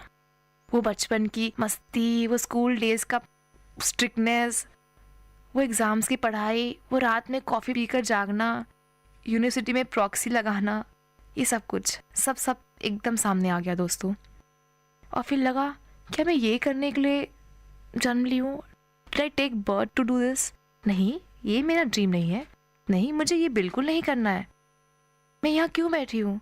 मैं एक ऐसे जॉब करने वाली हूँ जिसमें मुझे दूर दूर तक कोई इंटरेस्ट ही ना हो। मुझे बोलने का शौक है, मैं रेडियो क्यों नहीं ज्वाइन करती हूँ? जब मैंने सोचा दोस्तों कि मैं खुश नहीं रह पाऊँगी, मेरी खुशी वहाँ है जहाँ मेरा टैलेंट है, जहाँ मैं एक्चुअल में, अगर मुझसे कोई पूछ ले कि why should we select you, मैं बोल सकती हूँ कि हाँ मुझे बोलने का शौक है, मेरे में ये है, मेरे में वो है, ऐसा कुछ।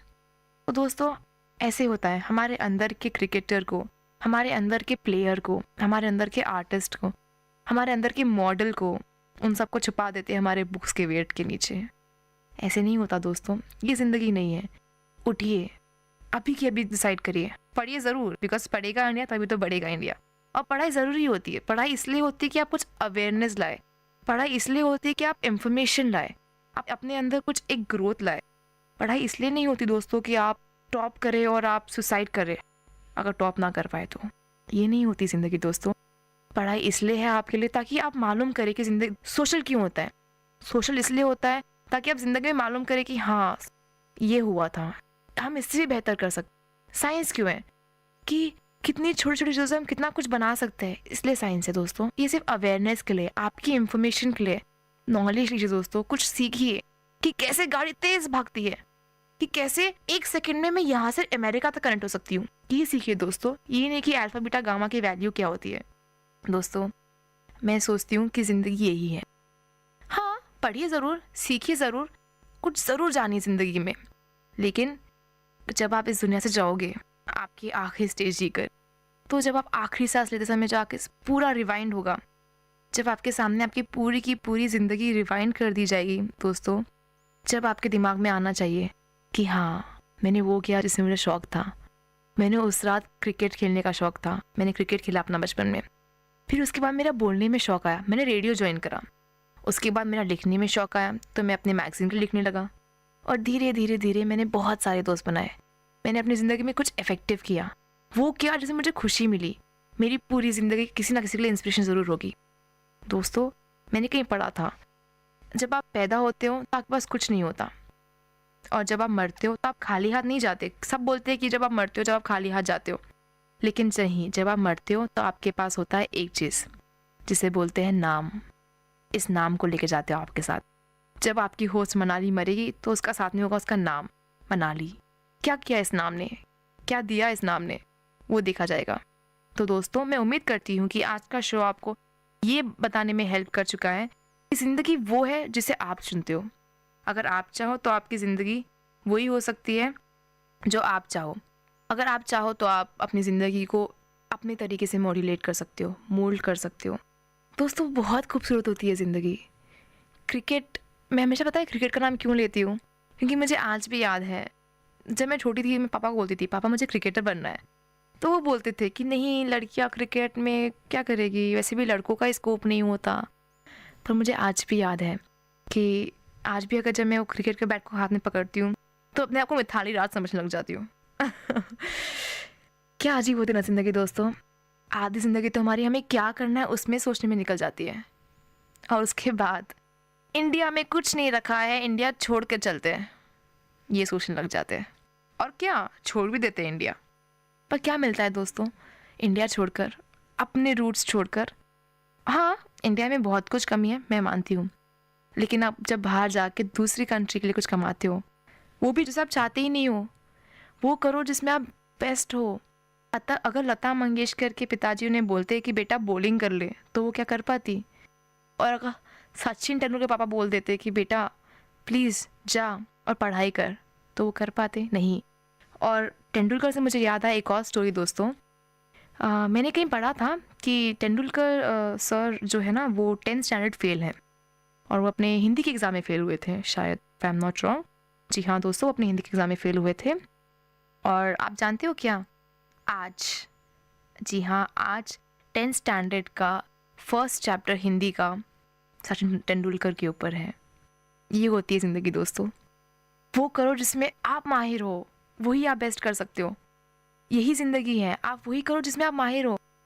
अगर आप कुछ ऐसा करो जो आपके लोग चाहते हैं आप करो तो नहीं होगा। हाँ, ऐसे ज़रूर होगा कि शायद आप कमाओ कम, शायद आपको स्टार्टिंग में बहुत हर्डल्स फेस करने पड़ेंगे, लेकिन दोस्तों that is not the end, that is just the beginning. क्योंकि ज़िंदगी के बहुत सारे स्टेटस बाकी है अभी तो 3 टेंशन के स्टेज खत्म हुए। अगर वो करोगे जो आपको पसंद है ना दोस्तों, तो ज़िंदगी बहुत हसीन हो जाएगी, बहुत मस्त हो जाएगी, बिल्कुल मस्त। आपको पता है, हर टाइम जब मैं रिकॉर्ड करके स्टूडियो से बाहर निकलती हूँ तो मेरे चेहरे पे एक मुस्कान होती है जो दिन भर रहती है, क्योंकि मुझे पता है, मुझे शौक है, मुझे अपनी आवाज़ से प्यार है, मुझे प्यार है अपने आइडिया शेयर करने से। और जब मुझे कभी किसी का कॉल आ जाता है कि चल बास्केटबॉल खेल कर आते हैं, मैं खुशी खुशी हाँ बोल देती हूँ। और वही अगर किसी का कॉल आ जाए कि चल लाइब्रेरी चलते हैं, तो नहीं होगा मुझसे, क्योंकि दोस्तों मेरा शौक कुछ और है। लेकिन वही मेरी एक रूममेट है, वो इतनी खुशी से पढ़ती है क्योंकि उसे पढ़ने का शौक है, क्योंकि उसे एक्चुअल में वो बनना है जो वो पढ़ रही है। हम वो कर रहे जो हमें पसंद ही नहीं है। पापा ने बोला था इंजीनियर बनेगा, इसलिए हम इंजीनियर बन रहे हैं। पापा ने बोला था कि doctor is a noble profession, इसलिए मैं डॉक्टर बन रहा हूँ। ये नहीं होती दोस्तों ज़िंदगी। मॉडलिंग में करियर नहीं है, किसने कहा मॉडलिंग में करियर नहीं है? किसने कहा ज़िंदगी में कहीं भी करियर नहीं है दोस्तों? If you are the best in your field you actually have a career. और मैं एक्सपीरियंस से बोल सकती हूँ दोस्तों, मानिए मेरी बात। जी हाँ दोस्तों, एक बार बस अंदर जाके पूछिए अपने आप से कि am I happy in what I am doing, या मुझे कुछ और करना चाहिए? क्या कभी आपने बारिश की बूंदों में अपने आप को नाचते हुए देखा? वो था बचपन। कहाँ गए वो दिन जब हम बारिश में नाचते थे, जब हम ना 2-2 रुपए के लिए लड़ते थे, जब हम दोस्तों को बोलते थे चल पिज़्ज़ा खाकर आते हैं। लेकिन नहीं दोस्तों, अब हम वो नहीं रहे। अब हम सिर्फ लड़ना जानते हैं। अब हमें सिर्फ उसको बीट करना है, इससे आगे पहुंचना है, इतना कमाना है, इतना करना है। अब यही हो गई हमारी ज़िंदगी दोस्तों। बहुत गलत जा रहे हैं हम दोस्तों। वही करिए जिसमें आपको शौक है, वही करिए जो आपको खुशी देता है। इमेजिन करिए कि कितना मज़ा आएगा अगर आप वो करोगे जिसे आपको खुशी देती है। वो मज़ा ही कुछ और है दोस्तों, वो ज़िंदगी ही कुछ और है। मुझे जो चीज़ पसंद है मैं वही करूँगी, ऐसे सोचिए और आज से अपना दिन शुरू करिए। एंड यस, भूलिए मत कि एक और बॉल ज़रूर आएगी। क्या हुआ अगर ये बॉल मिस हो गई? क्योंकि ज़िंदगी के इस खेल में आप कभी आउट नहीं होंगे। आप जब तक आउट नहीं होंगे, जब तक आप मैदान छोड़कर नहीं जाएंगे। बिकॉज इसमें कोई बॉलर नहीं है, कोई फील्डर नहीं है, सिर्फ आप हो। तो दोस्तों, आज के इस शो ज़िंदगी को समाप्त करती है आपकी होस्ट मनाली, और आप सुन रहे VIT community radio 90.8। Dear listeners, you had listened to the program Team Speak Time in VIT Community Radio 90.8. Thank you for listening.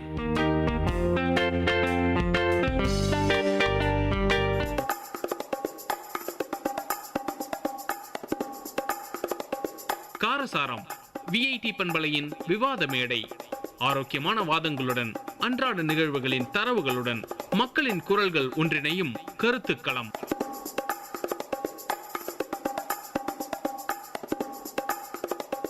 வணக்கம் நேயர்களே, இது VIT பண்பலை 90.8. இந்த நிகழ்ச்சி காரசாரம் நிகழ்ச்சியில நான் உங்களுடைய KP ஆனந்த். இன்னைக்கு ஒரு புதிய தலைப்போட வந்திருக்கேன். இன்னைக்கு என்ன தலைப்புன்னு பாத்தீங்கன்னா மொபைல் கேமிங். அதாவது மொபைல் கேம் இப்படின்ற ஒரு விஷயம் இப்போ கொஞ்ச நாளாக தான் மக்கள்கிட்ட அதிகமாக பிரசித்தி பெற்றுட்டு இருக்கு.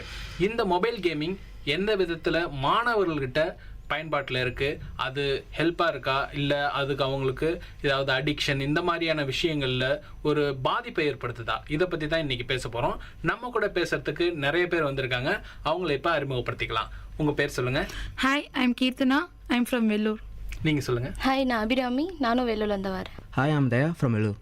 நான் வந்து Deepan from Kalajapet. Hi, I am Praveen. Hi, I'm Ranjith. சரி, இன்னைக்கு நமக்கு 6 பேர் வந்திருக்காங்க. 6 பேரும் வித்தியாசமான கருத்துக்களை நம்ம கூட பகிர்ந்துக்கிட்டு இருக்காங்க. அதுக்கு முன்னாடி மொபைல் கேமிங் அப்படின்னா என்னன்றதை கொஞ்சம் தெரிஞ்சுக்கலாம். பலரும் பலவிதமான கேம்ஸ் விளையாடுவாங்க. ஒரு காலத்தில் நம்ம பார்த்தீங்கன்னா நேரடியான ஒரு நடைமுறைக்கு சாத்தியமுள்ள விளையாட்டுகளை விளையாண்டுகிட்டு இருந்தோம். கில்லி தாண்டு, கோலி, இந்த மாதிரியான விளையாட்டுகளை சொல்லலாம். அதை தாண்டி பல்லாங்குழி, தாயக்கட்டை, இந்த மாதிரியான விளையாட்டுகளும் நம்மகிட்ட பழக்கத்தில் இருந்தது. அதை தாண்டி இன்னைக்கு அந்த விளையாட்டுகள் எல்லாம் வேற ஒரு படிநிலைக்கு போயிடுச்சு. அந்த படிநிலை என்னன்னு பார்த்தீங்கன்னா, நம்ம கையில் உபயோகப்படுத்துகிற கைபேசியிலேயே நம்ம விளையாட முடியும். முன்ன ஒரு காலத்தில் இந்த கைபேசி அறிமுகப்படுத்தப்பட்ட காலத்திலலாம் பார்த்தீங்கன்னா கைபேசியில் ஸ்னேக் அப்படின்ற ஒரு கேம் இருக்கும். அந்த ஸ்னேக் இதில் பார்த்தீங்கன்னா ஒரு விஷயத்தையா சாப்பிட்டுக்கிட்டு அந்த பாம்பு வந்து பெருசாக வளர்ந்துக்கிட்டே இருக்கும். அந்த பாம்பு மேலே பட்டுச்சுன்னா கேம் ஓவர் ஆகிடும். ஸோ இப்படி ஒரு சின்ன கேம் அப்படி இருந்த ஒரு காலகட்டமும் நான் பார்த்துருக்கோம். அதே நேரத்தில் இன்னைக்கு அந்த கேம் எந்த அளவுக்கு வளர்ச்சி பெற்றிருக்குன்ற ஒரு விஷயத்தையும் பார்த்துக்கிட்டு இருக்கோம். இப்போ இந்த வளர்ச்சி பெற்றிருக்கக்கூடிய இந்த நிலையில அந்த கேம் மக்கள் அதே நேரத்தில் மாணவர்கள் இந்த 2 பேருடையும் எந்த அளவுக்கு ஒரு ஈர்ப்பு நிலையை உண்டாக்கி இருக்குன்றதை பற்றி தான் பேச போகிறோம். இப்போ நீங்கள் வந்து சொல்லலாம், உங்களுக்கு என்னென்ன விதமான கேம்ஸ் பிடிக்கும்? மொபைல் கேமாகவும் இருக்கலாம், இல்லை இணையதளத்தில் விளையாடக்கூடிய வெப் கேமாகவும் இருக்கலாம். ஆனால் அது சோஷியலாக இருக்கணும் அப்படின்ற ஒரே ஒரு நிபந்தனைக்குள்ளாக்க உங்களுக்கு என்னென்ன கேம்ஸ்லாம் பிடிக்கும்னு சொல்லுங்களேன். எனக்கு ரொம்ப பிடிச்ச கேம் வந்து ஸ்பேஸ் இம்பேக்ட்னு 1100 விளையாடின கேம். ஸோ அது வந்து ஒரு கைபேசியில் விளையாடக்கூடிய ஒரு கேம். சரி, அது என்ன விதமான கேம்னு தெரிஞ்சுக்கலாமா? ஒரு ஃப்ளைட் ஒன்று இருக்கும், அதை வந்து நம்ம 10 லெவல்ஸுக்கு கொண்டு போனோம். நிறைய ஏலியன்ஸ் ஸ்பேஸ்ஷிப்லாம் வரும், அதை எல்லாத்தையும் டிஸ்ட்ராய் பண்ணிட்டு தாண்டி போகிறது தான் அந்த கேம். வேற மற்றவங்க உங்களுடைய கருத்துக்களை பகிர்ந்துக்கலாம். நான் ரொம்ப அதிகமாக விளையாடின கேம் வந்து மொபைலில் பவுன்ஸ்னு ஒரு கேம் இருக்கும். அது வந்து வீட்டில் எல்லாருமே, என் கசின்ஸ் எல்லாருமே விளையாடிருக்காங்க. நான் வந்து அது லெவலில் 11க்கு நான் தான் ஃபஸ்ட்டு போனேன். ஸோ அதனால் அதை பைத்தியம் மாதிரி விளையாடிட்டு இருந்தேன் அந்த கேமை நான் நிறைய. நான் வந்து இந்த ஜாய்ஸ்டிக்கில் ஒரு ஸ்போர்ட்ஸ் கேம் விளையாடுவேன். ரன்னிங் வரும், ஹடில்ஸ் அது மாதிரிலாம் வரும். சரி, உங்களுக்கு ரொம்ப பிடிச்ச கேம் ஏதாவது ஒரு கேமோட பேர் சொல்லுங்களேன். Clash of Clans. சரி, அந்த கிளாஷ் ஆஃப் கிளானை பற்றி நம்ம அப்புறம் பேசலாம். நீங்கள் சொல்லுங்கள், உங்களுக்கு பிடிச்ச கேம் இதுக்கு முன்னாடி என்ன கேம் விளையாண்டுருக்கீங்க? Need for speed most wanted. அது என்ன மாதிரியான கேம்? நம்ம car game sir, but black லிஸ்ட்டாக தாண்டி போனோம். அது ஒரு லெவல் கம்ப்ளீட் பண்ணிட்டு ரேசிங் கேம். சரி, நான் முதல்ல விளையாடின கேம் வந்து ரெஸ்லிங் கேமு. அது வந்து என்னோட நண்பர்களோட விளையாடினேன். என் ஸ்கூல் படிக்கும் போது முதல்ல நண்பர்களோட வெளியே போய் அந்த கேம் விளையாடினேன். அது வந்து WWF ரெஸ்லிங் மேனியா. அதாவது டிவியில் நடக்கிற ஷோவை வந்து ரியாலிட்டியாக நம்ம விளையாடுற மாதிரி இருக்கும் ஷோ. எனக்கு ஷூட்டிங் கேம்ஸ் நிறைய பிடிக்கும். அதனாலவே நான் கவுண்டர் ஸ்ட்ரைக் விளையாட ஆரம்பித்தேன். அதில் வந்து சர்வர் கூட கனெக்ட் பண்ணி விளையாடலாம். ஒரு 5 மெம்பர்ஸ் ஒரு டீம், இன்னொரு 5 மெம்பர்ஸ் ஒரு டீம் கூட விளையாடுவாங்க. அதனால அந்த கேம் எனக்கு ரொம்ப பிடிக்கும். சரி, இப்போ நீங்கள் பலவிதமான கேம்ஸ் பற்றி பேசிக்கிட்டோம். இப்போ இதில் வந்து மெயினாக நம்ம சொல்லணும்னா மல்டிப்ளேயர் கேம், சிங்கிள் யூசர் கேம்னு ஒரு 2 விதமாக பிரிப்பாங்க. ஸோ இப்போ சிங்கிள் யூசர் கேமில் உங்களுக்கு பிடிச்ச கேம்ஸ் பற்றி பேசலாமா? சொல்லுங்களேன், உங்களுக்கு சிங்கிள் யூசர் கேமில் எந்த கேம் ரொம்ப பிடிக்கும், அது ஏன் பிடிக்கும்? எனக்கு சிங்கிள் யூசர் பிளேயரில் ஃபஸ்ட்டு விளையாடுனது பிரின்ஸ் ஆஃப் பெர்ஷியான்னு ஒரு கேம். அந்த கேம் வந்து எப்படின்னா, ஒரு பிரின்ஸ் வந்து தன் நாட்டை வந்து தனிமைப்படுத்திட்டு அவன் ராஜ்யத்தை அடையத்துக்கோசரம் போராடுவான். அந்த கேம் ரொம்ப அடிக்டான கேம். அது ஒரு ஸ்டேஜ் லெவலில் முடிக்க முடியாதுன்னு தெரிஞ்சும் நாங்கள் விளையாட ஆரம்பித்தோம். அந்த கேமை விளையாடி அதில் வந்து நிறைய வெர்ஷன்ஸ் வந்துச்சு. ஃபஸ்ட்டு பிரின்ஸ் ஆஃப் பர்ஷியா வந்துச்சு, அப்புறம் பிரின்ஸ் ஆஃப் பர்ஷியா 2 ட்ரோன்ஸ்னு வந்துச்சு, அப்புறம் prince of Persia sand of டைம்ஸ்னு வந்துச்சு. அது மாதிரி நிறைய வெர்ஷன்ஸ் வந்துட்டே இருக்கிறதுனால அது ரொம்ப அந்த ஃபஸ்ட்டு கேம் யார் முடிக்கிறாங்களோ அது ஒரு வெறித்தனமாக ஒரு அடிக்ட் ஆகிடுச்சு அந்த கேம் எல்லாருக்குமே. சரி, இப்போ பொதுவாக பெண்கள் எல்லாருமே சிங்கிள் யூசர் கேம் விளையாடும் போது இந்த அடிதடி சண்டைகள்லாம் இல்லாத கேம்ஸாக விளையாடுவாங்க. அது மாதிரியான கேம்ஸ் நீங்கள் ஏதாவது விளையாண்டுருக்கீங்களா? Where is my water. அது என்ன விதமான ஒரு? அது வந்து ஒரு crocodile ஒன்று இருக்கும். அந்த crocodileக்கு வந்து வாட்டரை நம்ம கொண்டு போய் சேர்க்கணும். அது ஒரு பசில் மாதிரி. அதுக்கான ஒரு பாத் செட் பண்ணி அந்த வாட்டரை கொண்டு போய் அந்த crocodile கிட்ட கொடுக்கணும். சரி, அபிராமி நீங்கள் சொல்லுங்கள், நீங்கள் என்ன மாதிரியான கேம் இந்த ஒரு நிலையில்? எனக்கு எல்லாம் சின்ன வயசுலேருந்தே கசின்ஸ் அதிகமாக இருந்ததுனால மோஸ்ட்லி பாய்ஸ் விளையாடுற கேம் தான் நான் நிறைய விளையாடி இருக்கேன். அதாவது பாய்ஸ் விளையாடுற கேம்னு தனியாக எதுவும் இருக்குதா? இது எப்படி நீங்கள் வகைப்படுத்துறீங்கன்னு சொல்லுங்களேன். Contra, delta force, most wanted, need for speed, NFS, அதுக்கப்புறம் டிரான்ஸ்ஃபார்மர்ஸ். மோஸ்ட்லி நாங்கள் கான்ட்ரா அதிகமாக விளையாடி இருக்கோம். ஓகே, அதாவது இந்த ரத்தம் தெரிக்கக்கூடிய ஒரு சில கேம்ஸ் எல்லாம் நீங்கள் வந்து ஆண்களுக்குன்னுட்டு ஒதுக்கி வைக்கிறீங்க. நீங்கள் சொல்லுங்களேன், இப்போ எனக்கு வேற ஒரு விதமான ஒரு கேள்வி எழுது. பெண்கள் மட்டும்தான் இந்த மாதிரியான ரத்தம் தெரிக்காத விளையாட்டுகளை விளையாடுறாங்களா, இல்லை ஆண்களும் விளையாடுறாங்களா? பொதுவாக உங்களுடைய பார்வையில் சொல்லுங்கள். இந்த ரத்தம் தெரிக்காத, ரேஸாக இல்லாமல் ரொம்ப வேகமாக இல்லாத ஏதாவது ஒரு கேமிங் பிரெயினியாக நீங்கள் விளையாண்டுருக்கீங்களா? ஆண்களோட பகுதியிலேருந்து கேட்கலாமே. இப்போ நான் ஒரு கேம் விளையாண்டுருக்கேன், பிரெயின் இட் ஆனு. அதுவும் சும்மா பசில்ஸ் மாதிரி. அதில் வந்து ரேஸ் கிடையாது, ஃபாஸ்டான ஒரு மூமெண்ட்ஸ் கிடையாது, ஆனால் பிரெயின் யூஸ் பண்ணணும். அந்த மாதிரி மட்டும் இருக்கா?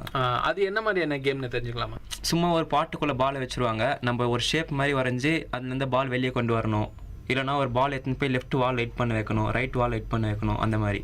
ஓகே, நான் கேம் பார்த்தீங்கன்னா 2048 கேம். அது ஒரு பசில் கேம். அது எப்படின்னா ஒன்லி 4s and 2s தான் இருக்கும். அதை ஆட் பண்ண டபுள் ஆயினே போயிட்டுருக்கோம்.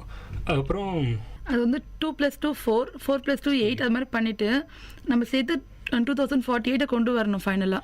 ஸோ இந்த மாதிரியான கேம்ஸ் எல்லாம் ரொம்பவும் பிரெயினியாகவும் இருக்குது, அதே நேரத்தில் பிரெயினை யூஸ் பண்ணாமல் விளையாடக்கூடிய விளையாட்டுகளும் இருக்குது அப்படின்னுட்டு புரிஞ்சிக்க முடியுது. சரி, இப்போ வந்து மொபைல் கேமிங் அப்படின்னு சொல்லிட்டோம்னா அந்த மொபைல் கேமுக்காக ஒரு சில தேவைகள் இருக்கும். இப்போ மொபைலை எடுத்துக்கிட்டோம்னா எல்லா மொபைல்லையும் எல்லா கேமையும் ஆக்சஸ் பண்ண முடியும் அப்படின்றது கிடையாது. நீங்கள் அதுக்காக ஏதாவது ஸ்டெப்ஸ் எடுத்திருக்கீங்களா இது வரைக்கும்? ஏன்னா இப்போ என்னால் என்னோட மொபைலில் இந்த கேம் விளையாட முடியல, ஸோ நான் இந்த மொபைலை விற்றுட்டு வேற ஒரு மொபைல் வாங்குறேன், அப்படி ஏதாவது உங்களுடைய எக்ஸ்பீரியன்ஸில் நடந்திருக்கதா? நான் வாங்கியிருக்கேன். நான் வந்து எங்கள் ஃப்ரெண்ட்ஸ் எல்லாரும் இந்த கிளாஷ் ஆஃப் கிளான், அதுக்கப்புறமேட்டு இன்னும் 2-3 கிராஃபிக் பேஸ்டு கேம்ஸ்லாம் விளையாடினப்ப எனக்கு விளையாடணும்னு ஆசையாக இருந்தது. அதுக்காக தான் நான் ஐஃபோனே வாங்கினேன். இப்போ ஐஃபோன் வாங்குறதுக்காக இப்போ இந்த கேம் விளையாடுறதுக்காக நீங்கள் ஐஃபோன் வாங்கியிருக்கீங்க அப்படின்னு சொல்கிறீங்க. ஆமாம். இதுக்காக எவ்வளோ செலவு பண்ணீங்க?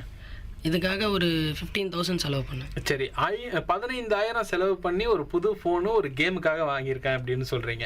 வேற யாராவது இந்த மாதிரியான எக்ஸ்பீரியன்ஸ் இருக்குதா? ஆங்கிரி பேர்ட்ஸ் விளையாடணுன்றதுக்காக சண்டை போட்டு நோக்கியா 500 வாங்கினேன். உங்களுக்கு எது தூண்டுதலாக இருந்தது? நான் கேட்குறது என்னென்னா, இப்போ இந்த 15,000 செலவு பண்ணி வாங்குறீங்க, 20,000 செலவு பண்ணி ஒரு மொபைல் வாங்குறீங்க, அது ஒரு கேமுக்காக அப்படின்னும் போது கேம் வந்து அந்த அளவுக்கு உங்களுக்கு ஒரு டாமினன்ட் ஃபோர்ஸாக இருக்குதான்னு நான் கேட்குறேன். கேம்ன்றது கிடையாது, கூட இருக்கிறவங்க மற்றவங்க அதை விளையாடும் போது நம்மளுக்கு தானா அது தூண்டுதல், அடுத்தவங்க வந்து இது செய்றாங்க நம்ம செய்யணும் அப்படின்னு அடுத்தவங்க செய்யறாங்கன்ற பிறகு அதுக்கப்புறம் இன்ட்ரெஸ்ட் போயிடும். ஒரு 1 month 1.5 months விளையாடணும், இன்ட்ரெஸ்ட் போயிடும். ஆனா அதே கேம் கொஞ்ச நாள் விட்டுட்டு மறுபடியும் ஒருத்தவங்க ஆடும்போது மறுபடியும் அதை உட்காந்து ஆடுவோம். யாரோ ஒருத்தர் தான் தூண்டுதலா இருக்காங்க தவிர கேம் தூண்டுதலா இல்லை. சரி, இப்போ என்னுடைய புரிதல் படி நான் என்ன நினைக்கிறேன் அப்படின்னா, இப்போ உங்களுடைய சுற்று வட்டாரம் தான் இந்த விஷயங்களை உங்களுக்கு அறிமுகப்படுத்துது. அந்த அறிமுகப்படுத்தப்பட்ட விஷயங்களுக்காக நீங்கள் ஒரு சில மாற்றங்களை செய்ய வேண்டியதாக இருக்குது அப்படின்னு நான் எடுத்துக்கிறேன். நீங்கள் எப்படி அதை நினைக்கிறீங்க? இல்லை, அவங்க அறிமுகப்படுத்தினாலும் நம்ம இன்ட்ரெஸ்ட் தான் வந்து கண்டினியூ பண்ணுறோம். சரி, அப்போ ஒருத்தவங்க அறிமுகப்படுத்தி அந்த கேம் எனக்கு பிடிக்கல அப்படின்னு இது வரைக்கும் ஏதாவது கேம் இருக்கா உங்கள்கிட்ட? இருக்கு. என்ன மாதிரியான கேம் உங்களுக்கு அறிமுகப்படுத்தப்பட்டு இல்லை எனக்கு இந்த கேம் வேணான்னு ஒதுக்கி இருக்கீங்க? இன்னும் ஒதுக்கல. உங்களுக்கு இந்த கேம் பிடிக்கல அப்படின்னுட்டு அதிகமா விளையாடாத கேம்ஸ் ஏதாவது இருக்கா? டெம்பிள் ரன் நீங்க அதிகம் விளையாட மாட்டீங்க. அது எனக்கு பிடிக்கல. எதனால அது பிடிக்கல? அது அதிகமா அதுக்கு ஜெம்ஸ் தேவைப்படுது. ஒரு சர்டன் பீரியடுக்கு அப்புறம் ஜெம் யூஸ் பண்ணா மட்டும் தான் நம்ம அது அடுத்ததுக்கு போக முடியும். இல்லை ஃபர்ஸ்ட் ஸ்டார்டிங்ல இருந்து திருப்பி ஸ்டார்ட் பண்ணணும். ஸோ இப்போ அது வந்து ஒரு கண்ட்ரோலுக்கு கொண்டு வரும்போது நீங்க அதுல இருந்து வெளிப்படணும் அப்படின்னுட்டு ஒரு விருப்பம். நம்ம விட்டு எடுத்து வந்து எடுக்க முடியல, இடத்துல இருந்து எடுக்க முடியலன்ற ஒரு இது. மறுபடியும் நீங்க அவ்வளவு தூரம் போயிட்டு ஃபர்ஸ்ட்ல இருந்து ஸ்டார்ட் பண்ண வேண்டியதா இருக்கும். அதனால அது வந்து உங்களுக்கு பிடிக்கல. ஆனா இப்போ ஒரு இடத்துல நீங்க விட்டுட்டு அந்த இடத்துல இருந்து தொடங்க முடியும் அப்படின்ற கேம்ஸ் உங்களுக்கு பிடிச்சிருக்குது. இப்படி எடுத்துக்கலாமா அதை? ஒரு சீரியஸா விளையாடுற மாதிரி. சரி, இப்போ மொபைல் கேம்ஸ் பத்தி நிறைய பேசிட்டோம். ஆனா இந்த காரசாரம் நிகழ்ச்சியில இந்த 6 பேரை எதுக்காக இங்க கூட்டிருக்கோம் அப்படின்னு பாத்தீங்கன்னா, இவங்க 6 பேருக்கும் ஒரு தொடர்பு இருக்கு. என்ன தொடர்பு அப்படின்னு பாத்தீங்கன்னா, கிளாஷ் ஆஃப் கிளான்னு சொல்லக்கூடிய ஒரு மொபைல் கேம்ல இவங்க எல்லாரும் ஒரே கிளான்ல இருக்கக்கூடிய மெம்பர்ஸ். ஸோ இவங்களுடைய பார்வையில இந்த கேம் ஏன் இவ்வளவு தூரம் அடிக்ட் ஆயிருக்கு அப்படின்றத விவாதிக்கிறதுக்காக தான் அடுத்த ஒரு பகுதியில நம்ம காத்துக்கிட்டு இருக்கோம். காரசாரம் நிகழ்ச்சியில ஒரு சிறிய இடைவேளை. இது உங்கள் விஐடி பண்பலை 90.8. நான் உங்கள் அன்பு தோழன் KP ஆனந்த். ஒரு சிறிய இடைவேளைக்கு பிறகு சந்திக்கலாம்.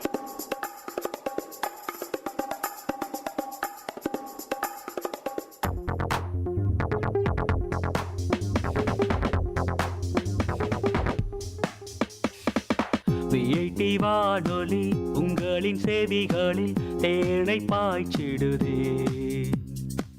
மனதின் கவலைகள் மறந்து போயிடும், மாயம் செய்திடுமே. இது காற்றினலை பொங்கும் பாட்டினலை, நம் வீட்டோடும் நாட்டோடும் நடமாடி சுவை சேர்க்கும். விஐடி வானொலி உங்களின் செவிகளில் தேனை பாய்ச்சிடுதே.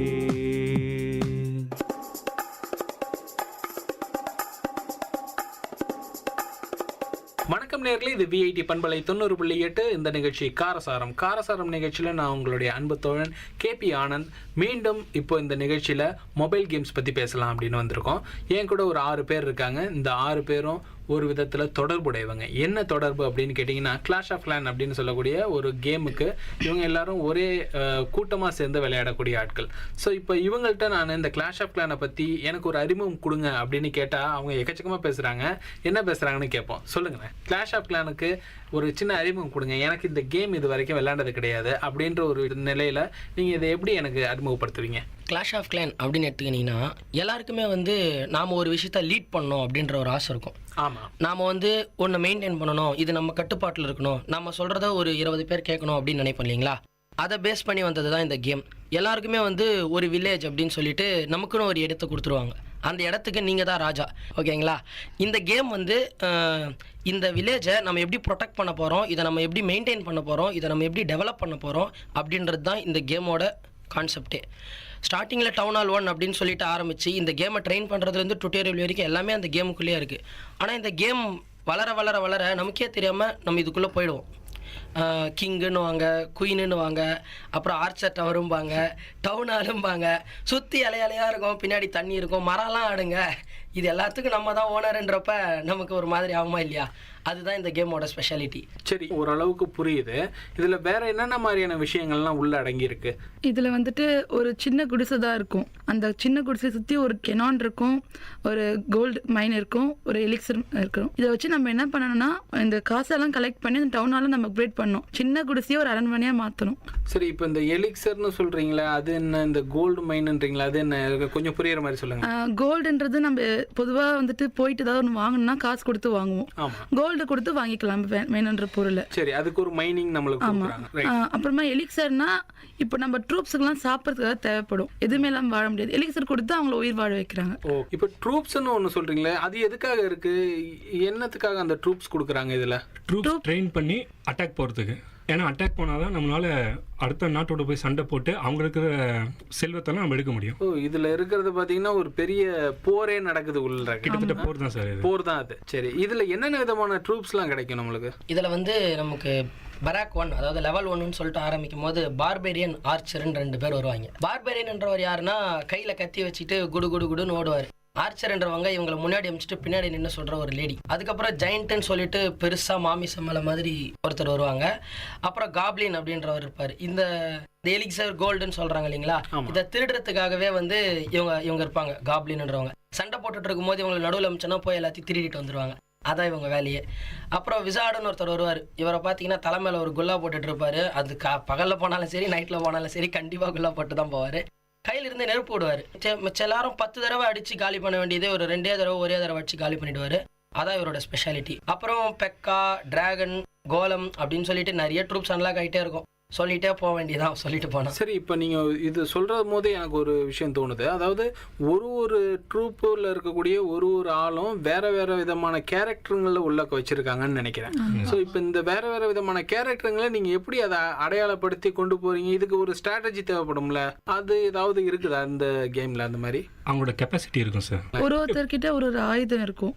இப்போ பார்பேரியன் கிட்ட கத்தி இருக்கும், ஆர்ச்சர் கிட்ட வில்லம்பு இருக்கும், ஜெயிண்ட் கிட்ட அவங்க கையே தான் ஆயுதம், விசார்ட் வந்து நெருப்பு வச்சிருப்பாரு, வால் பிரேக்கர்ஸ் வந்து கையில குண்டு வச்சிட்டு இருப்பாங்க. அது மாதிரி ஒரு ஆயுதம் இருக்கும். ஸோ அவங்க ஆயுதத்தை வச்சு அவங்க எப்படி யூஸ் பண்றாங்களோ அதுதான். சரி, இது தாண்டி வேற ஏதாவது ஸ்ட்ராட்டஜி இருக்குதா இந்த கேம் விளையாடுறதுக்குன்ட்டு? இப்போ பார்பேரியன்ஸ் பார்த்தீங்கன்னா அவர் வந்து எல்லாத்தையுமே அட்டாக் பண்ணுவார். அவருக்கு வந்து இதுதான் டார்கெட்னு கிடையாது, வேரியஸாக அட்டாக் பண்ணுவார். அதே மாதிரி ஆர்ச்சர்ஸும் அதே மாதிரி. ஆனால் ஆர்ச்சர்ஸ் வந்து தூரத்துலேருந்து அட்டாக் பண்ணுவாங்க. பார்பேரியன்ஸ் வந்து நடந்து போய் அடிப்பாங்க, ஆனால் ஆர்ச்சர்ஸ் ஒரு இடத்துல நின்று அடிப்பாங்க. அப்புறம் வந்து ஜெயின்ஸ்னால் அவங்களோட மோஸ்ட் டார்கெட்ஸ் என்ன டிஃபென்ஸாக தான் இருக்கும். அதாவது கேனன்ஸ்னு இருக்கும், அதான் கேனன்ஸ் தான் டிஃபென்ஸ். அதாவது ட்ரூப்ஸ் எல்லாம் எல்லாத்தையுமே காமனாக அட்டாக் பண்ணும் கேனன். ஜெயிண்ட் வந்து டிஃபென்ஸ் மட்டும் தான் டார்கெட் பண்ணும், வேறு எதுவுமே டார்கெட் பண்ணாது. ஃபஸ்ட்டு டிஃபென்ஸை உடச்சு நோக்கிட்டு தான் மற்றதெல்லாம் போகுமே. நெக்ஸ்ட்டு அதே மாதிரி பலூன்ஸ்னு இருக்கும், அது வந்து ஃப்ளைங் ட்ரூப், அதுவும் டிஃபென்ஸை தான் டார்கெட் பண்ணும். அதே மாதிரி டிராகன் பார்த்தீங்கன்னா அது வந்து எல்லாத்தையுமே அட்டாக் பண்ணும். அதுக்கு வந்து எதுவுமே கிடையாது, அது கிரவுண்ட் அட்டாக்கையும் அட்டாக் பண்ணும், டிஃபென்ஸையும் அட்டாக் பண்ணும், எதற்கு எது வந்தாலும் அதை அழிச்சிடும். அதான் இதுக்கு மோஸ்ட் பவர்ஃபுல் ட்ரூப் இருக்குதுலே. பிக்கான்னு பார்த்தீங்கன்னா அதுவும் வந்து எல்லாத்தையுமே நொறிக்கும். அது வந்து அதோட வீக் பாயிண்ட் என்னன்னா எலக்ட்ரிசிட்டி அது மாதிரி பட்டால் அது வந்து உடனே செத்து போயிடும். டார்க் ட்ரூப்ஸ் இருக்குது. டார்க் ட்ரூப்ஸ் வந்து ஆகுன்னு இருக்கும். ஆகு வந்து அட்வான்டேஜ் என்னன்னா வால்ஸ் இருந்தால் கூட தாண்டிட்டு போகும். இதில் வால்ஸ்ன்றது எங்கேருந்து வருது? வால்ஸ் வந்து டிஃபென்ஸில் வரும்.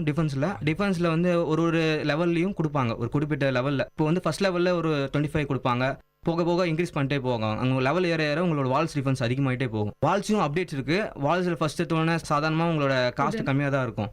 போக போக கிறிஸ்டல் லெவல்லாம் வந்துச்சுன்னா ரொம்ப காஸ்ட் அதிகமாகிடும். கிட்டத்தட்ட அது வால்ஸ் கட்டுறதே உங்களால் முடியாமல் போயிடும். அதுதான் ரொம்ப கஷ்டமான விஷயமா இருக்கும். ஆனால் முக்கியமான விஷயம் வந்து டிஃபென்ஸ்க்கு வால்ஸ் தான் முக்கியமான விஷயம். சரி, இப்போது டவுன் ஹால்னு ஒரு விஷயம் சொன்னீங்க. டவுன் ஹாலுன்றது என்ன, அது ஏன் நம்ம அப்டேட் பண்ணணும், இது இந்த கேமில் என்ன தான் ஒரு சுவாரஸ்யமான விஷயம் இருக்குது, ஏன் இதை அப்டேட் பண்ணணும்னு எல்லாரும் சொல்கிறீங்க? டவுன் ஹால்ன்றது இப்போ வந்து நம்மளோட மெயின் வீடு மாதிரி. ஃபர்ஸ்ட் லெவல் டவுன் ஹாலுக்கு ஒரு 2 கேனன், 2 ஆர்ச்சர், ஒரு குறிப்பிட்ட மைன்ஸ் இந்த மாதிரி கொடுத்துருவாங்க. நம்ம அடுத்த இது அப்கிரேட் பண்ணாதான் அடுத்த லெவலுக்கு நம்ம போக முடியுன்ற மாதிரி. இப்போ லெவல் 2 வால் வந்துச்சு நம்மளுக்கு. லெவல் 3 போகணும்னா டவுன் ஹால் அப்கிரேட் பண்ணி ஆகணும்னுவாங்க. அந்த மாதிரி அப்கிரேட் பண்ண ஒரு டவுன் ஹால் அப்கிரேட் பண்ணால் அந்த வால்ஸ் டிஃபென்ஸ் எல்லாமே எக்ஸ்ட்ரா கொடுப்பாங்க. நம்ம திருப்பி அது ஃபுல்லாக அப்கிரேட் பண்ணிட்டு நெக்ஸ்ட் டவுன் ஹால் போகணும். இப்போ அவங்களுக்கு வந்து அதான் அந்த ஸ்ட்ராட்டஜின்னு இருக்குல்ல, அதில் வந்து டவுன் ஹால் அழிச்சா ஒரு ஸ்டார் அவங்களுக்கு கண்டிப்பாக போகும். அதுக்கப்புறம் 50% எடுத்தால் ஒரு ஸ்டார் போகும். நீங்கள் சொல்கிறது வந்து சண்டை போடும்போது சண்டை போடும்போது அப்போ வந்து நம்மளோட நோக்கம் ஃபுல்லாக அவங்க எப்படியாவது டவுன் ஹால் அழிக்கணுன்றது தான் இருக்கும். சரி, இப்போ வந்து ஆல்மோஸ்ட் இந்த கேமை பற்றி ஒரு ஓவரால் வியூ கொடுத்துட்டீங்க. எனக்கு இன்னும் கொஞ்சம் விவரமாக சொல்லுங்களேன். இந்த ஸ்ட்ராட்டஜி அப்படின்னு சொல்லி இது பண்ணுறீங்களா? ஏன் எல்லாரும் ஒன்றா சேர்ந்து விளையாடுறீங்க?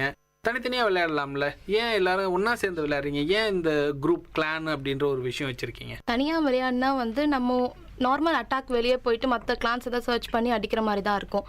அதில் வந்து அவ்வளோவா லூட்ஸ் கிடைக்காது, சீக்கிரமாக அப்கிரேட் பண்ண முடியாது. ஒன்ஸ் நீங்கள் ஒரு டவுன் ஹால் 3 அந்த மாதிரி வந்துட்டால் இந்த கேமுக்கு அடிக்ஷன் தானாக வந்துடும். ஸோ அதுக்காக வந்து லூட்டுக்காக இன்னொரு கிளான் போய் ஜாயின் பண்ண வேண்டியதாக இருக்கும். நீங்கள் கிளானை ஜாயின் பண்ணி அந்த வாரை வின் பண்ணிட்டீங்க அப்படின்னா உங்களுக்கு நீங்கள் அடிக்கிறது ப்ளஸ் லூட் வந்து போனஸும் சேர்ந்து வரும். அதனால் அப்கிரேட் வந்து ஈஸியாக பண்ணலாம். அதனால கிளான் சேர்றோம். அந்த வார் போகிறது ஜெயிக்கிறோமா தோக்குறோமான்றது கடைசி நிமிஷம் வரைக்கும் பார்க்கறதுல ஒரு த்ரில் இருக்கும். நீங்கள் நார்மலாக இருக்கிறது எப்போ வேணால் அட்டாக் போய்க்கலாம் அப்படின்னு இருக்கும். இதில் வந்து ப்ரிப்பரேஷன் டே, பேட்டில் டே, எண்ட் டே அந்த மாதிரி இருக்கும். ப்ரிப்பரேஷன் டேல வந்து உன்னோட ஈக்குவல் பேஸ் என்ன, மேலே இருக்கவங்களோட ஈக்குவல் பேஸ் என்ன, இவங்களால அதை அடிக்க முடியுமா, கீழே இருக்கவங்களால அடிக்க முடியுமான்ட்டு எல்லாத்தையும் செக் பண்ணுறது.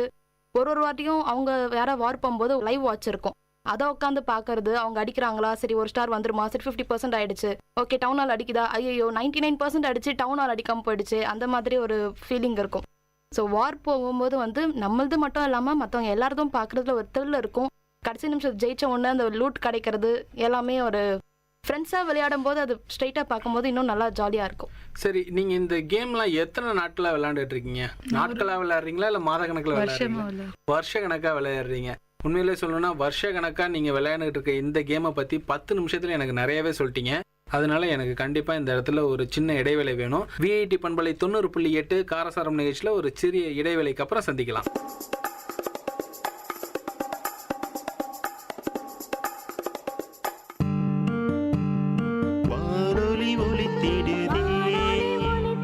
மனிதத்தை வளர்த்திடுதே, சமுதாயத்தை நலமாய் மாற்றிடுதே,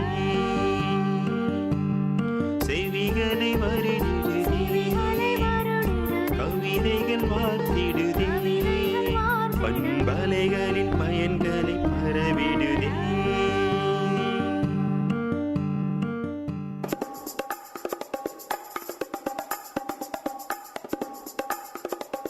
வணக்கம் நேயர்களே, இது விஐடி பண்பலை 90.8. இந்த நிகழ்ச்சி காரசாரம் நிகழ்ச்சியில் நான் உங்கள் அன்பு தோழன் KP ஆனந்த்.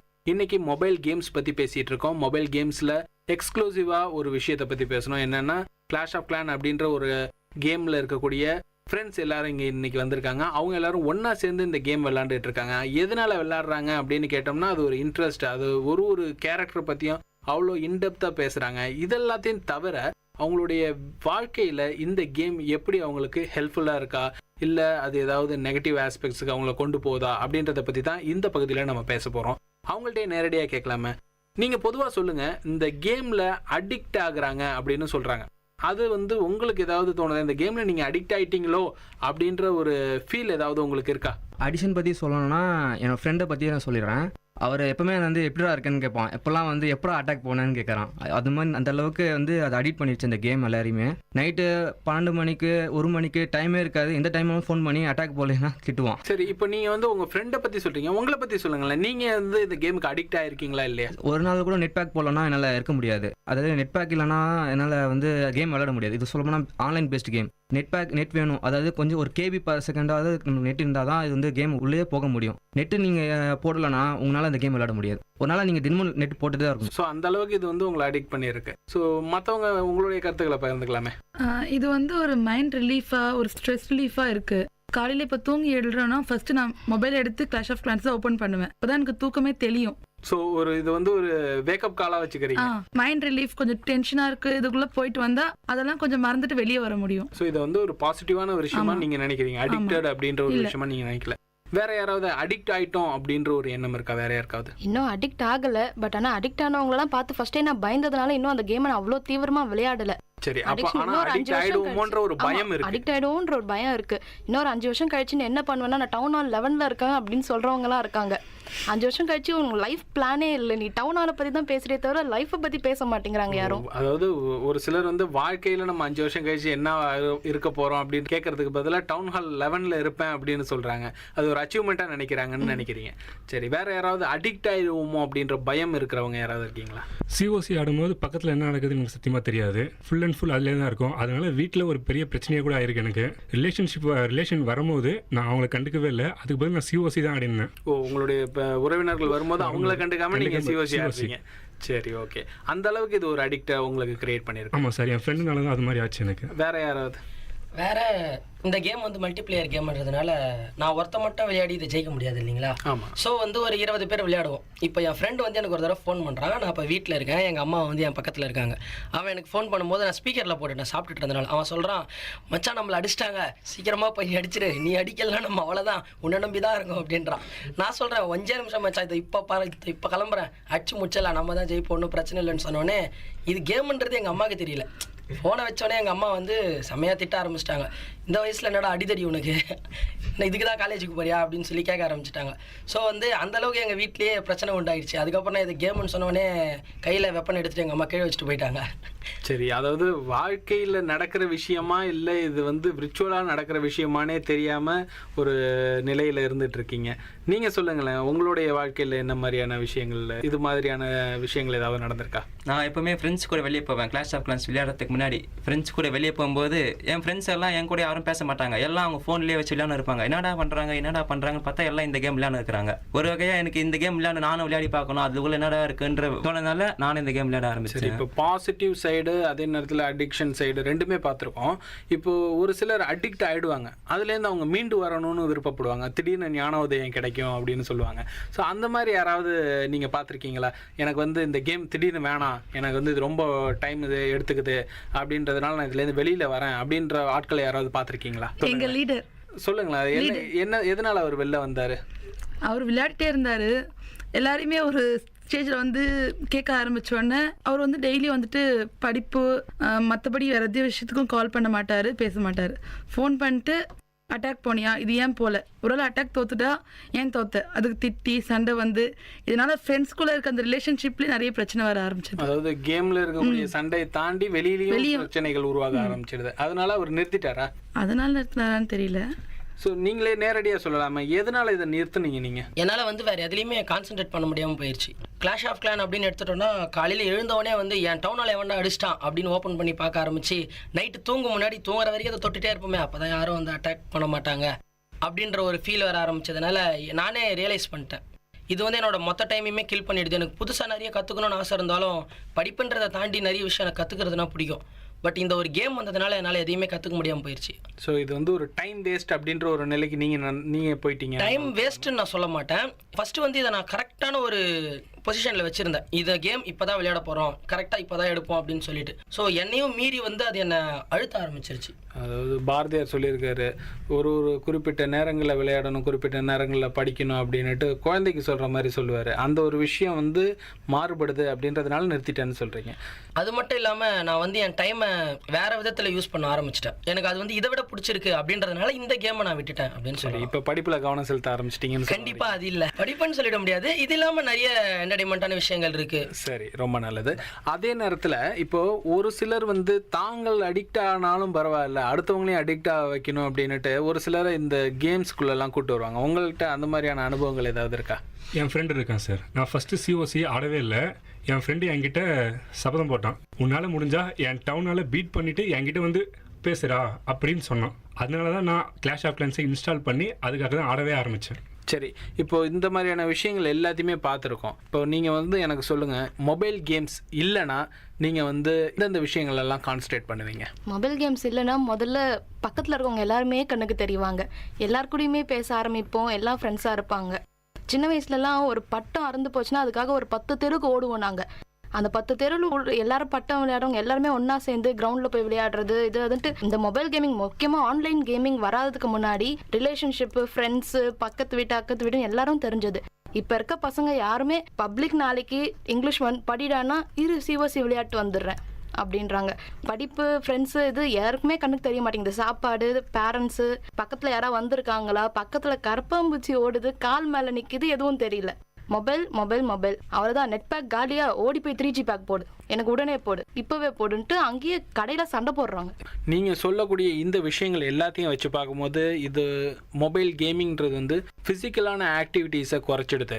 அதே நேரத்தில் ஒரு ரிலேஷன்ஷிப்பை வந்து மெயின்டைன் பண்ண முடிய மாட்டேங்குது, ஃப்ரெண்ட்ஷிப்புக்கு உள்ளாக்க பிரச்சனைகள் உருவாகுது, படிப்பில் கவனம் செலுத்த முடிய மாட்டேங்குதுன்னு இப்படி நிறைய விதமான நெகட்டிவ் சைட்ஸ் எல்லாத்தையுமே சொல்லியிருக்கீங்க. பாசிட்டிவ் சைடும் ஒரு சிலர் சொல்லியிருக்கீங்க, பாசிட்டிவான விஷயங்களும் நிறையா இருக்குது அப்படின்னு சொல்லியிருக்கீங்க. என்னையை பொறுத்த வரைக்கும், நான் பார்த்த வரைக்கும் நீங்கள் எல்லாருமே ரொம்பவும் நல்ல நிலையில் ஒரு கிரேட்ஸ் வச்சுருக்கக்கூடிய மாணவர்களாக தான் இருக்கீங்க. கிரேட்ஸ் பற்றி பேசுவோமே. இப்போது யாருக்காவது அரியர் இருக்கா இந்த இதில்? இல்லை சார், யாருக்குமே இல்லை. இல்லை சார். அரியரே இல்லாமல் உங்களால் இந்த அளவுக்கு டெடிக்கேட்டடாக இந்த கேமிங்கில் விளையாட முடியுதுன்னு சொல்கிறீங்க. ஸோ இப்போ படிப்புக்கான நேரம் நீங்கள் சரியாக ஒதுக்குறீங்க அப்படின்னு நான் யூகிக்கிறேன். ஸோ அந்த ஒரு நிலையில் படிப்புக்கான சரியான நேரத்தையும் ஒதுக்கிட்டு விளையாட்டுக்கான நேரத்தையும் ஒதுக்கி விளையாடுறீங்க. ஆனால் ஃபிசிக்கல் ஆக்டிவிட்டீஸ் இல்லாமல் இருக்குது. ஸோ இந்த ஒரு நிலையில் தான் இன்றைய மாணவர்கள் இருக்காங்க அப்படின்ட்டு பொத்தாம்பதுவாக சொல்லிட முடியலனாலும் மாணவர்கள் இப்படியும் ஒரு நிலையில் இருக்காங்கன்றதை நம்ம புரிஞ்சுக்க முடியுது. இன்றைக்கி காரசாரம் நிகழ்ச்சியில் நம்ம பலவிதமான தகவல்களை பகிர்ந்துக்கிட்டோம். உங்களுடைய கருத்துக்களையும் உங்களுடைய வாழ்க்கையில் நடந்த அனுபவங்களையும் காரசாரம் நிகழ்ச்சியில் எங்கள் கூட பகிர்ந்துகிட்டதுக்கு ரொம்ப நன்றி. இது விஐடி பண்பலை 90.8. இந்த நிகழ்ச்சி காரசாரம். உங்களிடமிருந்து விடைபெறுவது KP ஆனந்த். நன்றி, வணக்கம்.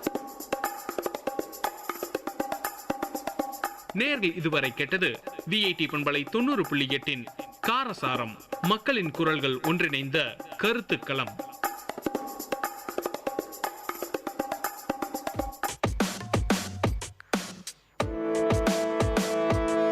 Dear listeners, welcome to the Silver Lining Show in VIT Community Radio 90.8.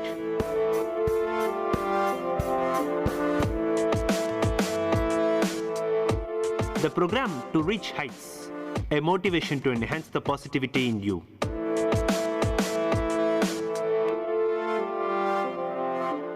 Greetings, this is VIT Community Radio 90.8. You are listening to the Silver Lining Show, a ray of hope in the dire situations. This is Manish Theo signing in. The Silver Lining Show serves to emphasize on the possibilities of change still present in our lives, possibilities of a better world, a happier, positive world. While the world as we know it is riddled with severe problems, ghastly situations abound in every nook and cranny, and we, the people, often victimized by the whims and fancies of a selected few, there also exist in this very world glorious rays of sunshine in the form of people who show us the light, who lead us on, who carve out a path for us to follow and teach us new things, new ways of life to follow. In a sense, we hope that our content rings some kind of a bell in your, our dear listeners' minds regarding what is happening in the world and what should be done about it. Also, we try to bring in instances of change already begun to happen. At the very least, our objective is to inspire people to stand up, face the situation head-on, and live as honorably and compassionately as one should. There exists a silver lining to the clouds of morbid thought and deeds that cast a gloom over our world, and it is our duty to tap this ray of hope. And with that, we aspire to reach heights. Today's topic delves into the varied ways how you can deal with illnesses, or rather how you can live well, or basically, how can you deal with the time when your body and mind feels down? What do you do when you are unwell? Any long-lasting illness may be termed chronic. Chronic illness is any condition that can last for a year or longer. For millions of people, chronic illnesses and depression are facts of life. A chronic illness is a condition that can last very long, as we know, and usually cannot be cured completely or immediately. Although some illnesses can be controlled or managed through lifestyle, such as by diet and exercise and certain medications. Examples of chronic illnesses that are familiar to many of us include things such as heart disease, diabetes, kidney disease, autoimmune disorders, and multiple sclerosis. These illnesses can cause a drastic change in one's lifestyle. They can interfere with employment, interpersonal relationships, and individuals' independence, and disrupt the normalcy of their lifestyle. Individuals who suffer with chronic illnesses have to deal with the illness itself. They frequently must deal with the feelings of having the illness the effects of it, the difficulties in obtaining treatment due to the healthcare crisis, and the side effects of such medications that are used to treat the illness. Individuals who suffer from chronic illnesses are also more likely to suffer from depression. The symptoms of depression are sometimes overlooked because they are overshadowed by the illness or dismissed as personal, normal feelings of person dealing with such a state. Individuals dealing with chronic illness and depression should be evaluated to determine the source of this depression. It is also common for individuals suffering from this state to feel angry about their disease. They often feel a sense of loss. When working with such individuals, I will often encourage them to work through the stages of grief. Many are familiar with different models such as the Kubler-Ross model, commonly known as the 5 stages of grief, that is denial, anger, bargaining, depression, and acceptance. There are ways to make the best of life when dealing with a chronic illness. Consider some of the following tips to make it a little easier to deal with. Number 1 is take the matter in your own hands. Chronic illness treatment can be a stressful affair. It requires a lot of patience and willpower. It helps if you become an active participant in your treatment. Explore all treatment options and fraternize with treatment providers. Do not be afraid to ask people questions or express differing opinions. It is your life after all. It is also important to have treatment providers you can trust and who make you feel like you are their priority. Consume a balanced diet. Good nutrition always results in better health. If you have special dietary instructions from your treatment provider, follow them. If not, at least be conscious of decisions when it comes to your daily food intake. Come to terms with reality. When we are able to accept one thing, we are often able to move on to the next. Learn to accept your illness and do what you can to live the best life. Seek support. Whether you find strength in sharing with close friends or reaching out to a support group, get involved with others and share your experiences and hope. If you feel a little shy or if you are more private, consider an online support group where you can remain anonymous. Find gratitude in everything. Throughout the day, find something to be grateful for. Whether you can find only one thing or several, one big thing or one small thing, just be grateful. Gratitude determines a person's attitude. Dealing with a chronic illness is no walk in the park. It can be challenging. However, I believe that we all have the ability to overcome all challenges that we face. Challenge yourself to find your strengths in perceived weaknesses, joy in the time of pain, and the silver lining in every cloud. Seasonal affective disorder, also called SAD as an acronym, is a type of depression that occurs at the same time every year. If you're like most people with seasonal affective disorder, your symptoms will start in the fall and may continue into the winter months, sapping your energy and making you feel moody. Less often, seasonal affective disorder or SAD causes depression in the spring or early summer. There are winter blues and then. Now, each year, the season of snowmen and gift-giving around Christmas drags down millions of people worldwide, sapping them of energy and cheer. Millions more find themselves not only blue but genuinely depressed. For those with SAD, winter kicks off an annual cycle of unusually negative thoughts, heightened carbohydrate cravings, unwanted weight gain, and an overwhelming need to sleep. As we get closer and closer to the winter solstice, that is around December 21, the number of hours of daylight is shrinking. This process of shrinking daylight seems to be the trigger. A lack of sunlight means our brains produce less serotonin, that is a neurotransmitter that affects our mood, according to psychiatrists at the Mayo Health Clinic in Wisconsin, USA. Also, experts feel that conversely, added hours of darkness may also contribute by cueing the production of this hormone. Conversely, there also exists a summer version of this depression, as we often observe in India. The relentless summer heat coupled with a muggy atmosphere can inhibit all productivity, rendering people unable to perform important tasks. The effect is indirect. It causes people to feel lazy and makes them inactive. After a long session, the seeds of doubt are sown in people's minds and whether they're really capable of doing such things and where they are going with life. This slowly causes depression, which lifts only when the season might change. To combat both these kinds of sad, it is important to stay active. A constant change in the environment as well as a healthy balance between health, lifestyle and diet can produce effects counteractive to depression. Staying put at one place is the worst that a person can do. However, this doesn't mean that intensive exercise is needed. One must understand and respect his body and exercise adequately.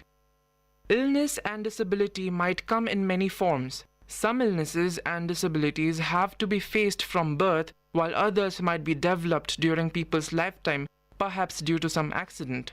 They can come on suddenly or gradually develop over many years without the person knowing about it. People are usually genetically predisposed, but illnesses can also be the result of the polluted environment or the lifestyle that we adopt. Coming to terms with any illness is not easy and might take a long time, especially when your illness surprises you all of a sudden. Imagine that you are happy. Your life is going very well and you are very proud of all your achievements. You have got a great family and a circle of friends until one day something very unfortunate happens to you. You become ill or have an accident and you can no longer enjoy life as you used to. Suddenly everything seems to be falling apart. All kinds of scenarios may come up. You might no longer be in a position to support your family financially. You could lose your job. Simply your dreams are falling apart. This is the hardest time and naturally you will be down about it. Yet with a few changes you might still be able to live your life to the full. The following easy steps should help you move in the right direction. 1. Take care of your own sweet time to come to terms with reality, as we said earlier. The whole world is upside down and you are in the middle of it, believing life will never be the same again with you. Just being miserable, fighting your illness or disability. You might lose your friends because you will no longer be able to socialize as you used to. But this is also the time to find out who your real friends are. They will be there to support you and do anything that is in their strength.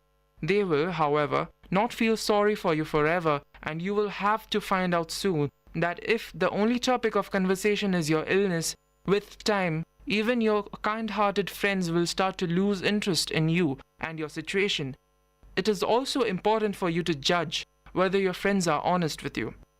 Thinking positively is no easy matter, but it is important to be enthusiastic about life again. There are only two choices for you to make. You can stay depressed and complain about your problems till the rest of your life, or you have the option of trying to make the best of your life, the most of it, even with all your limitations. Allow yourself time to get all the negative emotions out first, which might take time. It is good to know that there are people who you can talk to, and counseling might be especially appropriate at this time. The process of accepting your illness or disability can be a long one. It is absolutely normal to feel depressed as long as you are enjoying it, but you will soon start to realize that feeling sorry for yourself will get you nowhere. You still have a life that you can enjoy. You can review what your strengths are and what you can still do. Now is the time to not dwell in the past but concentrate on things that you can still do in the future. Consider all your strengths, the qualifications you have. Seek the help of a career advisor who will be more than happy to help you find a suitable job that you might still be able to do, bearing in mind your limitations. Take time to accept your new situation. Number 2 is realizing that you have company. Make the most of it. This might be difficult because you might want to share your problems with your friends, but you do not want to bore them with it. It is therefore important to think of matters which are more cheerful and positive. Or just listening to your friends will do the trick. People just love to talk and will appreciate when you listen. At the end of the day, if you recount to people how hard life is treating you, then they will only tell you how much harder their own life is. Rarely might you come across somebody who understands and will be willing to listen to you. But apart from these rare individuals, you have to find those who will like to share their own problems with you. There are others who have to endure similar difficulties. Sometimes they manage to cope well, other times they find it harder to cope. But they can be there to support each other. It is therefore only to your advantage to join support groups and be there for each other, learning from your strength. It is important to appreciate all the help of the professionals who organize these support groups and put people in contact. You can either ignore them or make the most of them. The choice remains yours. Do not look for your relatives' approval. Instead, decide what works best for you. Like with everything else in life, take the middle route. Do not go into any extremes. Enjoy the support of your like-minded friends, but only to enrich your life. Do not get stuck in complaints about your misfortune. Surround yourself with people with whom you feel great. Avoid people who are distracting you from achieving your goal. Try to be yourself. Do not listen to criticisms of other people, and do not compare yourself to celebrities who look perfect. They only look perfect in magazines because they only look perfect in magazines, but they have real life problems of their own. We shall come back with more such points in our next session. This is Manish Deo signing out, and you were listening to The Silver Lining Show, a ray of hope in the direst situations. Until then, stay tuned to VIT Community Radio 90.8.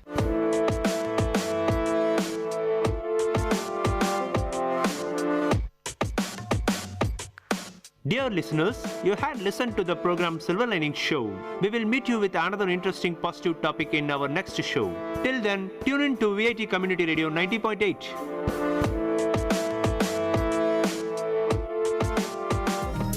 It's time for the word of the day with your delightful RJ Dia. Our pick from VIT Community Radio's glossary box today is inflammable. INFLAMMABLE. Inflammable means to easily set on fire. This word is generally confused because the prefix in denotes negation, but inflammable and flammable are synonymous, which mean to easily set on fire. Synonyms of inflammable are flammable and combustible.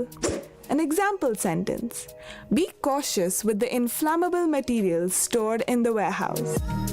Try to implement today's word in your conversation, and I'll be back with more from VIT Community Radio's glossary box. Hi குட்டீஸ், இது VIT பண்பலை 90.8. VIT பல்கலைக்கழகத்தின் சமுதாய வானொலியில் கதை கேளு. சின்ன கதை சொல்லி பெரிய கருத்தை சொல்ல வந்திருக்கோம். நான் உங்கள் லீஷு.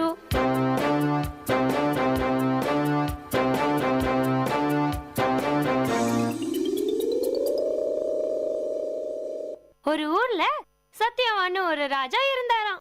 அவர் எப்பவும் உண்மையை மட்டும்தான் பேசுவாரு. ரொம்ப நேர்மையானவரும் கூட. அவரை போலவே அவரோட ஆட்சியும் நேர்மையா இருந்தது. அவரோட நாடு எல்லா வளங்களோடவும் சிறப்பாவும் இருந்துச்சு. ஒரு நாள் நைட்டு சத்யவான் ராஜா தன்னோட கோட்டைய சுத்தி பார்த்துட்டு இருந்தாரு. அப்போ அரண்மனைக்குள்ள இருந்து ஒரு பெண் வெளியே வர்றது தெரிஞ்சது. ராஜா அந்த பெண் கிட்ட போய், அம்மா நீங்க யார், ஏன் இந்த நள்ளிரவு நேரத்துல வெளியே போறீங்கன்னு கேட்டாரு. அதுக்கு அந்த பொண்ணு சொல்லிச்சான், நான் தான் திருமகள். மகாலட்சுமி ஆகிய நான் ஒரே இடத்துல நிரந்தரமா இருக்க மாட்டேன். நான் இங்க வந்து தங்கி நிறைய நாளாச்சு. அதனால இப்ப வெளியே போறேன்னு மகாலட்சுமி சொன்னாங்களாம். அதுக்கு அந்த ராஜா, சரி உங்க விருப்பம் தாயே, நீங்க போகலான்னு சொல்லிட்டாரு. கொஞ்ச நேரத்துக்கு அப்புறம் இன்னொரு பெண் அரண்மனையை விட்டு வெளியே வந்துட்டு இருந்தா. ராஜா பார்த்துட்டு, அம்மா நீங்க யாருன்னு கேட்க, நான் தர்ம தேவதை. திருமகள் இல்லாத இடத்துல நான் இருக்க முடியாது, அதனால நான் போறேன்னு சொன்னாங்களாம். ராஜாவும் சரின்னு சொல்லிட்டாரு. இன்னும் கொஞ்ச நேரம் கழிச்சு மூன்றாவதா ஒரு பெண் அரண்மனையை விட்டு வெளியே போயிட்டு இருந்தாங்க. ராஜா, அம்மா நீங்க யாரு, ஏன் போறீங்கன்னு கேட்டாரு.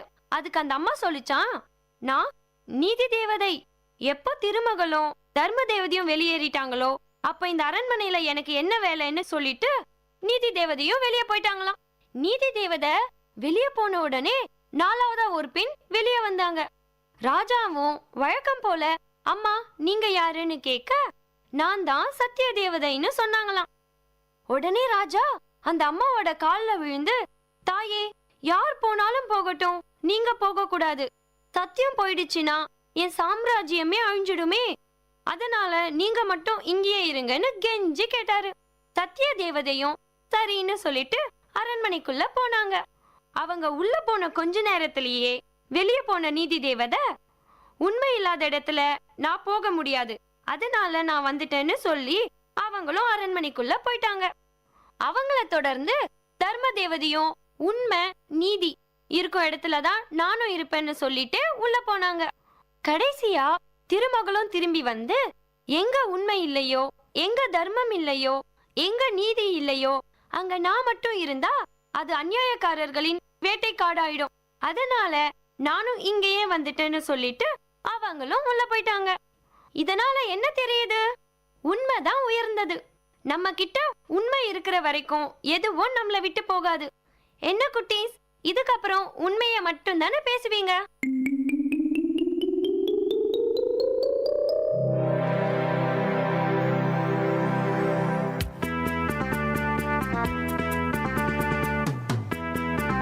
இதே மாதிரி இன்னொரு கதையோடையும் கருத்தோடையும் அடுத்த கதை கேளு நிகழ்ச்சியில சந்திப்போம். அது வரைக்கும் உங்களிடமிருந்து விடை பெறுவது உங்கள் லேஷோ. பாய் குட்டீஸ்.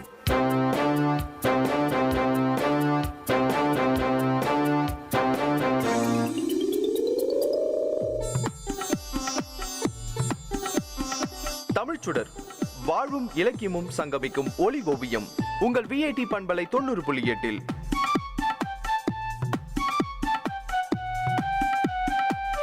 இன்றைய தமிழ் ஓவியம் தீட்டுபவர் ஜெயஸ்ருதி. வணக்கம். நகுதர் பொருட்டென்று நட்டல் மிகுதிக்கண் மேற் சென்று இடித்தற் பொருட்டு. உலகிலேயே மிகவும் புனிதமானது நட்புதான். அத்தகைய நட்பு இல்லாம எவராலும் இந்த உலகத்துல நிம்மதியா வாழ முடியாது. உலகமே வெறுச்சோடி போயிரும். ஒருவர் தன்னுடைய உணர்ச்சிய கஷ்டத்தை யாரிடமும் பகிராமல் இருந்தாலும் நிச்சயமா நண்பர்களிடம் பகிர்ந்து கொள்ளாமல் இருக்க முடியாது. சந்தோஷமா மகிழ்ச்சியா சிரிக்க மட்டுமில்ல நட்பு. நண்பர் ஒரு தவறு செய்யும் போது, தப்புக்கு கண்ணுக்கு படும் போது அதை சுட்டி காட்டி நல்வழிப்படுத்துறதும் உண்மையான நட்புக்கு இலக்கணம். சும்மா 4 படத்துக்கு போனோமா, ஊரை சுத்தி பார்த்தோமா, வெளியில சாப்பிட்டோமா, பில்ல ஃப்ரெண்டு பே பண்ணினாங்களான்றது முக்கியம் இல்ல. நம்ம நண்பர் தப்பு பண்ணும்போது அதை திருத்தி நல்வழிப்படுத்துவதுதான் உண்மையான நட்பு. எந்த நேரத்திலும் இணை பிரியாத 2 நண்பர்கள் இருந்தாங்க. எந்த நேரத்திலும் தம்முடன் இருந்து சந்தோஷமா பேசிக்கொண்டிருப்பதை விரும்பிய அவர் திடீர்னு வேலை இருக்குன்னு அடிக்கடி சொல்லிட்டு போயிடுவாரு. இதுவரை நண்பனாக இருந்து எப்போதும் எந்த சூழ்நிலையிலும் தனக்கே முக்கியத்துவம் கொடுத்து பேசிய நண்பர் திடீர்னு அதை தவிர்த்து வேற ஒருவருக்கு சம்பந்தமே இல்லாம தம்மை தவிர்த்து முக்கியத்துவம் கொடுத்தார். இதுவரை எங்க போனாலும் அழைக்காம செல்லாத நண்பர் புது நண்பர்களுடன் தனியா போறதுன்னு அவரோட செயல்பாடுகள்ல மாற்றங்கள் தெரிந்தது. உறவுகள்ல சின்ன சின்ன பிரிவுகள், மனக்கசப்புகள் இருப்பது சாதாரணமான விஷயம் தானே. எந்த உறவுக்கும் பிரிவு இருந்தாலும் நட்புக்கு பிரிவு இருக்காதுன்னு அவர் நினைச்சாரு. கொஞ்ச நாட்கள் கடந்து போக அத்தகைய உறவிலும் பிரிவு என்று ஒன்று இருக்குன்னு உணர்ந்தாரு. ஆனா அது வெளிப்படையா தெரியாதுன்னு புரிஞ்சுக்கிட்டாரு. அப்புறம் அவரை கூப்பிட்டு பேசினதுல அவரு கூட நட்புனால குடிப்பழக்கத்திற்கு ஆளாகி இருக்காருன்னு தெரிஞ்சுக்கிட்டாரு. தன் நண்பர் செய்வது தவறு என்று எண்ணி அதை திருத்த தன்னால் முடிஞ்ச எல்லாத்தையும் செஞ்சாரு. அப்பவும் அவர் திருந்துற மாதிரி தெரியல. சொல்லி பயனில்ல. இதுக்கு மேல நமக்கு என்ன வந்தது, இவன் கூட இருந்தா நாமளும் நாசமா தான் போவோம் அப்படின்னு சொல்லிட்டு அவரை பிரியல. அவர் மாறாக அவனை தக்க மருத்துவரிடம் அழைத்து சென்று கொஞ்சம் கொஞ்சமாக அந்த பழக்கத்திலிருந்து வெளிக்கொண்டு வந்தாரு. இயற்கையின் நியதி ஒன்றாக வாழ்தல் தான். ஒருமை நலத்துடன் வாழ்தல். வேறுபட்ட வெள்ளம் ஒன்றுபட்ட நிலையிலே உலகம் இயங்கி வருது. ஒருவரிடம் ஒருவர் இல்லாத ஒருவரை பற்றி குறைகளை கூறாமல் குற்றங்கள் இழைக்கும் போது அதை சுட்டி காட்டுவதற்கும் ஈடான அறம் வேறு ஒன்றுமில்லை. ஒருவர் ஒருவருக்கு செய்யக்கூடிய உதவி என்பது அவர் பலரோடு நட்பாக இருப்பதற்குரிய வாயில்களை அமைத்து தரும்.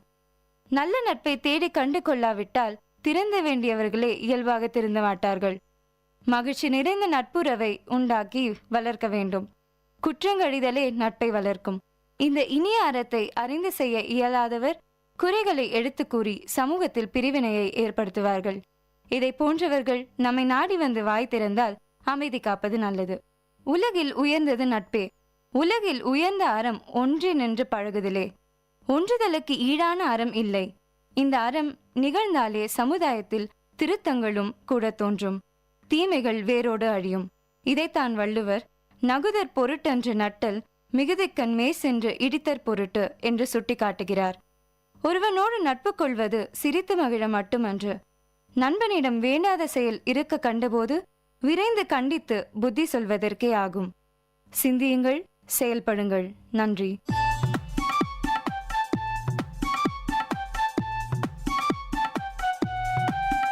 நேயர்கள் இதுவரை கேட்டது வாழ்வையும் இலக்கியத்தையும் இணைத்த ஒளி ஓவியம் தமிழ் சுடர். இன்றைய தமிழ் ஓவியம் தீட்டியவர் ஜெயஸ்ருதி. இது உங்கள் விஐடி பண்பலை 90.8.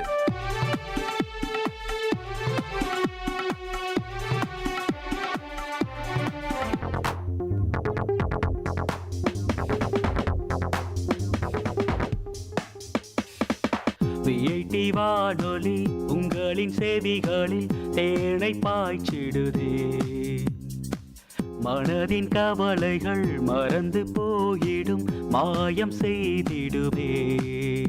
இது காட்சி நலை பொங்கும் பாட்டி நலை, நம் வீட்டோடும் நாட்டோடும் நடமாடி சுவை சேர்க்கும். விஐடி வானொலி உங்களின் செவிகளில் தேனை பாய்ச்சிடுதே.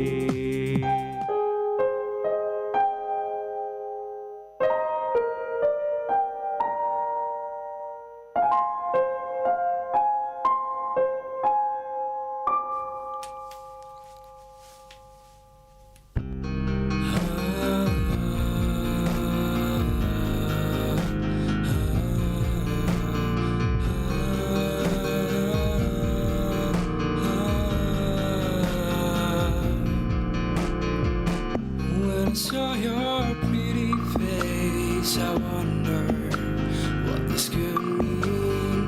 Why I was dreaming with my eyes open, what a lovely dream. But if this is real, you're really here, what do I say, where do I start? When I see you, I feel alive. Those beautiful eyes, the pretty smile.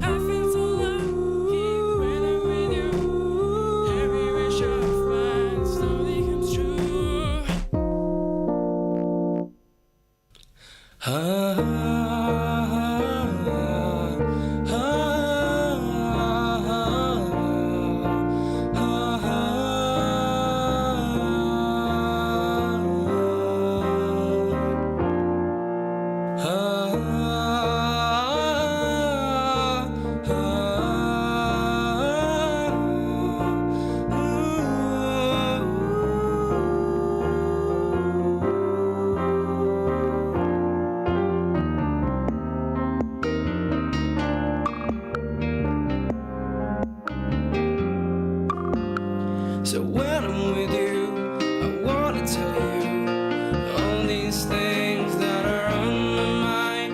Your time is no friend of mine, makes me want as the days go by. Sometime I ask, give me a chance to tell this girl that I'm the man. This is a song.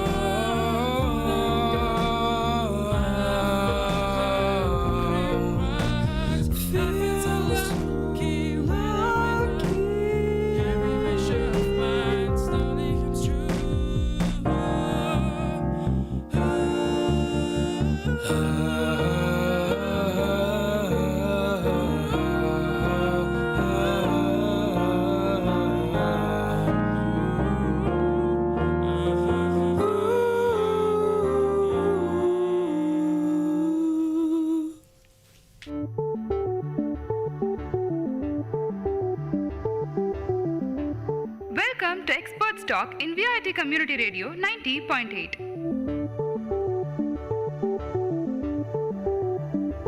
Clay pottery to galaxy, agriculture to astronaut. teaching to technology, a discussion on anything and everything. Dear listeners, you're listening to VIT Community Radio 90.8. Welcome to the program Experts Talk. Today we have Dr. E. Bhaskaran, Deputy Director of Industries and Commerce, Deputy to EDI Chennai. Entrepreneurship Development Institute, Chennai was constituted by Government of Tamil Nadu and is administered by Department of Micro, Small and Medium Enterprises.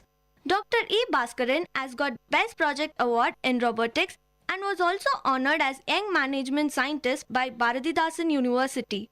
Once again, welcome to our show, sir. Welcome. Sir, so share some steps to become successful entrepreneur based on your experiences. Yeah, there is lot of opportunities for particularly young entrepreneurs who are having very good qualification in engineering. So first they have to go in for a micro, small or medium enterprises. They can start a micro industries, small industries, medium industries. Anywhere in Tamil Nadu or throughout India also they can do. Various government, they have various policies, and the government of Tamil Nadu is giving subsidies for various industries, new industries, etc. So how does government support for entrepreneurs? Yeah. Any specific development? Yeah, we have a MSME policy, micro, small, medium industries policy. And then we have special packages like micro industries, the plant and machineries up to 25 lakhs. And small industries is called that plant and machinery from 25 lakhs to 5 crore. And if you say medium industries, they are between 5 crore to 10 crore. So if they want to start a very micro industries, there is a scheme called UIGP, Unemployed Youth Employment Generation Program, where we are giving 5 lakhs for manufacturing, 3 lakhs for service and 1 lakh for business sector. Like that, we have one more Prime Minister Employment Generation Program where we are giving 25 lakhs for manufacturing and 10 lakhs for service sector. And one more NEEDS program, New Entrepreneur Enterprise Development Scheme, where we are giving up to 1 crore for manufacturing and service sector. Specific skill development program provided by government? Yeah, in whatever students they are capable of undertaking the studies like auto components manufacturing, welding, tally, web designing, and etc. Ready-made garments or whatever women entrepreneurs. So if they want in a particular field, if they come for 20 to 25 candidates, if they assemble and then if they can approach EDI, we will give training for them tailor-made like technology entrepreneur development program, skill development program, both for men and women. So is there any specific schemes available for women particularly? Yeah, we have women entrepreneurship skill development program and women entrepreneur development program. Apart from that, we are giving solar training programs for women. So that is also a very good program. And then in our EDI, we have given a lot of training programs for women like saree designing, sardasi, and then tailoring, ready-made garments, beauticians, like that. What are all the things related to women? If they come as a 20 to 25 candidate also, in future, if they want any particular sector also, we will give it. Okay, that's good. So, sir, please share about NEEDS program and how it benefits entrepreneurs particularly. Yeah, this NEEDS is a Government of Tamil Nadu program. This can be implemented anywhere in Tamil Nadu. The program is for a first generation entrepreneur. So they should have qualification like ITI, diploma, engineering, arts, science, etc. Maximum we are giving 1 lakh, 1 crore, and minimum is 5 lakhs. So less than 5 lakhs, they can go in for UAGP. So this program operates in such a way that 500 persons is for women. Out 1,000 people we are giving loan per year. Out of that, 500 is exclusively for women. So they can start industry in manufacturing as well as service sector. And then they can get 25% subsidy. That is for land building and machinery, they can avail 25 lakhs up to 25 lakhs for 1 crore subsidy. Apart from that, 3% interest subsidy they can get. Like 14% is the rate of interest, mean 3% they no need to pay that. That will be reimbursed by us. So that two scheme we have. Then promoter contribution is 5%. That also they no need to bring in terms of money. So that also if they have any land building means that they can show it as a promoter. So remaining 95% will finance. Yes, sir. So explain us about what is MSME. Yeah, Micro, Small, Medium Enterprise Development Act 2006. This is a Government of India Act. In that act, they have defined clearly about the MSME sector. MSME, micro is where manufacturing and services is there. If the plant and machinery is up to 25 lakhs, it is called as a micro manufacturing enterprises. If the plant and machinery value is from 25 lakhs to 5 crore, it is called as a small manufacturing enterprises. From 5 crore to 10 crore, it is called as a medium manufacturing enterprises. And then same thing like for service sector. In service, we use equipment. So if there is up to 10 lakhs, it is called as a micro service enterprises. For small service enterprises, it's between 10 lakhs to 2 crore. And from 2 crore to 5 crore, it is a medium service enterprises. So they can start in this area. They will avail subsidies based on that. Yes, sir. So MSME Institute assists students in starting their enterprises. Yes. Does it? Yeah, there is a Government of India organization called the Micro, Small, Medium Enterprise Development Institute. They are also giving training and solar and then various government programs, welding, engineering items, beauticians, similar like EDA. So both Government of Tamil Nadu and Government of India, they are handling a lot of training programs. In every state, we have MSMEDI, Micro, Small, Medium Entrepreneurs Development Institute. Through that also, they can undergo training. Yes, sir. So can the MSME borrowers get collateral or free loans from banks? Yeah, there is a scheme called Credit Guarantee Fund Trust Scheme for micro, small entrepreneurs. That is up to 1 crore without any collateral, they can take loan from bank, any commercialized bank like State Bank, Indian Bank, Canara Bank, etc. So if they don't have any collateral security like land building, etc., under the scheme, they can avail the loan up to 1 crore. Yes, sir. Sir, apart from the loans and other banking facilities, like you said, does the bank provide any guidance to MSME entrepreneurs? Yeah, banks, they have a specialized cell called MSE cell, like micro, small, SME cell, like that some banks they have. So they are guiding the entrepreneur like how to start an industry, how much loan you can get, how to prepare a project report. And ready-made project report is also there. What is break-even point, financial statement, and then funds flow, cash flow, that and all also they are dealing. And they have a specific team so that they will prepare the project report and give to the entrepreneur. In turn, they can start an industry. Like that, each and every bank, they have this SME cell, small, medium enterprises cell, or micro also they are encouraging. Sir. Yes, sir. So please share few information about value chain analysis. Yeah, value chain analysis is invented by Michael Porter, where there are two activities involved for a successful entrepreneur to get margin or profit. So every entrepreneur who do manufacturing or services, main motive is to get profit or margin in their business. So that these two concepts is called, one is primary activity and one more is support activity. So for an industry, primary activity is main important and support activity is also more or less important. In support activity, what we will do, there is a firm infrastructure. That is, they will buy a land and then build a shed. That is called infrastructure. That is one component. Second one is human resource management. In human resource management, they will employ the persons. Say for a CNC manufacturing, they will employ one supervisor, 10 skilled labor, 2 unskilled labor, manager, accountant, OA, like that. So that is human resource management. So third one is a technology development. Under technology development, the entrepreneur should know the latest technology. For auto components means which CNC machine we have to use, what is the program we have to do, that he has to know. And fourth component is a procurement of raw material. Raw materials is more or less equally important. So they should know where it should come from. That is the transportation cost, they should reduce it. So nearby area, nearby the location of an industry, they should have the raw material. For example, for auto components, they should have iron and steel. So that steel should be very near. And then this is called as a support activity. Second one is called as a primary activity. In primary activity, there is called inbound logistics. That is how the raw material is coming to that company.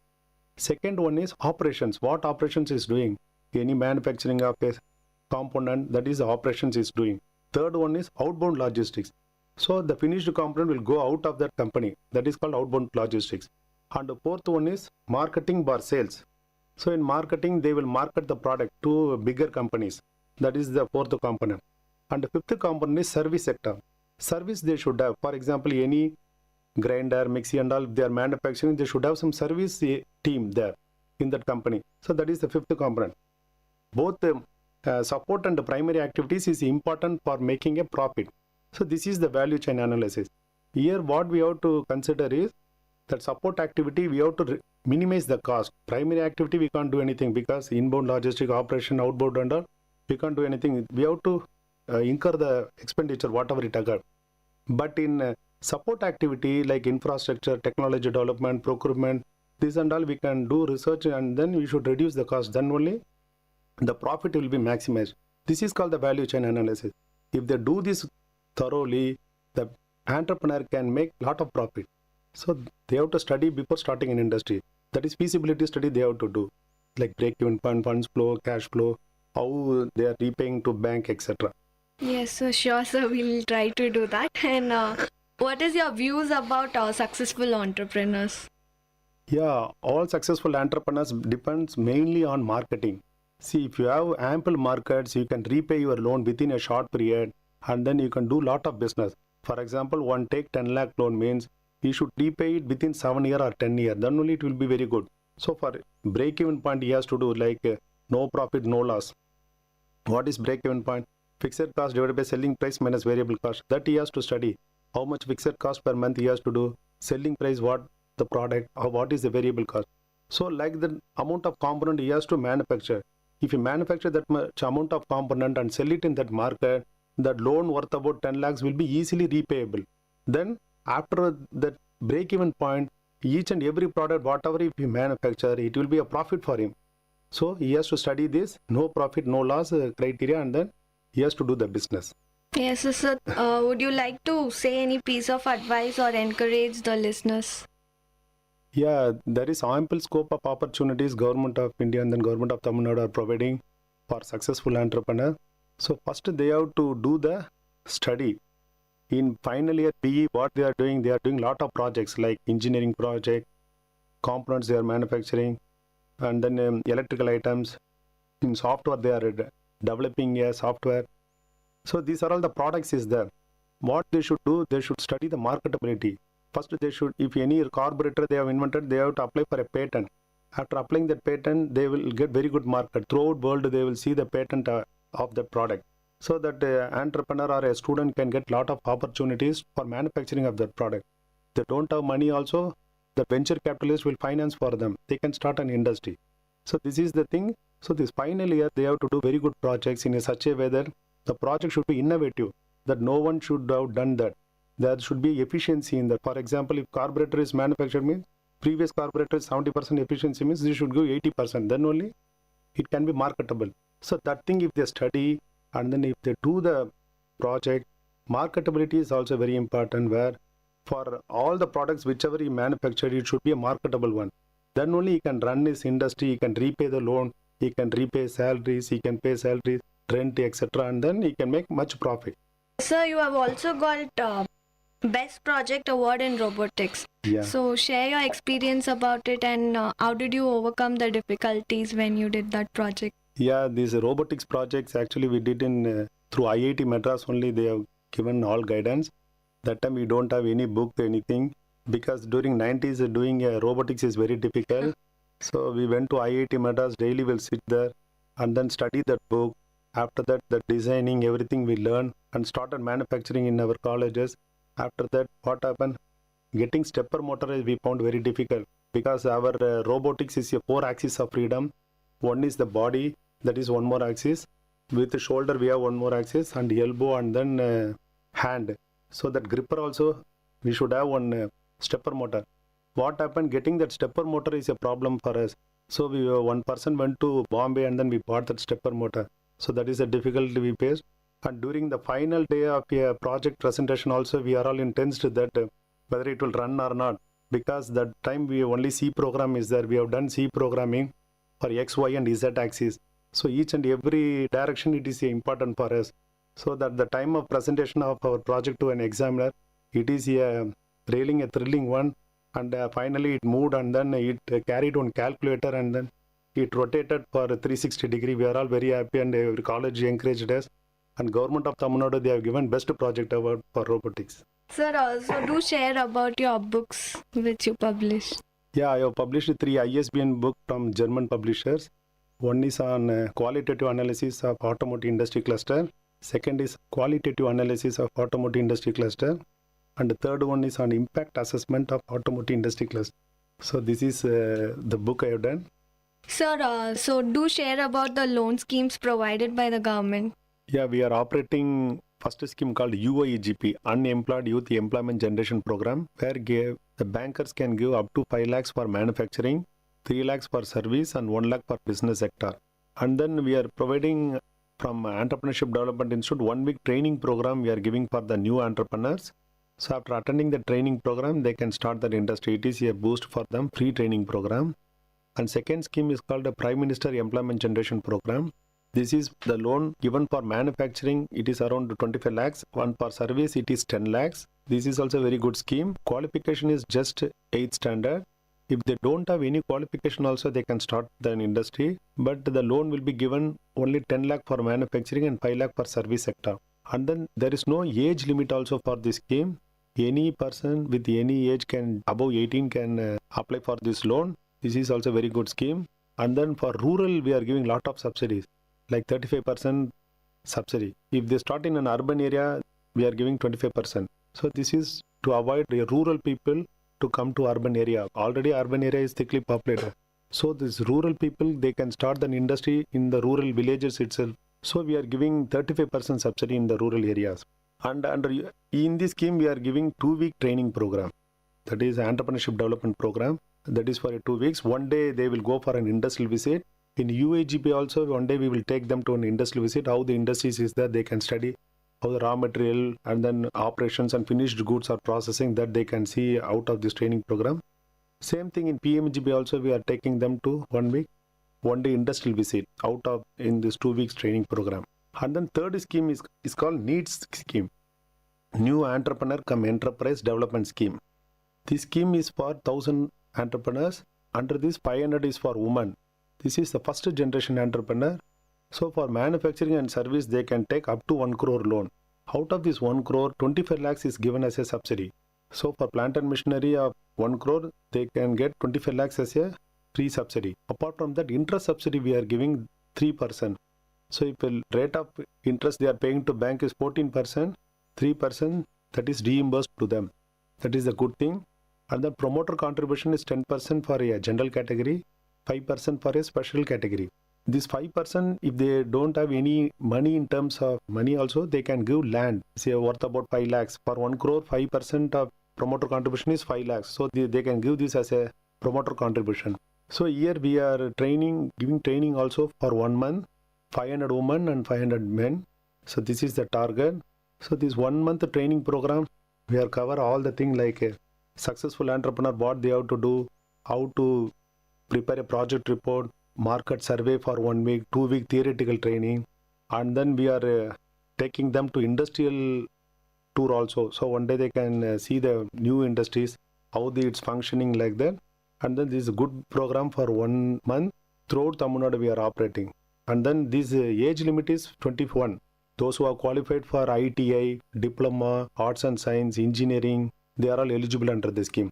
Under UAGP is 8th standard, PMGP I said 8th as well as no qualification.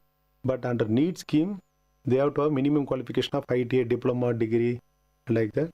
So under this mainly for a first generation entrepreneur. The father and mother don't have any industries. For them we are assisting. And everything is we have to go to DIC, District Industry Center.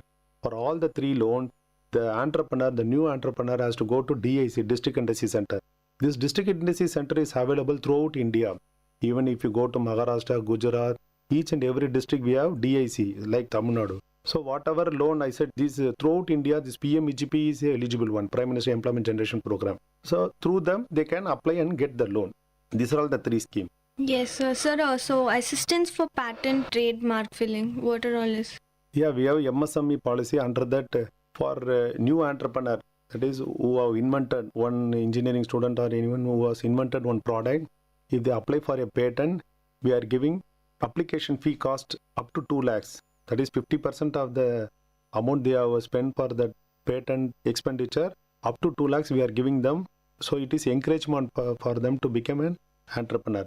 So they have to start that product. After that, I told you all the loan schemes, through that they can start an industry. Yes, sir. Sir, is there any subsidies given by government of Tamil Nadu for micro, small and medium entrepreneurs? Yeah, under this MSME policy, we have a package of subsidies. The first is a micro enterprise. If they are doing micro manufacturing enterprises, for plant and machinery, we are giving 25% subsidy. That is, micro means up to 25 lakhs. Of the 25 lakhs, we are giving 25% subsidy for plant and machinery. Then we are having VAT subsidy, 100% VAT. Whatever VAT they have collected from a customer or a buyer, though that thing they can keep it on themselves. They no need to repay to government. That is 100% VAT subsidy for 6 years we are giving. And then stamp duty, if they are registering that land, means that they no need to pay any stamp duty. Even for mortgage land also they no need to pay. That is the facilities given for micro industry. And then LTPT subsidy we are giving, low tension power tariff subsidy. That's 20%. Whatever amount they are paid to electricity board, 20% is reimbursed to them for 3 years, 36 months. So this is the subsidy for micro enterprise. And the second, we have micro, small, medium enterprises in 251 backward blocks. Government of Tamil Nadu, they have identified 251 backward blocks which are industrially backward. So if they start their industries in this backward area, or 385 blocks we have identified for agro entrepreneurs. The MSME, if they start in this area, again we are giving 25% capital subsidy for plant and machinery, and then LTPT subsidy 20%, and then employment subsidy 25%. If they employ, we give additional 5% subsidy. And then if a woman, SC, ST and all, they are transgender, if they start, means again we are giving some extra 5% subsidy. Like that, here also we are giving environmental friendly subsidy. Like any leather industry is there, if they are polluting the atmosphere, if they have any latest machineries, for that we are giving subsidy. So these are all the subsidies we are giving. Apart from that, we have special capital subsidy for thrust sector.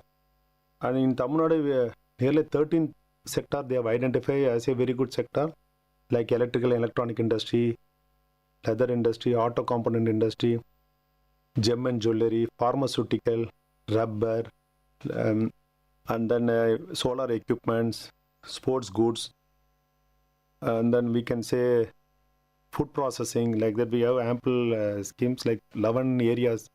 If they start anywhere in Tamil Nadu, we are giving special capital subsidy up to 25%. So on the plant and machinery, this is one more subsidy. And then if they buy generator up to 320 kVA, kilovolt ampere, 320 kilovolt ampere, we are giving 5% subsidy up to 5 lakhs. 25% up to 5 lakhs we are giving. That is one more subsidy. That is called a generator subsidy. Apart from that, I told about patent. Like that, we are having trademark registration subsidy.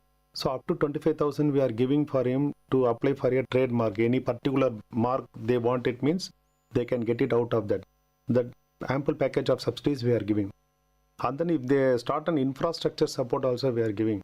Like if any private entrepreneur is there, if they are developing one shed, industrial estate, means we are giving 1 crore for him to develop that industrial estate. That is also under MSME policy.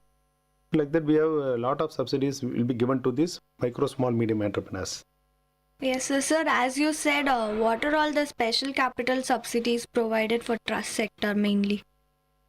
Yeah, this I told nearly 13 sectors like automobile, auto components, electrical and electronic industry, drugs and pharmaceutical, sports goods, gem and jewelry for exports, and then solar, rubber, wood, leather. These are all the items where we can, if you start anywhere in Tamil Nadu, cost-effective building materials is also there for civil engineers. They can also start.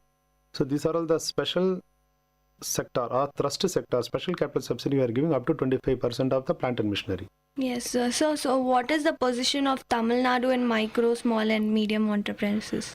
Yeah, according to 4th All India Census, Tamil Nadu is number 1 in number of micro, small and medium enterprises. And Tamil Nadu is number 1 in largest number of micro enterprises available in the country. And we are number 3 in small enterprises available in country, and number 2 in medium enterprises available in the country. And we are number 1 is largest number of employment generation. Yes. So Tamil Nadu is number 1 when compared to other states. Yes, sir. So is there any specific training programs available in EDI for entrepreneurs, students with innovative ideas? Yeah, we have a lot of programs. First, Entrepreneurship Development Institute is also a part of micro, small, medium enterprises in department, Government of Tamil Nadu. So first for each and every college we are giving loan for, or we are giving assistance for entrepreneurship development cell, EDC cell, they can create it. And then entrepreneurship awareness camp, for that also we are giving assisting, like 3 days awareness camp for a college students of final year. So overall want to start an industry, they can appear, they can get trained for these 3 years. One day we will take them to industrial visit also, that students, nearly 75 to 100 students we are giving this entrepreneurship awareness camp. That is the number 2. And faculty development program we are conducting, that is these identify colleges, there will be 2 faculty will be selected with 1 assistant. So all the 3 will get trained for faculty development program up to 2 weeks like that. So in turn they can guide the student entrepreneur. So that program we are giving. Apart from that, we are giving entrepreneur development program for 2 weeks, 1 month like that, and entrepreneurship skill development program. Any particular skill like auto components or biotechnology or leather goods, any sector. If 25% comes in a colleges, means we are giving funded to the colleges. In turn, they will do that entrepreneurship skill development program. The same thing we are doing for women entrepreneur development program, women skill development program, like 1 month. In women also there is a lot of skill development program is there, like saree designing or any beautician course like that, any specific sector. Apart from that, we have technology entrepreneur development program, where this is for 1 month. So any auto components, if the students want to learn and they want to start an industry, we are giving 1 month training program, TEDP. And then cluster awareness program, like a specific clusters is there. For that we are assisting mentorship. This new student should have very good knowledge. For that we are giving fund to association. So in turn they will guide the new entrepreneurs. That is a mentorship program. Apart from that, we are having lot of tailor-made program, like a solar installation we are giving for paid programs, or free programs also. For women we are giving solar training, and then Zardasi work, saree designing, tally, web designing, and then welding, AC refrigeration and air conditioning, that business. So whatever any need of a market, need of that particular area, so based on that, if 25% assemble means we will give training. Yes, sir. As you said about cluster industries, share some successful clusters in all over India. Yeah, this cluster development concept is a very good thing. It came from Italy. So UNIDO, United Nations Industrial Development Organization, they are the one who have developed this cluster model. I also attended EDI in Ahmedabad. I attended 2-month program. So I have done my research also in cluster. This auto components, Ambattur is a first thing they have funded under IIU scheme, Industrial Infrastructure Upgradation Scheme. Like auto component cluster Ambattur, here in Ambur leather cluster they have given. For Tirupur, for textile cluster they are given amount worth about 50 crore. Like that in Coimbatore motor pump cluster, in Madurai cereal milling cluster. These are all got benefited out of this cluster development scheme. What is cluster means? Already some 100 or 200 unit will be existing in there. They are having some common problem like software problem or any hardware problem. Soft intervention we will do, hard intervention we will do. What is soft intervention means? They don't have any latest technology knowledge, or they don't have any website. So the soft intervention is to create website so that all the entrepreneurs can put their biodata or any missionary details in the website. Like that they can share their views by keeping doing the meetings and all. This is called a soft intervention. Hard intervention means common facility center. So some companies will don't have any testing equipment or CAD/CAM center or any R&D center. So it is very difficult for them to put what we can say, it is very difficult for them to get the fund from bank and then put this CAD/CAM center, because CAD/CAM software is cost more than 20 lakhs. So under hard intervention, in common place will be selected. Under that, all the facilities like testing machine, CAD/CAM machine, R&D machine will be placed. All these entrepreneurs who are near that, for example, motor and pump cluster means overall want to do testing of that motor pump means they can go to that cluster and then the common facility center and they can do the testing, pay the minimum charges. So that is the cluster concept. Like that throughout India, they have developed a lot of cluster. In Pune, they have developed automotive component cluster like Ambattur, like that Pitambura, and then Jamshedpur, and in north also Haryana, that area. If you see throughout India, lot of cluster they have developed, not only in engineering, but in drugs and pharmaceutical, food sector, handicrafts, handlooms, etc. Yes, sir. Sir, so share about some successful entrepreneurs you have come across till now. Many successful entrepreneurs is the main thing they have to do the marketing one. For example, I have heard so many persons who do masala manufacturing and all, they have become a successful entrepreneur.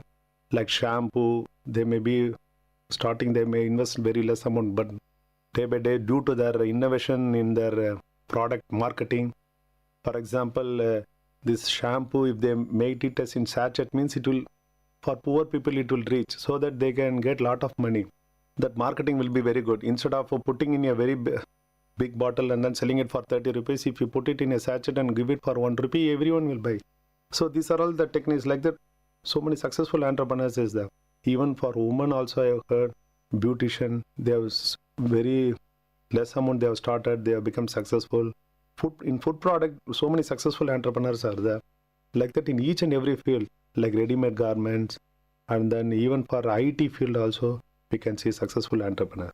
Yes, sir. Sir, is there any specific schemes available for rural or urban India? Yeah, under a Prime Minister Employment Generation Program, if they start in a rural area, we are giving subsidies like 35% of the project cost. Our government of Tamil Nadu schemes also for rural areas, we are giving a lot of subsidies when compared to urban area.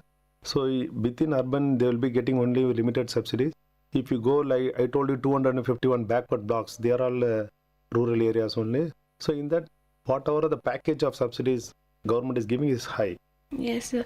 Thank you so much for joining us in our show, sir, and for sharing wonderful thoughts with us. Okay. So, dear listeners, you had just listened to the program Experts Talk. I will meet you with another expert in another program of Experts Talk. Stay tuned. This is Ashni signing off in VIT Community Radio 90.8.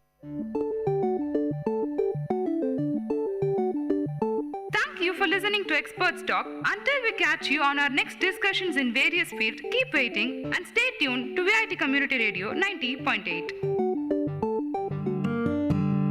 வானொலி ஒலித்திடுதே, மனிதத்தை வளர்த்திடுதே, சமுதாயத்தை நலமாய் மாற்றிடுதே, செவிகளை வருடிடுதே, கவிதைகள் வார்த்திடுதே, பண்பலைகளின் பயன்களை பரவிடுதே.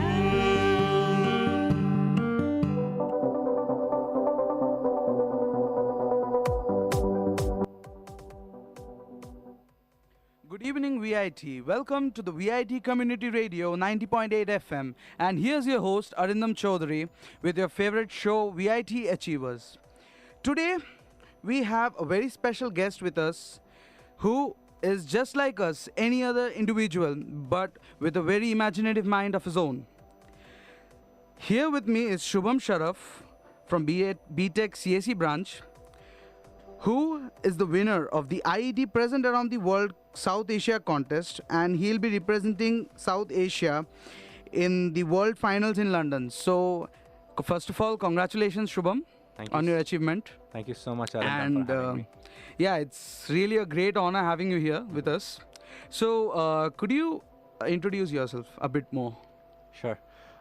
First of all, I'd like to thank VIT Community Radio and Arindam for inviting me to the show. And I'm a BTech student at SIA, and I'm doing computer science. I'm specializing in bioinformatics in my third year currently.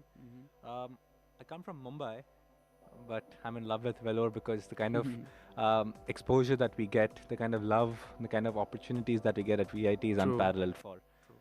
So the only motive that I came here for was to study computer science and the genetics behind the human body, the information that relies in the genes of human beings. And I'm utilizing those things to understand the human brain, the neurons, and how we can replicate this into the operating systems in the computer science. And I've taken it to the extent of fixing certain disorders. Oh, great. So, could you tell us a bit more about the competition that you have been? Sure. So, IET PATW, that's a present around the world, is a extremely prestigious competition that happens every year, and it's being hosted for more than 15 years now. This competition is for engineers, scientists between the age of 18 and 30 who are who have done some research and want to showcase it to the world. Okay. It's a 10-minute presentation competition that happens around the globe in every country in states and cities, and a lot of people participate in it. So to reach the global level competition that happens in London, you have to first clear a zonal round, then the local network round, then a national round, and then a continent level round. Okay. So post that, you participate at the world level. That is the world top 5, one from each continent, one from America, one from Europe, one from Asia, one from Australia, and one from the UK region. So only top 5 in the world will participate at London, and that's what I'm going to do. I'm going to represent not only VIT, not only Tamil Nadu, but India and South Asia at London really great. this November. Wow, nice. So, okay, you were talking about presentation, right? So, what was your topic of like the presentation that you presented over there? So, I have been working on a particular type of neurons which are Okay. extremely interesting and have recently been discovered, known as the mirror neurons. Okay. I'm using these neurons that reside in the prefrontal cortex to fix a certain speech disorder. Now, Okay. this speech disorder currently has no effective cure, and I have tried to develop a technique, a treatment process that we can utilize to for the patients, for the people who suffer from these diseases, from these disorders. Because Arundham, if you see, these disorders don't only remain till the physical problems. It extends to mental agony, social anxiety, where Oh. people with speech disorder do not get promoted in the office, get bullied at school. True. And if they don't have an effective cure, it becomes a huge problem that possibly you and I don't understand. And that's why it was very important to come up with a treatment process that one can use at their own homes, in their Okay. own comfort level. And my treatment process, if it works out, which I'm pretty sure it will affect about 300 million people around the Oh, world. wow. So, like, you were talking about the speech disorders, right? Like, what kind of speech disorders? So there are multiple disorders, but one example that I can give is stuttering and stammering. Okay. So people who stutter or stammer, there are multiple types of stuttering, stammering. People who get blockages, who get stuck at a particular letter or a word, or there are people who repeat a particular letter multiple times. For all of these reasons, it's important to understand why this happens, where your problem lies, and what factors will help better your process of treatment. And that's what I've done. I've tried to figure out what factors or what stimulus, visual, auditory, or what kind of different stimulus, sensory, will lead to stimulation of the mirror neurons in the prefrontal cortex, which can eventually fire your motor command neurons. Well, okay, you were stressing on one of the word like quite a few times, that is the mirror neurons. Could you explain what are mirror neurons? Yes, I mean these are one neurons that I'm extremely fascinated by, and I'm in love with these neurons, to be Okay. particular. These neurons are extremely powerful, and in a manner they have shaped us. If you see, the Okay. entire human civilization have been shaped the way it is because of these neurons. If we see, that's because humans have a tendency to sympathize or experience what the other person in front of them is feeling. So when we see Dhoni hit a 6, we all jump up in the Yeah. air because we know that we've won the True. World Cup, and it feels like we hit the 6. Yeah. Or if we watch a movie, if the hero is getting knifed in his arm, or if the hero gets shot in the arm or whatever, we feel the pain. That's because there are these neurons known as the mirror neurons, which not only fire when you perform an action, but they also fire when you see somebody else perform the action. So if you just pick up that glass of water in front of you, in my head, I'm going to feel that I am picking up that glass of water. Oh. And okay. that is when these mirror neurons fire. It is only a signal from my arm reaching my head and saying that, no, Shubham, you're not lifting the glass of water. It's Arundham who's lifting the glass of water. Oh. And that's why I don't feel it. But if I block the signal from my hand and say, and I don't let these feedback signals from my arm reach my brain, so when I see you lift the glass of water, my head will actually believe that I'm lifting the glass of water. Well, wow, that is really interesting. Now that shows the fascination that you have for these mirror neurons. Okay, so for this competition, I believe you have taken a lot of hard work that you have done. Like you have done a lot of hard work for this. And okay, you were talking about like a lot of rounds. You had to go through a lot of rounds. Around how many rounds did you have to go through? Yeah, so there was a zonal round that happened in Vellore. So first round was in VIT, and then the second round was in Vellore. Okay. Yes, so first it round was being done by IET. IET VIT. Okay, they were hosting it. Yes. Okay. So IET VIT hosted the first round that was in VIT Mhm. and in Vellore. After only the winners were sent to Chennai local network, which was the second round. The Chennai local network, there were participants from all over Tamil Nadu and different colleges and different zones that come under Chennai local network of IET.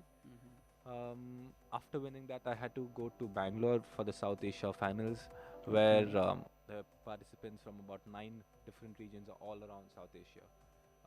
I met participants from Sri Lanka, different places in the country as well, and they were fantastic. Only after we win that round, I am now going to represent India and South Asia at the World Finals in London, which is going to be hosted on the 15th of November. Oh, okay. So like around how many students from VIT participated in it? Any idea? Any rough figure?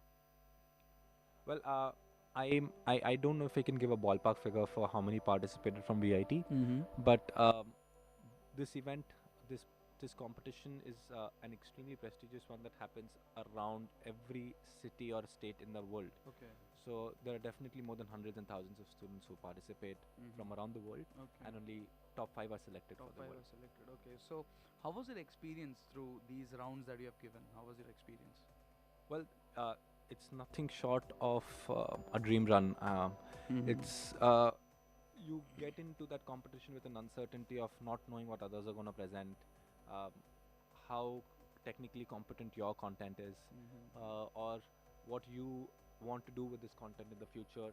If the judges are going to be satisfied with your answers, True. the questions that the audience and the judges can ask, would you be able to answer these questions? Those are the questions that come into your mind when you first enter this competition. But in the course of time, you evolve as a person. You realize these are the type of questions people can ask you. This is how you have to prepare yourself for any kind of situation that arises on a national stage or an international stage. And the pressure builds up bit by bit every stage. And I will very clearly say that I was a very different person when I started this competition, and today I'm much more confident. More than confidence, it's much more prepared and much aware of how international competitions or international platform can be captured. Well, yeah, that's true.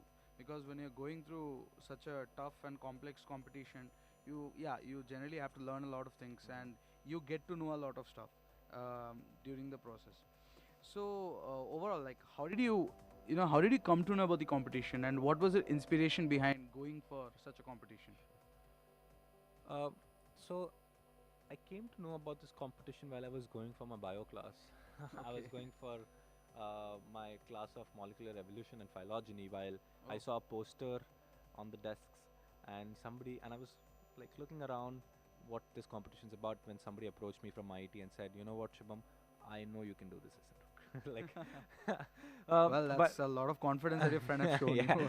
But the only thing is that it's been about 3 years or 3 years that I've been researching on this topic, and that is one reason why I simply dived into this without thinking, because this is something that I've been doing for past 2.5 years, 3 years, that I've been researching on mirror neurons and how to use it for speech disorders. I went to Baba Atomic Research Center to meet a couple of neuroscientists. Wow. I've also been in talks with a professor from MIT, and that's when I realized that I want to study more of bioinformatics, and only after that I'll be able to take this research ahead. So once I got to know about this competition, I dived into it because it's been 2.5 years that I've been into this research. Oh, okay, great. So the scientists, I guess you met some scientists or professors? Well, from Baba Atomic Research Center, there were about 4 neuroscientists. 4 neuroscientists, okay. And one professor from Massachusetts Institute of Technology. Okay, so could you name one of them? So, Dr. Rajesh Kasturi Rangan is Okay. a professor at, he was a professor at Massachusetts, and Okay. I remember having a Skype call with him Okay. when I was in my 12th, long Oh, back. wow. That was And long back. that's the moment that they told me that, you know, Shubham, this is, you're treading into deep waters, and we are more than happy to understand what you're doing, and we're in love with what you're doing. And they asked me which university I had passed out from. I said, sir, I'm still in my 11th standard, 12th standard. And that's when I realized that, even though I might have some technical research at my end, I need to back it up with a lot of bioinformatic research, and also that's why I came to VIT to study computer science and bioinformatics at the same time to take this ahead. Okay, great. So, apart from this, do you did you participate in any other competitions prior to this, related to your field?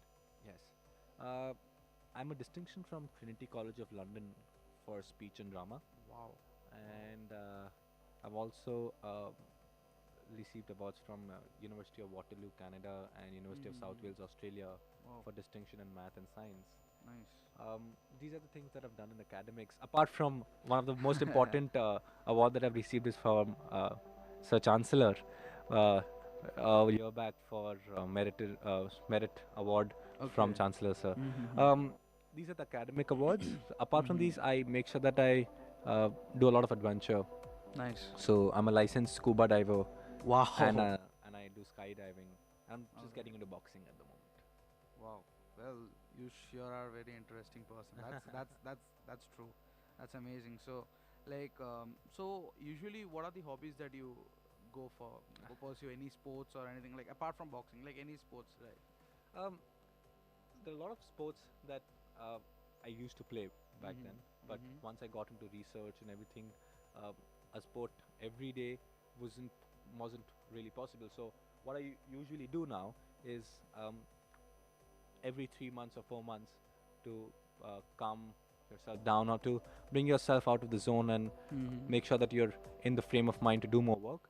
I go out for some of the other adventures, either for a trek or for a scuba dive. So I've made sure that I love scuba diving, so I've dived around 4 or 5 different sites around the world. Okay. So Apart from India, which are the other places that you visited?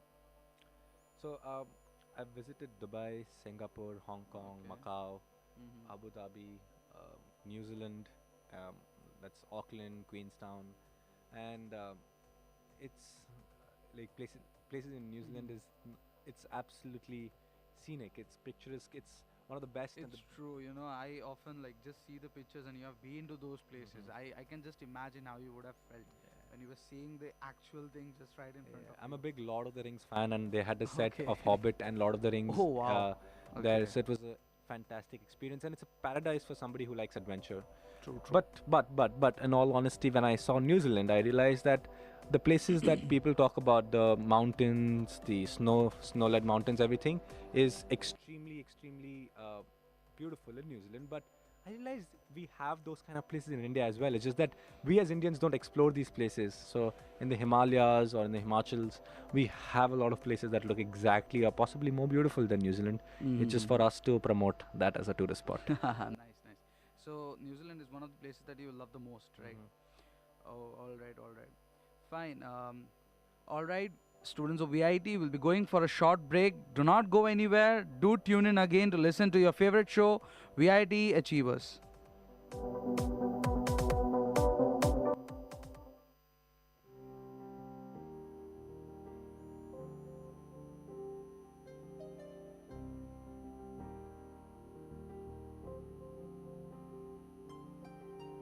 करवट बदल के दिखाए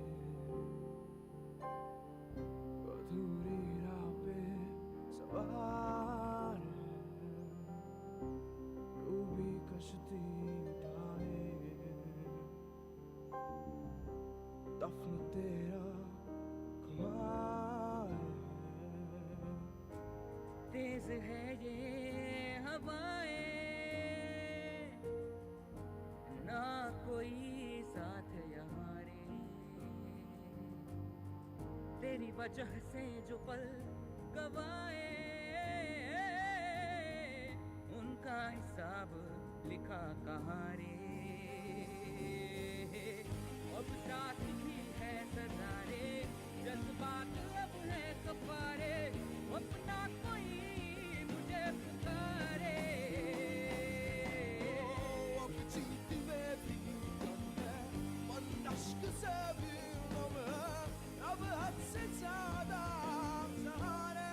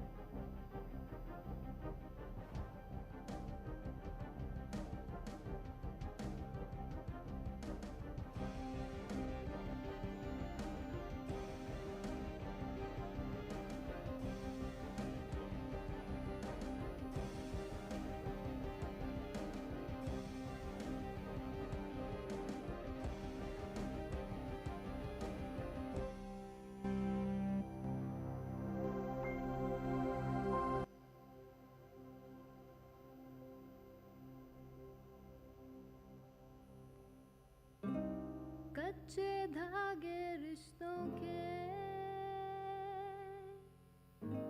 टूटे हाथों से तेरे फिर न आएगी मिटे लकीरें हाथों की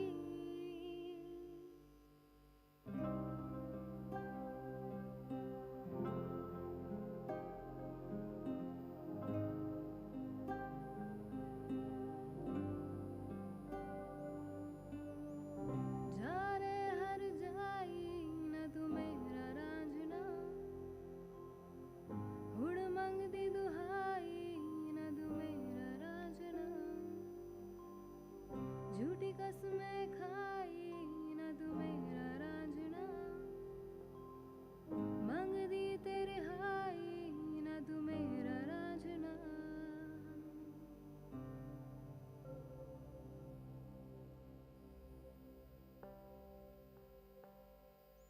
VIT 90.8 FM உள்ளம் கொள்ளை போகுமே VIT ரேடியோ பங்கு பெற வாருங்கள் நிகழ்ச்சிகள் ஆயிரம் வீரன்களின் சங்கமம் திறமைகள் வெளிப்படும் VIT ரேடியோ உங்கள் radio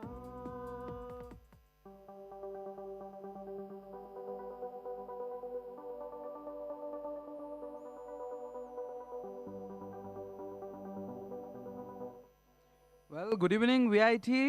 Welcome back to the VIT Community Radio 90.8 FM with your favorite host, Arindam Chaudhary, here with your show VIT Achievers. So, as you know, we were talking with our guest, Shubham Sharaf here, who has won the Present Around the World South Asia contest. Well, as you know, during the break, I was talking with him about some of the fun facts, and as he was sharing, he didn't want to reveal one of the facts, so I'll be anyway going with it.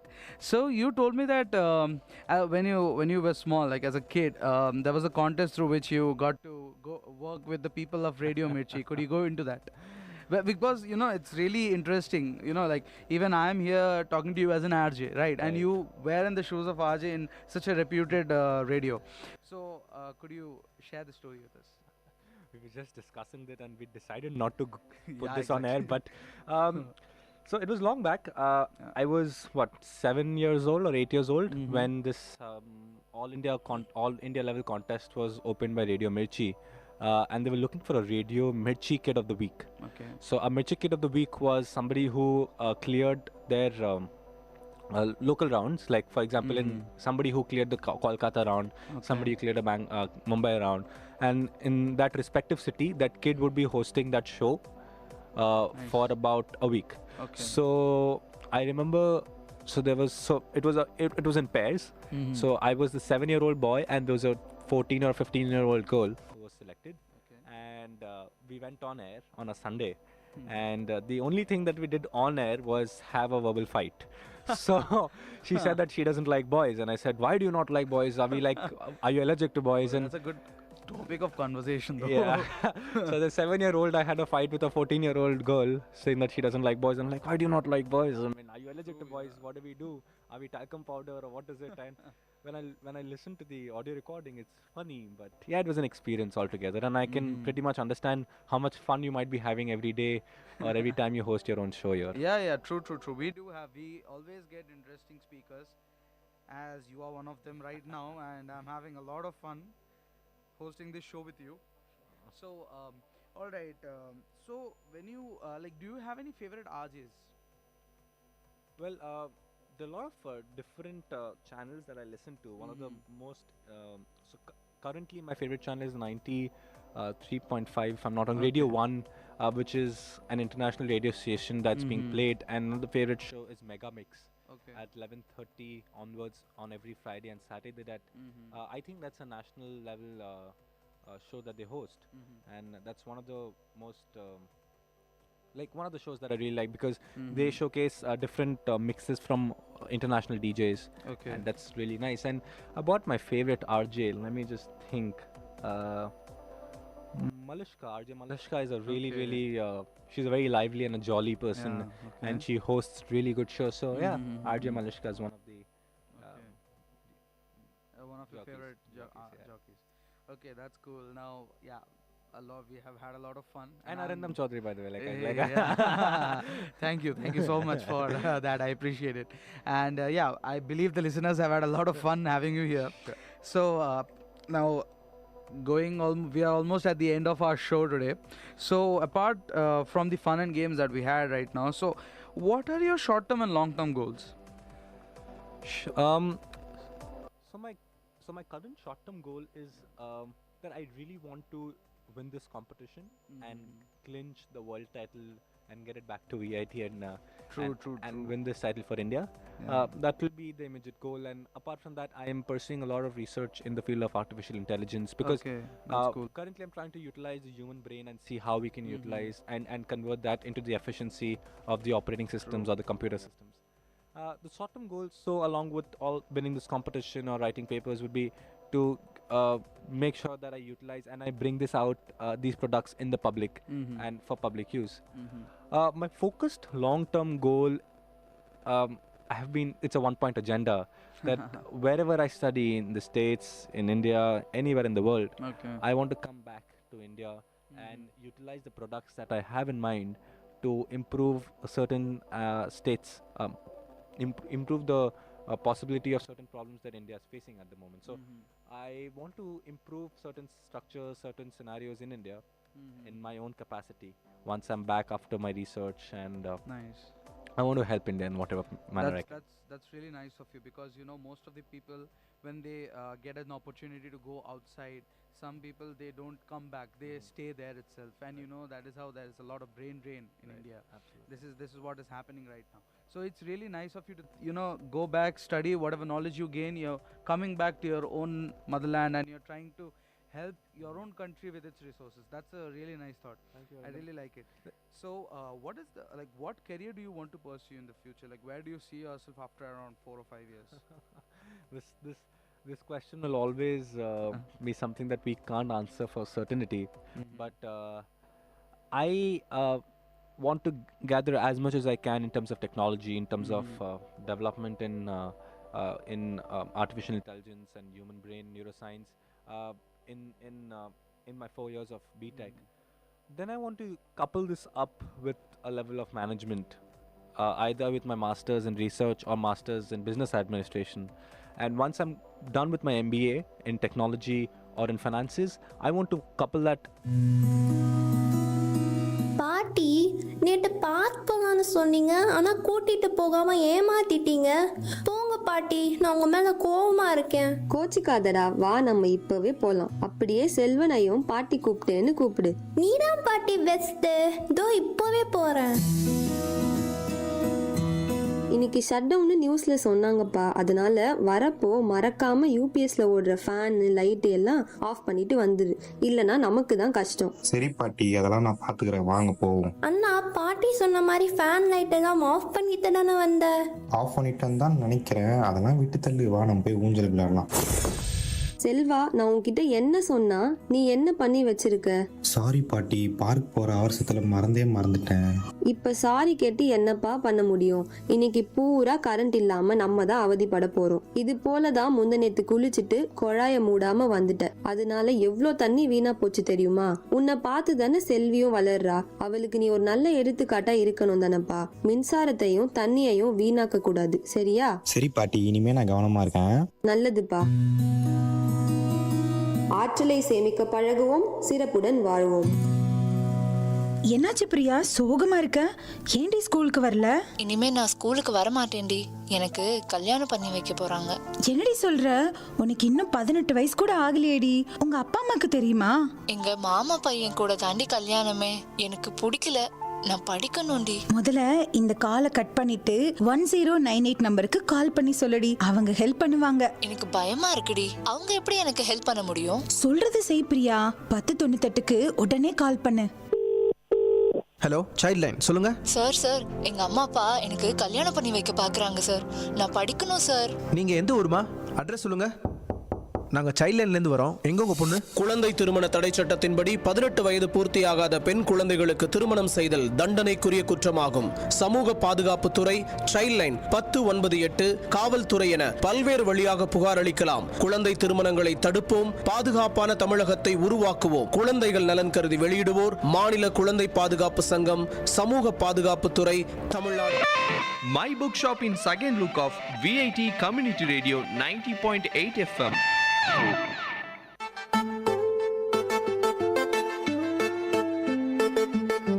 Hello VIT, you are listening to VIT Community Radio 90.8.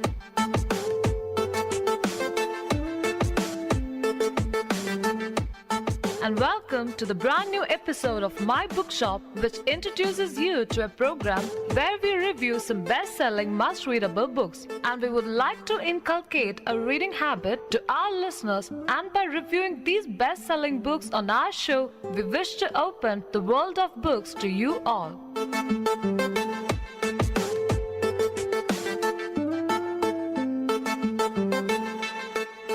This is Anne. And this is Sanjana. Today, we have picked up the books Across 5 Aprils by Irene Hunt and The Secret Garden by Frances Hodgson Burnett. Talking more about Across 5 Aprils, Jethro Creighton, the protagonist, is young and idealistic when the Civil War begins. At first, he thinks the war will be neat, full of marching soldiers and demonstrative patriotism. He learns the realities of war soon enough as he watches his 3 brothers, his cousin, and his teacher go off to fight. One of his brothers, Bill, chooses to fight for the South in a decision that plagues him for a long time. Jethro and his family follow the progress of the war through the newspapers, but it is hard to tell exactly what is happening. Each day, the paper is full of praise or criticism for one of the Union generals, and Jethro has trouble sorting out what is actually going on. One day, Jethro's parents ask him to take the team of horses 15 miles into town to get supplies. Jethro, excited to prove his responsibility, goes to town, makes his purchases, and then talks to some men at the store. One of the men asks Jethro about Bill and gets angry at the prospect of Bill's betrayal. Jethro stands by Bill, and later the editor of the town paper, Ross Milton, takes Jethro to lunch to apologize. Milton and Jethro begin a friendship that lasts throughout the book. On the way home, Jethro is stopped by Mr. Burdo, the father of the boy who killed Jethro's sister, Mary. Mr. Burdo rides with Jethro for a while, and initially Jethro is scared, but Mr. Burdo explains that he thinks one of the men from the store is waiting for Jethro down the road. They encounter the man, and Mr. Burdo is able to prevent him from hurting Jethro. Jethro makes it home and tells his family about the encounter. The men from the store begin to haunt the Creightons, eventually burning down their barn and putting oil in their well. The Creightons become sleepless and scared that the men will take further retribution. One day, a boy who is on leave from the war for an injury comes to the Creightons to tell them that their son Tom is dead. While the Creightons mourn, Rose Wilton writes a letter in the paper to the men that have been tormenting them, saying that regardless of Bill's decisions, the Creightons have sacrificed and lost enough. The attacks stop. Not long after, Matt, Jethro's father, has a heart attack that renders him unable to work the field. Jenny and Jethro assume that responsibility together. Meanwhile, the war goes back and forth, with reports indicating no clear victors overall. The only concrete information they glean from the papers is the atrocious death toll. One day, while working the fields, Jethro hears a sound in the woods. He investigates and finds his cousin Eb, who has deserted the war. Says that he could not continue fighting, the conditions were horrible, and the soldiers did not believe they could win the war. Jethro, unsure about what to do, sneaks food and blankets to Eb but does not tell the rest of the family, who are subjected to penalties for housing a deserter. He writes to President Lincoln to ask for advice, and Lincoln responds by telling Jethro that he too has been plagued with that problem and has decided to grant amnesty to the deserters who return to their post by a certain time.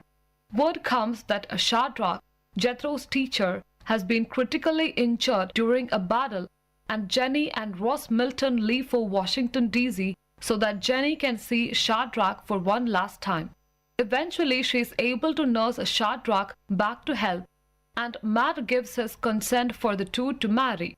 Meanwhile, the Union Army plunders the South as General Sherman leads troops north from Savannah, ransacking and devastating farms and homesteads along the way. He soon joins forces with Grant, and they are able to cut off supplies to the Confederate Army. The Confederate Army surrenders just when it seems that with the war over, life is going to return to a state of security. President Lincoln is assassinated. His murder leaves Jethro barefoot, and nothing is able to soothe him. Shadrach returns and tells Jethro that Jethro is going to move in with him and Jenny so that Jethro can continue his studies. Alright, Anne, so can you tell us something about the author? Irene Hunt was an American children's writer known best for historical novels. She was a runner-up for the Newbery Medal for her first book, Across 5 Aprils, and won the medal for her second, Up the Road Slowly. For her contribution as a children's writer, she was a U.S. nominee in 1974 for the biennial International Hans Christian Andersen Award, the highest international recognition available to creators of children's books. Hunt was born to Franklin P. and Sarah Land Hunt on May 18, 1907 in Pontiac, Illinois. The family soon moved to Newton, Illinois, but Franklin died when Hunt was only 7, and the family moved again to be close to Hunt's grandparents. Hunt's childhood was lonely, but she shared a special relationship with her grandfather. He told her stories about his childhood during the Civil War. In Minneapolis, she earned her MA. In Illinois public schools, she was a teacher of English and French. Later, she taught psychology at the University of South Dakota, Vermilion, but eventually came back to elementary and junior high school to become a director of language arts in Illinois.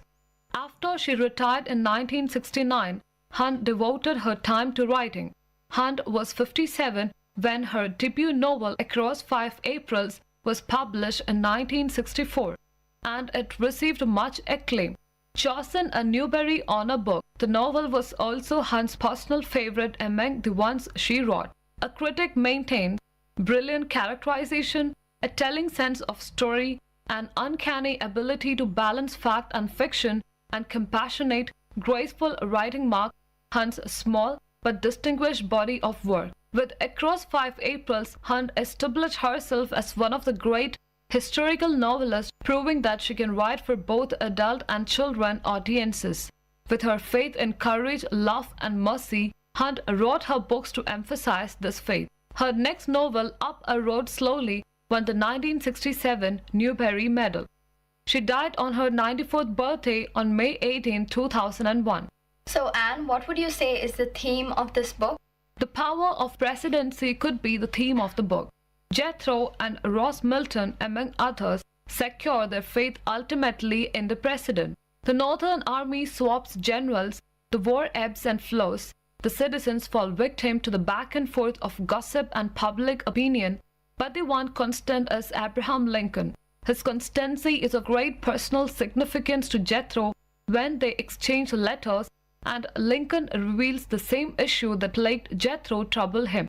Lincoln commends Jethro on seeking out what was right and reminds Jethro that even in the midst of war, people must continue to value rightness as most important. Lincoln indirectly rescues Ebb.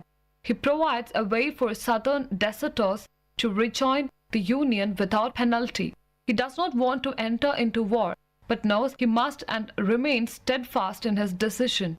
When everyone else falters with worry, and when everyone doubts the war effort and that any good can come of it.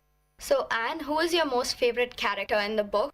I can say Jethro Creighton. When the war begins, Jethro is quite young. He even thinks the war is kind of neat, imagining horses, trumpets, and polished brass buttons. Throughout the book, he not only loses the glamorous image, but he comes to understand that the war is an unrelenting force that propels him and everyone else forward without mercy. Jethro is hurled from boyhood into manhood as he assumes responsibilities left after his father has a heart attack. He is the only boy in the family not fighting in the war, and thus he is somewhat of an outsider. While he does not have to experience the death and destruction of war directly, what he does experience, the news of his family members' experience of war, is more out of his control and sometimes harder to handle. He must wait for letters from his family to know if they are dead or alive, and he must sit back and watch the deteriorating effects of the war on people he loves. He worries about the outcome of the war and consumes himself with trying to understand exactly what is happening and why. The war strips away Jethro's identity. Tangibly, it takes away his brothers, his teachers, and his ability to enjoy the freedom of boyhood. Jethro must deal with the set of alien circumstances while at the same time growing up.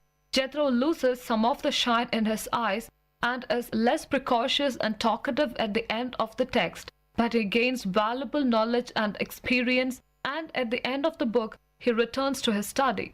So who would you say is your second most favorite character in the book? Bill Crichton. Bill is only a physical presence in the beginning of the book, but his decision to fight for the South has a presence of its own throughout the text. Bill simply wants to do the right thing, and he does not know what that is. Much like President Lincoln, he thinks that the two choices before him are both wrong. The only question is which is the lesser of two evils. His decision to fight for the South is brave because it combines the courage of fighting with the fortitude of defying expectations and risking estrangement from friends, family, and the community at large. Shadrach tells Jethro that even though Bill is on the other side, he should be proud of Bill's bravery and steadfast attempt to do what is right. Alright, so now I will move on to the review of the book, The Secret Garden by Frances Hodgson Burnett. It was initially published in serial format starting in the autumn of 1910 and was first published in its entirety in 1911. It is now one of Burnett's most popular novels and is considered to be a classic of English children's literature. Several stage and film adaptations have been produced. The Secret Garden opens by introducing us to Mary Lennox, a sickly, foul-tempered, unsightly little girl who loves no one and whom no one loves. At the outset of the story, she is living in India with her parents, a dashing army captain, and his frivolous, beautiful wife, but is rarely permitted to see them. They have placed her under the constant care of a number of native servants as they find her too hideous and tiresome to look after. Mary's circumstances are cast into complete upheaval when an outbreak of cholera devastates the Lennox household, leaving no one alive but herself. She is found by a group of soldiers, and after briefly living with an English clergyman and his family, Mary is sent to live in Yorkshire with her maternal uncle, Archibald Craven. Misselthwaite Manor is a sprawling old estate with over 100 rooms, all of which have been shut up by Craven, a man whom everyone describes as a miserable hunchback. Master Craven has been in a state of inconsolable grief ever since the death of his wife 10 years before the novel begins. Shortly after arriving at Misselthwaite, Mary hears about a secret garden from Martha Sowerby, her good-natured Yorkshire maidservant. This garden belonged to the late Mistress Craven. After her death, Master Craven locked the garden door and buried the key beneath the earth. Mary becomes intensely curious about the secret garden and determines to find it. This curiosity, along with the vigorous exercise she takes on the moor, begins to have an extremely positive effect upon Mary. She almost immediately becomes less sickly, more engaged with the world, and less foul-tempered. This change is aided by Ben Weatherstaff, a brusque but kindly old gardener, and a robin redbreast who lives in the secret garden. She begins to count these two people, along with Martha, Dickon Sowerby, and Susan Sowerby, as the friends she has had in her life. Her curiosity is whetted when she hears strange, far-off cries coming from one of the manor's distant rooms.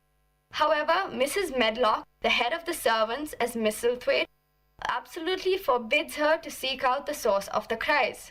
She is distracted from this mystery when she discovers, with the robin's help, the key to the secret garden.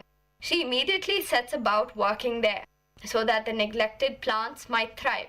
Dickon, who brings her a set of gardening tools and promises to help her bring the secret garden back to life, vastly aids her in her endeavor. Dickon is a boy who can charm the animals of the moor, the way snake charmers charm snakes in India. He is only a common moor boy, but he is filled with so much uncanny wisdom that Mary comes to refer to him as the Yorkshire Angel. One night, Mary hears the distant cries and, flagrantly disobeying Mrs. Medlock's prohibition, goes off in search of their source. She finds Colin Craven, Master Craven's invalid son, shut up in an opulent bedchamber. Colin was born shortly before his mother's death, and his father cannot bear to look at him, because the boy painfully reminds him of his late wife. Colin has been bedridden since his birth, and it is believed that he will become a hunchback and die an early death.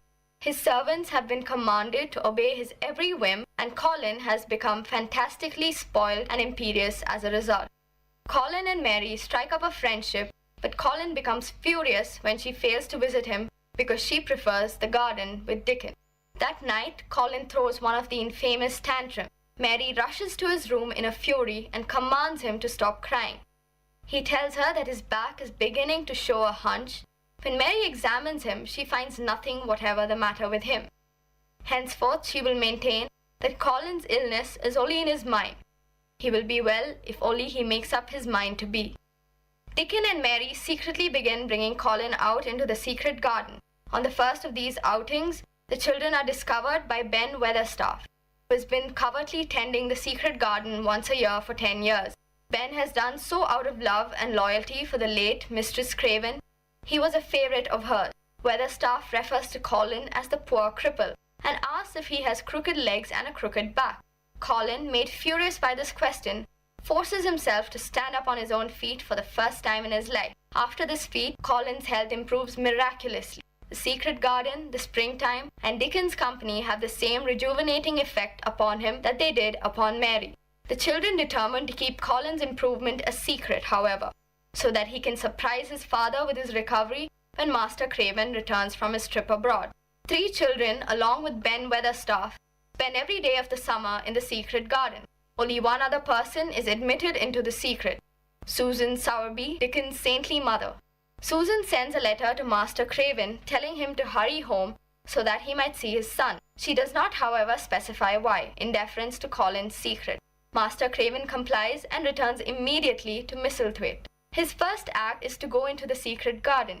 He does so at the behest of a dream in which the voice of his late wife told him that he might find her there. Just as he lays his hand to the doorknob, Colin comes rushing out and falls into his arms. Father and son are reconciled, and the miracle of Colin's recovery becomes known to all. All right, Sanjana, so can you tell us something about the author? Frances Eliza Hodgson was born on 24th November 1849 in Manchester, England. Third child of 5 born to Eliza Boone and Edwin Hodgson, who owned a successful interior decorating store. After his death in 1852, the decline of the economy in Manchester and Eliza's failed attempt to maintain the business, she decided to move her family to America. They settled near Knoxville, Tennessee in 1865. Their once prosperous English household was now reduced to much more humble circumstances. In order to assist financially, Frances drew on her creative disposition and natural love of telling stories, put pen to paper, and started writing stories. Miss Carruthers' Engagement and Hearts and Diamonds appeared in Godey's Lady's Book in 1868. After her mother's death, the burden to financially support her 5 siblings increased, but she was soon earning a regular income from her writing. In September of 1873, she married Dr. Swan Burnett.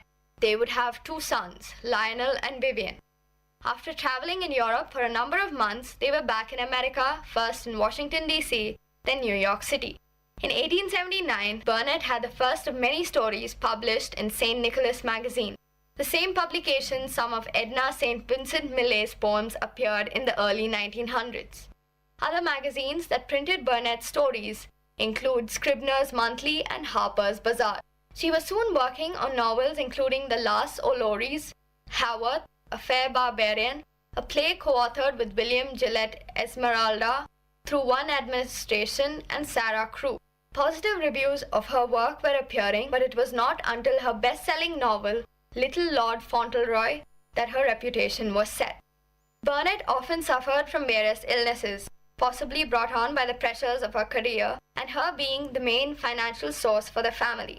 When her son Lionel died of consumption in 1890, she was beset by depression. The white people was dedicated to him.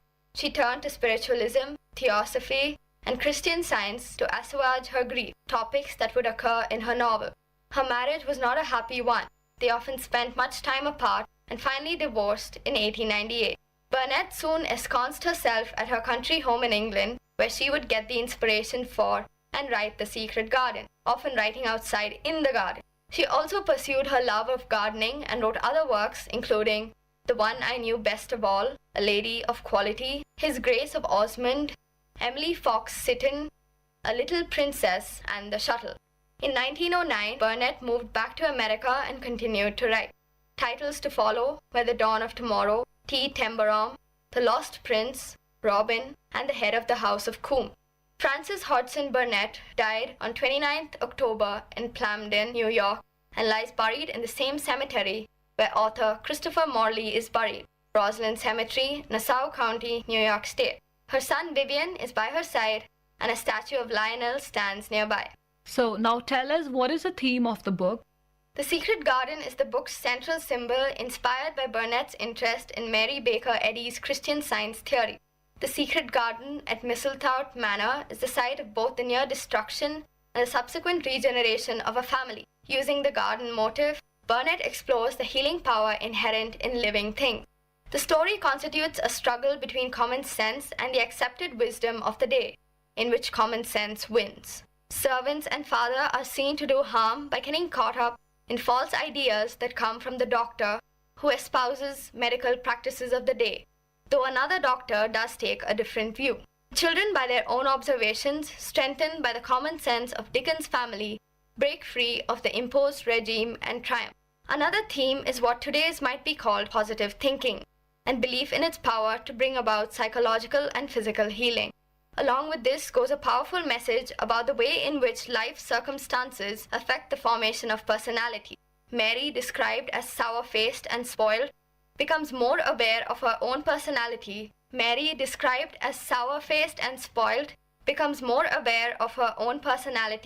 When confronted with selfishness and tantrums in the boy Colin.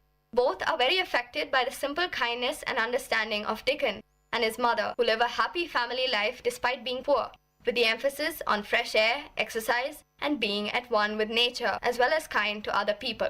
Belief in magic also features strongly, though the exact nature of this magic is not made clear, and Colin talks of a career in science where he will discover the nature of magic through experiment and will lecture about it. Christian Science, with its belief in God as a life force rather than a person, is clearly an influence here, the author being a follower of the movement. So, what did you like about the novel? The story follows Mary's and Colin's journeys and even Mr. Craven's journey to health and happiness, and this growth is paralleled in the awakening and fostering of the Secret Garden. The symbolism is simple, but is weaved in so well that the reader can enjoy watching the simultaneous growths. Also, in the Secret Garden, the orphan Mary's rightful inheritance is ultimately herself and the natural world, the ability to speak truth to others and to have it spoken back to her, to live a full life of both the body and the imagination. Now tell me, is this book just meant only for children? No, adults can read this book as well. While The Secret Garden is now catalogued as children's literature, it was originally serialized in a magazine for adults before being published in its entirety in 1911. Marketed to both young and adult readers, it had lukewarm success and became more often a footnote in Burnett's prolific career. Her other novels, such as A Little Princess and Little Lord Fauntleroy, were far more popular at the time of her death in 1924. What probably saved the book from the out-of-print netherworld was the 20th century rise in children's literature scholarship and the general attentiveness to literature for children as a distinct genre. That, and the fact that the book's copyright expired in the US in 1987 and most other places in 1995, opening the way for untold numbers of abridged, unabridged, and adapted editions.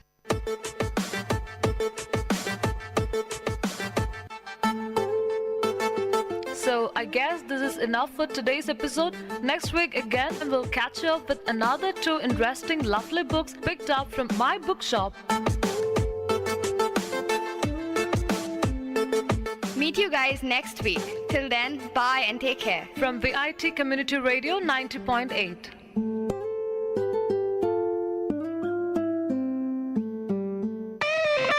My bookshop in second look of VIT Community Radio 90.8 FM. Hello, this is RJ Prerit from VIT Community Radio 90.8 FM and I am at Youth Red Cross Voluntary Blood Donation Camp. I am here with our respected sir. Can you please tell us about the importance of blood donation? Today I am happy to inaugurate this blood donation camp where about 750 students are expected to donate blood from VIT. 3 hospitals are going to be the beneficiaries. Crystal Medical College Hospital, Government Vellore Medical College Hospital, Narayani Hospital. It's very important because this is going to save the lives of many people because blood donation is not like ordinary donation. It is giving your own blood from your own body. I am happy that our students are doing it voluntarily. I congratulate all of them and I congratulate the entire team of volunteers and the professors who are doing it. This is being done every year. I am happy to inaugurate this today and I wish them all well. Thank you for your time, sir. Hello, this is RJ Prerit from VIT Community Radio 90.8 FM and I am at Youth Red Cross Voluntary Blood Donation Camp and we are here with, sir, can you please? Dr. Priyankar Sen. I am Zonal Coordinator of Youth Red Cross of VIT as well as I am Sub-Community Member of Tamil Nadu Branch Red Cross. Sir, this blood donation camp, I got to heard it happens every year. Is there any special occasion you guys do it or you can do it on any day? Annually, we used to do blood donation camp for various reasons. This year we are celebrating Women's Day, International Women's Day, which happened in 8th of March. So we are celebrating that occasion and see that is the thing that women is the very important part of our society and to show our respect, this function is good. So how many number of participants are you expecting in this blood donation camp? Yeah, so we generally used to do online registration. So 1200 registrations are already done and besides that there are on-spot registrations, so roughly 200 to 300 registrations will be there. We can expect that at least 60-70% donation will get. Also, sir, what all hospitals are taking place and... Yeah, so 3 major hospitals are the participants here. One is CMC Vellore, another is the Narayani Medical College and the third one is the Government Medical College. Thank you very much for your time, sir. We wish you all the best for the blood donation camp now as well as in future. Thank you so much. Hello, this is VIT Community Radio 90.8 FM and I am RJ Prerit and I am here at Youth Red Cross Voluntary Blood Donation Camp and I am here with a volunteer from Youth Red Cross. Ma'am, can you please... Hi, my name is Arushi. I've been the editorial head for the club and currently I'm also a volunteer. So I'd like to say a little bit about the Youth Red Cross. The Youth Red Cross VIT was established in 1999. We are completing 25 years this year and we mainly focus on blood donation, but aside from that we also focus on health awareness, social welfare as well as in the environment. So we have several events ranging on these issues and the blood donation camp is our flagship event. Okay, so how do you think this blood donation can help the society improve further? Okay, so blood donation is really essential for any healthcare procedure. So especially when a patient undergoes any kind of surgery or operation, they do need blood transfusion. And the problem in our country specifically is that there is always a constant need of blood. Like there is never a surplus, there is in fact a deficit. So we need the youth to step up at all points and be ready to donate blood whenever it's needed. So we also conduct regular visits to CMC Hospital where we take students from VIT to the CMC Hospital along with us and they donate blood. Sounds awesome actually. Thank you for your time. Wish you all the best for the blood donation camp. Hello, this is RJ Prerit from VIT Community Radio 90.8 FM and I am at Youth Red Cross Voluntary Blood Donation Camp and I am here with... I am Dr. Jervin from CMC who is coordinating a blood camp which is conducted in VIT by Youth Red Cross. And regarding blood donation, those who are above 18 years of age and females can donate if they have not donated for past 4 months and males if they are not donated in past 3 months. Once you come here for donation, you will be screened for your hemoglobin levels and your health issues and regarding your vitals also. Only if you are eligible after all these tests, you are selected for donation. Basically, in CMC, we need 250 to 300 units per day, and if you are donating, you can help 3 patients because your whole blood is separated into red cells, platelets, and plasma. By donating 1 bag, you can help 3 patients, and our clinical hematology department is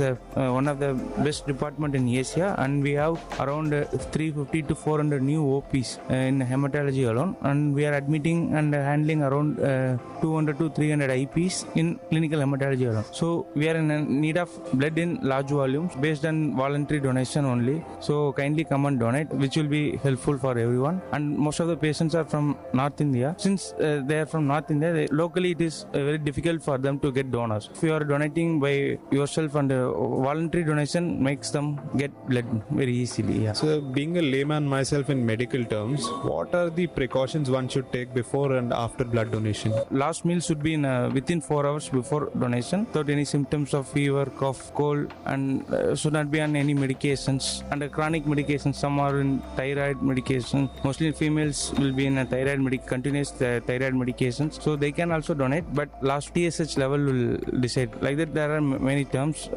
Once they come, we can speak with them and we can screen them and let them know they can donate or not. And after donation, they need to take rest for 4 to 6 hours. And driving should be avoided after blood donation, at least for 4 to 6 hours. And they should have good nap before donation. The previous night, they should have slept well. And particularly, meal should be within 4 hours. Because without meal, if you are taking blood from a donor, they can go for hypotension and collapse. Thank you for the valuable information, sir. Thank you for your time. Hello, this is RJ Prerath from VIT Community Radio 90.8 FM, and I am here at Youth Red Cross Voluntary Blood Donation Camp, and I am here with some donors. Can you guys please introduce yourself? Hello, my name is Raghav. I am from Delhi. I'm 21 years old. Hello, I'm Ananya. I'm from Lucknow and I'm 19 years old. Okay.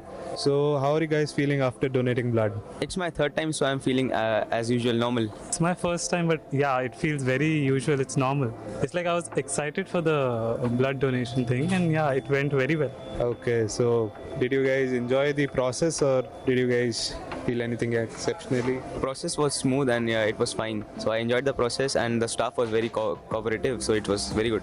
I loved the process. I made new friends. I was actually talking to a lot of new people here. So yeah, it was fun. It was actually fun. Okay, so thank you for your time, guys. Do rest well. Okay. Have a nice day. Hello, this is RJ Prerath from VIT Community Radio 90.8 FM, and I am here at Youth Red Cross Voluntary Blood Donation Camp, and I am here with a few more donors. Can you guys please introduce yourselves? Hi, this is Nandini Shekhar, and I'm from Mechanical. Hi, this is Prakriti, and I'm also from Mechanical. Okay, so how are you guys feeling at the moment? I'm feeling fine actually. I thought I'll feel a little dizzy, but then I'm not.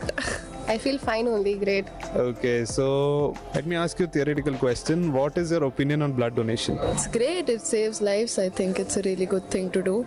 And like in this age, I think we should do it more often because we are fit, so we can. Yeah, it's for a great cause. As she said, it saves lives and we are at a age that we can donate and we produce more blood cells than adults do. So. Okay, so how did you guys like the process so far? Did you guys enjoy it? Yeah, mine was CMC. The stretches were really good.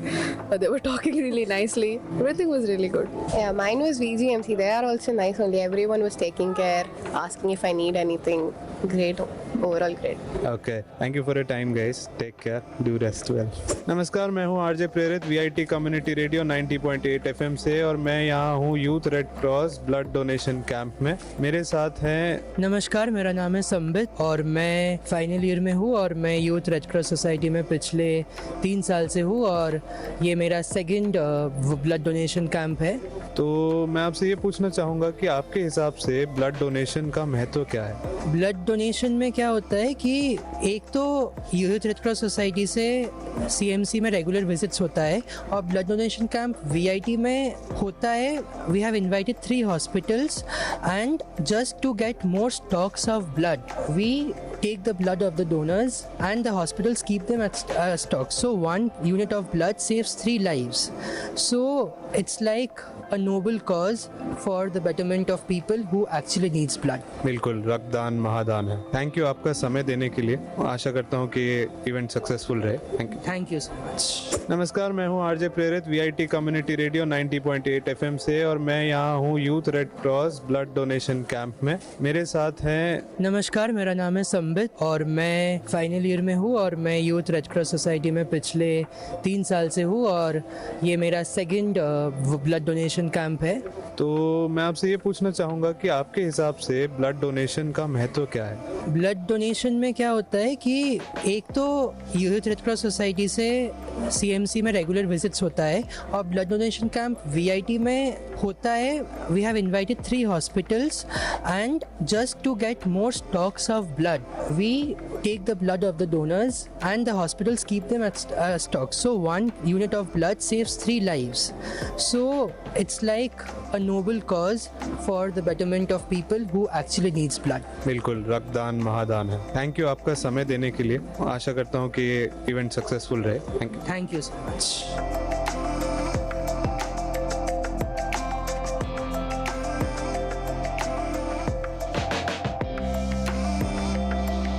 Hello, this is RJ Prerit from VIT Community Radio 90.8 FM and I am at Youth Red Cross Voluntary Blood Donation Camp. I am here with our respected sir. Can you please tell us about the importance of blood donation? Today I am happy to inaugurate this blood donation camp where about 750 students are expected to donate blood from VIT.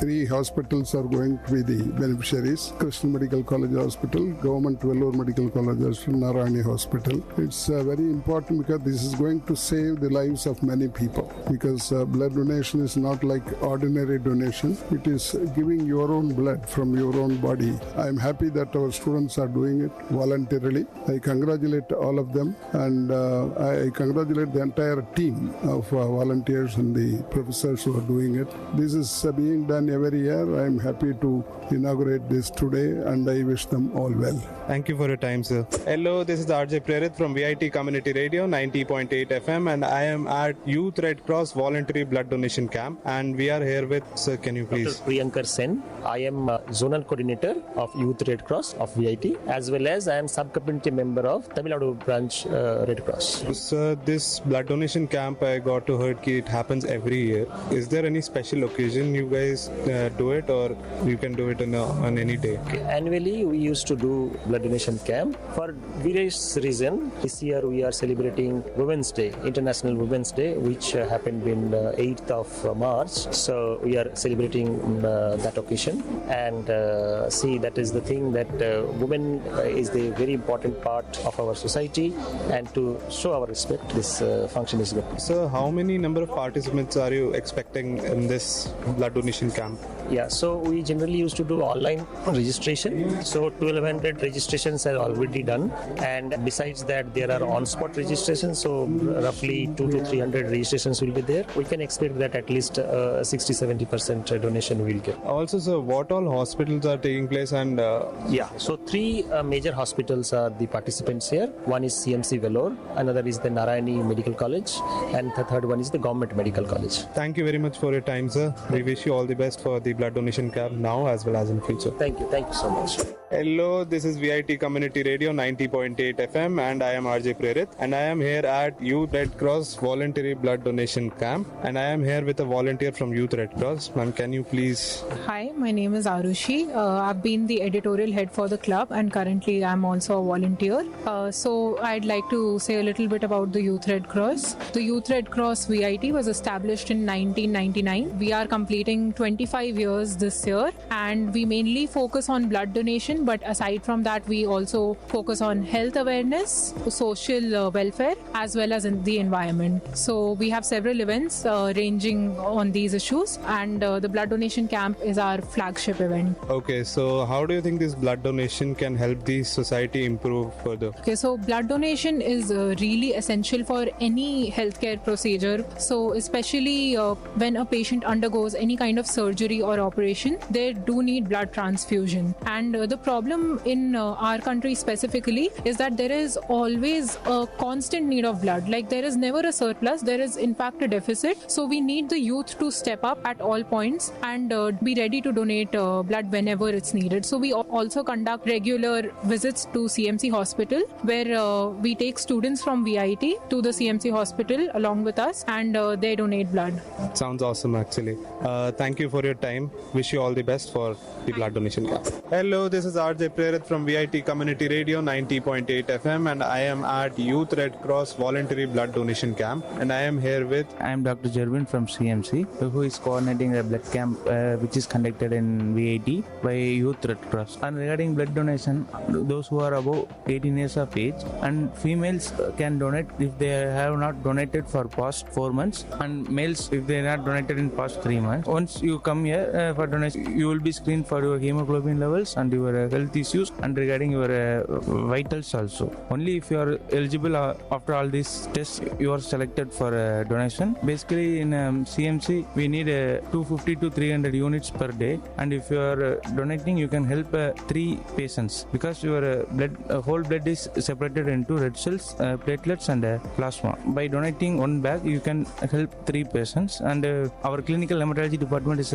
one of the best department in Asia, and we have around 350 to 400 new OPs in hematology alone, and we are admitting and handling around 200 to 300 IPs in clinical hematology alone. So we are in need of blood in large volumes based on voluntary donation only. So kindly come and donate, which will be helpful for everyone. And most of the patients are from North India. Since they are from North India, locally it is very difficult for them to get donors. If you are donating by yourself, and voluntary donation makes them get blood very easily. Yeah. So, being a layman myself in medical terms, what are the precautions one should take before and after blood donation? Last meal should be in within 4 hours before donation, without any symptoms of fever, cough, cold, and should not be on any medications. And chronic medications, some are in thyroid medication. Mostly females will be in a continuous thyroid medications. So they can also donate, but last TSH level will decide. Like that, there are many terms. We can, once they come, we can speak with them and we can screen them and let them know they can donate or not. And after donation, they need to take rest for 4 to 6 hours. And driving should be avoided after blood donation, at least for 4 to 6 hours. And they should have good nap before donation. The previous night, they should have slept well. And particularly, meal should be within 4 hours. Because without meal, if you are taking blood from a donor, they can go for hypotension and collapse. Thank you for the valuable information, sir. Thank you for your time. Hello, this is RJ Prerath from VIT Community Radio 90.8 FM, and I am here at Youth Red Cross Voluntary Blood Donation Camp, and I am here with some donors. Can you guys please introduce yourself? Hello, my name is Raghav. I'm from Delhi. I'm 21 years old. Hello, I'm Ananya. I'm from Lucknow and I'm 19 years old. Okay. So, how are you guys feeling after donating blood? It's my 3rd time, so I'm feeling as usual, normal. It's my first time, but yeah, it feels very usual. It's normal. It's like I was excited for the blood donation thing, and yeah, it went very well. Okay, so did you guys enjoy the process, or did you guys feel anything exceptionally? The process was smooth and it was fine. So I enjoyed the process, and the staff was very cooperative, so it was very good. I loved the process. I made new friends. I was actually talking to a lot of new people here. So yeah, it was fun. It was actually fun. Okay, so thank you for your time, guys. Do rest well. Yeah. Have a nice day. Hello, this is RJ Prerath from VIT Community Radio 90.8 FM, and I am here at Youth Red Cross Voluntary Blood Donation Camp, and I am here with a few more donors. Can you guys please introduce yourselves? Hi, this is Nandini Shekhar and I'm from Mechanical. Hi, this is Prakriti and I'm also from Mechanical. Okay, so how are you guys feeling at the moment? I'm feeling fine actually. I thought I'll feel a little dizzy, but then I'm not. I feel fine only, great. Okay, so let me ask you a theoretical question. What is your opinion on blood donation? It's great. It saves lives. I think it's a really good thing to do. And like in this age, I think we should do it more often because we are fit. So we can. Yeah, it's for a great cause. As she said, it saves lives and we are at a age that we can donate and we produce more blood cells than adults do. So. Okay, so how did you guys like the process so far? Did you guys enjoy it? Yeah, mine was CMC. The stretches were really good. They were talking really nicely. Everything was really good. Yeah, mine was VGMC. They are also nice only. Everyone was taking care, asking if I need anything. Great. overall great. Okay, thank you for your time, guys. Take care. Do rest well. नमस्कार, मैं हूँ RJ प्रेरित VIT community radio 90.8 FM से, और मैं यहाँ हूँ youth red cross blood donation camp में। मेरे साथ हैं नमस्कार, मेरा नाम है संबित और मैं फाइनल ईयर में हूँ और मैं यूथ रेड क्रॉस सोसाइटी में पिछले 3 साल से हूँ और ये मेरा सेकंड ब्लड डोनेशन कैंप है।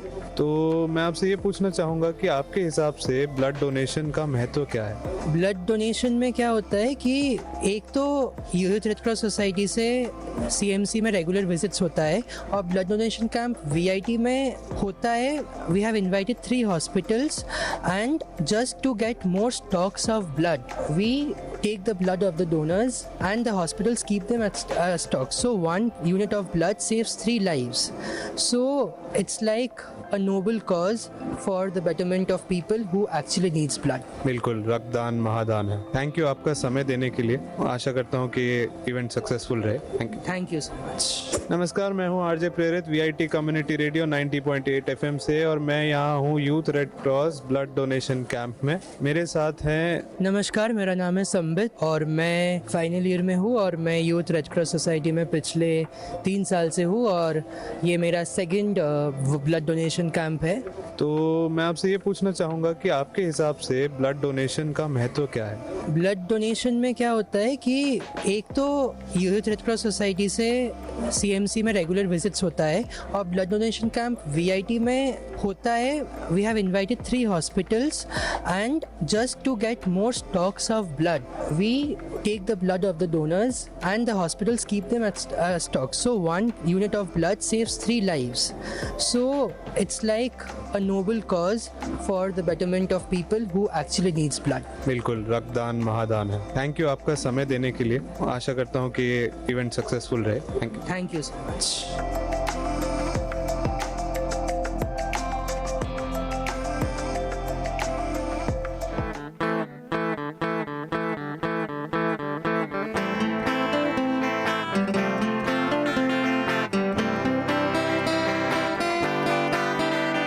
உங்கள் இல்லம் நுழைந்திடும், உங்கள் செவிகளை தீண்டிடும், உங்கள் மனதினை வருடவே பொன்பலையாய் மலருதே. உங்கள் இல்லம் நுழைந்திடும், உங்கள் செவிகளை தீண்டிடும், உங்கள் மனதினை வருடவே பொன்பலையாய் மலருதே. VIT 90.8 வேலூரில் நாங்க Tambe. VIT 90.8.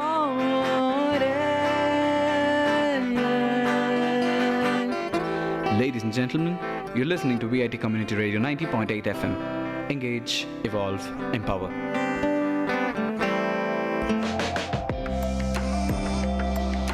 Hello, this is RJ Prerit from VIT Community Radio 90.8 FM, and I am at Youth Red Cross Voluntary Blood Donation Camp. I am here with our respected sir. Can you please tell us about the importance of blood donation? Today I am happy to inaugurate this blood donation camp where about 750 students are expected to donate blood from VIT.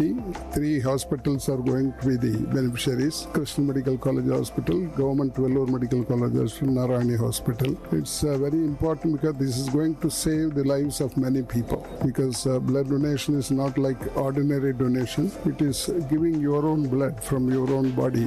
I am happy that our students are doing it voluntarily. I congratulate all of them, and I congratulate the entire team of volunteers and the professors who are doing it. This is being done every year. I am happy to inaugurate this today, and I wish them all well.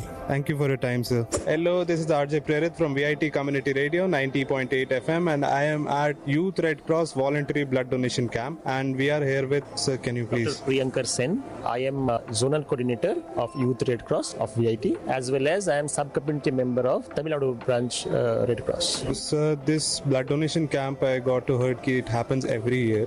Is there any special occasion you guys do it, or you can do it on any day? Okay. Annually, we used to do blood donation camp for various reasons. This This year we are celebrating Women's Day, International Women's Day, which happened in 8th of March. So we are celebrating that occasion, and see, that is the thing that women is the very important part of our society, and to show our respect, this function is good. So how many number of participants are you expecting in this blood donation camp?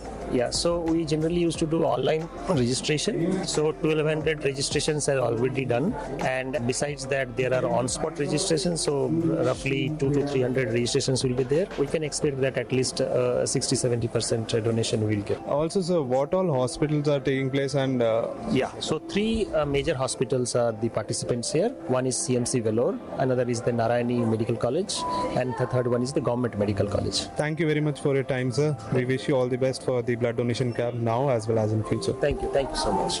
Hello, this is VIT Community Radio 90.8 FM, and I am RJ Prerit, and I am here at Youth Red Cross Voluntary Blood Donation Camp, and I am here with a volunteer from Youth Red Cross. Ma'am, can you please? Hi, my name is Arushi. I've been the editorial head for the club, and currently I'm also a volunteer. So I'd like to say a little bit about the Youth Red Cross. The Youth Red Cross VIT was established in 1999. We are completing 25 years this year, and we mainly focus on blood donation, but aside from that we also focus on health awareness, social welfare, as well as in the environment. So we have several events ranging on these issues, and the blood donation camp is our flagship event. Okay, so how do you think this blood donation can help the society improve further? Okay, so blood donation is really essential for any healthcare procedure. So especially when a patient undergoes any kind of surgery or operation, they do need blood transfusion. And the problem in our country specifically is that there is always a constant need of blood. Like, there is never a surplus, there is in fact a deficit. So we need the youth to step up at all points and be ready to donate blood whenever it's needed. So we also conduct regular visits to CMC Hospital, where we take students from VIT to the CMC Hospital along with us, and they donate blood. Sounds awesome, actually. Thank you for your time. Wish you all the best for the blood donation camp. Hello, this is RJ Prerit from VIT Community Radio 90.8 FM, and I am at Youth Red Cross Voluntary Blood Donation Camp, and I am here with... I am Dr. Jervin from CMC, who is coordinating a blood camp which is conducted in VIT by Youth Red Cross. And regarding blood donation, those who are above 18 years of age, and females can donate if they have not donated for past 4 months, and males if they are not donated in past 3 months. Once you come here for donation, you will be screened for your hemoglobin levels and your health issues, and regarding your vitals also. Only if you are eligible after all these tests, you are selected for donation. Basically in CMC we need 250 to 300 units per day, and if you are donating, you can help 3 patients, because your whole blood is separated into red cells, platelets and plasma. By donating 1 bag, you can help 3 patients, and our clinical hematology department is one of the best department in Asia, and we have around 350 to 400 new OPs in hematology alone, and we are admitting and handling around 200 to 300 IPs in clinical hematology alone. So we are in need of blood in large volumes based on voluntary donation only. So kindly come and donate, which will be helpful for everyone. And most of the patients are from North India. Since they are from North India, locally it is very difficult for them to get donors. If you are donating by yourself, and voluntary donation makes them get blood very easily. Yeah. So, being a layman myself in medical terms, what are the precautions one should take before and after blood donation? Last meal should be within 4 hours before donation, without any symptoms of fever, cough, cold, and should not be on any medications. And chronic medications, some are in thyroid medication. Mostly females will be in a continuous thyroid medications. So they can also donate, but last TSH level will decide. Like that, there are many terms.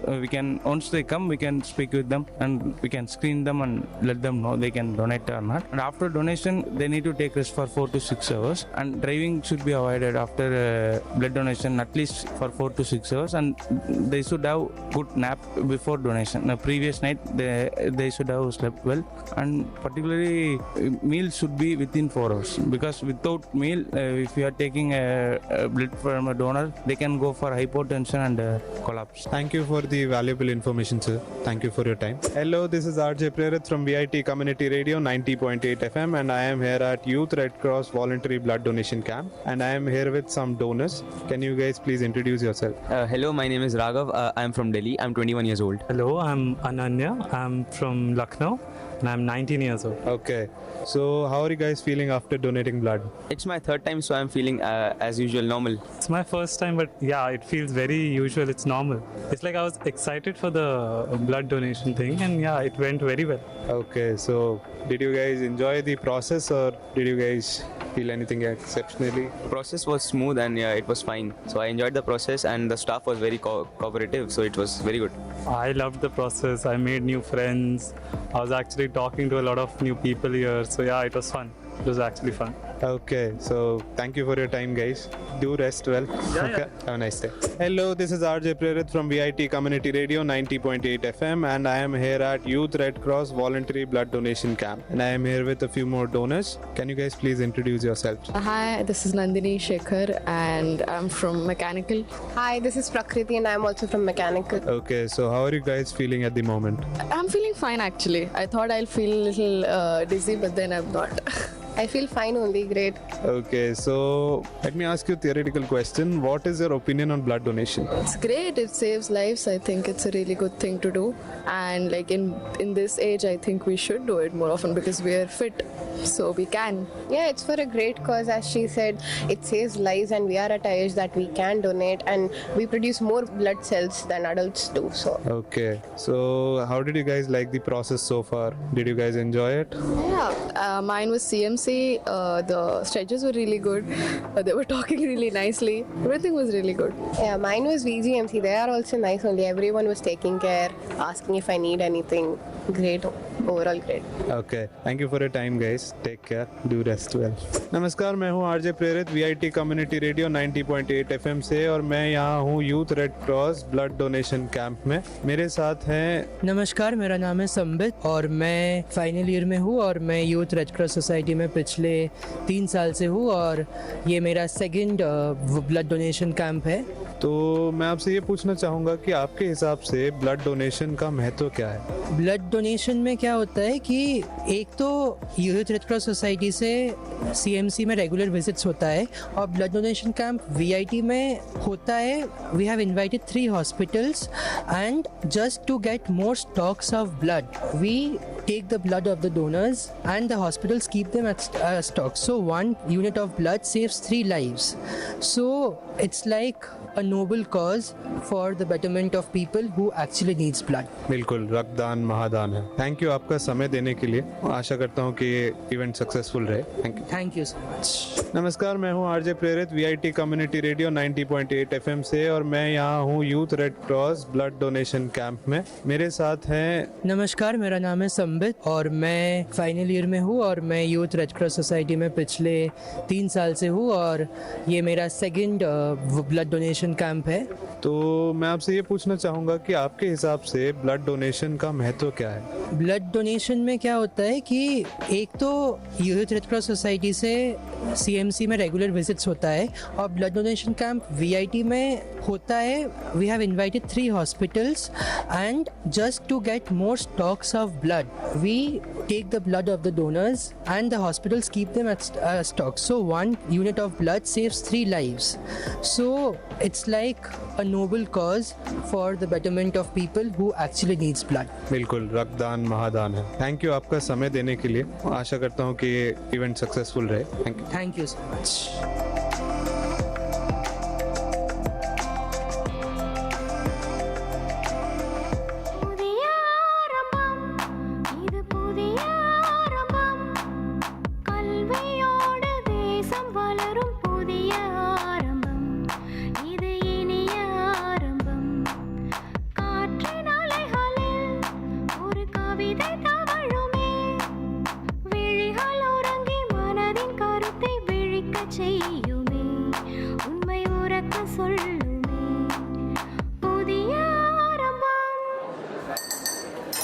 அண்ணா, சூடா ஒரு tea, ஒரு பஞ்சு வச்ச cigarette.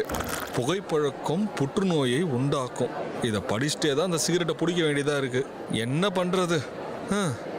பழக்கமாயிடுச்சு. சுரேஷே, அப்ப இந்த புகை பழக்கத்தை நீ விடணும்னு நினைக்கிறேன். 5 வருஷமா அப்படிதான் ரமேஷ் நானும் நினைக்கிறேன்.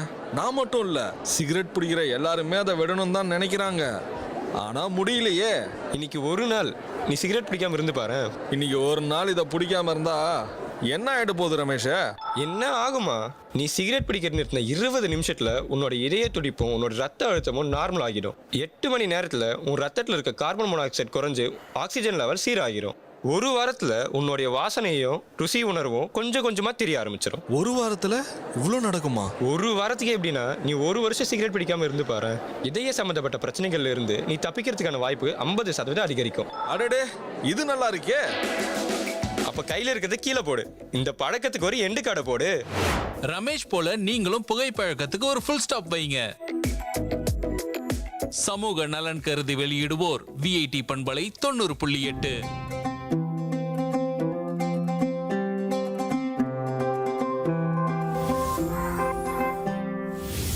की हूँ कोई बच्ची नहीं, नई हूँ पर कच्ची नहीं। मानो या ना मानो तुम, कुछ बड़ा करने की है बारी यही। भविष्य देश का लिखने की तैयारी यही। बचपन से अब तक मेरी माटी ने दुलारा, आज मुझको है मेरे देश ने पुकारा। आज चल पड़े हैं हम सबके कदम, बदलने भाग्य देश का निकल पड़े हैं हम। आज चल पड़े हैं हम सबके कदम, बदलने भाग्य देश का निकल पड़े हैं हम। हो बनेगा देश महान जब वोट करेंगे हम।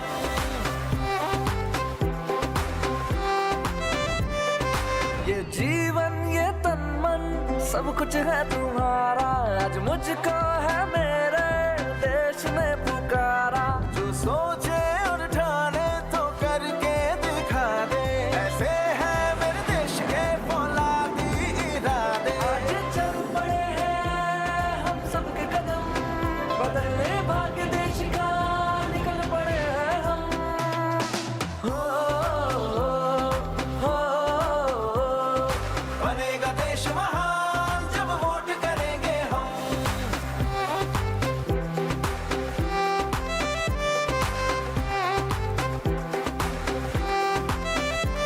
क्या तेरा क्या मेरा सब तुझ पे ही बारा, आज मुझको है मेरे देश ने पुकारा। अपनी यारों की खाओ कसम, बदलने भाग्य देश का निकल पड़े हैं हम। हो कश्मीर से कन्याकुमारी है सब अपने, यहाँ पे कोई बेगाना नहीं। हम तो यहाँ पे सब देश के दीवाने, तो हमसे कोई टकराना नहीं। आवाज यही, अधिकार यही, आजादी का पुरस्कार यही, लोकतंत्र का पहले संस्कार यही, संस्कार यही। अपनी यारी की खाओ कसम, करेंगे अपना पहला वोट देश के लिए हम। ये जीवन फर्स्ट टाइम जी सर। सब कुछ है तुम्हारा, आज मुझको है मेरे देश ने पुकारा।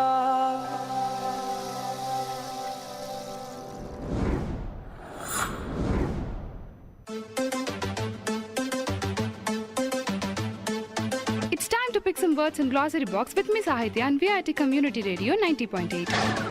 Enumerate, ENUMERATE, to specify each member of a sequence individually in incrementing order. Synonym of the word enumerate is ordering list. Antonym of the word enumerate is unsequential. And use it in a sentence format. He enumerated the reason for not wishing to leave the country. To pick more words from glossary box, stay tuned to VIT Community Radio 90.8.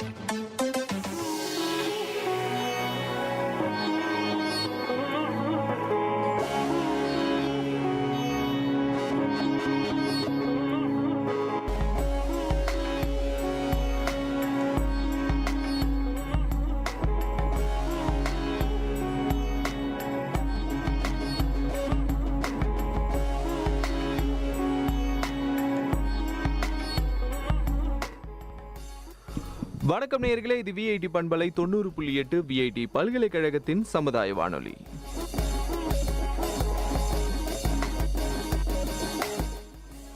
இந்த நிகழ்ச்சி அறிவோமாயிரம். அறிவோமாயிரம் நிகழ்ச்சியில நான் உங்கள் நண்பன் நித்திராஜ், என்னுடன் Suresh Bose, Ranjith Kumar.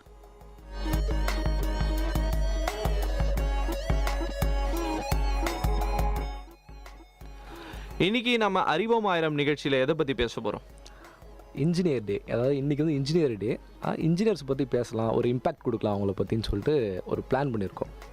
So அது ரிலேட்டடாக இன்றைக்கி வந்து நேஷ்னல் இன்ஜினியர்ஸ் டே. ஸோ அதனை ஒட்டி அது விஷயமாக நம்ம பேச போகிறோம். சரி, ஃபஸ்ட்டு வந்து இந்த இன்ஜினியர்ஸ் டே யாரோட நினைவாக கொண்டாடப்படுதுன்னு ஏதாவது ஐடியா இருக்கா? தெரியல, சொல்லுங்கள். நம்ம நாட்டில் விஸ்வேஸ்வரையா என்ற இன்ஜினியர் இருந்தார். அவருடைய பிறந்த நாளை ஒட்டி தான் வந்து இந்த இன்ஜினியர்ஸ் டே கொண்டாடப்படுது. நம்ம நிகழ்ச்சியில் பார்த்தீங்கன்னா தொடக்கத்தில் எப்பயுமே நம்ம 4 பேர் தான் பேசிகிட்டு இருப்போம். என்னடா நம்ம நிகழ்ச்சியில் ஒரு ஆள் மிஸ் ஆகிறாரேன்னு பார்த்தாக்கா, என்ன ஆனந்த், எங்கே போயிட்டு வரீங்க? எங்கேயும் போகல. இப்போ இந்த இன்ஜினியர்ஸ் டே அப்படின்னு சொன்ன உடனே நம்ம இந்த இன்ஜினியர்ஸ் எல்லாம் எப்படி இந்த அழகான கட்டடங்கள்லாம் கட்டியிருக்காங்க அப்படின்றதெல்லாம் பார்த்துட்டு வரலாம் அப்படின்ட்டு ஒரு சின்ன ஆசை. அந்த ஆசையை நிறைவேற்றிக்கலான்னு தான் வெளியில் போனால் அதுக்குள்ளே நீங்கள் ஷோ ஆரம்பிச்சிட்டிங்க. இன்றைக்கி இன்ஜினியர்ஸ் டே பற்றி தான் நிறைய விஷயங்கள் ஷேர் பண்ணலாம் அப்படின்ற ஒரு ஐடியாவோட வந்துக்கிட்டே இருந்தேன். அதுக்குள்ளே நீங்கள் ஷோ ஆரம்பிச்சிட்டிங்க. சரி, நீங்கள் பல தகவல் வச்சுருப்பீங்க, என்னோட நிறையா தெரிஞ்சவங்க, அதனால் நீங்களே சொல்லுங்கள் அப்படின்னு ஆரம்பிச்சாச்சு. சொல்லுங்கள். இன்ஜினியர்னு எக்ஸாக்டாக சொன்னால் அது ஒரு ப்ரொஃபஷன். இன்ஜினியரை பற்றி படிக்கணும். இன்ஜினியரிங் மெயின் சப்ஜெக்ட் என்னென்னு பார்த்தீங்கன்னா mathematics and scientific knowledge art அப்படின்னு சொல்கிறாங்க. இப்போ இன்ஜினியர் எஜுகேஷனை முடித்தோம்னா என்ன ரிலேட்டட் ஜாப்ஸ் அப்படின்னு பார்த்தோம்னா scientist, architect, project manager, inventor and astronaut. மெயினாக வந்து இன்ஜினியர்ஸ்க்கு வந்து தேவையான ஜாப் வந்து இதுதான். அதாவது இன்றைக்கி உலகத்தில் இயங்கிட்டு இருக்க எல்லா பொருளுக்குமே வந்து ஒரு இன்ஜினியர் தான் காரணம். ஏன்னா அவர் இல்லைன்னா வந்து எந்த விஷயமே இன்றைக்கி நகராது. இது இன்ஜினியர்ன்ற பேர் இன்றைக்கி வச்சதாக இருக்கலாம், இல்லை பொறியாளர்ன்றது இன்றைக்கி வச்சதாக இருக்கலாம். ஆனால் தொட்டு காலத்துலேருந்து அன்றைய நாட்களுக்கு ஏற்ற மாதிரி அவர்கள் அந்த பேர்கள் வச்சு வழங்கிட்டு இருக்காங்க. முதல் இன்ஜினியர் யாருன்னு தெரியுமா? முதல் இன்ஜினியருங்களா? அந்த காலத்திலே வந்து இன்ஜினியர்ஸ் இருந்திருக்காங்க. அந்த காலத்தில் பார்த்தீங்கன்னா நம்ம வந்து பிறந்து அதாவது அந்த சமூகம் வளர்ந்தது இருக்குது இல்லையா, ஆதி காலத்தில். அப்போ வந்து இந்த சக்கரம் கண்டுபிடிச்சிருப்பாங்க. முதலான ஒரு கண்டுபிடிப்புன்னு பார்த்தீங்கன்னா அது சக்கரம் தான். அதுக்கப்புறம் நெருப்பு, அப்புறம் வந்து வேட்டையாடுறது எப்படி, வேட்டை பொருட்கள் எப்படி, அந்த மாதிரியான விஷயங்கள்லாம் வந்து கண்டுபிடிச்சாங்க. நீங்கள் கேட்ட கேள்விக்கு பதில் இப்போ கண்டுபிடிச்சிட்டேன். எந்த ஒரு கண்டுபிடிச்ச யார் முதல் கண்டுபிடிச்சாரோ அவர் தான் இன்ஜினியர். கரெக்டுங்களா? ஆமாம், அது சரியான விஷயம். ஸோ அப்போவே வந்து ஒரு எதுக்கு வந்து இந்த சக்கரம் கண்டுபிடிச்சாங்கன்னு பார்த்தீங்கன்னா வந்து ஒரு இடத்துலேருந்து இன்னொரு இடத்துக்கு போகிறதுக்கு வந்து ஒரு வாகனம் தேவை. அந்த வாகனம் போகணும்னா வந்து அந்த ஒரு வண்டி செய்யணும். அந்த வண்டி செய்யணும்னா வண்டி மூவ் ஆகணும். சக்கரம் பார்த்தீங்கன்னா அது வட்ட வடிவில் இருக்கும். இதே வந்து ஒரு ஸ்கொயரோ இல்லை ரெக்டாங்குலர் வடிவில் வந்து ஒரு பொருளை செய்யும்போது அது மூவ் ஆகிறதுக்கு வந்து ரொம்ப கஷ்டமாக இருக்கும். ஸோ அதனால் வந்து சக்கரம்ன்ற ஒரு பொருளை வந்து கண்டுபிடிச்சி அதன் மூலயமா வந்து வாகனங்கள் தயாரித்து ஒரு இடத்துலேருந்து இன்னொரு இடத்துக்கு போயிருக்காங்க. ஸோ அப்போவே இன்ஜினியர்ஸ் வந்து இருந்திருக்காங்க. சரி, இப்போ அந்த இன்ஜினியர்ஸ் அப்படின்னு சொன்ன உடனே நம்ம எல்லாருமே நினைக்கிறோம், நம்ம தெருவில் இருக்கிறாங்களே அந்த 4வது வீடு இருக்க பாருங்க, அங்கே இருக்கார், அவர் தான் இன்ஜினியர் அப்படின்னு சொல்கிறோம். இன்ஜினியருன்ற பேருக்கான அர்த்தம் என்னன்னு தெரியுமா? பொறியாளர். இன்ஜினியர்னா பொறியாளர்னு நம்ம சொல்லிடுறோம். ஆனால் அதோடைய உள்ளக்க இன்னும் நிறைய அர்த்தங்கள் பொதிஞ்சிருக்குன்றது ஒரு பெரிய உண்மை. அந்த உண்மையை தான் நான் இப்போ உங்களுக்கெல்லாம் சொல்ல போகிறேன். அதாவது பார்த்திங்கன்னா, இப்போ இந்த இன்ஜினியர் அப்படின்னு சொன்னோம்னா இந்த வார்த்தை இங்கிலீஷ்லேருந்து வந்த வார்த்தைன்னு நம்ம எல்லாருக்கும் தெரியும். ஆனால் இங்கிலீஷ்க்கு முன்னாடி இந்த இன்ஜினியருன்ற வேர்டு வந்து எதுலேருந்து எடுத்திருக்காங்க அப்படின்றத பார்க்கணும். அது பார்த்திங்கன்னா ஒரு லாட்டின் வேர்டு இங்கரே அப்படின்ற ஒரு வேர்ட்லேருந்து தான் எடுத்திருக்காங்க. இந்த இங்கரேன்ற வார்த்தைக்கு என்ன அர்த்தம் தெரியுமா? பொறியாளர் தானா? இங்கரேன்ற வார்த்தைக்கு லத்தீன் மொழியில் பொறியாளர்ன்ற அர்த்தமாக இருந்திருந்தால் நான் நீங்கள் முன்னாடி சொல்லும் போதே ஆமாம் அப்படின்னு இருப்பேன். அதான் இல்லை. இங்கரே அப்படின்னா புத்திசாலி அப்படின்ற ஒரு அர்த்தத்தை கொடுக்குது. புத்திசாலித்தனமாக ஒரு விஷயத்தை வேற ஒரு விஷயமாக மாற்றி அந்த மெக்கானிசத்தை உருவாக்குறவங்களுக்கு பேர் தான் இங்கரே அப்படின்ட்டு லத்தீனில் சொல்லியிருக்காங்க. இந்த லத்தீன் வார்த்தையை தான் பின்னால் ஆங்கிலத்தில் வந்து இன்ஜினியர் அப்படின்னுட்டு ஒரு வார்த்தையாக மாற்றிருக்காங்க. ஸோ இன்னைக்கு நம்ம வந்து பொறியாளர் அப்படின்னுட்டு ஒரு வார்த்தையாக சொல்கிறோம். பொறிகளை உண்டாக்குபவர், பொறிகளை உண்டாக்குறதும் புத்திசாலித்தனமான ஒரு வேலை தான். அந்த புத்திசாலியானத்தனமான ஒரு வேலையை செய்கிறவங்க புத்திசாலியெல்லாம் இருக்கக்கூடிய இந்த இன்ஜினியர்ஸ் பொறியாளர் அப்படின்னு இந்த சொல்லலாம். பொறின்னா வந்து இந்த கணிப்பொறி அந்த மாதிரி சொல்கிறீங்களா? அதுவும் ஒரு வகையான பொறி தான். ஏன்னா பொறின்றது பார்த்தீங்கன்னா ஒவ்வொரு காலகட்டத்திலையும் மாறுபட்டுக்கிட்டே வந்துட்டு இருக்கு. ஒரு சின்ன எலிப்பொறி இருக்குன்னு வச்சுங்களேன், அதுவும் கூட ஒரு பொறின்னு தான் சொல்கிறோம். அந்த எலிப்பொறி வந்து எப்படி வேலை செய்யுது அந்த எலிப்பொறி அப்படின்றத பார்த்தோம்னா அதில் இருக்கக்கூடிய அந்த ஒரு ஸ்ப்ரிங் மூலமாக வேலை செய்யுது. ஸ்ப்ரிங் மூலமாக அதை இழுத்து இங்கே வச்சிட்டோம்னா அதில் எனர்ஜிலாம் தேங்கி நிற்கும். அந்த ஸ்ப்ரிங்லேருந்து ஏதாவது ஒரு டிஸ்டர்பன்ஸில் ஸ்ப்ரிங்கை தட்டி விடும்போது அந்த எனர்ஜி அந்த கதவை மூடும். இதுவும் ஒரு மெக்கானிசம். இந்த மெக்கானிசத்துக்கு நம்ம பொறின்னு சொல்கிறோம். இதை எலியை பிடிக்கிறதுக்காக இருக்கக்கூடிய அந்த மெக்கானிசத்துக்கு எலிப்பொறி.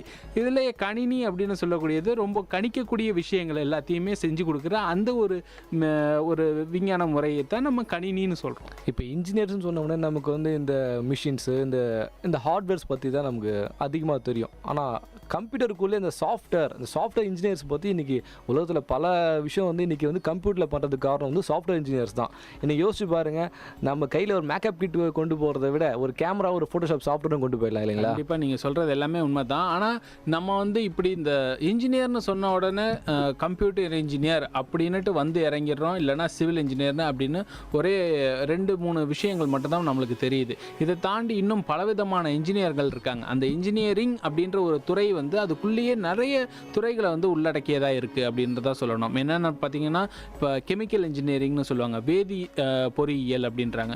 வேதி பொறியியலில் கெமிக்கல்ஸை வந்து எப்படி ஒரு பொறியாக மாற்றுறதுக்கு உண்டான வேலைகளில் ஈடுபடுத்தலாம் அப்படின்றத சேர்த்து படிக்கிறதுனால அது கெமிக்கல் இன்ஜினியரிங்னு சொல்கிறாங்க. சிவில் இன்ஜினியரிங் நம்மளுக்கு எல்லாருக்குமே தெரியும், ஒரு கட்டடத்தை எப்படி கட்டுறது, அந்த கட்டடம் வந்து என்னென்ன விதங்களில் பயனுள்ளதாக இருக்கணும். நேற்று நம்ம பேசும்போதே இந்த தீயணைப்பு விஷயங்கள்லாம் பற்றி பேசணும். இந்த மாதிரியான விஷயங்களும் கூட அவங்க பொறியியலில் படிக்கிறாங்க. அப்படி எல்லாத்தையும் உள்ளடக்கி ஒரு விஷயத்தை, ஒரு பெரிய கட்டடத்தையோ இல்லை ஒரு பெரிய கட்ட அமைப்பையோ கட்டுறாங்கன்னா அவங்க எல்லாருமே அந்த சிவில் இன்ஜினியரிங் துறையில் புகழ்பெற்றவங்களாக இருக்கணும், அவங்க அந்த கை தேர்ந்தவங்களாக இருக்கணும் அப்படின்றது ஒரு விஷயம்.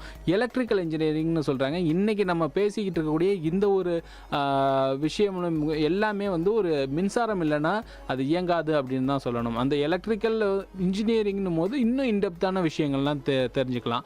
இது இல்லாமல் மெக்கட்ரானிக்ஸ் அப்படின்ட்டு ஒரு புதுவிதமான ஒரு இது இருக்குது. அதாவது மெக்கானிக்கல் அப்புறம் எலக்ட்ரானிக்ஸ் இந்த ரெண்டுத்தையும் இணைச்சி மெக்கானிக்கல் இன்ஜினியரிங்கில் இருக்கக்கூடிய விஷயங்களையும் எடுத்துக்குவாங்க, எலக்ட்ரானிக்ஸில் இருக்கக்கூடிய விஷயங்களையும் எடுத்துக்குவாங்க. இப்போ நம்ம ரோபோட்டிக்ஸ்ன்னு பார்க்கும்போது அது ரோபோட்டு வந்து எலக்ட்ரானிக்கலாகவே ஒர்க் பண்ணக்கூடிய ஒரு சில விஷயங்கள். பெரிய பெரிய இயந்திரங்கள் எல்லாத்தையுமே வந்து மெக்கட்ரானிக்ஸ் அப்படின்ற ஒரு சில பொறியியல் துறைகளில் குள்ளாக்க கொண்டு வராங்க. இதை தாண்டி பார்த்திங்கன்னா மெக்கானிக்கல் தனியாகவே இருக்குது. மெட்டலர்ஜி அப்படின்னு சொல்லிட்டு ஒரு இன்ஜினியரிங் துறை இருக்குது. கரெக்டாக சொன்னீங்க. மெட்ரலர்ஜி வந்து எதுக்குன்னு பார்த்தீங்கன்னா வந்து மெட்டீரியல் சயின்ஸு, அப்புறம் வந்து இந்த தெர்மோடைனமிக்ஸ் அந்த மாதிரியான பிரிவுகள் மூலமாக வந்து அதை வந்து வகைப்படுத்துகிறாங்க. அடுத்ததாக பார்த்தீங்கன்னா இந்த சாஃப்ட்வேர் இன்ஜினியரிங், ஹார்ட்வேர் இன்ஜினியரிங் சொன்னாங்க. இந்த கம்ப்யூட்டர் அந்த மாதிரியான விஷயங்கள் படிப்புகள் படிக்கும்போது பார்த்தீங்கன்னா ஆப்ஸு, வெப்சைட்டு டிசைன் பண்ணுறது, இந்த மாதிரியான விஷயங்கள் வந்து ஒவ்வொரு துறை, அதாவது இன்ஜினியரிங்னு வந்து தனியாக பொதுவாக சொல்ல முடியாது, அதிலே வந்து பல கிளைகள் இருக்குதா சொல்ல முடியும். இப்போது இந்த இன்ஜினியரிங் வந்து அந்த கெமிக்கல் இன்ஜினியரிங்காக இருக்கட்டும், இந்த சாஃப்ட்வேர் இன்ஜினியரிங் இதை தாண்டி வந்து நம்ம நமக்கு வந்து டிரான்ஸ்போர்ட்டில் வந்து நம்ம அதிகமாக விஷயம் இந்த இன்ஜினியரிங் பார்த்துருக்கோம். ஆனால் கடலுக்குள்ளே நம்ம பாலம் கட்டுறதுனாலும் இல்லை வந்து மீன் பிடிக்கிறதுக்கு வந்து அதிகமான வசதி தேவைப்பட்டனாலும் வந்து மெரைன் இன்ஜினியரிங் ஒரு இது இருக்குது. அதை படித்தோம்னா நமக்கு வந்து இன்றைக்கி இந்த சூழ்நிலை வந்து அதிகமான வரவேற்பு இருக்குது. ஏன் அப்படின்னா வந்து இனிமேல் வந்து கடல் வாணிபம் அதிகமாக போகிற நேரத்தில் இன்றைக்கி நம்ம கடலில் ஒரு கப்பலை வந்து ஒரு கன்ஸ்ட்ரக்ட் பண்ணால் கூட அந்த கப்பலில் கேப்டன் இருக்கிறாரோ இல்லையா, கண்டிப்பாக அதுக்குள்ளே மெரைன் இன்ஜினியர் கண்டிப்பாக இருக்கிறாங்க. ஏன் அப்படின்னா அந்த புயல் வர நேரத்தில் எந்த நேரத்துலையும் அந்த கடலோட தரத்தை அறிஞ்சு படித்து அவங்க அதிலே வந்து பிஎஸ்டி வாங்குற ஆளு கூட இருக்கிறாங்க. அதனால தான் வந்து இந்த மெரைன் இன்ஜினியரிங் வந்து மிகவும் ஒவ்வொரு கப்பலுக்கும் அது பெரிய பெரிய ஷிப்புக்கெலாம் வந்து நிச்சயமாக தேவைப்படுது. ஒவ்வொரு இன்ஜினியரிங்குமே வந்து ஒரு ஸ்பெஷாலிட்டி இருக்கும். அதாவது இன்ஜினியரிங் வந்து மற்ற கோர்ஸ்லேருந்து எப்பவுமே தனிப்பட்டு விளங்கும். ஏன்னா எந்த ஒரு கோர்ஸுக்குமே வந்து கணிதம் அப்படின்றது வந்து ஒரு துணைக்கோளாக இருக்கலாம். ஆனால் வந்து கணிதம் வந்து ஒரு மிகப்பெரிய பார்ட்டாக ப்ளே பண்ணுறது எதில் அப்படின்னு பார்த்தீங்கன்னா இன்ஜினியரிங். சார் சொன்ன மாதிரி வந்து மெரைனில் மட்டும் இல்லை, ஏரோநாட்டிக்கல் இன்ஜினியரிங் இருக்குது, இன்ஸ்ட்ருமெண்டல் இன்ஜினியரிங் இருக்குது. இன்ஜினியரிங் வந்து ஒரு விஷயத்தை இன்னுமே தன்மைப்படுத்துகிற ஒரு விஷயமா இருக்கலாம். மேபி வந்து ஒரு இன்ஜினியரிங், இப்போ ஒரு மெட்டலர்ஜி படிக்கிற ஒரு இன்ஜினியர் வந்து நாளைக்கே வந்து ஒரு சாஃப்ட்வேர் இன்ஜினியர் ஆகிருக்காங்க. இந்த மாதிரி பலர் வந்து இன்ஜினியரிங் படிக்கிறவங்க இன்ஜினியர் அந்த ஒரு ஃபீல்டில் மட்டும் அப்படின்னு இல்லாமல் நிறைய ஃபீல்டை வந்து ஒளியறதுக்கு காரணம் என்ன அப்படின்னு பார்த்தீங்கன்னா, இன்ஜினியர் வந்து ரொம்ப ஒரு டஃப்பான சுச்சுவேஷன்ஸ்லாம் ஹேண்டில் பண்ணுவாங்க. மற்ற கோர்ஸை விட இன்ஜினியரிங் எப்பயுமே கஷ்டம் அப்படின்னு நிறைய பேர் சொல்லி நம்ம கேள்விப்பட்டிருப்போம். அது காரணம் என்னென்னா கணிதம் தான். கணிதம் அப்படின்றது வந்து எல்லா விஷயத்துக்குமே அடிப்படையான ஒரு விஷயம். அந்த அடிப்படையான ஒரு விஷயத்தை ரொம்பவும் கை தேர்ந்தவங்க தான் இந்த இன்ஜினியர்ஸ். என்னதான் சாஃப்ட்வேர் இன்ஜினியரிங் வந்து என்ன அவ்வளோ லாங்குவேஜ் C++ எவ்வளோ லாங்குவேஜஸ் இருக்குது, பட் அவங்கள வந்து மேத்தமெட்டிக்ஸை ஃபுல்லாக புரிஞ்சு அந்த லாஜிக்ஸை இம்ப்ளிமெண்ட் பண்ணால் மட்டும்தான் அவங்க ஒரு சாஃப்ட்வேர் இன்ஜினியராக ஆக முடியும். சரி, இப்போ இந்த சாஃப்ட்வேர் இன்ஜினியர்ஸை பற்றி இவ்வளோ விஷயங்கள் சொன்னீங்க. இன்ஜினியர்னு பொதுவாக ஒரு வார்த்தையை எடுத்துக்கிட்டோம் அப்படின்னு பார்த்தீங்கன்னா, அந்த இன்ஜினியர்களுக்கு ஒரு படிப்பு படிக்கணும். அப்படி படித்து முடித்த பிறகு தான் அவங்க வந்து அந்த இன்ஜினியரிங் ஃபீல்டில் வந்து வேலை செய்ய முடியும் அப்படின்ற ஒரு கணக்கு இருக்குது. இந்த முறையில் இருக்கும்போது நம்ம இந்த இன்ஜினியர்ஸுக்கு வந்து எந்த சொசைட்டியில் எந்த ஒரு இடத்துல வச்சுருக்கோம் அப்படின்னு பார்த்திங்கன்னா ரொம்ப உன்னதமான ஒரு இடத்துல இருக்கும். ஏன் அப்படின்ற ஒரு கேள்வியும் இருக்குது. இந்த சொசைட்டி இந்த அளவுக்கு வளர்ச்சி பெற்றிருக்கு அப்படின்னா இன்ஜினியர் இல்லாமல் முடியவே முடியாது. இந்த பொறியாளர்களுக்கான ஒரு அடையாளம் அப்படின்னும் போது நான் இப்போ ஒரு முக்கியமான ஒரு விஷயத்த சொல்ல போகிறேன். இது ரொம்ப சிறப்பான ஒரு விஷயம், ஆனால் பல பேருக்கு நம்மளுக்கு தெரியறதில்ல. இன்ஜினியர்ஸ் ரிங் கேள்விப்பட்டிருக்கீங்களா? இல்லைங்களே. இன்ஜினியர்களுக்காக இருக்கக்கூடிய ஒரு மோதிரம். இந்த மோதிரத்தை பற்றி தான் நான் இப்போ சொல்ல போகிறேன். என்னென்னு பார்த்தீங்கன்னா, ஆரம்ப காலகட்டத்தில் இந்த பொறியியல் துறையில் இருக்கக்கூடியவங்க எல்லாருமே சமூகத்துக்கு ஏதாவது ஒரு நல்ல விஷயத்தை செய்யணும், இந்த சமூகம் மேம்படுறதுக்கான ஒரு சில விஷயங்களை செய்யணும் அப்படின்றதுக்காக தங்களுடைய படிப்பை வந்து இந்த மாதிரியான விஷயங்களில் ஈடுபடுத்திகிட்டு இருந்தாங்க. பின்னால் இந்த சமூகத்துக்கு இது எப்படி உதவுது அப்படின்றத தாண்டி பெரிய பெரிய கட்டமைப்புகள் கட்டும்போது அந்த கட்டமைப்புகள் இடிஞ்சு போகிறதுக்கான வாய்ப்புகள் நிறைய இருந்துருந்துச்சு. ஏன்னா அந்த காலத்தில் இருந்த இன்ஜினியரிங் ஸ்ட்ரக்சர்ஸ், இன்ஜினியரில் இருந்து அந்த ஒரு டெக்னாலஜி எல்லாம் ரொம்ப கம்மியாக இருந்த காலகட்டம். அப்போ வந்து இதை இன்னும் மேம்படுத்தணும் அப்படின்னும் போது ஒரு பெரிய ஒரு டிசாஸ்டர் 1907ஆம் ஆண்டில் கியூபக் பிரிட்ஜ் கொலாப்ஸ் அப்படின்னு சொல்லுவாங்க. இது அமெரிக்காவில் நடந்தது. இந்த கியூபக் பிரிட்ஜ் கொலாப்ஸ் ஆன பிறகு இந்த இன்ஜினியர்களுக்கு எல்லாம் ஒரு சின்ன ஆர்டர் ஆஃப் த இன்ஜினியர் அப்படின்ற மாதிரி கொண்டு வரணும்னு விருப்பப்பட்டாங்க. ஒரு அமைச்சகம் மாதிரி American order of the engineer அப்படின்ட்டு ஒரு அமைப்பை உருவாக்குனாங்க. அந்த அமைப்பில் இவங்க வந்து கிராஜுவேஷன் படிப்பாங்க, அதாவது பொறியியலுக்கான பட்டப்படிப்புகள் படிப்பாங்க, மேற்படிப்புகளும் படிப்பாங்க. இப்படி எல்லா பட்டப்படிப்புகளும் முடிஞ்ச பிறகு அவங்க வந்து ஒரு உறுதிமொழி ஏற்பாங்க. ஒரு இன்ஜினியராக இருந்து இந்த சொசைட்டிக்கு என்னென்ன விதங்களில் நாங்கள் வந்து கடமைகள் செய்யணும் அப்படின்றதுக்கான அனைத்து விதமான உறுதிமொழியும் எடுப்பாங்க. அப்படி எடுக்கும்போது அவங்களுக்கு ஒரு செர்மனி நடக்கும். செர்மனி இந்த சென்ஸ் அதை எப்படி சொல்லுவோம்னா ஒரு நிகழ்வு நடக்கும். அந்த நிகழ்வில் என்ன பண்ணுவாங்கன்னா, இவர் இந்த இன்ஜினியரிங் துறையை தேர்ந்தெடுத்திருக்காரு, சமூகத்துக்கான நல்லது எல்லாத்தையும் செய்யறதுக்கு இந்த இன்ஜினியரிங் துறையை இவர் பயன்படுத்துவார் அப்படின்றதுக்கான ஒரு அங்கீகாரமாக அந்த இன்ஜினியரிங் டே வந்து செய்வாங்க. இது நடக்கும்போது தான் அங்கே வந்து ஒரு முக்கியமான ஒரு விஷயம் நடக்கும். அதுக்கு பேர் தான் இன்ஜினியரிங் ரிங் செர்மனி அப்படின்னு சொல்கிறாங்க. இந்த இன்ஜினியரிங் ரிங்ஸ் செர்மனி அப்படின்றது என்னன்னா, அந்த இன்ஜினியருக்கு கையில் ஒரு மோதிரம் அணிவிப்பாங்க. அந்த மோதிரம் ஒரு பெரிய மோதிரத்துக்குள்ள கையை விட்டு அதில் வந்து அணிவிக்கிற மாதிரியான ஒரு முறை. இது ரொம்ப நாளாக நடந்துட்டு இருக்கு. 1907ஆம் ஆண்டில் இந்த கியூபக் பிரிட்ஜ் இடிஞ்சதுக்கு அப்புறமா தான் இந்த ஆர்டர்ன்ற ஒரு அமைச்சகத்தை உருவாக்கி அதுலேருந்து இந்த படிப்புகள்லாம் அவங்களுக்கு படிக்க வச்சு இந்த ரிங்கையும் வந்து ஒரு அடையாள சின்னமாக கொடுக்குறாங்க. ஸோ இந்த இன்ஜினியர்ஸ் ரிங்குன்ற ஒரு விஷயத்தை பற்றி இது வரைக்கும் கேள்விப்படாதவங்களுக்கு இது ஒரு சிறப்பான தகவலாக இருக்கும். இன்னைக்கு அறிவோம் ஆயிரம் நிகழ்ச்சியில் நான் என்னோட சார்பாக இன்ஜினியர்கள் சார்பாக ஒரு சின்ன ஒரு கருத்தை பகிர்ந்துக்கிறேன். நீங்கள் நிறைய விஷயங்கள் தெளிவாக சொன்னீங்க. அதாவது மருத்துவம் மாதிரியே வந்து இன்ஜினியரிங் துறையும் வந்து மக்களுக்கு சேவை செய்கிற ஒரு விஷயம்தான். அதாவது எந்த படிப்பு படிச்சிருக்காங்கன்னு முக்கியம் இல்லை, நம்ம என்ன வேலை செய்கிறோம் அதனால் வந்து எத்தனை பேருக்கு வந்து பயன் கிடைக்கிறது தான் முக்கியம். இப்போ இங்கே இருக்கிற சூழல் பார்த்திங்கன்னா, இந்தியாவிலே இப்போ வந்து பல பொறியியல் கல்லூரிகள்லாம் இருக்குது. அங்கே பார்த்தீங்கன்னா இப்போ வந்து ரொம்ப அப்டேட் பண்ண ஆரம்பிச்சிட்டாங்க. ஒவ்வொரு பாடத்திட்டத்தையுமே வந்து அப்டேட் பண்ண ஆரம்பிச்சிட்டாங்க. இன்னொரு விஷயம், அவங்களோட பிளேஸ்மெண்ட்ஸ் அந்த மாதிரியான விஷயத்துக்காக என்ன பண்ணிட்டாங்கன்னா, ஒரு கம்பெனியோடைய டைஅப். ஸோ உங்கள் கம்பெனிக்கு எந்த மாதிரியான வேலைக்கு ஆட்கள் வேணும்னு சொல்லிட்டு அதற்கான பாடத்திட்டத்தை இங்கே வந்து ரெடி பண்ண ஆரம்பிச்சிட்டாங்க.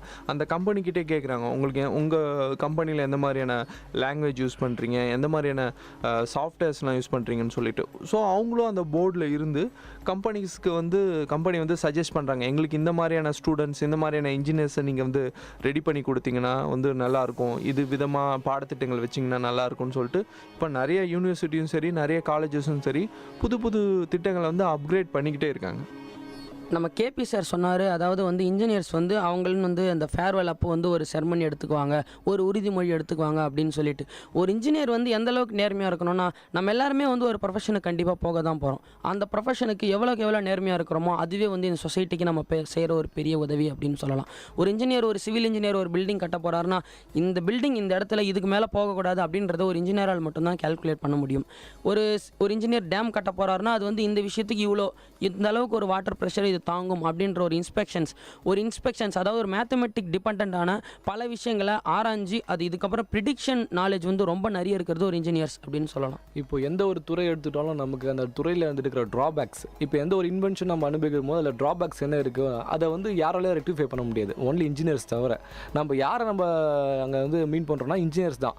எந்த ஒரு விஷயம் நமக்கு ட்ராபேக் இருக்குனாலும் வந்து இன்ஜினியர்ஸ் தான் பார்த்துப்பாங்க. அது அடுத்து அதில் அப்டேட் பண்ணிட்டு போகிற வேலையை அவங்க தான் பார்த்துப்பாங்க. இப்போ ட்ராபேக் அப்படின்னு சொன்னோன்னே எனக்கு ஒரு சின்ன யோசனை வந்துச்சு. அதாவது ட்ராபேக்குன்றது ஒரு தடங்கள் தானே, அந்த தடங்கள் மாதிரி இப்போ நம்மளோட அறிவோமாயிரம் நிகழ்ச்சியில் ஒரு சிறிய இடைவேளைக்கு அப்புறம் இன்னும் பல தகவலை நம்ம அறிவோமாயிரம் நிகழ்ச்சியில் இன்ஜினியர்ஸ் டே தொடர்பாக தெரிஞ்சுக்கலாம்.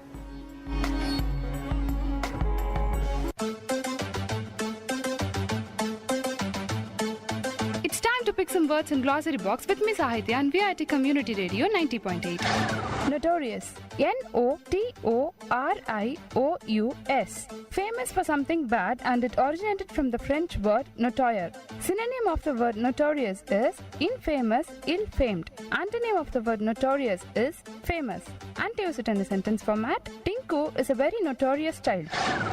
To pick more words from glossary box, stay tuned to VIT Community Radio 90.8.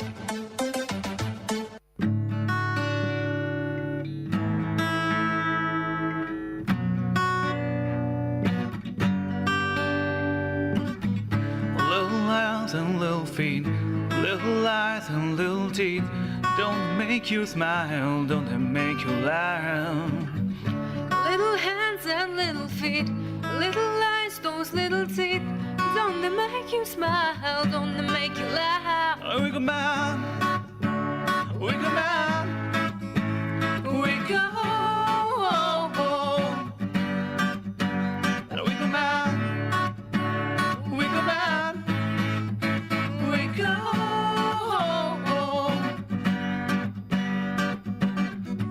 Every weekend that goes by, run to you, they climb on you. You know you love them so, and they can feel it too.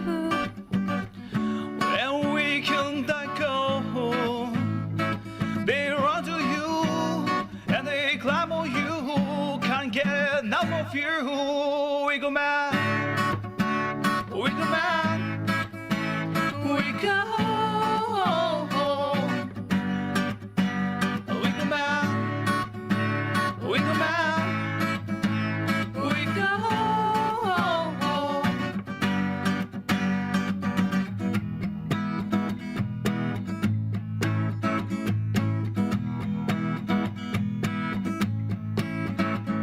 Cause happiness is like a flu. If I catch it, you get it too. If you think about it, you'll feel it too. So stand up, run fast, go find someone. Well, meaning share a loving heart. Cause the time has come, just gather around and hold their arms, we go mad. We go mad. We go. Hey, we go mad. Little hands and little feet, little eyes, those little teeth. Don't they make you smile, don't they make you laugh? We go mad. Every weekend that We go mad. until they climb on you. Know you love them so, and they can feel it too. We go mad.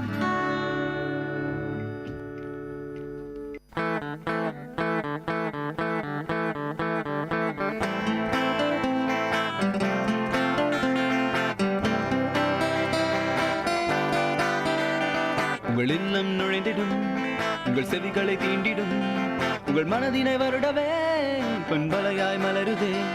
உங்கள் இல்லம் நுழைந்திடும், உங்கள் செவிகளை தீண்டிடும், உங்கள் மனதினை வருடவே பண்பலையாய் மலருதே.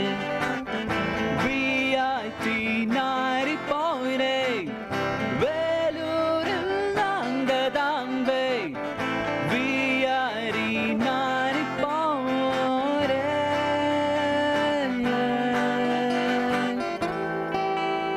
நீங்கள் கேட்டுக்கொண்டிருப்பது VIT பண்பலை 90.8 விஐடி பல்கலைக்கழகத்தின் சமுதாய வானொலி.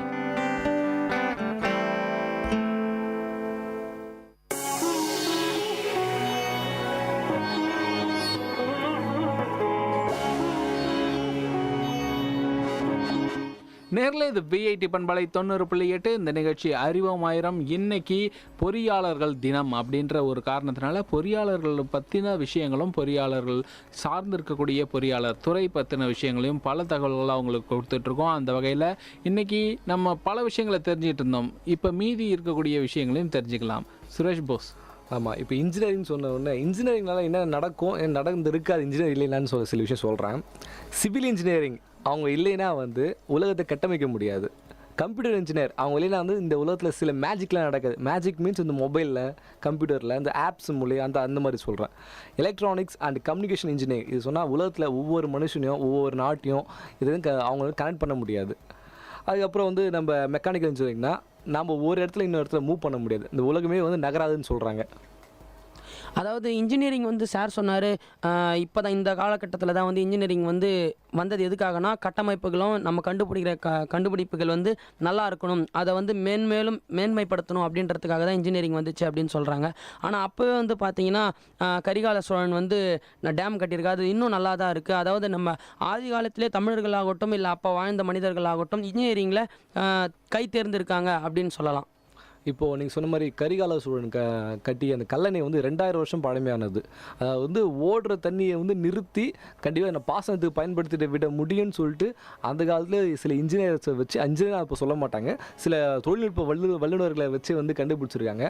அது மாதிரி இன்னொரு பெரிய வந்து ஒரு நமக்கு கட்டிடக்கலையிலே வந்து ஒரு இந்தியாவுக்கே அல்லது தமிழகத்துக்கே முன்னோதரமாக இருக்கிறது வந்து நம்ம பெரிய கோயில், தஞ்சை பெரிய கோயில். அதோட தஞ்சைக்கு பெரிய கோயிலோட அந்த தொழில்நுட்பம் என்ன மாதிரி சொல்லலாம் அப்படின்னு பார்த்தீங்கன்னா, அந்த இடத்துல அந்த கல்களே இல்லையா, வேறு ஏதோ இடத்துல வந்து கொண்டு வந்து வச்சுருக்காங்க. அது வந்து அவ்வளோ பெரிய அந்த அந்த கல்லை வந்து கூட்டிகிட்டு வந்து எப்படி அவ்வளோ தூரம் வந்து கொண்டு போய் மேலே வச்சாங்கன்றதே அது மிகப்பெரிய ஒரு இன்ஜினியரிங்கான ஒரு சான்று தான். அது அந்த சில கிரேன்லாம் இல்லாத டைம்லேயே வந்து அந்த ராட்டினத்தை வச்சு அவ்வளோ தூரம் மேலே ஏற்றிருக்காங்க. அதுவும் இல்லாமல் வந்து சூரிய வெளிச்சம் வந்து அந்த விக்கிரகத்தில் பட்டால் கூட அது தரையில் பட்டாது, அந்த நிழல் அந்த மாதிரி வந்து கட்டமைச்சிருக்காங்க. இது வந்து ஒரு மிகப்பெரிய வந்து தொழில்நுட்பத்துக்கான முன்னுதாரணம். அது மட்டும் இல்லை, அப்போவே வந்து கோயில்களில் கலசம் வைக்கிறதாகட்டும் இது எல்லாமே வந்து இந்த தண்டரை வந்து தாங்குற சில விஷயங்கள் இருக்குது அந்த கலசத்தில் அப்படின்னு நம்ம கேள்விப்பட்டிருக்கோம். ஸோ அப்பத்துலேருந்தே வந்து தொழில்நுட்ப கலையின் மூலிமா நாம் ஒரு இன்ஜினியரிங்கை வெளிப்படுத்தியிருக்கோம் அப்படின்னு கூட சொல்லலாம். இன்ஜினியர்ஸ் வந்து ஏன் இவ்வளோ ஸ்பெஷல் இன்ஜினியர்ஸ் டே அப்படின்னு இருக்குது அப்படின்னு பார்த்தீங்கன்னா, ஒவ்வொரு கண்டுபிடிப்புகளுக்கும் பின்னாடி ஒரு இன்ஜினியர் தான் கண்டிப்பாக இருப்பார். அந்த இன்ஜினியர்ஸ் வந்து இப்போ நம்ம சொன்னார் சார் வந்து கம்பெனிஸ் கூட டைப் வச்சுருக்காங்க. ஒரு ப்ராஜெக்ட் மேனேஜர்ஸாவோ இல்லை வந்து ஒரு கம்பெனி ப்ராடக்ட்டுக்கு கீழே ஒர்க் பண்ணுற அந்த ஒரு இன்ஜினியர்ஸை விட நிறைய இன்ஜினியர்ஸ் இனோவேட்டிவாக திங்க் பண்ணுறாங்க. அவங்களோட ப்ராஜெக்ட்ஸ் வந்து ரொம்பவும் இனோவேட்டிவாக இருக்குது. இன்ஜினியர்ஸ் தான் வந்து இந்தியாவோட பெருமை அப்படின்னு கூட சொல்லலாம். ஒவ்வொரு சயின்டிஸ்ட்டுமே வந்து அதுக்கு முன்னாடி ஒரு இன்ஜினியராக தான் இருந்திருப்பாங்க அப்படின்னு கூட சொல்லலாம். அது மற்றவங்க நினச்சி கூட பார்க்க முடியாத பல விஷயங்களில் வந்து நாம் வந்து இந்தியா வந்து அடிமை தலையில் பூண்டு இருக்கும்போதே வந்து Subramaniam Chandrasekhar, sir C V ராமன்லாம் வந்து இந்த ஃபிசிக்கல் சயின்ஸில் வந்து அதுவும் இல்லாமல் இன்ஜினியரிங் டிபார்ட்மெண்ட்டில் வந்து நோபல் பரிசை வாங்கியிருக்காங்க. அதில் அவங்க அது மட்டும் இல்லை, நம்ம ஸ்டீவ் ஜாப்ஸ் கூட பார்த்தீங்கன்னா மெட்டலர்ஜி தான் படித்தார். அதுக்கும் கம்ப்யூட்டர் சயின்ஸுக்கும் சம்மந்தம் இல்லைன்னு நம்ம யோசிக்கலாம். ஆனால் வந்து இன்ஜினியரிங் அவருக்கு அதில் ஒரு இன்ட்ரெஸ்டிங் வர வச்சு அதுக்கப்புறம் அதில் அவர் எவ்வளோ பேர் ஆளாக இருக்காருன்னு நம்ம எல்லாருக்குமே தெரியும்.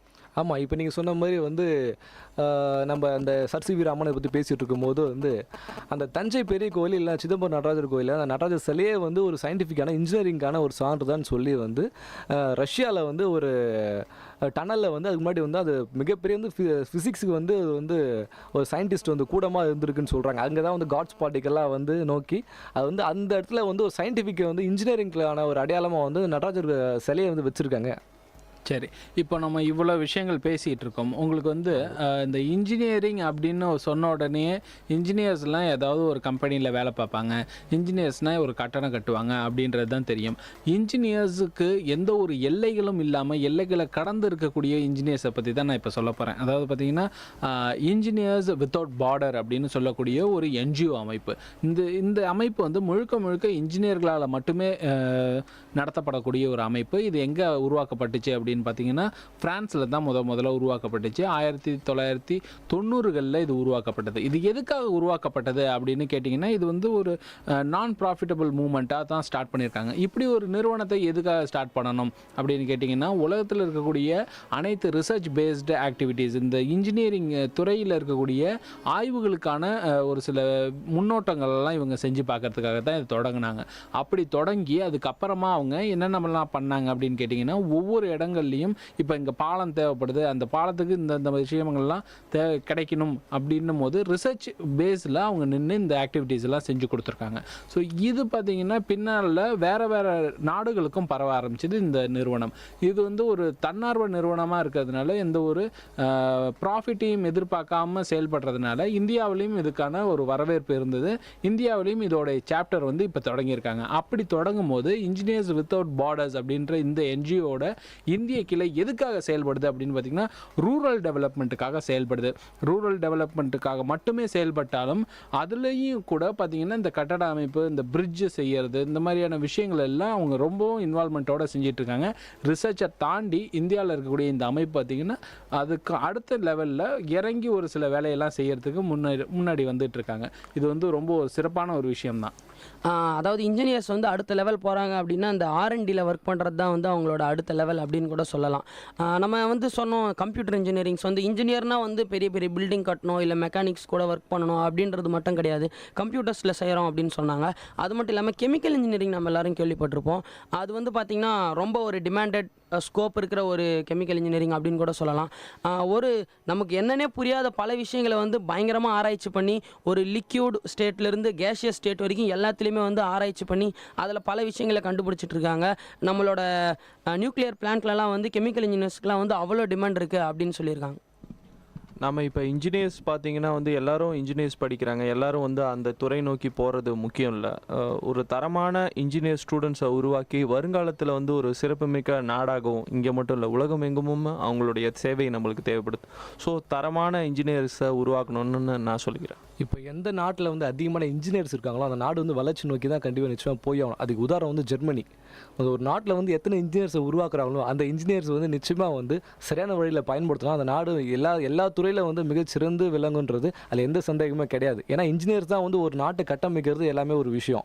இன்ஜினியர்ஸ் இல்லாமல் வந்து எந்த விஷயம் நினச்சி கூட பார்க்க முடியாது.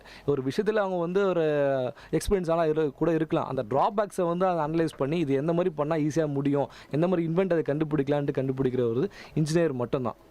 அதாவது என்ன அப்படின்னு பார்த்தீங்கன்னா, இன்ஜினியர்ஸ் வந்து ஒரு ஜாபுக்காக இன்னும் அவங்களோட லைஃப் டார்கெட்ஸுக்காக வந்து படிக்கிறத விட அவங்களோட ஸ்கோப் என்ன, அவங்களோட டார்கெட் என்ன, அதாவது அவங்களுக்கு எதில் செல்ஃப் இன்ட்ரெஸ்ட் ஜாஸ்தி அப்படின்றது தெரிஞ்சு அதில் அவங்க டெவலப் பண்ணிக்கிறதுக்காக ஒரு இன்ஜினியராக வந்தாங்கன்னா எல்லாருமே வந்து ஒரு சயின்டிஸ்ட்டாக வர்றதுக்கான சான்சஸ் நிறைய இருக்குது. ஒவ்வொருத்தரும் வந்து ஒரு கம்பெனியில் போய் வேலை செய்கிறதுக்கு இன்ஜினியரிங் தேவைன்னா கண்டிப்பாக தேவை. ஆனால் வந்து பிஇ அதுக்காக கிடையாது. நம்ம காலேஜஸும் சரி, நம்ம யூனிவர்சிட்டியும் சரி, இப்போ இருக்கிற இந்த ஸ்டாண்டர்டை விட இன்னும் நிறைய ப்ராக்டிக்கல் இம்ப்ளிமெண்டேஷன்ஸ்லாம் காலேஜஸில் கொடுத்தா ரொம்ப அழகாக இருக்கும். நம்ம ஸ்டூடெண்ட்ஸுக்கும் வந்து அது படிக்கிறதுக்கு மட்டும் இல்லாமல் ஒரு ப்ராக்டிக்கல் நாலேஜ் கெயின் பண்ணும்போது தான் வந்து ஒரு இன்ஜினியரோட ஃபுல் எஃபர்ட் வந்து மொத்தமாக வெளியே தெரியும் அப்படின்னு சொல்லலாம். ஸோ வந்து ஒரு இன்ஜினியர்ஸுக்கான ஒரு நல்ல ஒரு பிளாட்ஃபார்மை இந்தியா அமைச்சு தர்றதுக்கான நிறைய விஷயங்கள் நம்ம இந்தியாவில் இருக்குது. வெறும் இன்ஜினியர்ஸ் வந்து சொன்ன விஷயத்தையே வந்து செய்கிறது மாதிரி இல்லாமல் எல்லா இன்ஜினியர்ஸும் கொண்டாடுறதில்ல. சில இன்ஜினியர்ஸ் எதுக்கு கொண்டாடுறாங்கன்னா எந்த ரொம்ப அதிகமாக தேவை இருக்கும் அந்த விஷயத்தை வந்து நம்ம மக்களுக்கு ஈஸியாக மாற்றுறாங்களோ அந்த இன்வென்ட்டை கண்டுபிடிச்ச இன்ஜினியர் தான் கொண்டாடிட்டு இருக்கோம். அதான் ஒரு பழமொழி இருக்குது, படைப்பை வணங்காத படைச்சனை வணங்குன்னு சொல்கிறாங்க. அதுக்கு என்ன காரணம்னா ஒரு இன்வென்ஷனை வணங்குறதை விட அந்த இன்வென்ஷனை கண்டுபிடிச்சவனை வந்து அவனை வணங்கணும்னு சொல்கிறாங்க. ஏன்னா இன்ஜினியருக்கு வந்து சரியான இன்ஜினியருக்கு வந்து அவ்வளோ அங்கே மரியாதை கிடைக்குது. இன்வென்டர்ஸ் தான் இன்ஜினியர்ஸ் இல்லையா? கண்டிப்பாக ஆமாம். ஸோ ஒரு இன்ஜினியர்ஸ்க்கான மரியாதைக்காக தான் நம்ம வந்து இந்த விஐடி கம்யூனிட்டி ரேடியோவில் வந்து இப்போ இன்ஜினியர்ஸ் டே வந்து இந்த அளவுக்கு பேசிக்கிட்டு இருக்கோம் அப்படின்னு சொல்லலாம். சரி, இப்போ இது தாண்டி வேறு என்ன விஷயத்தை நம்ம சொல்ல போகிறோம் அப்படின்னு கேட்டிங்கன்னா, art without engineering is a dreaming. அதாவது ஒரு கலை இல்லாத தொழில்நுட்பம் பார்த்திங்கன்னா கனவு மாதிரி தான் இருக்கும். Engineering without art is calculating. அதாவது பார்த்திங்கன்னா தொழில்நுட்பம் வந்து அதில் கலை இல்லை அப்படின்னா அது வெறும் கணிதமாக தான் இருக்கும். அதை தாண்டி அது ஒரு செயல்முறையாக கொண்டு வர முடியாது அப்படின்னு சொல்கிறாங்க. இது எதுக்காக சொல்கிறாங்கன்னா, இன்ஜினியரிங் ஃபீல்டு இல்லாமல் எந்த ஒரு விஷயமும் செய்ய முடியாது. கலைன்றது இன்ஜினியரிங் கூட சேர்ந்தால் தான் ஒரு நல்ல ஒரு பொருளாக மாறும் அப்படின்ற ஒரு உன்னதமான ஒரு கருத்தை சொல்கிறாங்க. இன்றைக்கி இருக்கக்கூடிய நிலைமையில் நம்ம பார்த்தோம்னா இந்த இன்ஜினியரிங் அப்படின்றத எப்படி விவரிக்கிறாங்க அப்படின்னு கேட்டால், நீங்கள் வந்து கல்யாணம் ஆகிருக்கா உங்களுக்கு அப்படின்னா இல்லை நான் சிங்கிள் அப்படின்னு சொல்லுவாங்க, இல்லை கல்யாணம் ஆகிடுச்சுன்னா மேரிட்னு சொல்லுவாங்க. சில பேர் ஒரு சில விஷயங்களை சொல்ல முடியாத நிலைமையில் இருப்பாங்க. என்ன ரிலேஷன்ஷிப்பில் நீங்கள் இருக்கீங்கன்னா ஐ எம் இன்ஜினியர் அப்படின்னு சொல்கிற மாதிரி, நான் வந்து இன்ஜினியரிங் துறையில் இருக்கிறது என்னுடைய ரிலேஷன்ஷிப் அப்படின்னு சொல்கிற அளவுக்கு இன்றைக்கி வந்து முன்னேறிடுச்சு. இப்படி ஒரு விஷயத்தை நம்ம இன்றைக்கி சொல்கிறோம் அப்படின்னா இன்றைக்கி பொறியாளர்கள் தினம். பொறியாளர்கள் இல்லாமல் நம்ம நாடு மட்டும் இல்லை, இந்த உலகத்தில் இருக்கக்கூடிய எந்த ஒரு இடத்துலையும் எந்த ஒரு வளர்ச்சியும் இருக்காது அப்படின்றது உண்மை. அதுதான் நிதர்சனம். அந்த ஒரு நிதர்சனத்தை இன்றைக்கி நம்மளோட மனசில் வச்சுக்குவோம். பொறியாளர்களை மதிப்போம். பொறியாளர்கள் துறையை வந்து வளர்கிறதுக்கு அடுத்த கட்டத்துக்கு கொண்டு போகிறதுக்கு நம்மளால் முடிஞ்ச உதவிகளை செய்வோம். பொறியாளர்கள் அனைவரும் ரொம்ப பெருமையாக இருக்கலாம். இன்றைக்கி பொறியாளர்கள் தினம். அறிவுமாயிரம் நிகழ்ச்சியில் பல்வேறு தகவல்களை பொறியாளர் துறையை பற்றியும் பொறியாளர்கள் பற்றியும் தெரிஞ்சுக்கிட்டோம். உங்களை விட்டு விடைபெறுவது உங்கள் அன்பு தோழன் KP ஆனந்த். என்னுடன் இருந்து விடைபெறுவது சுரேஷ் போஸ், ரஞ்சித் குமார், நித்யராஜ். நன்றி நேர்களே.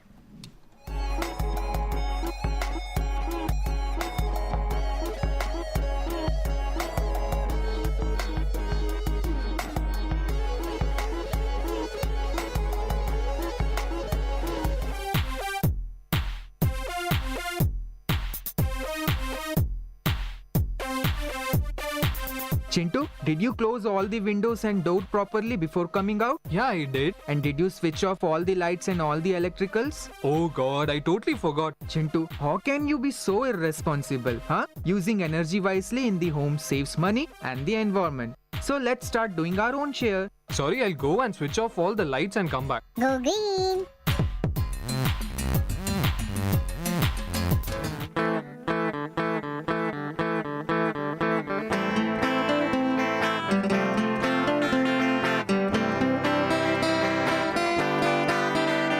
உங்கள் இல்லம் நுழைந்திடும், உங்கள் செவிகளை தீண்டிடும், உங்கள் மனதினை வருடவே பண்பலையாய் மலருதே. உங்கள் இல்லம் நுழைந்திடும், உங்கள் செவிகளை தீண்டிடும், உங்கள் மனதினை வருடவே பண்பலையாய் மலருதே. VIT 90.8 வேலூரில் நாங்கள் தாங்கே. VIT 90.8.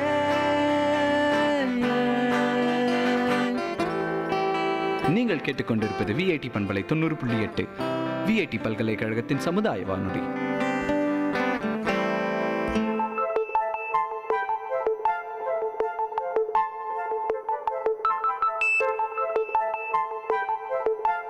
மகிழ்ச்சி நிறைந்த அறிவு சார்ந்த நிகழ்ச்சிகளால் உங்கள் மனங்களை கவர்ந்த இன்றைய ஒளிபரப்பு இனிதே நிறைவு பெறுகிறது.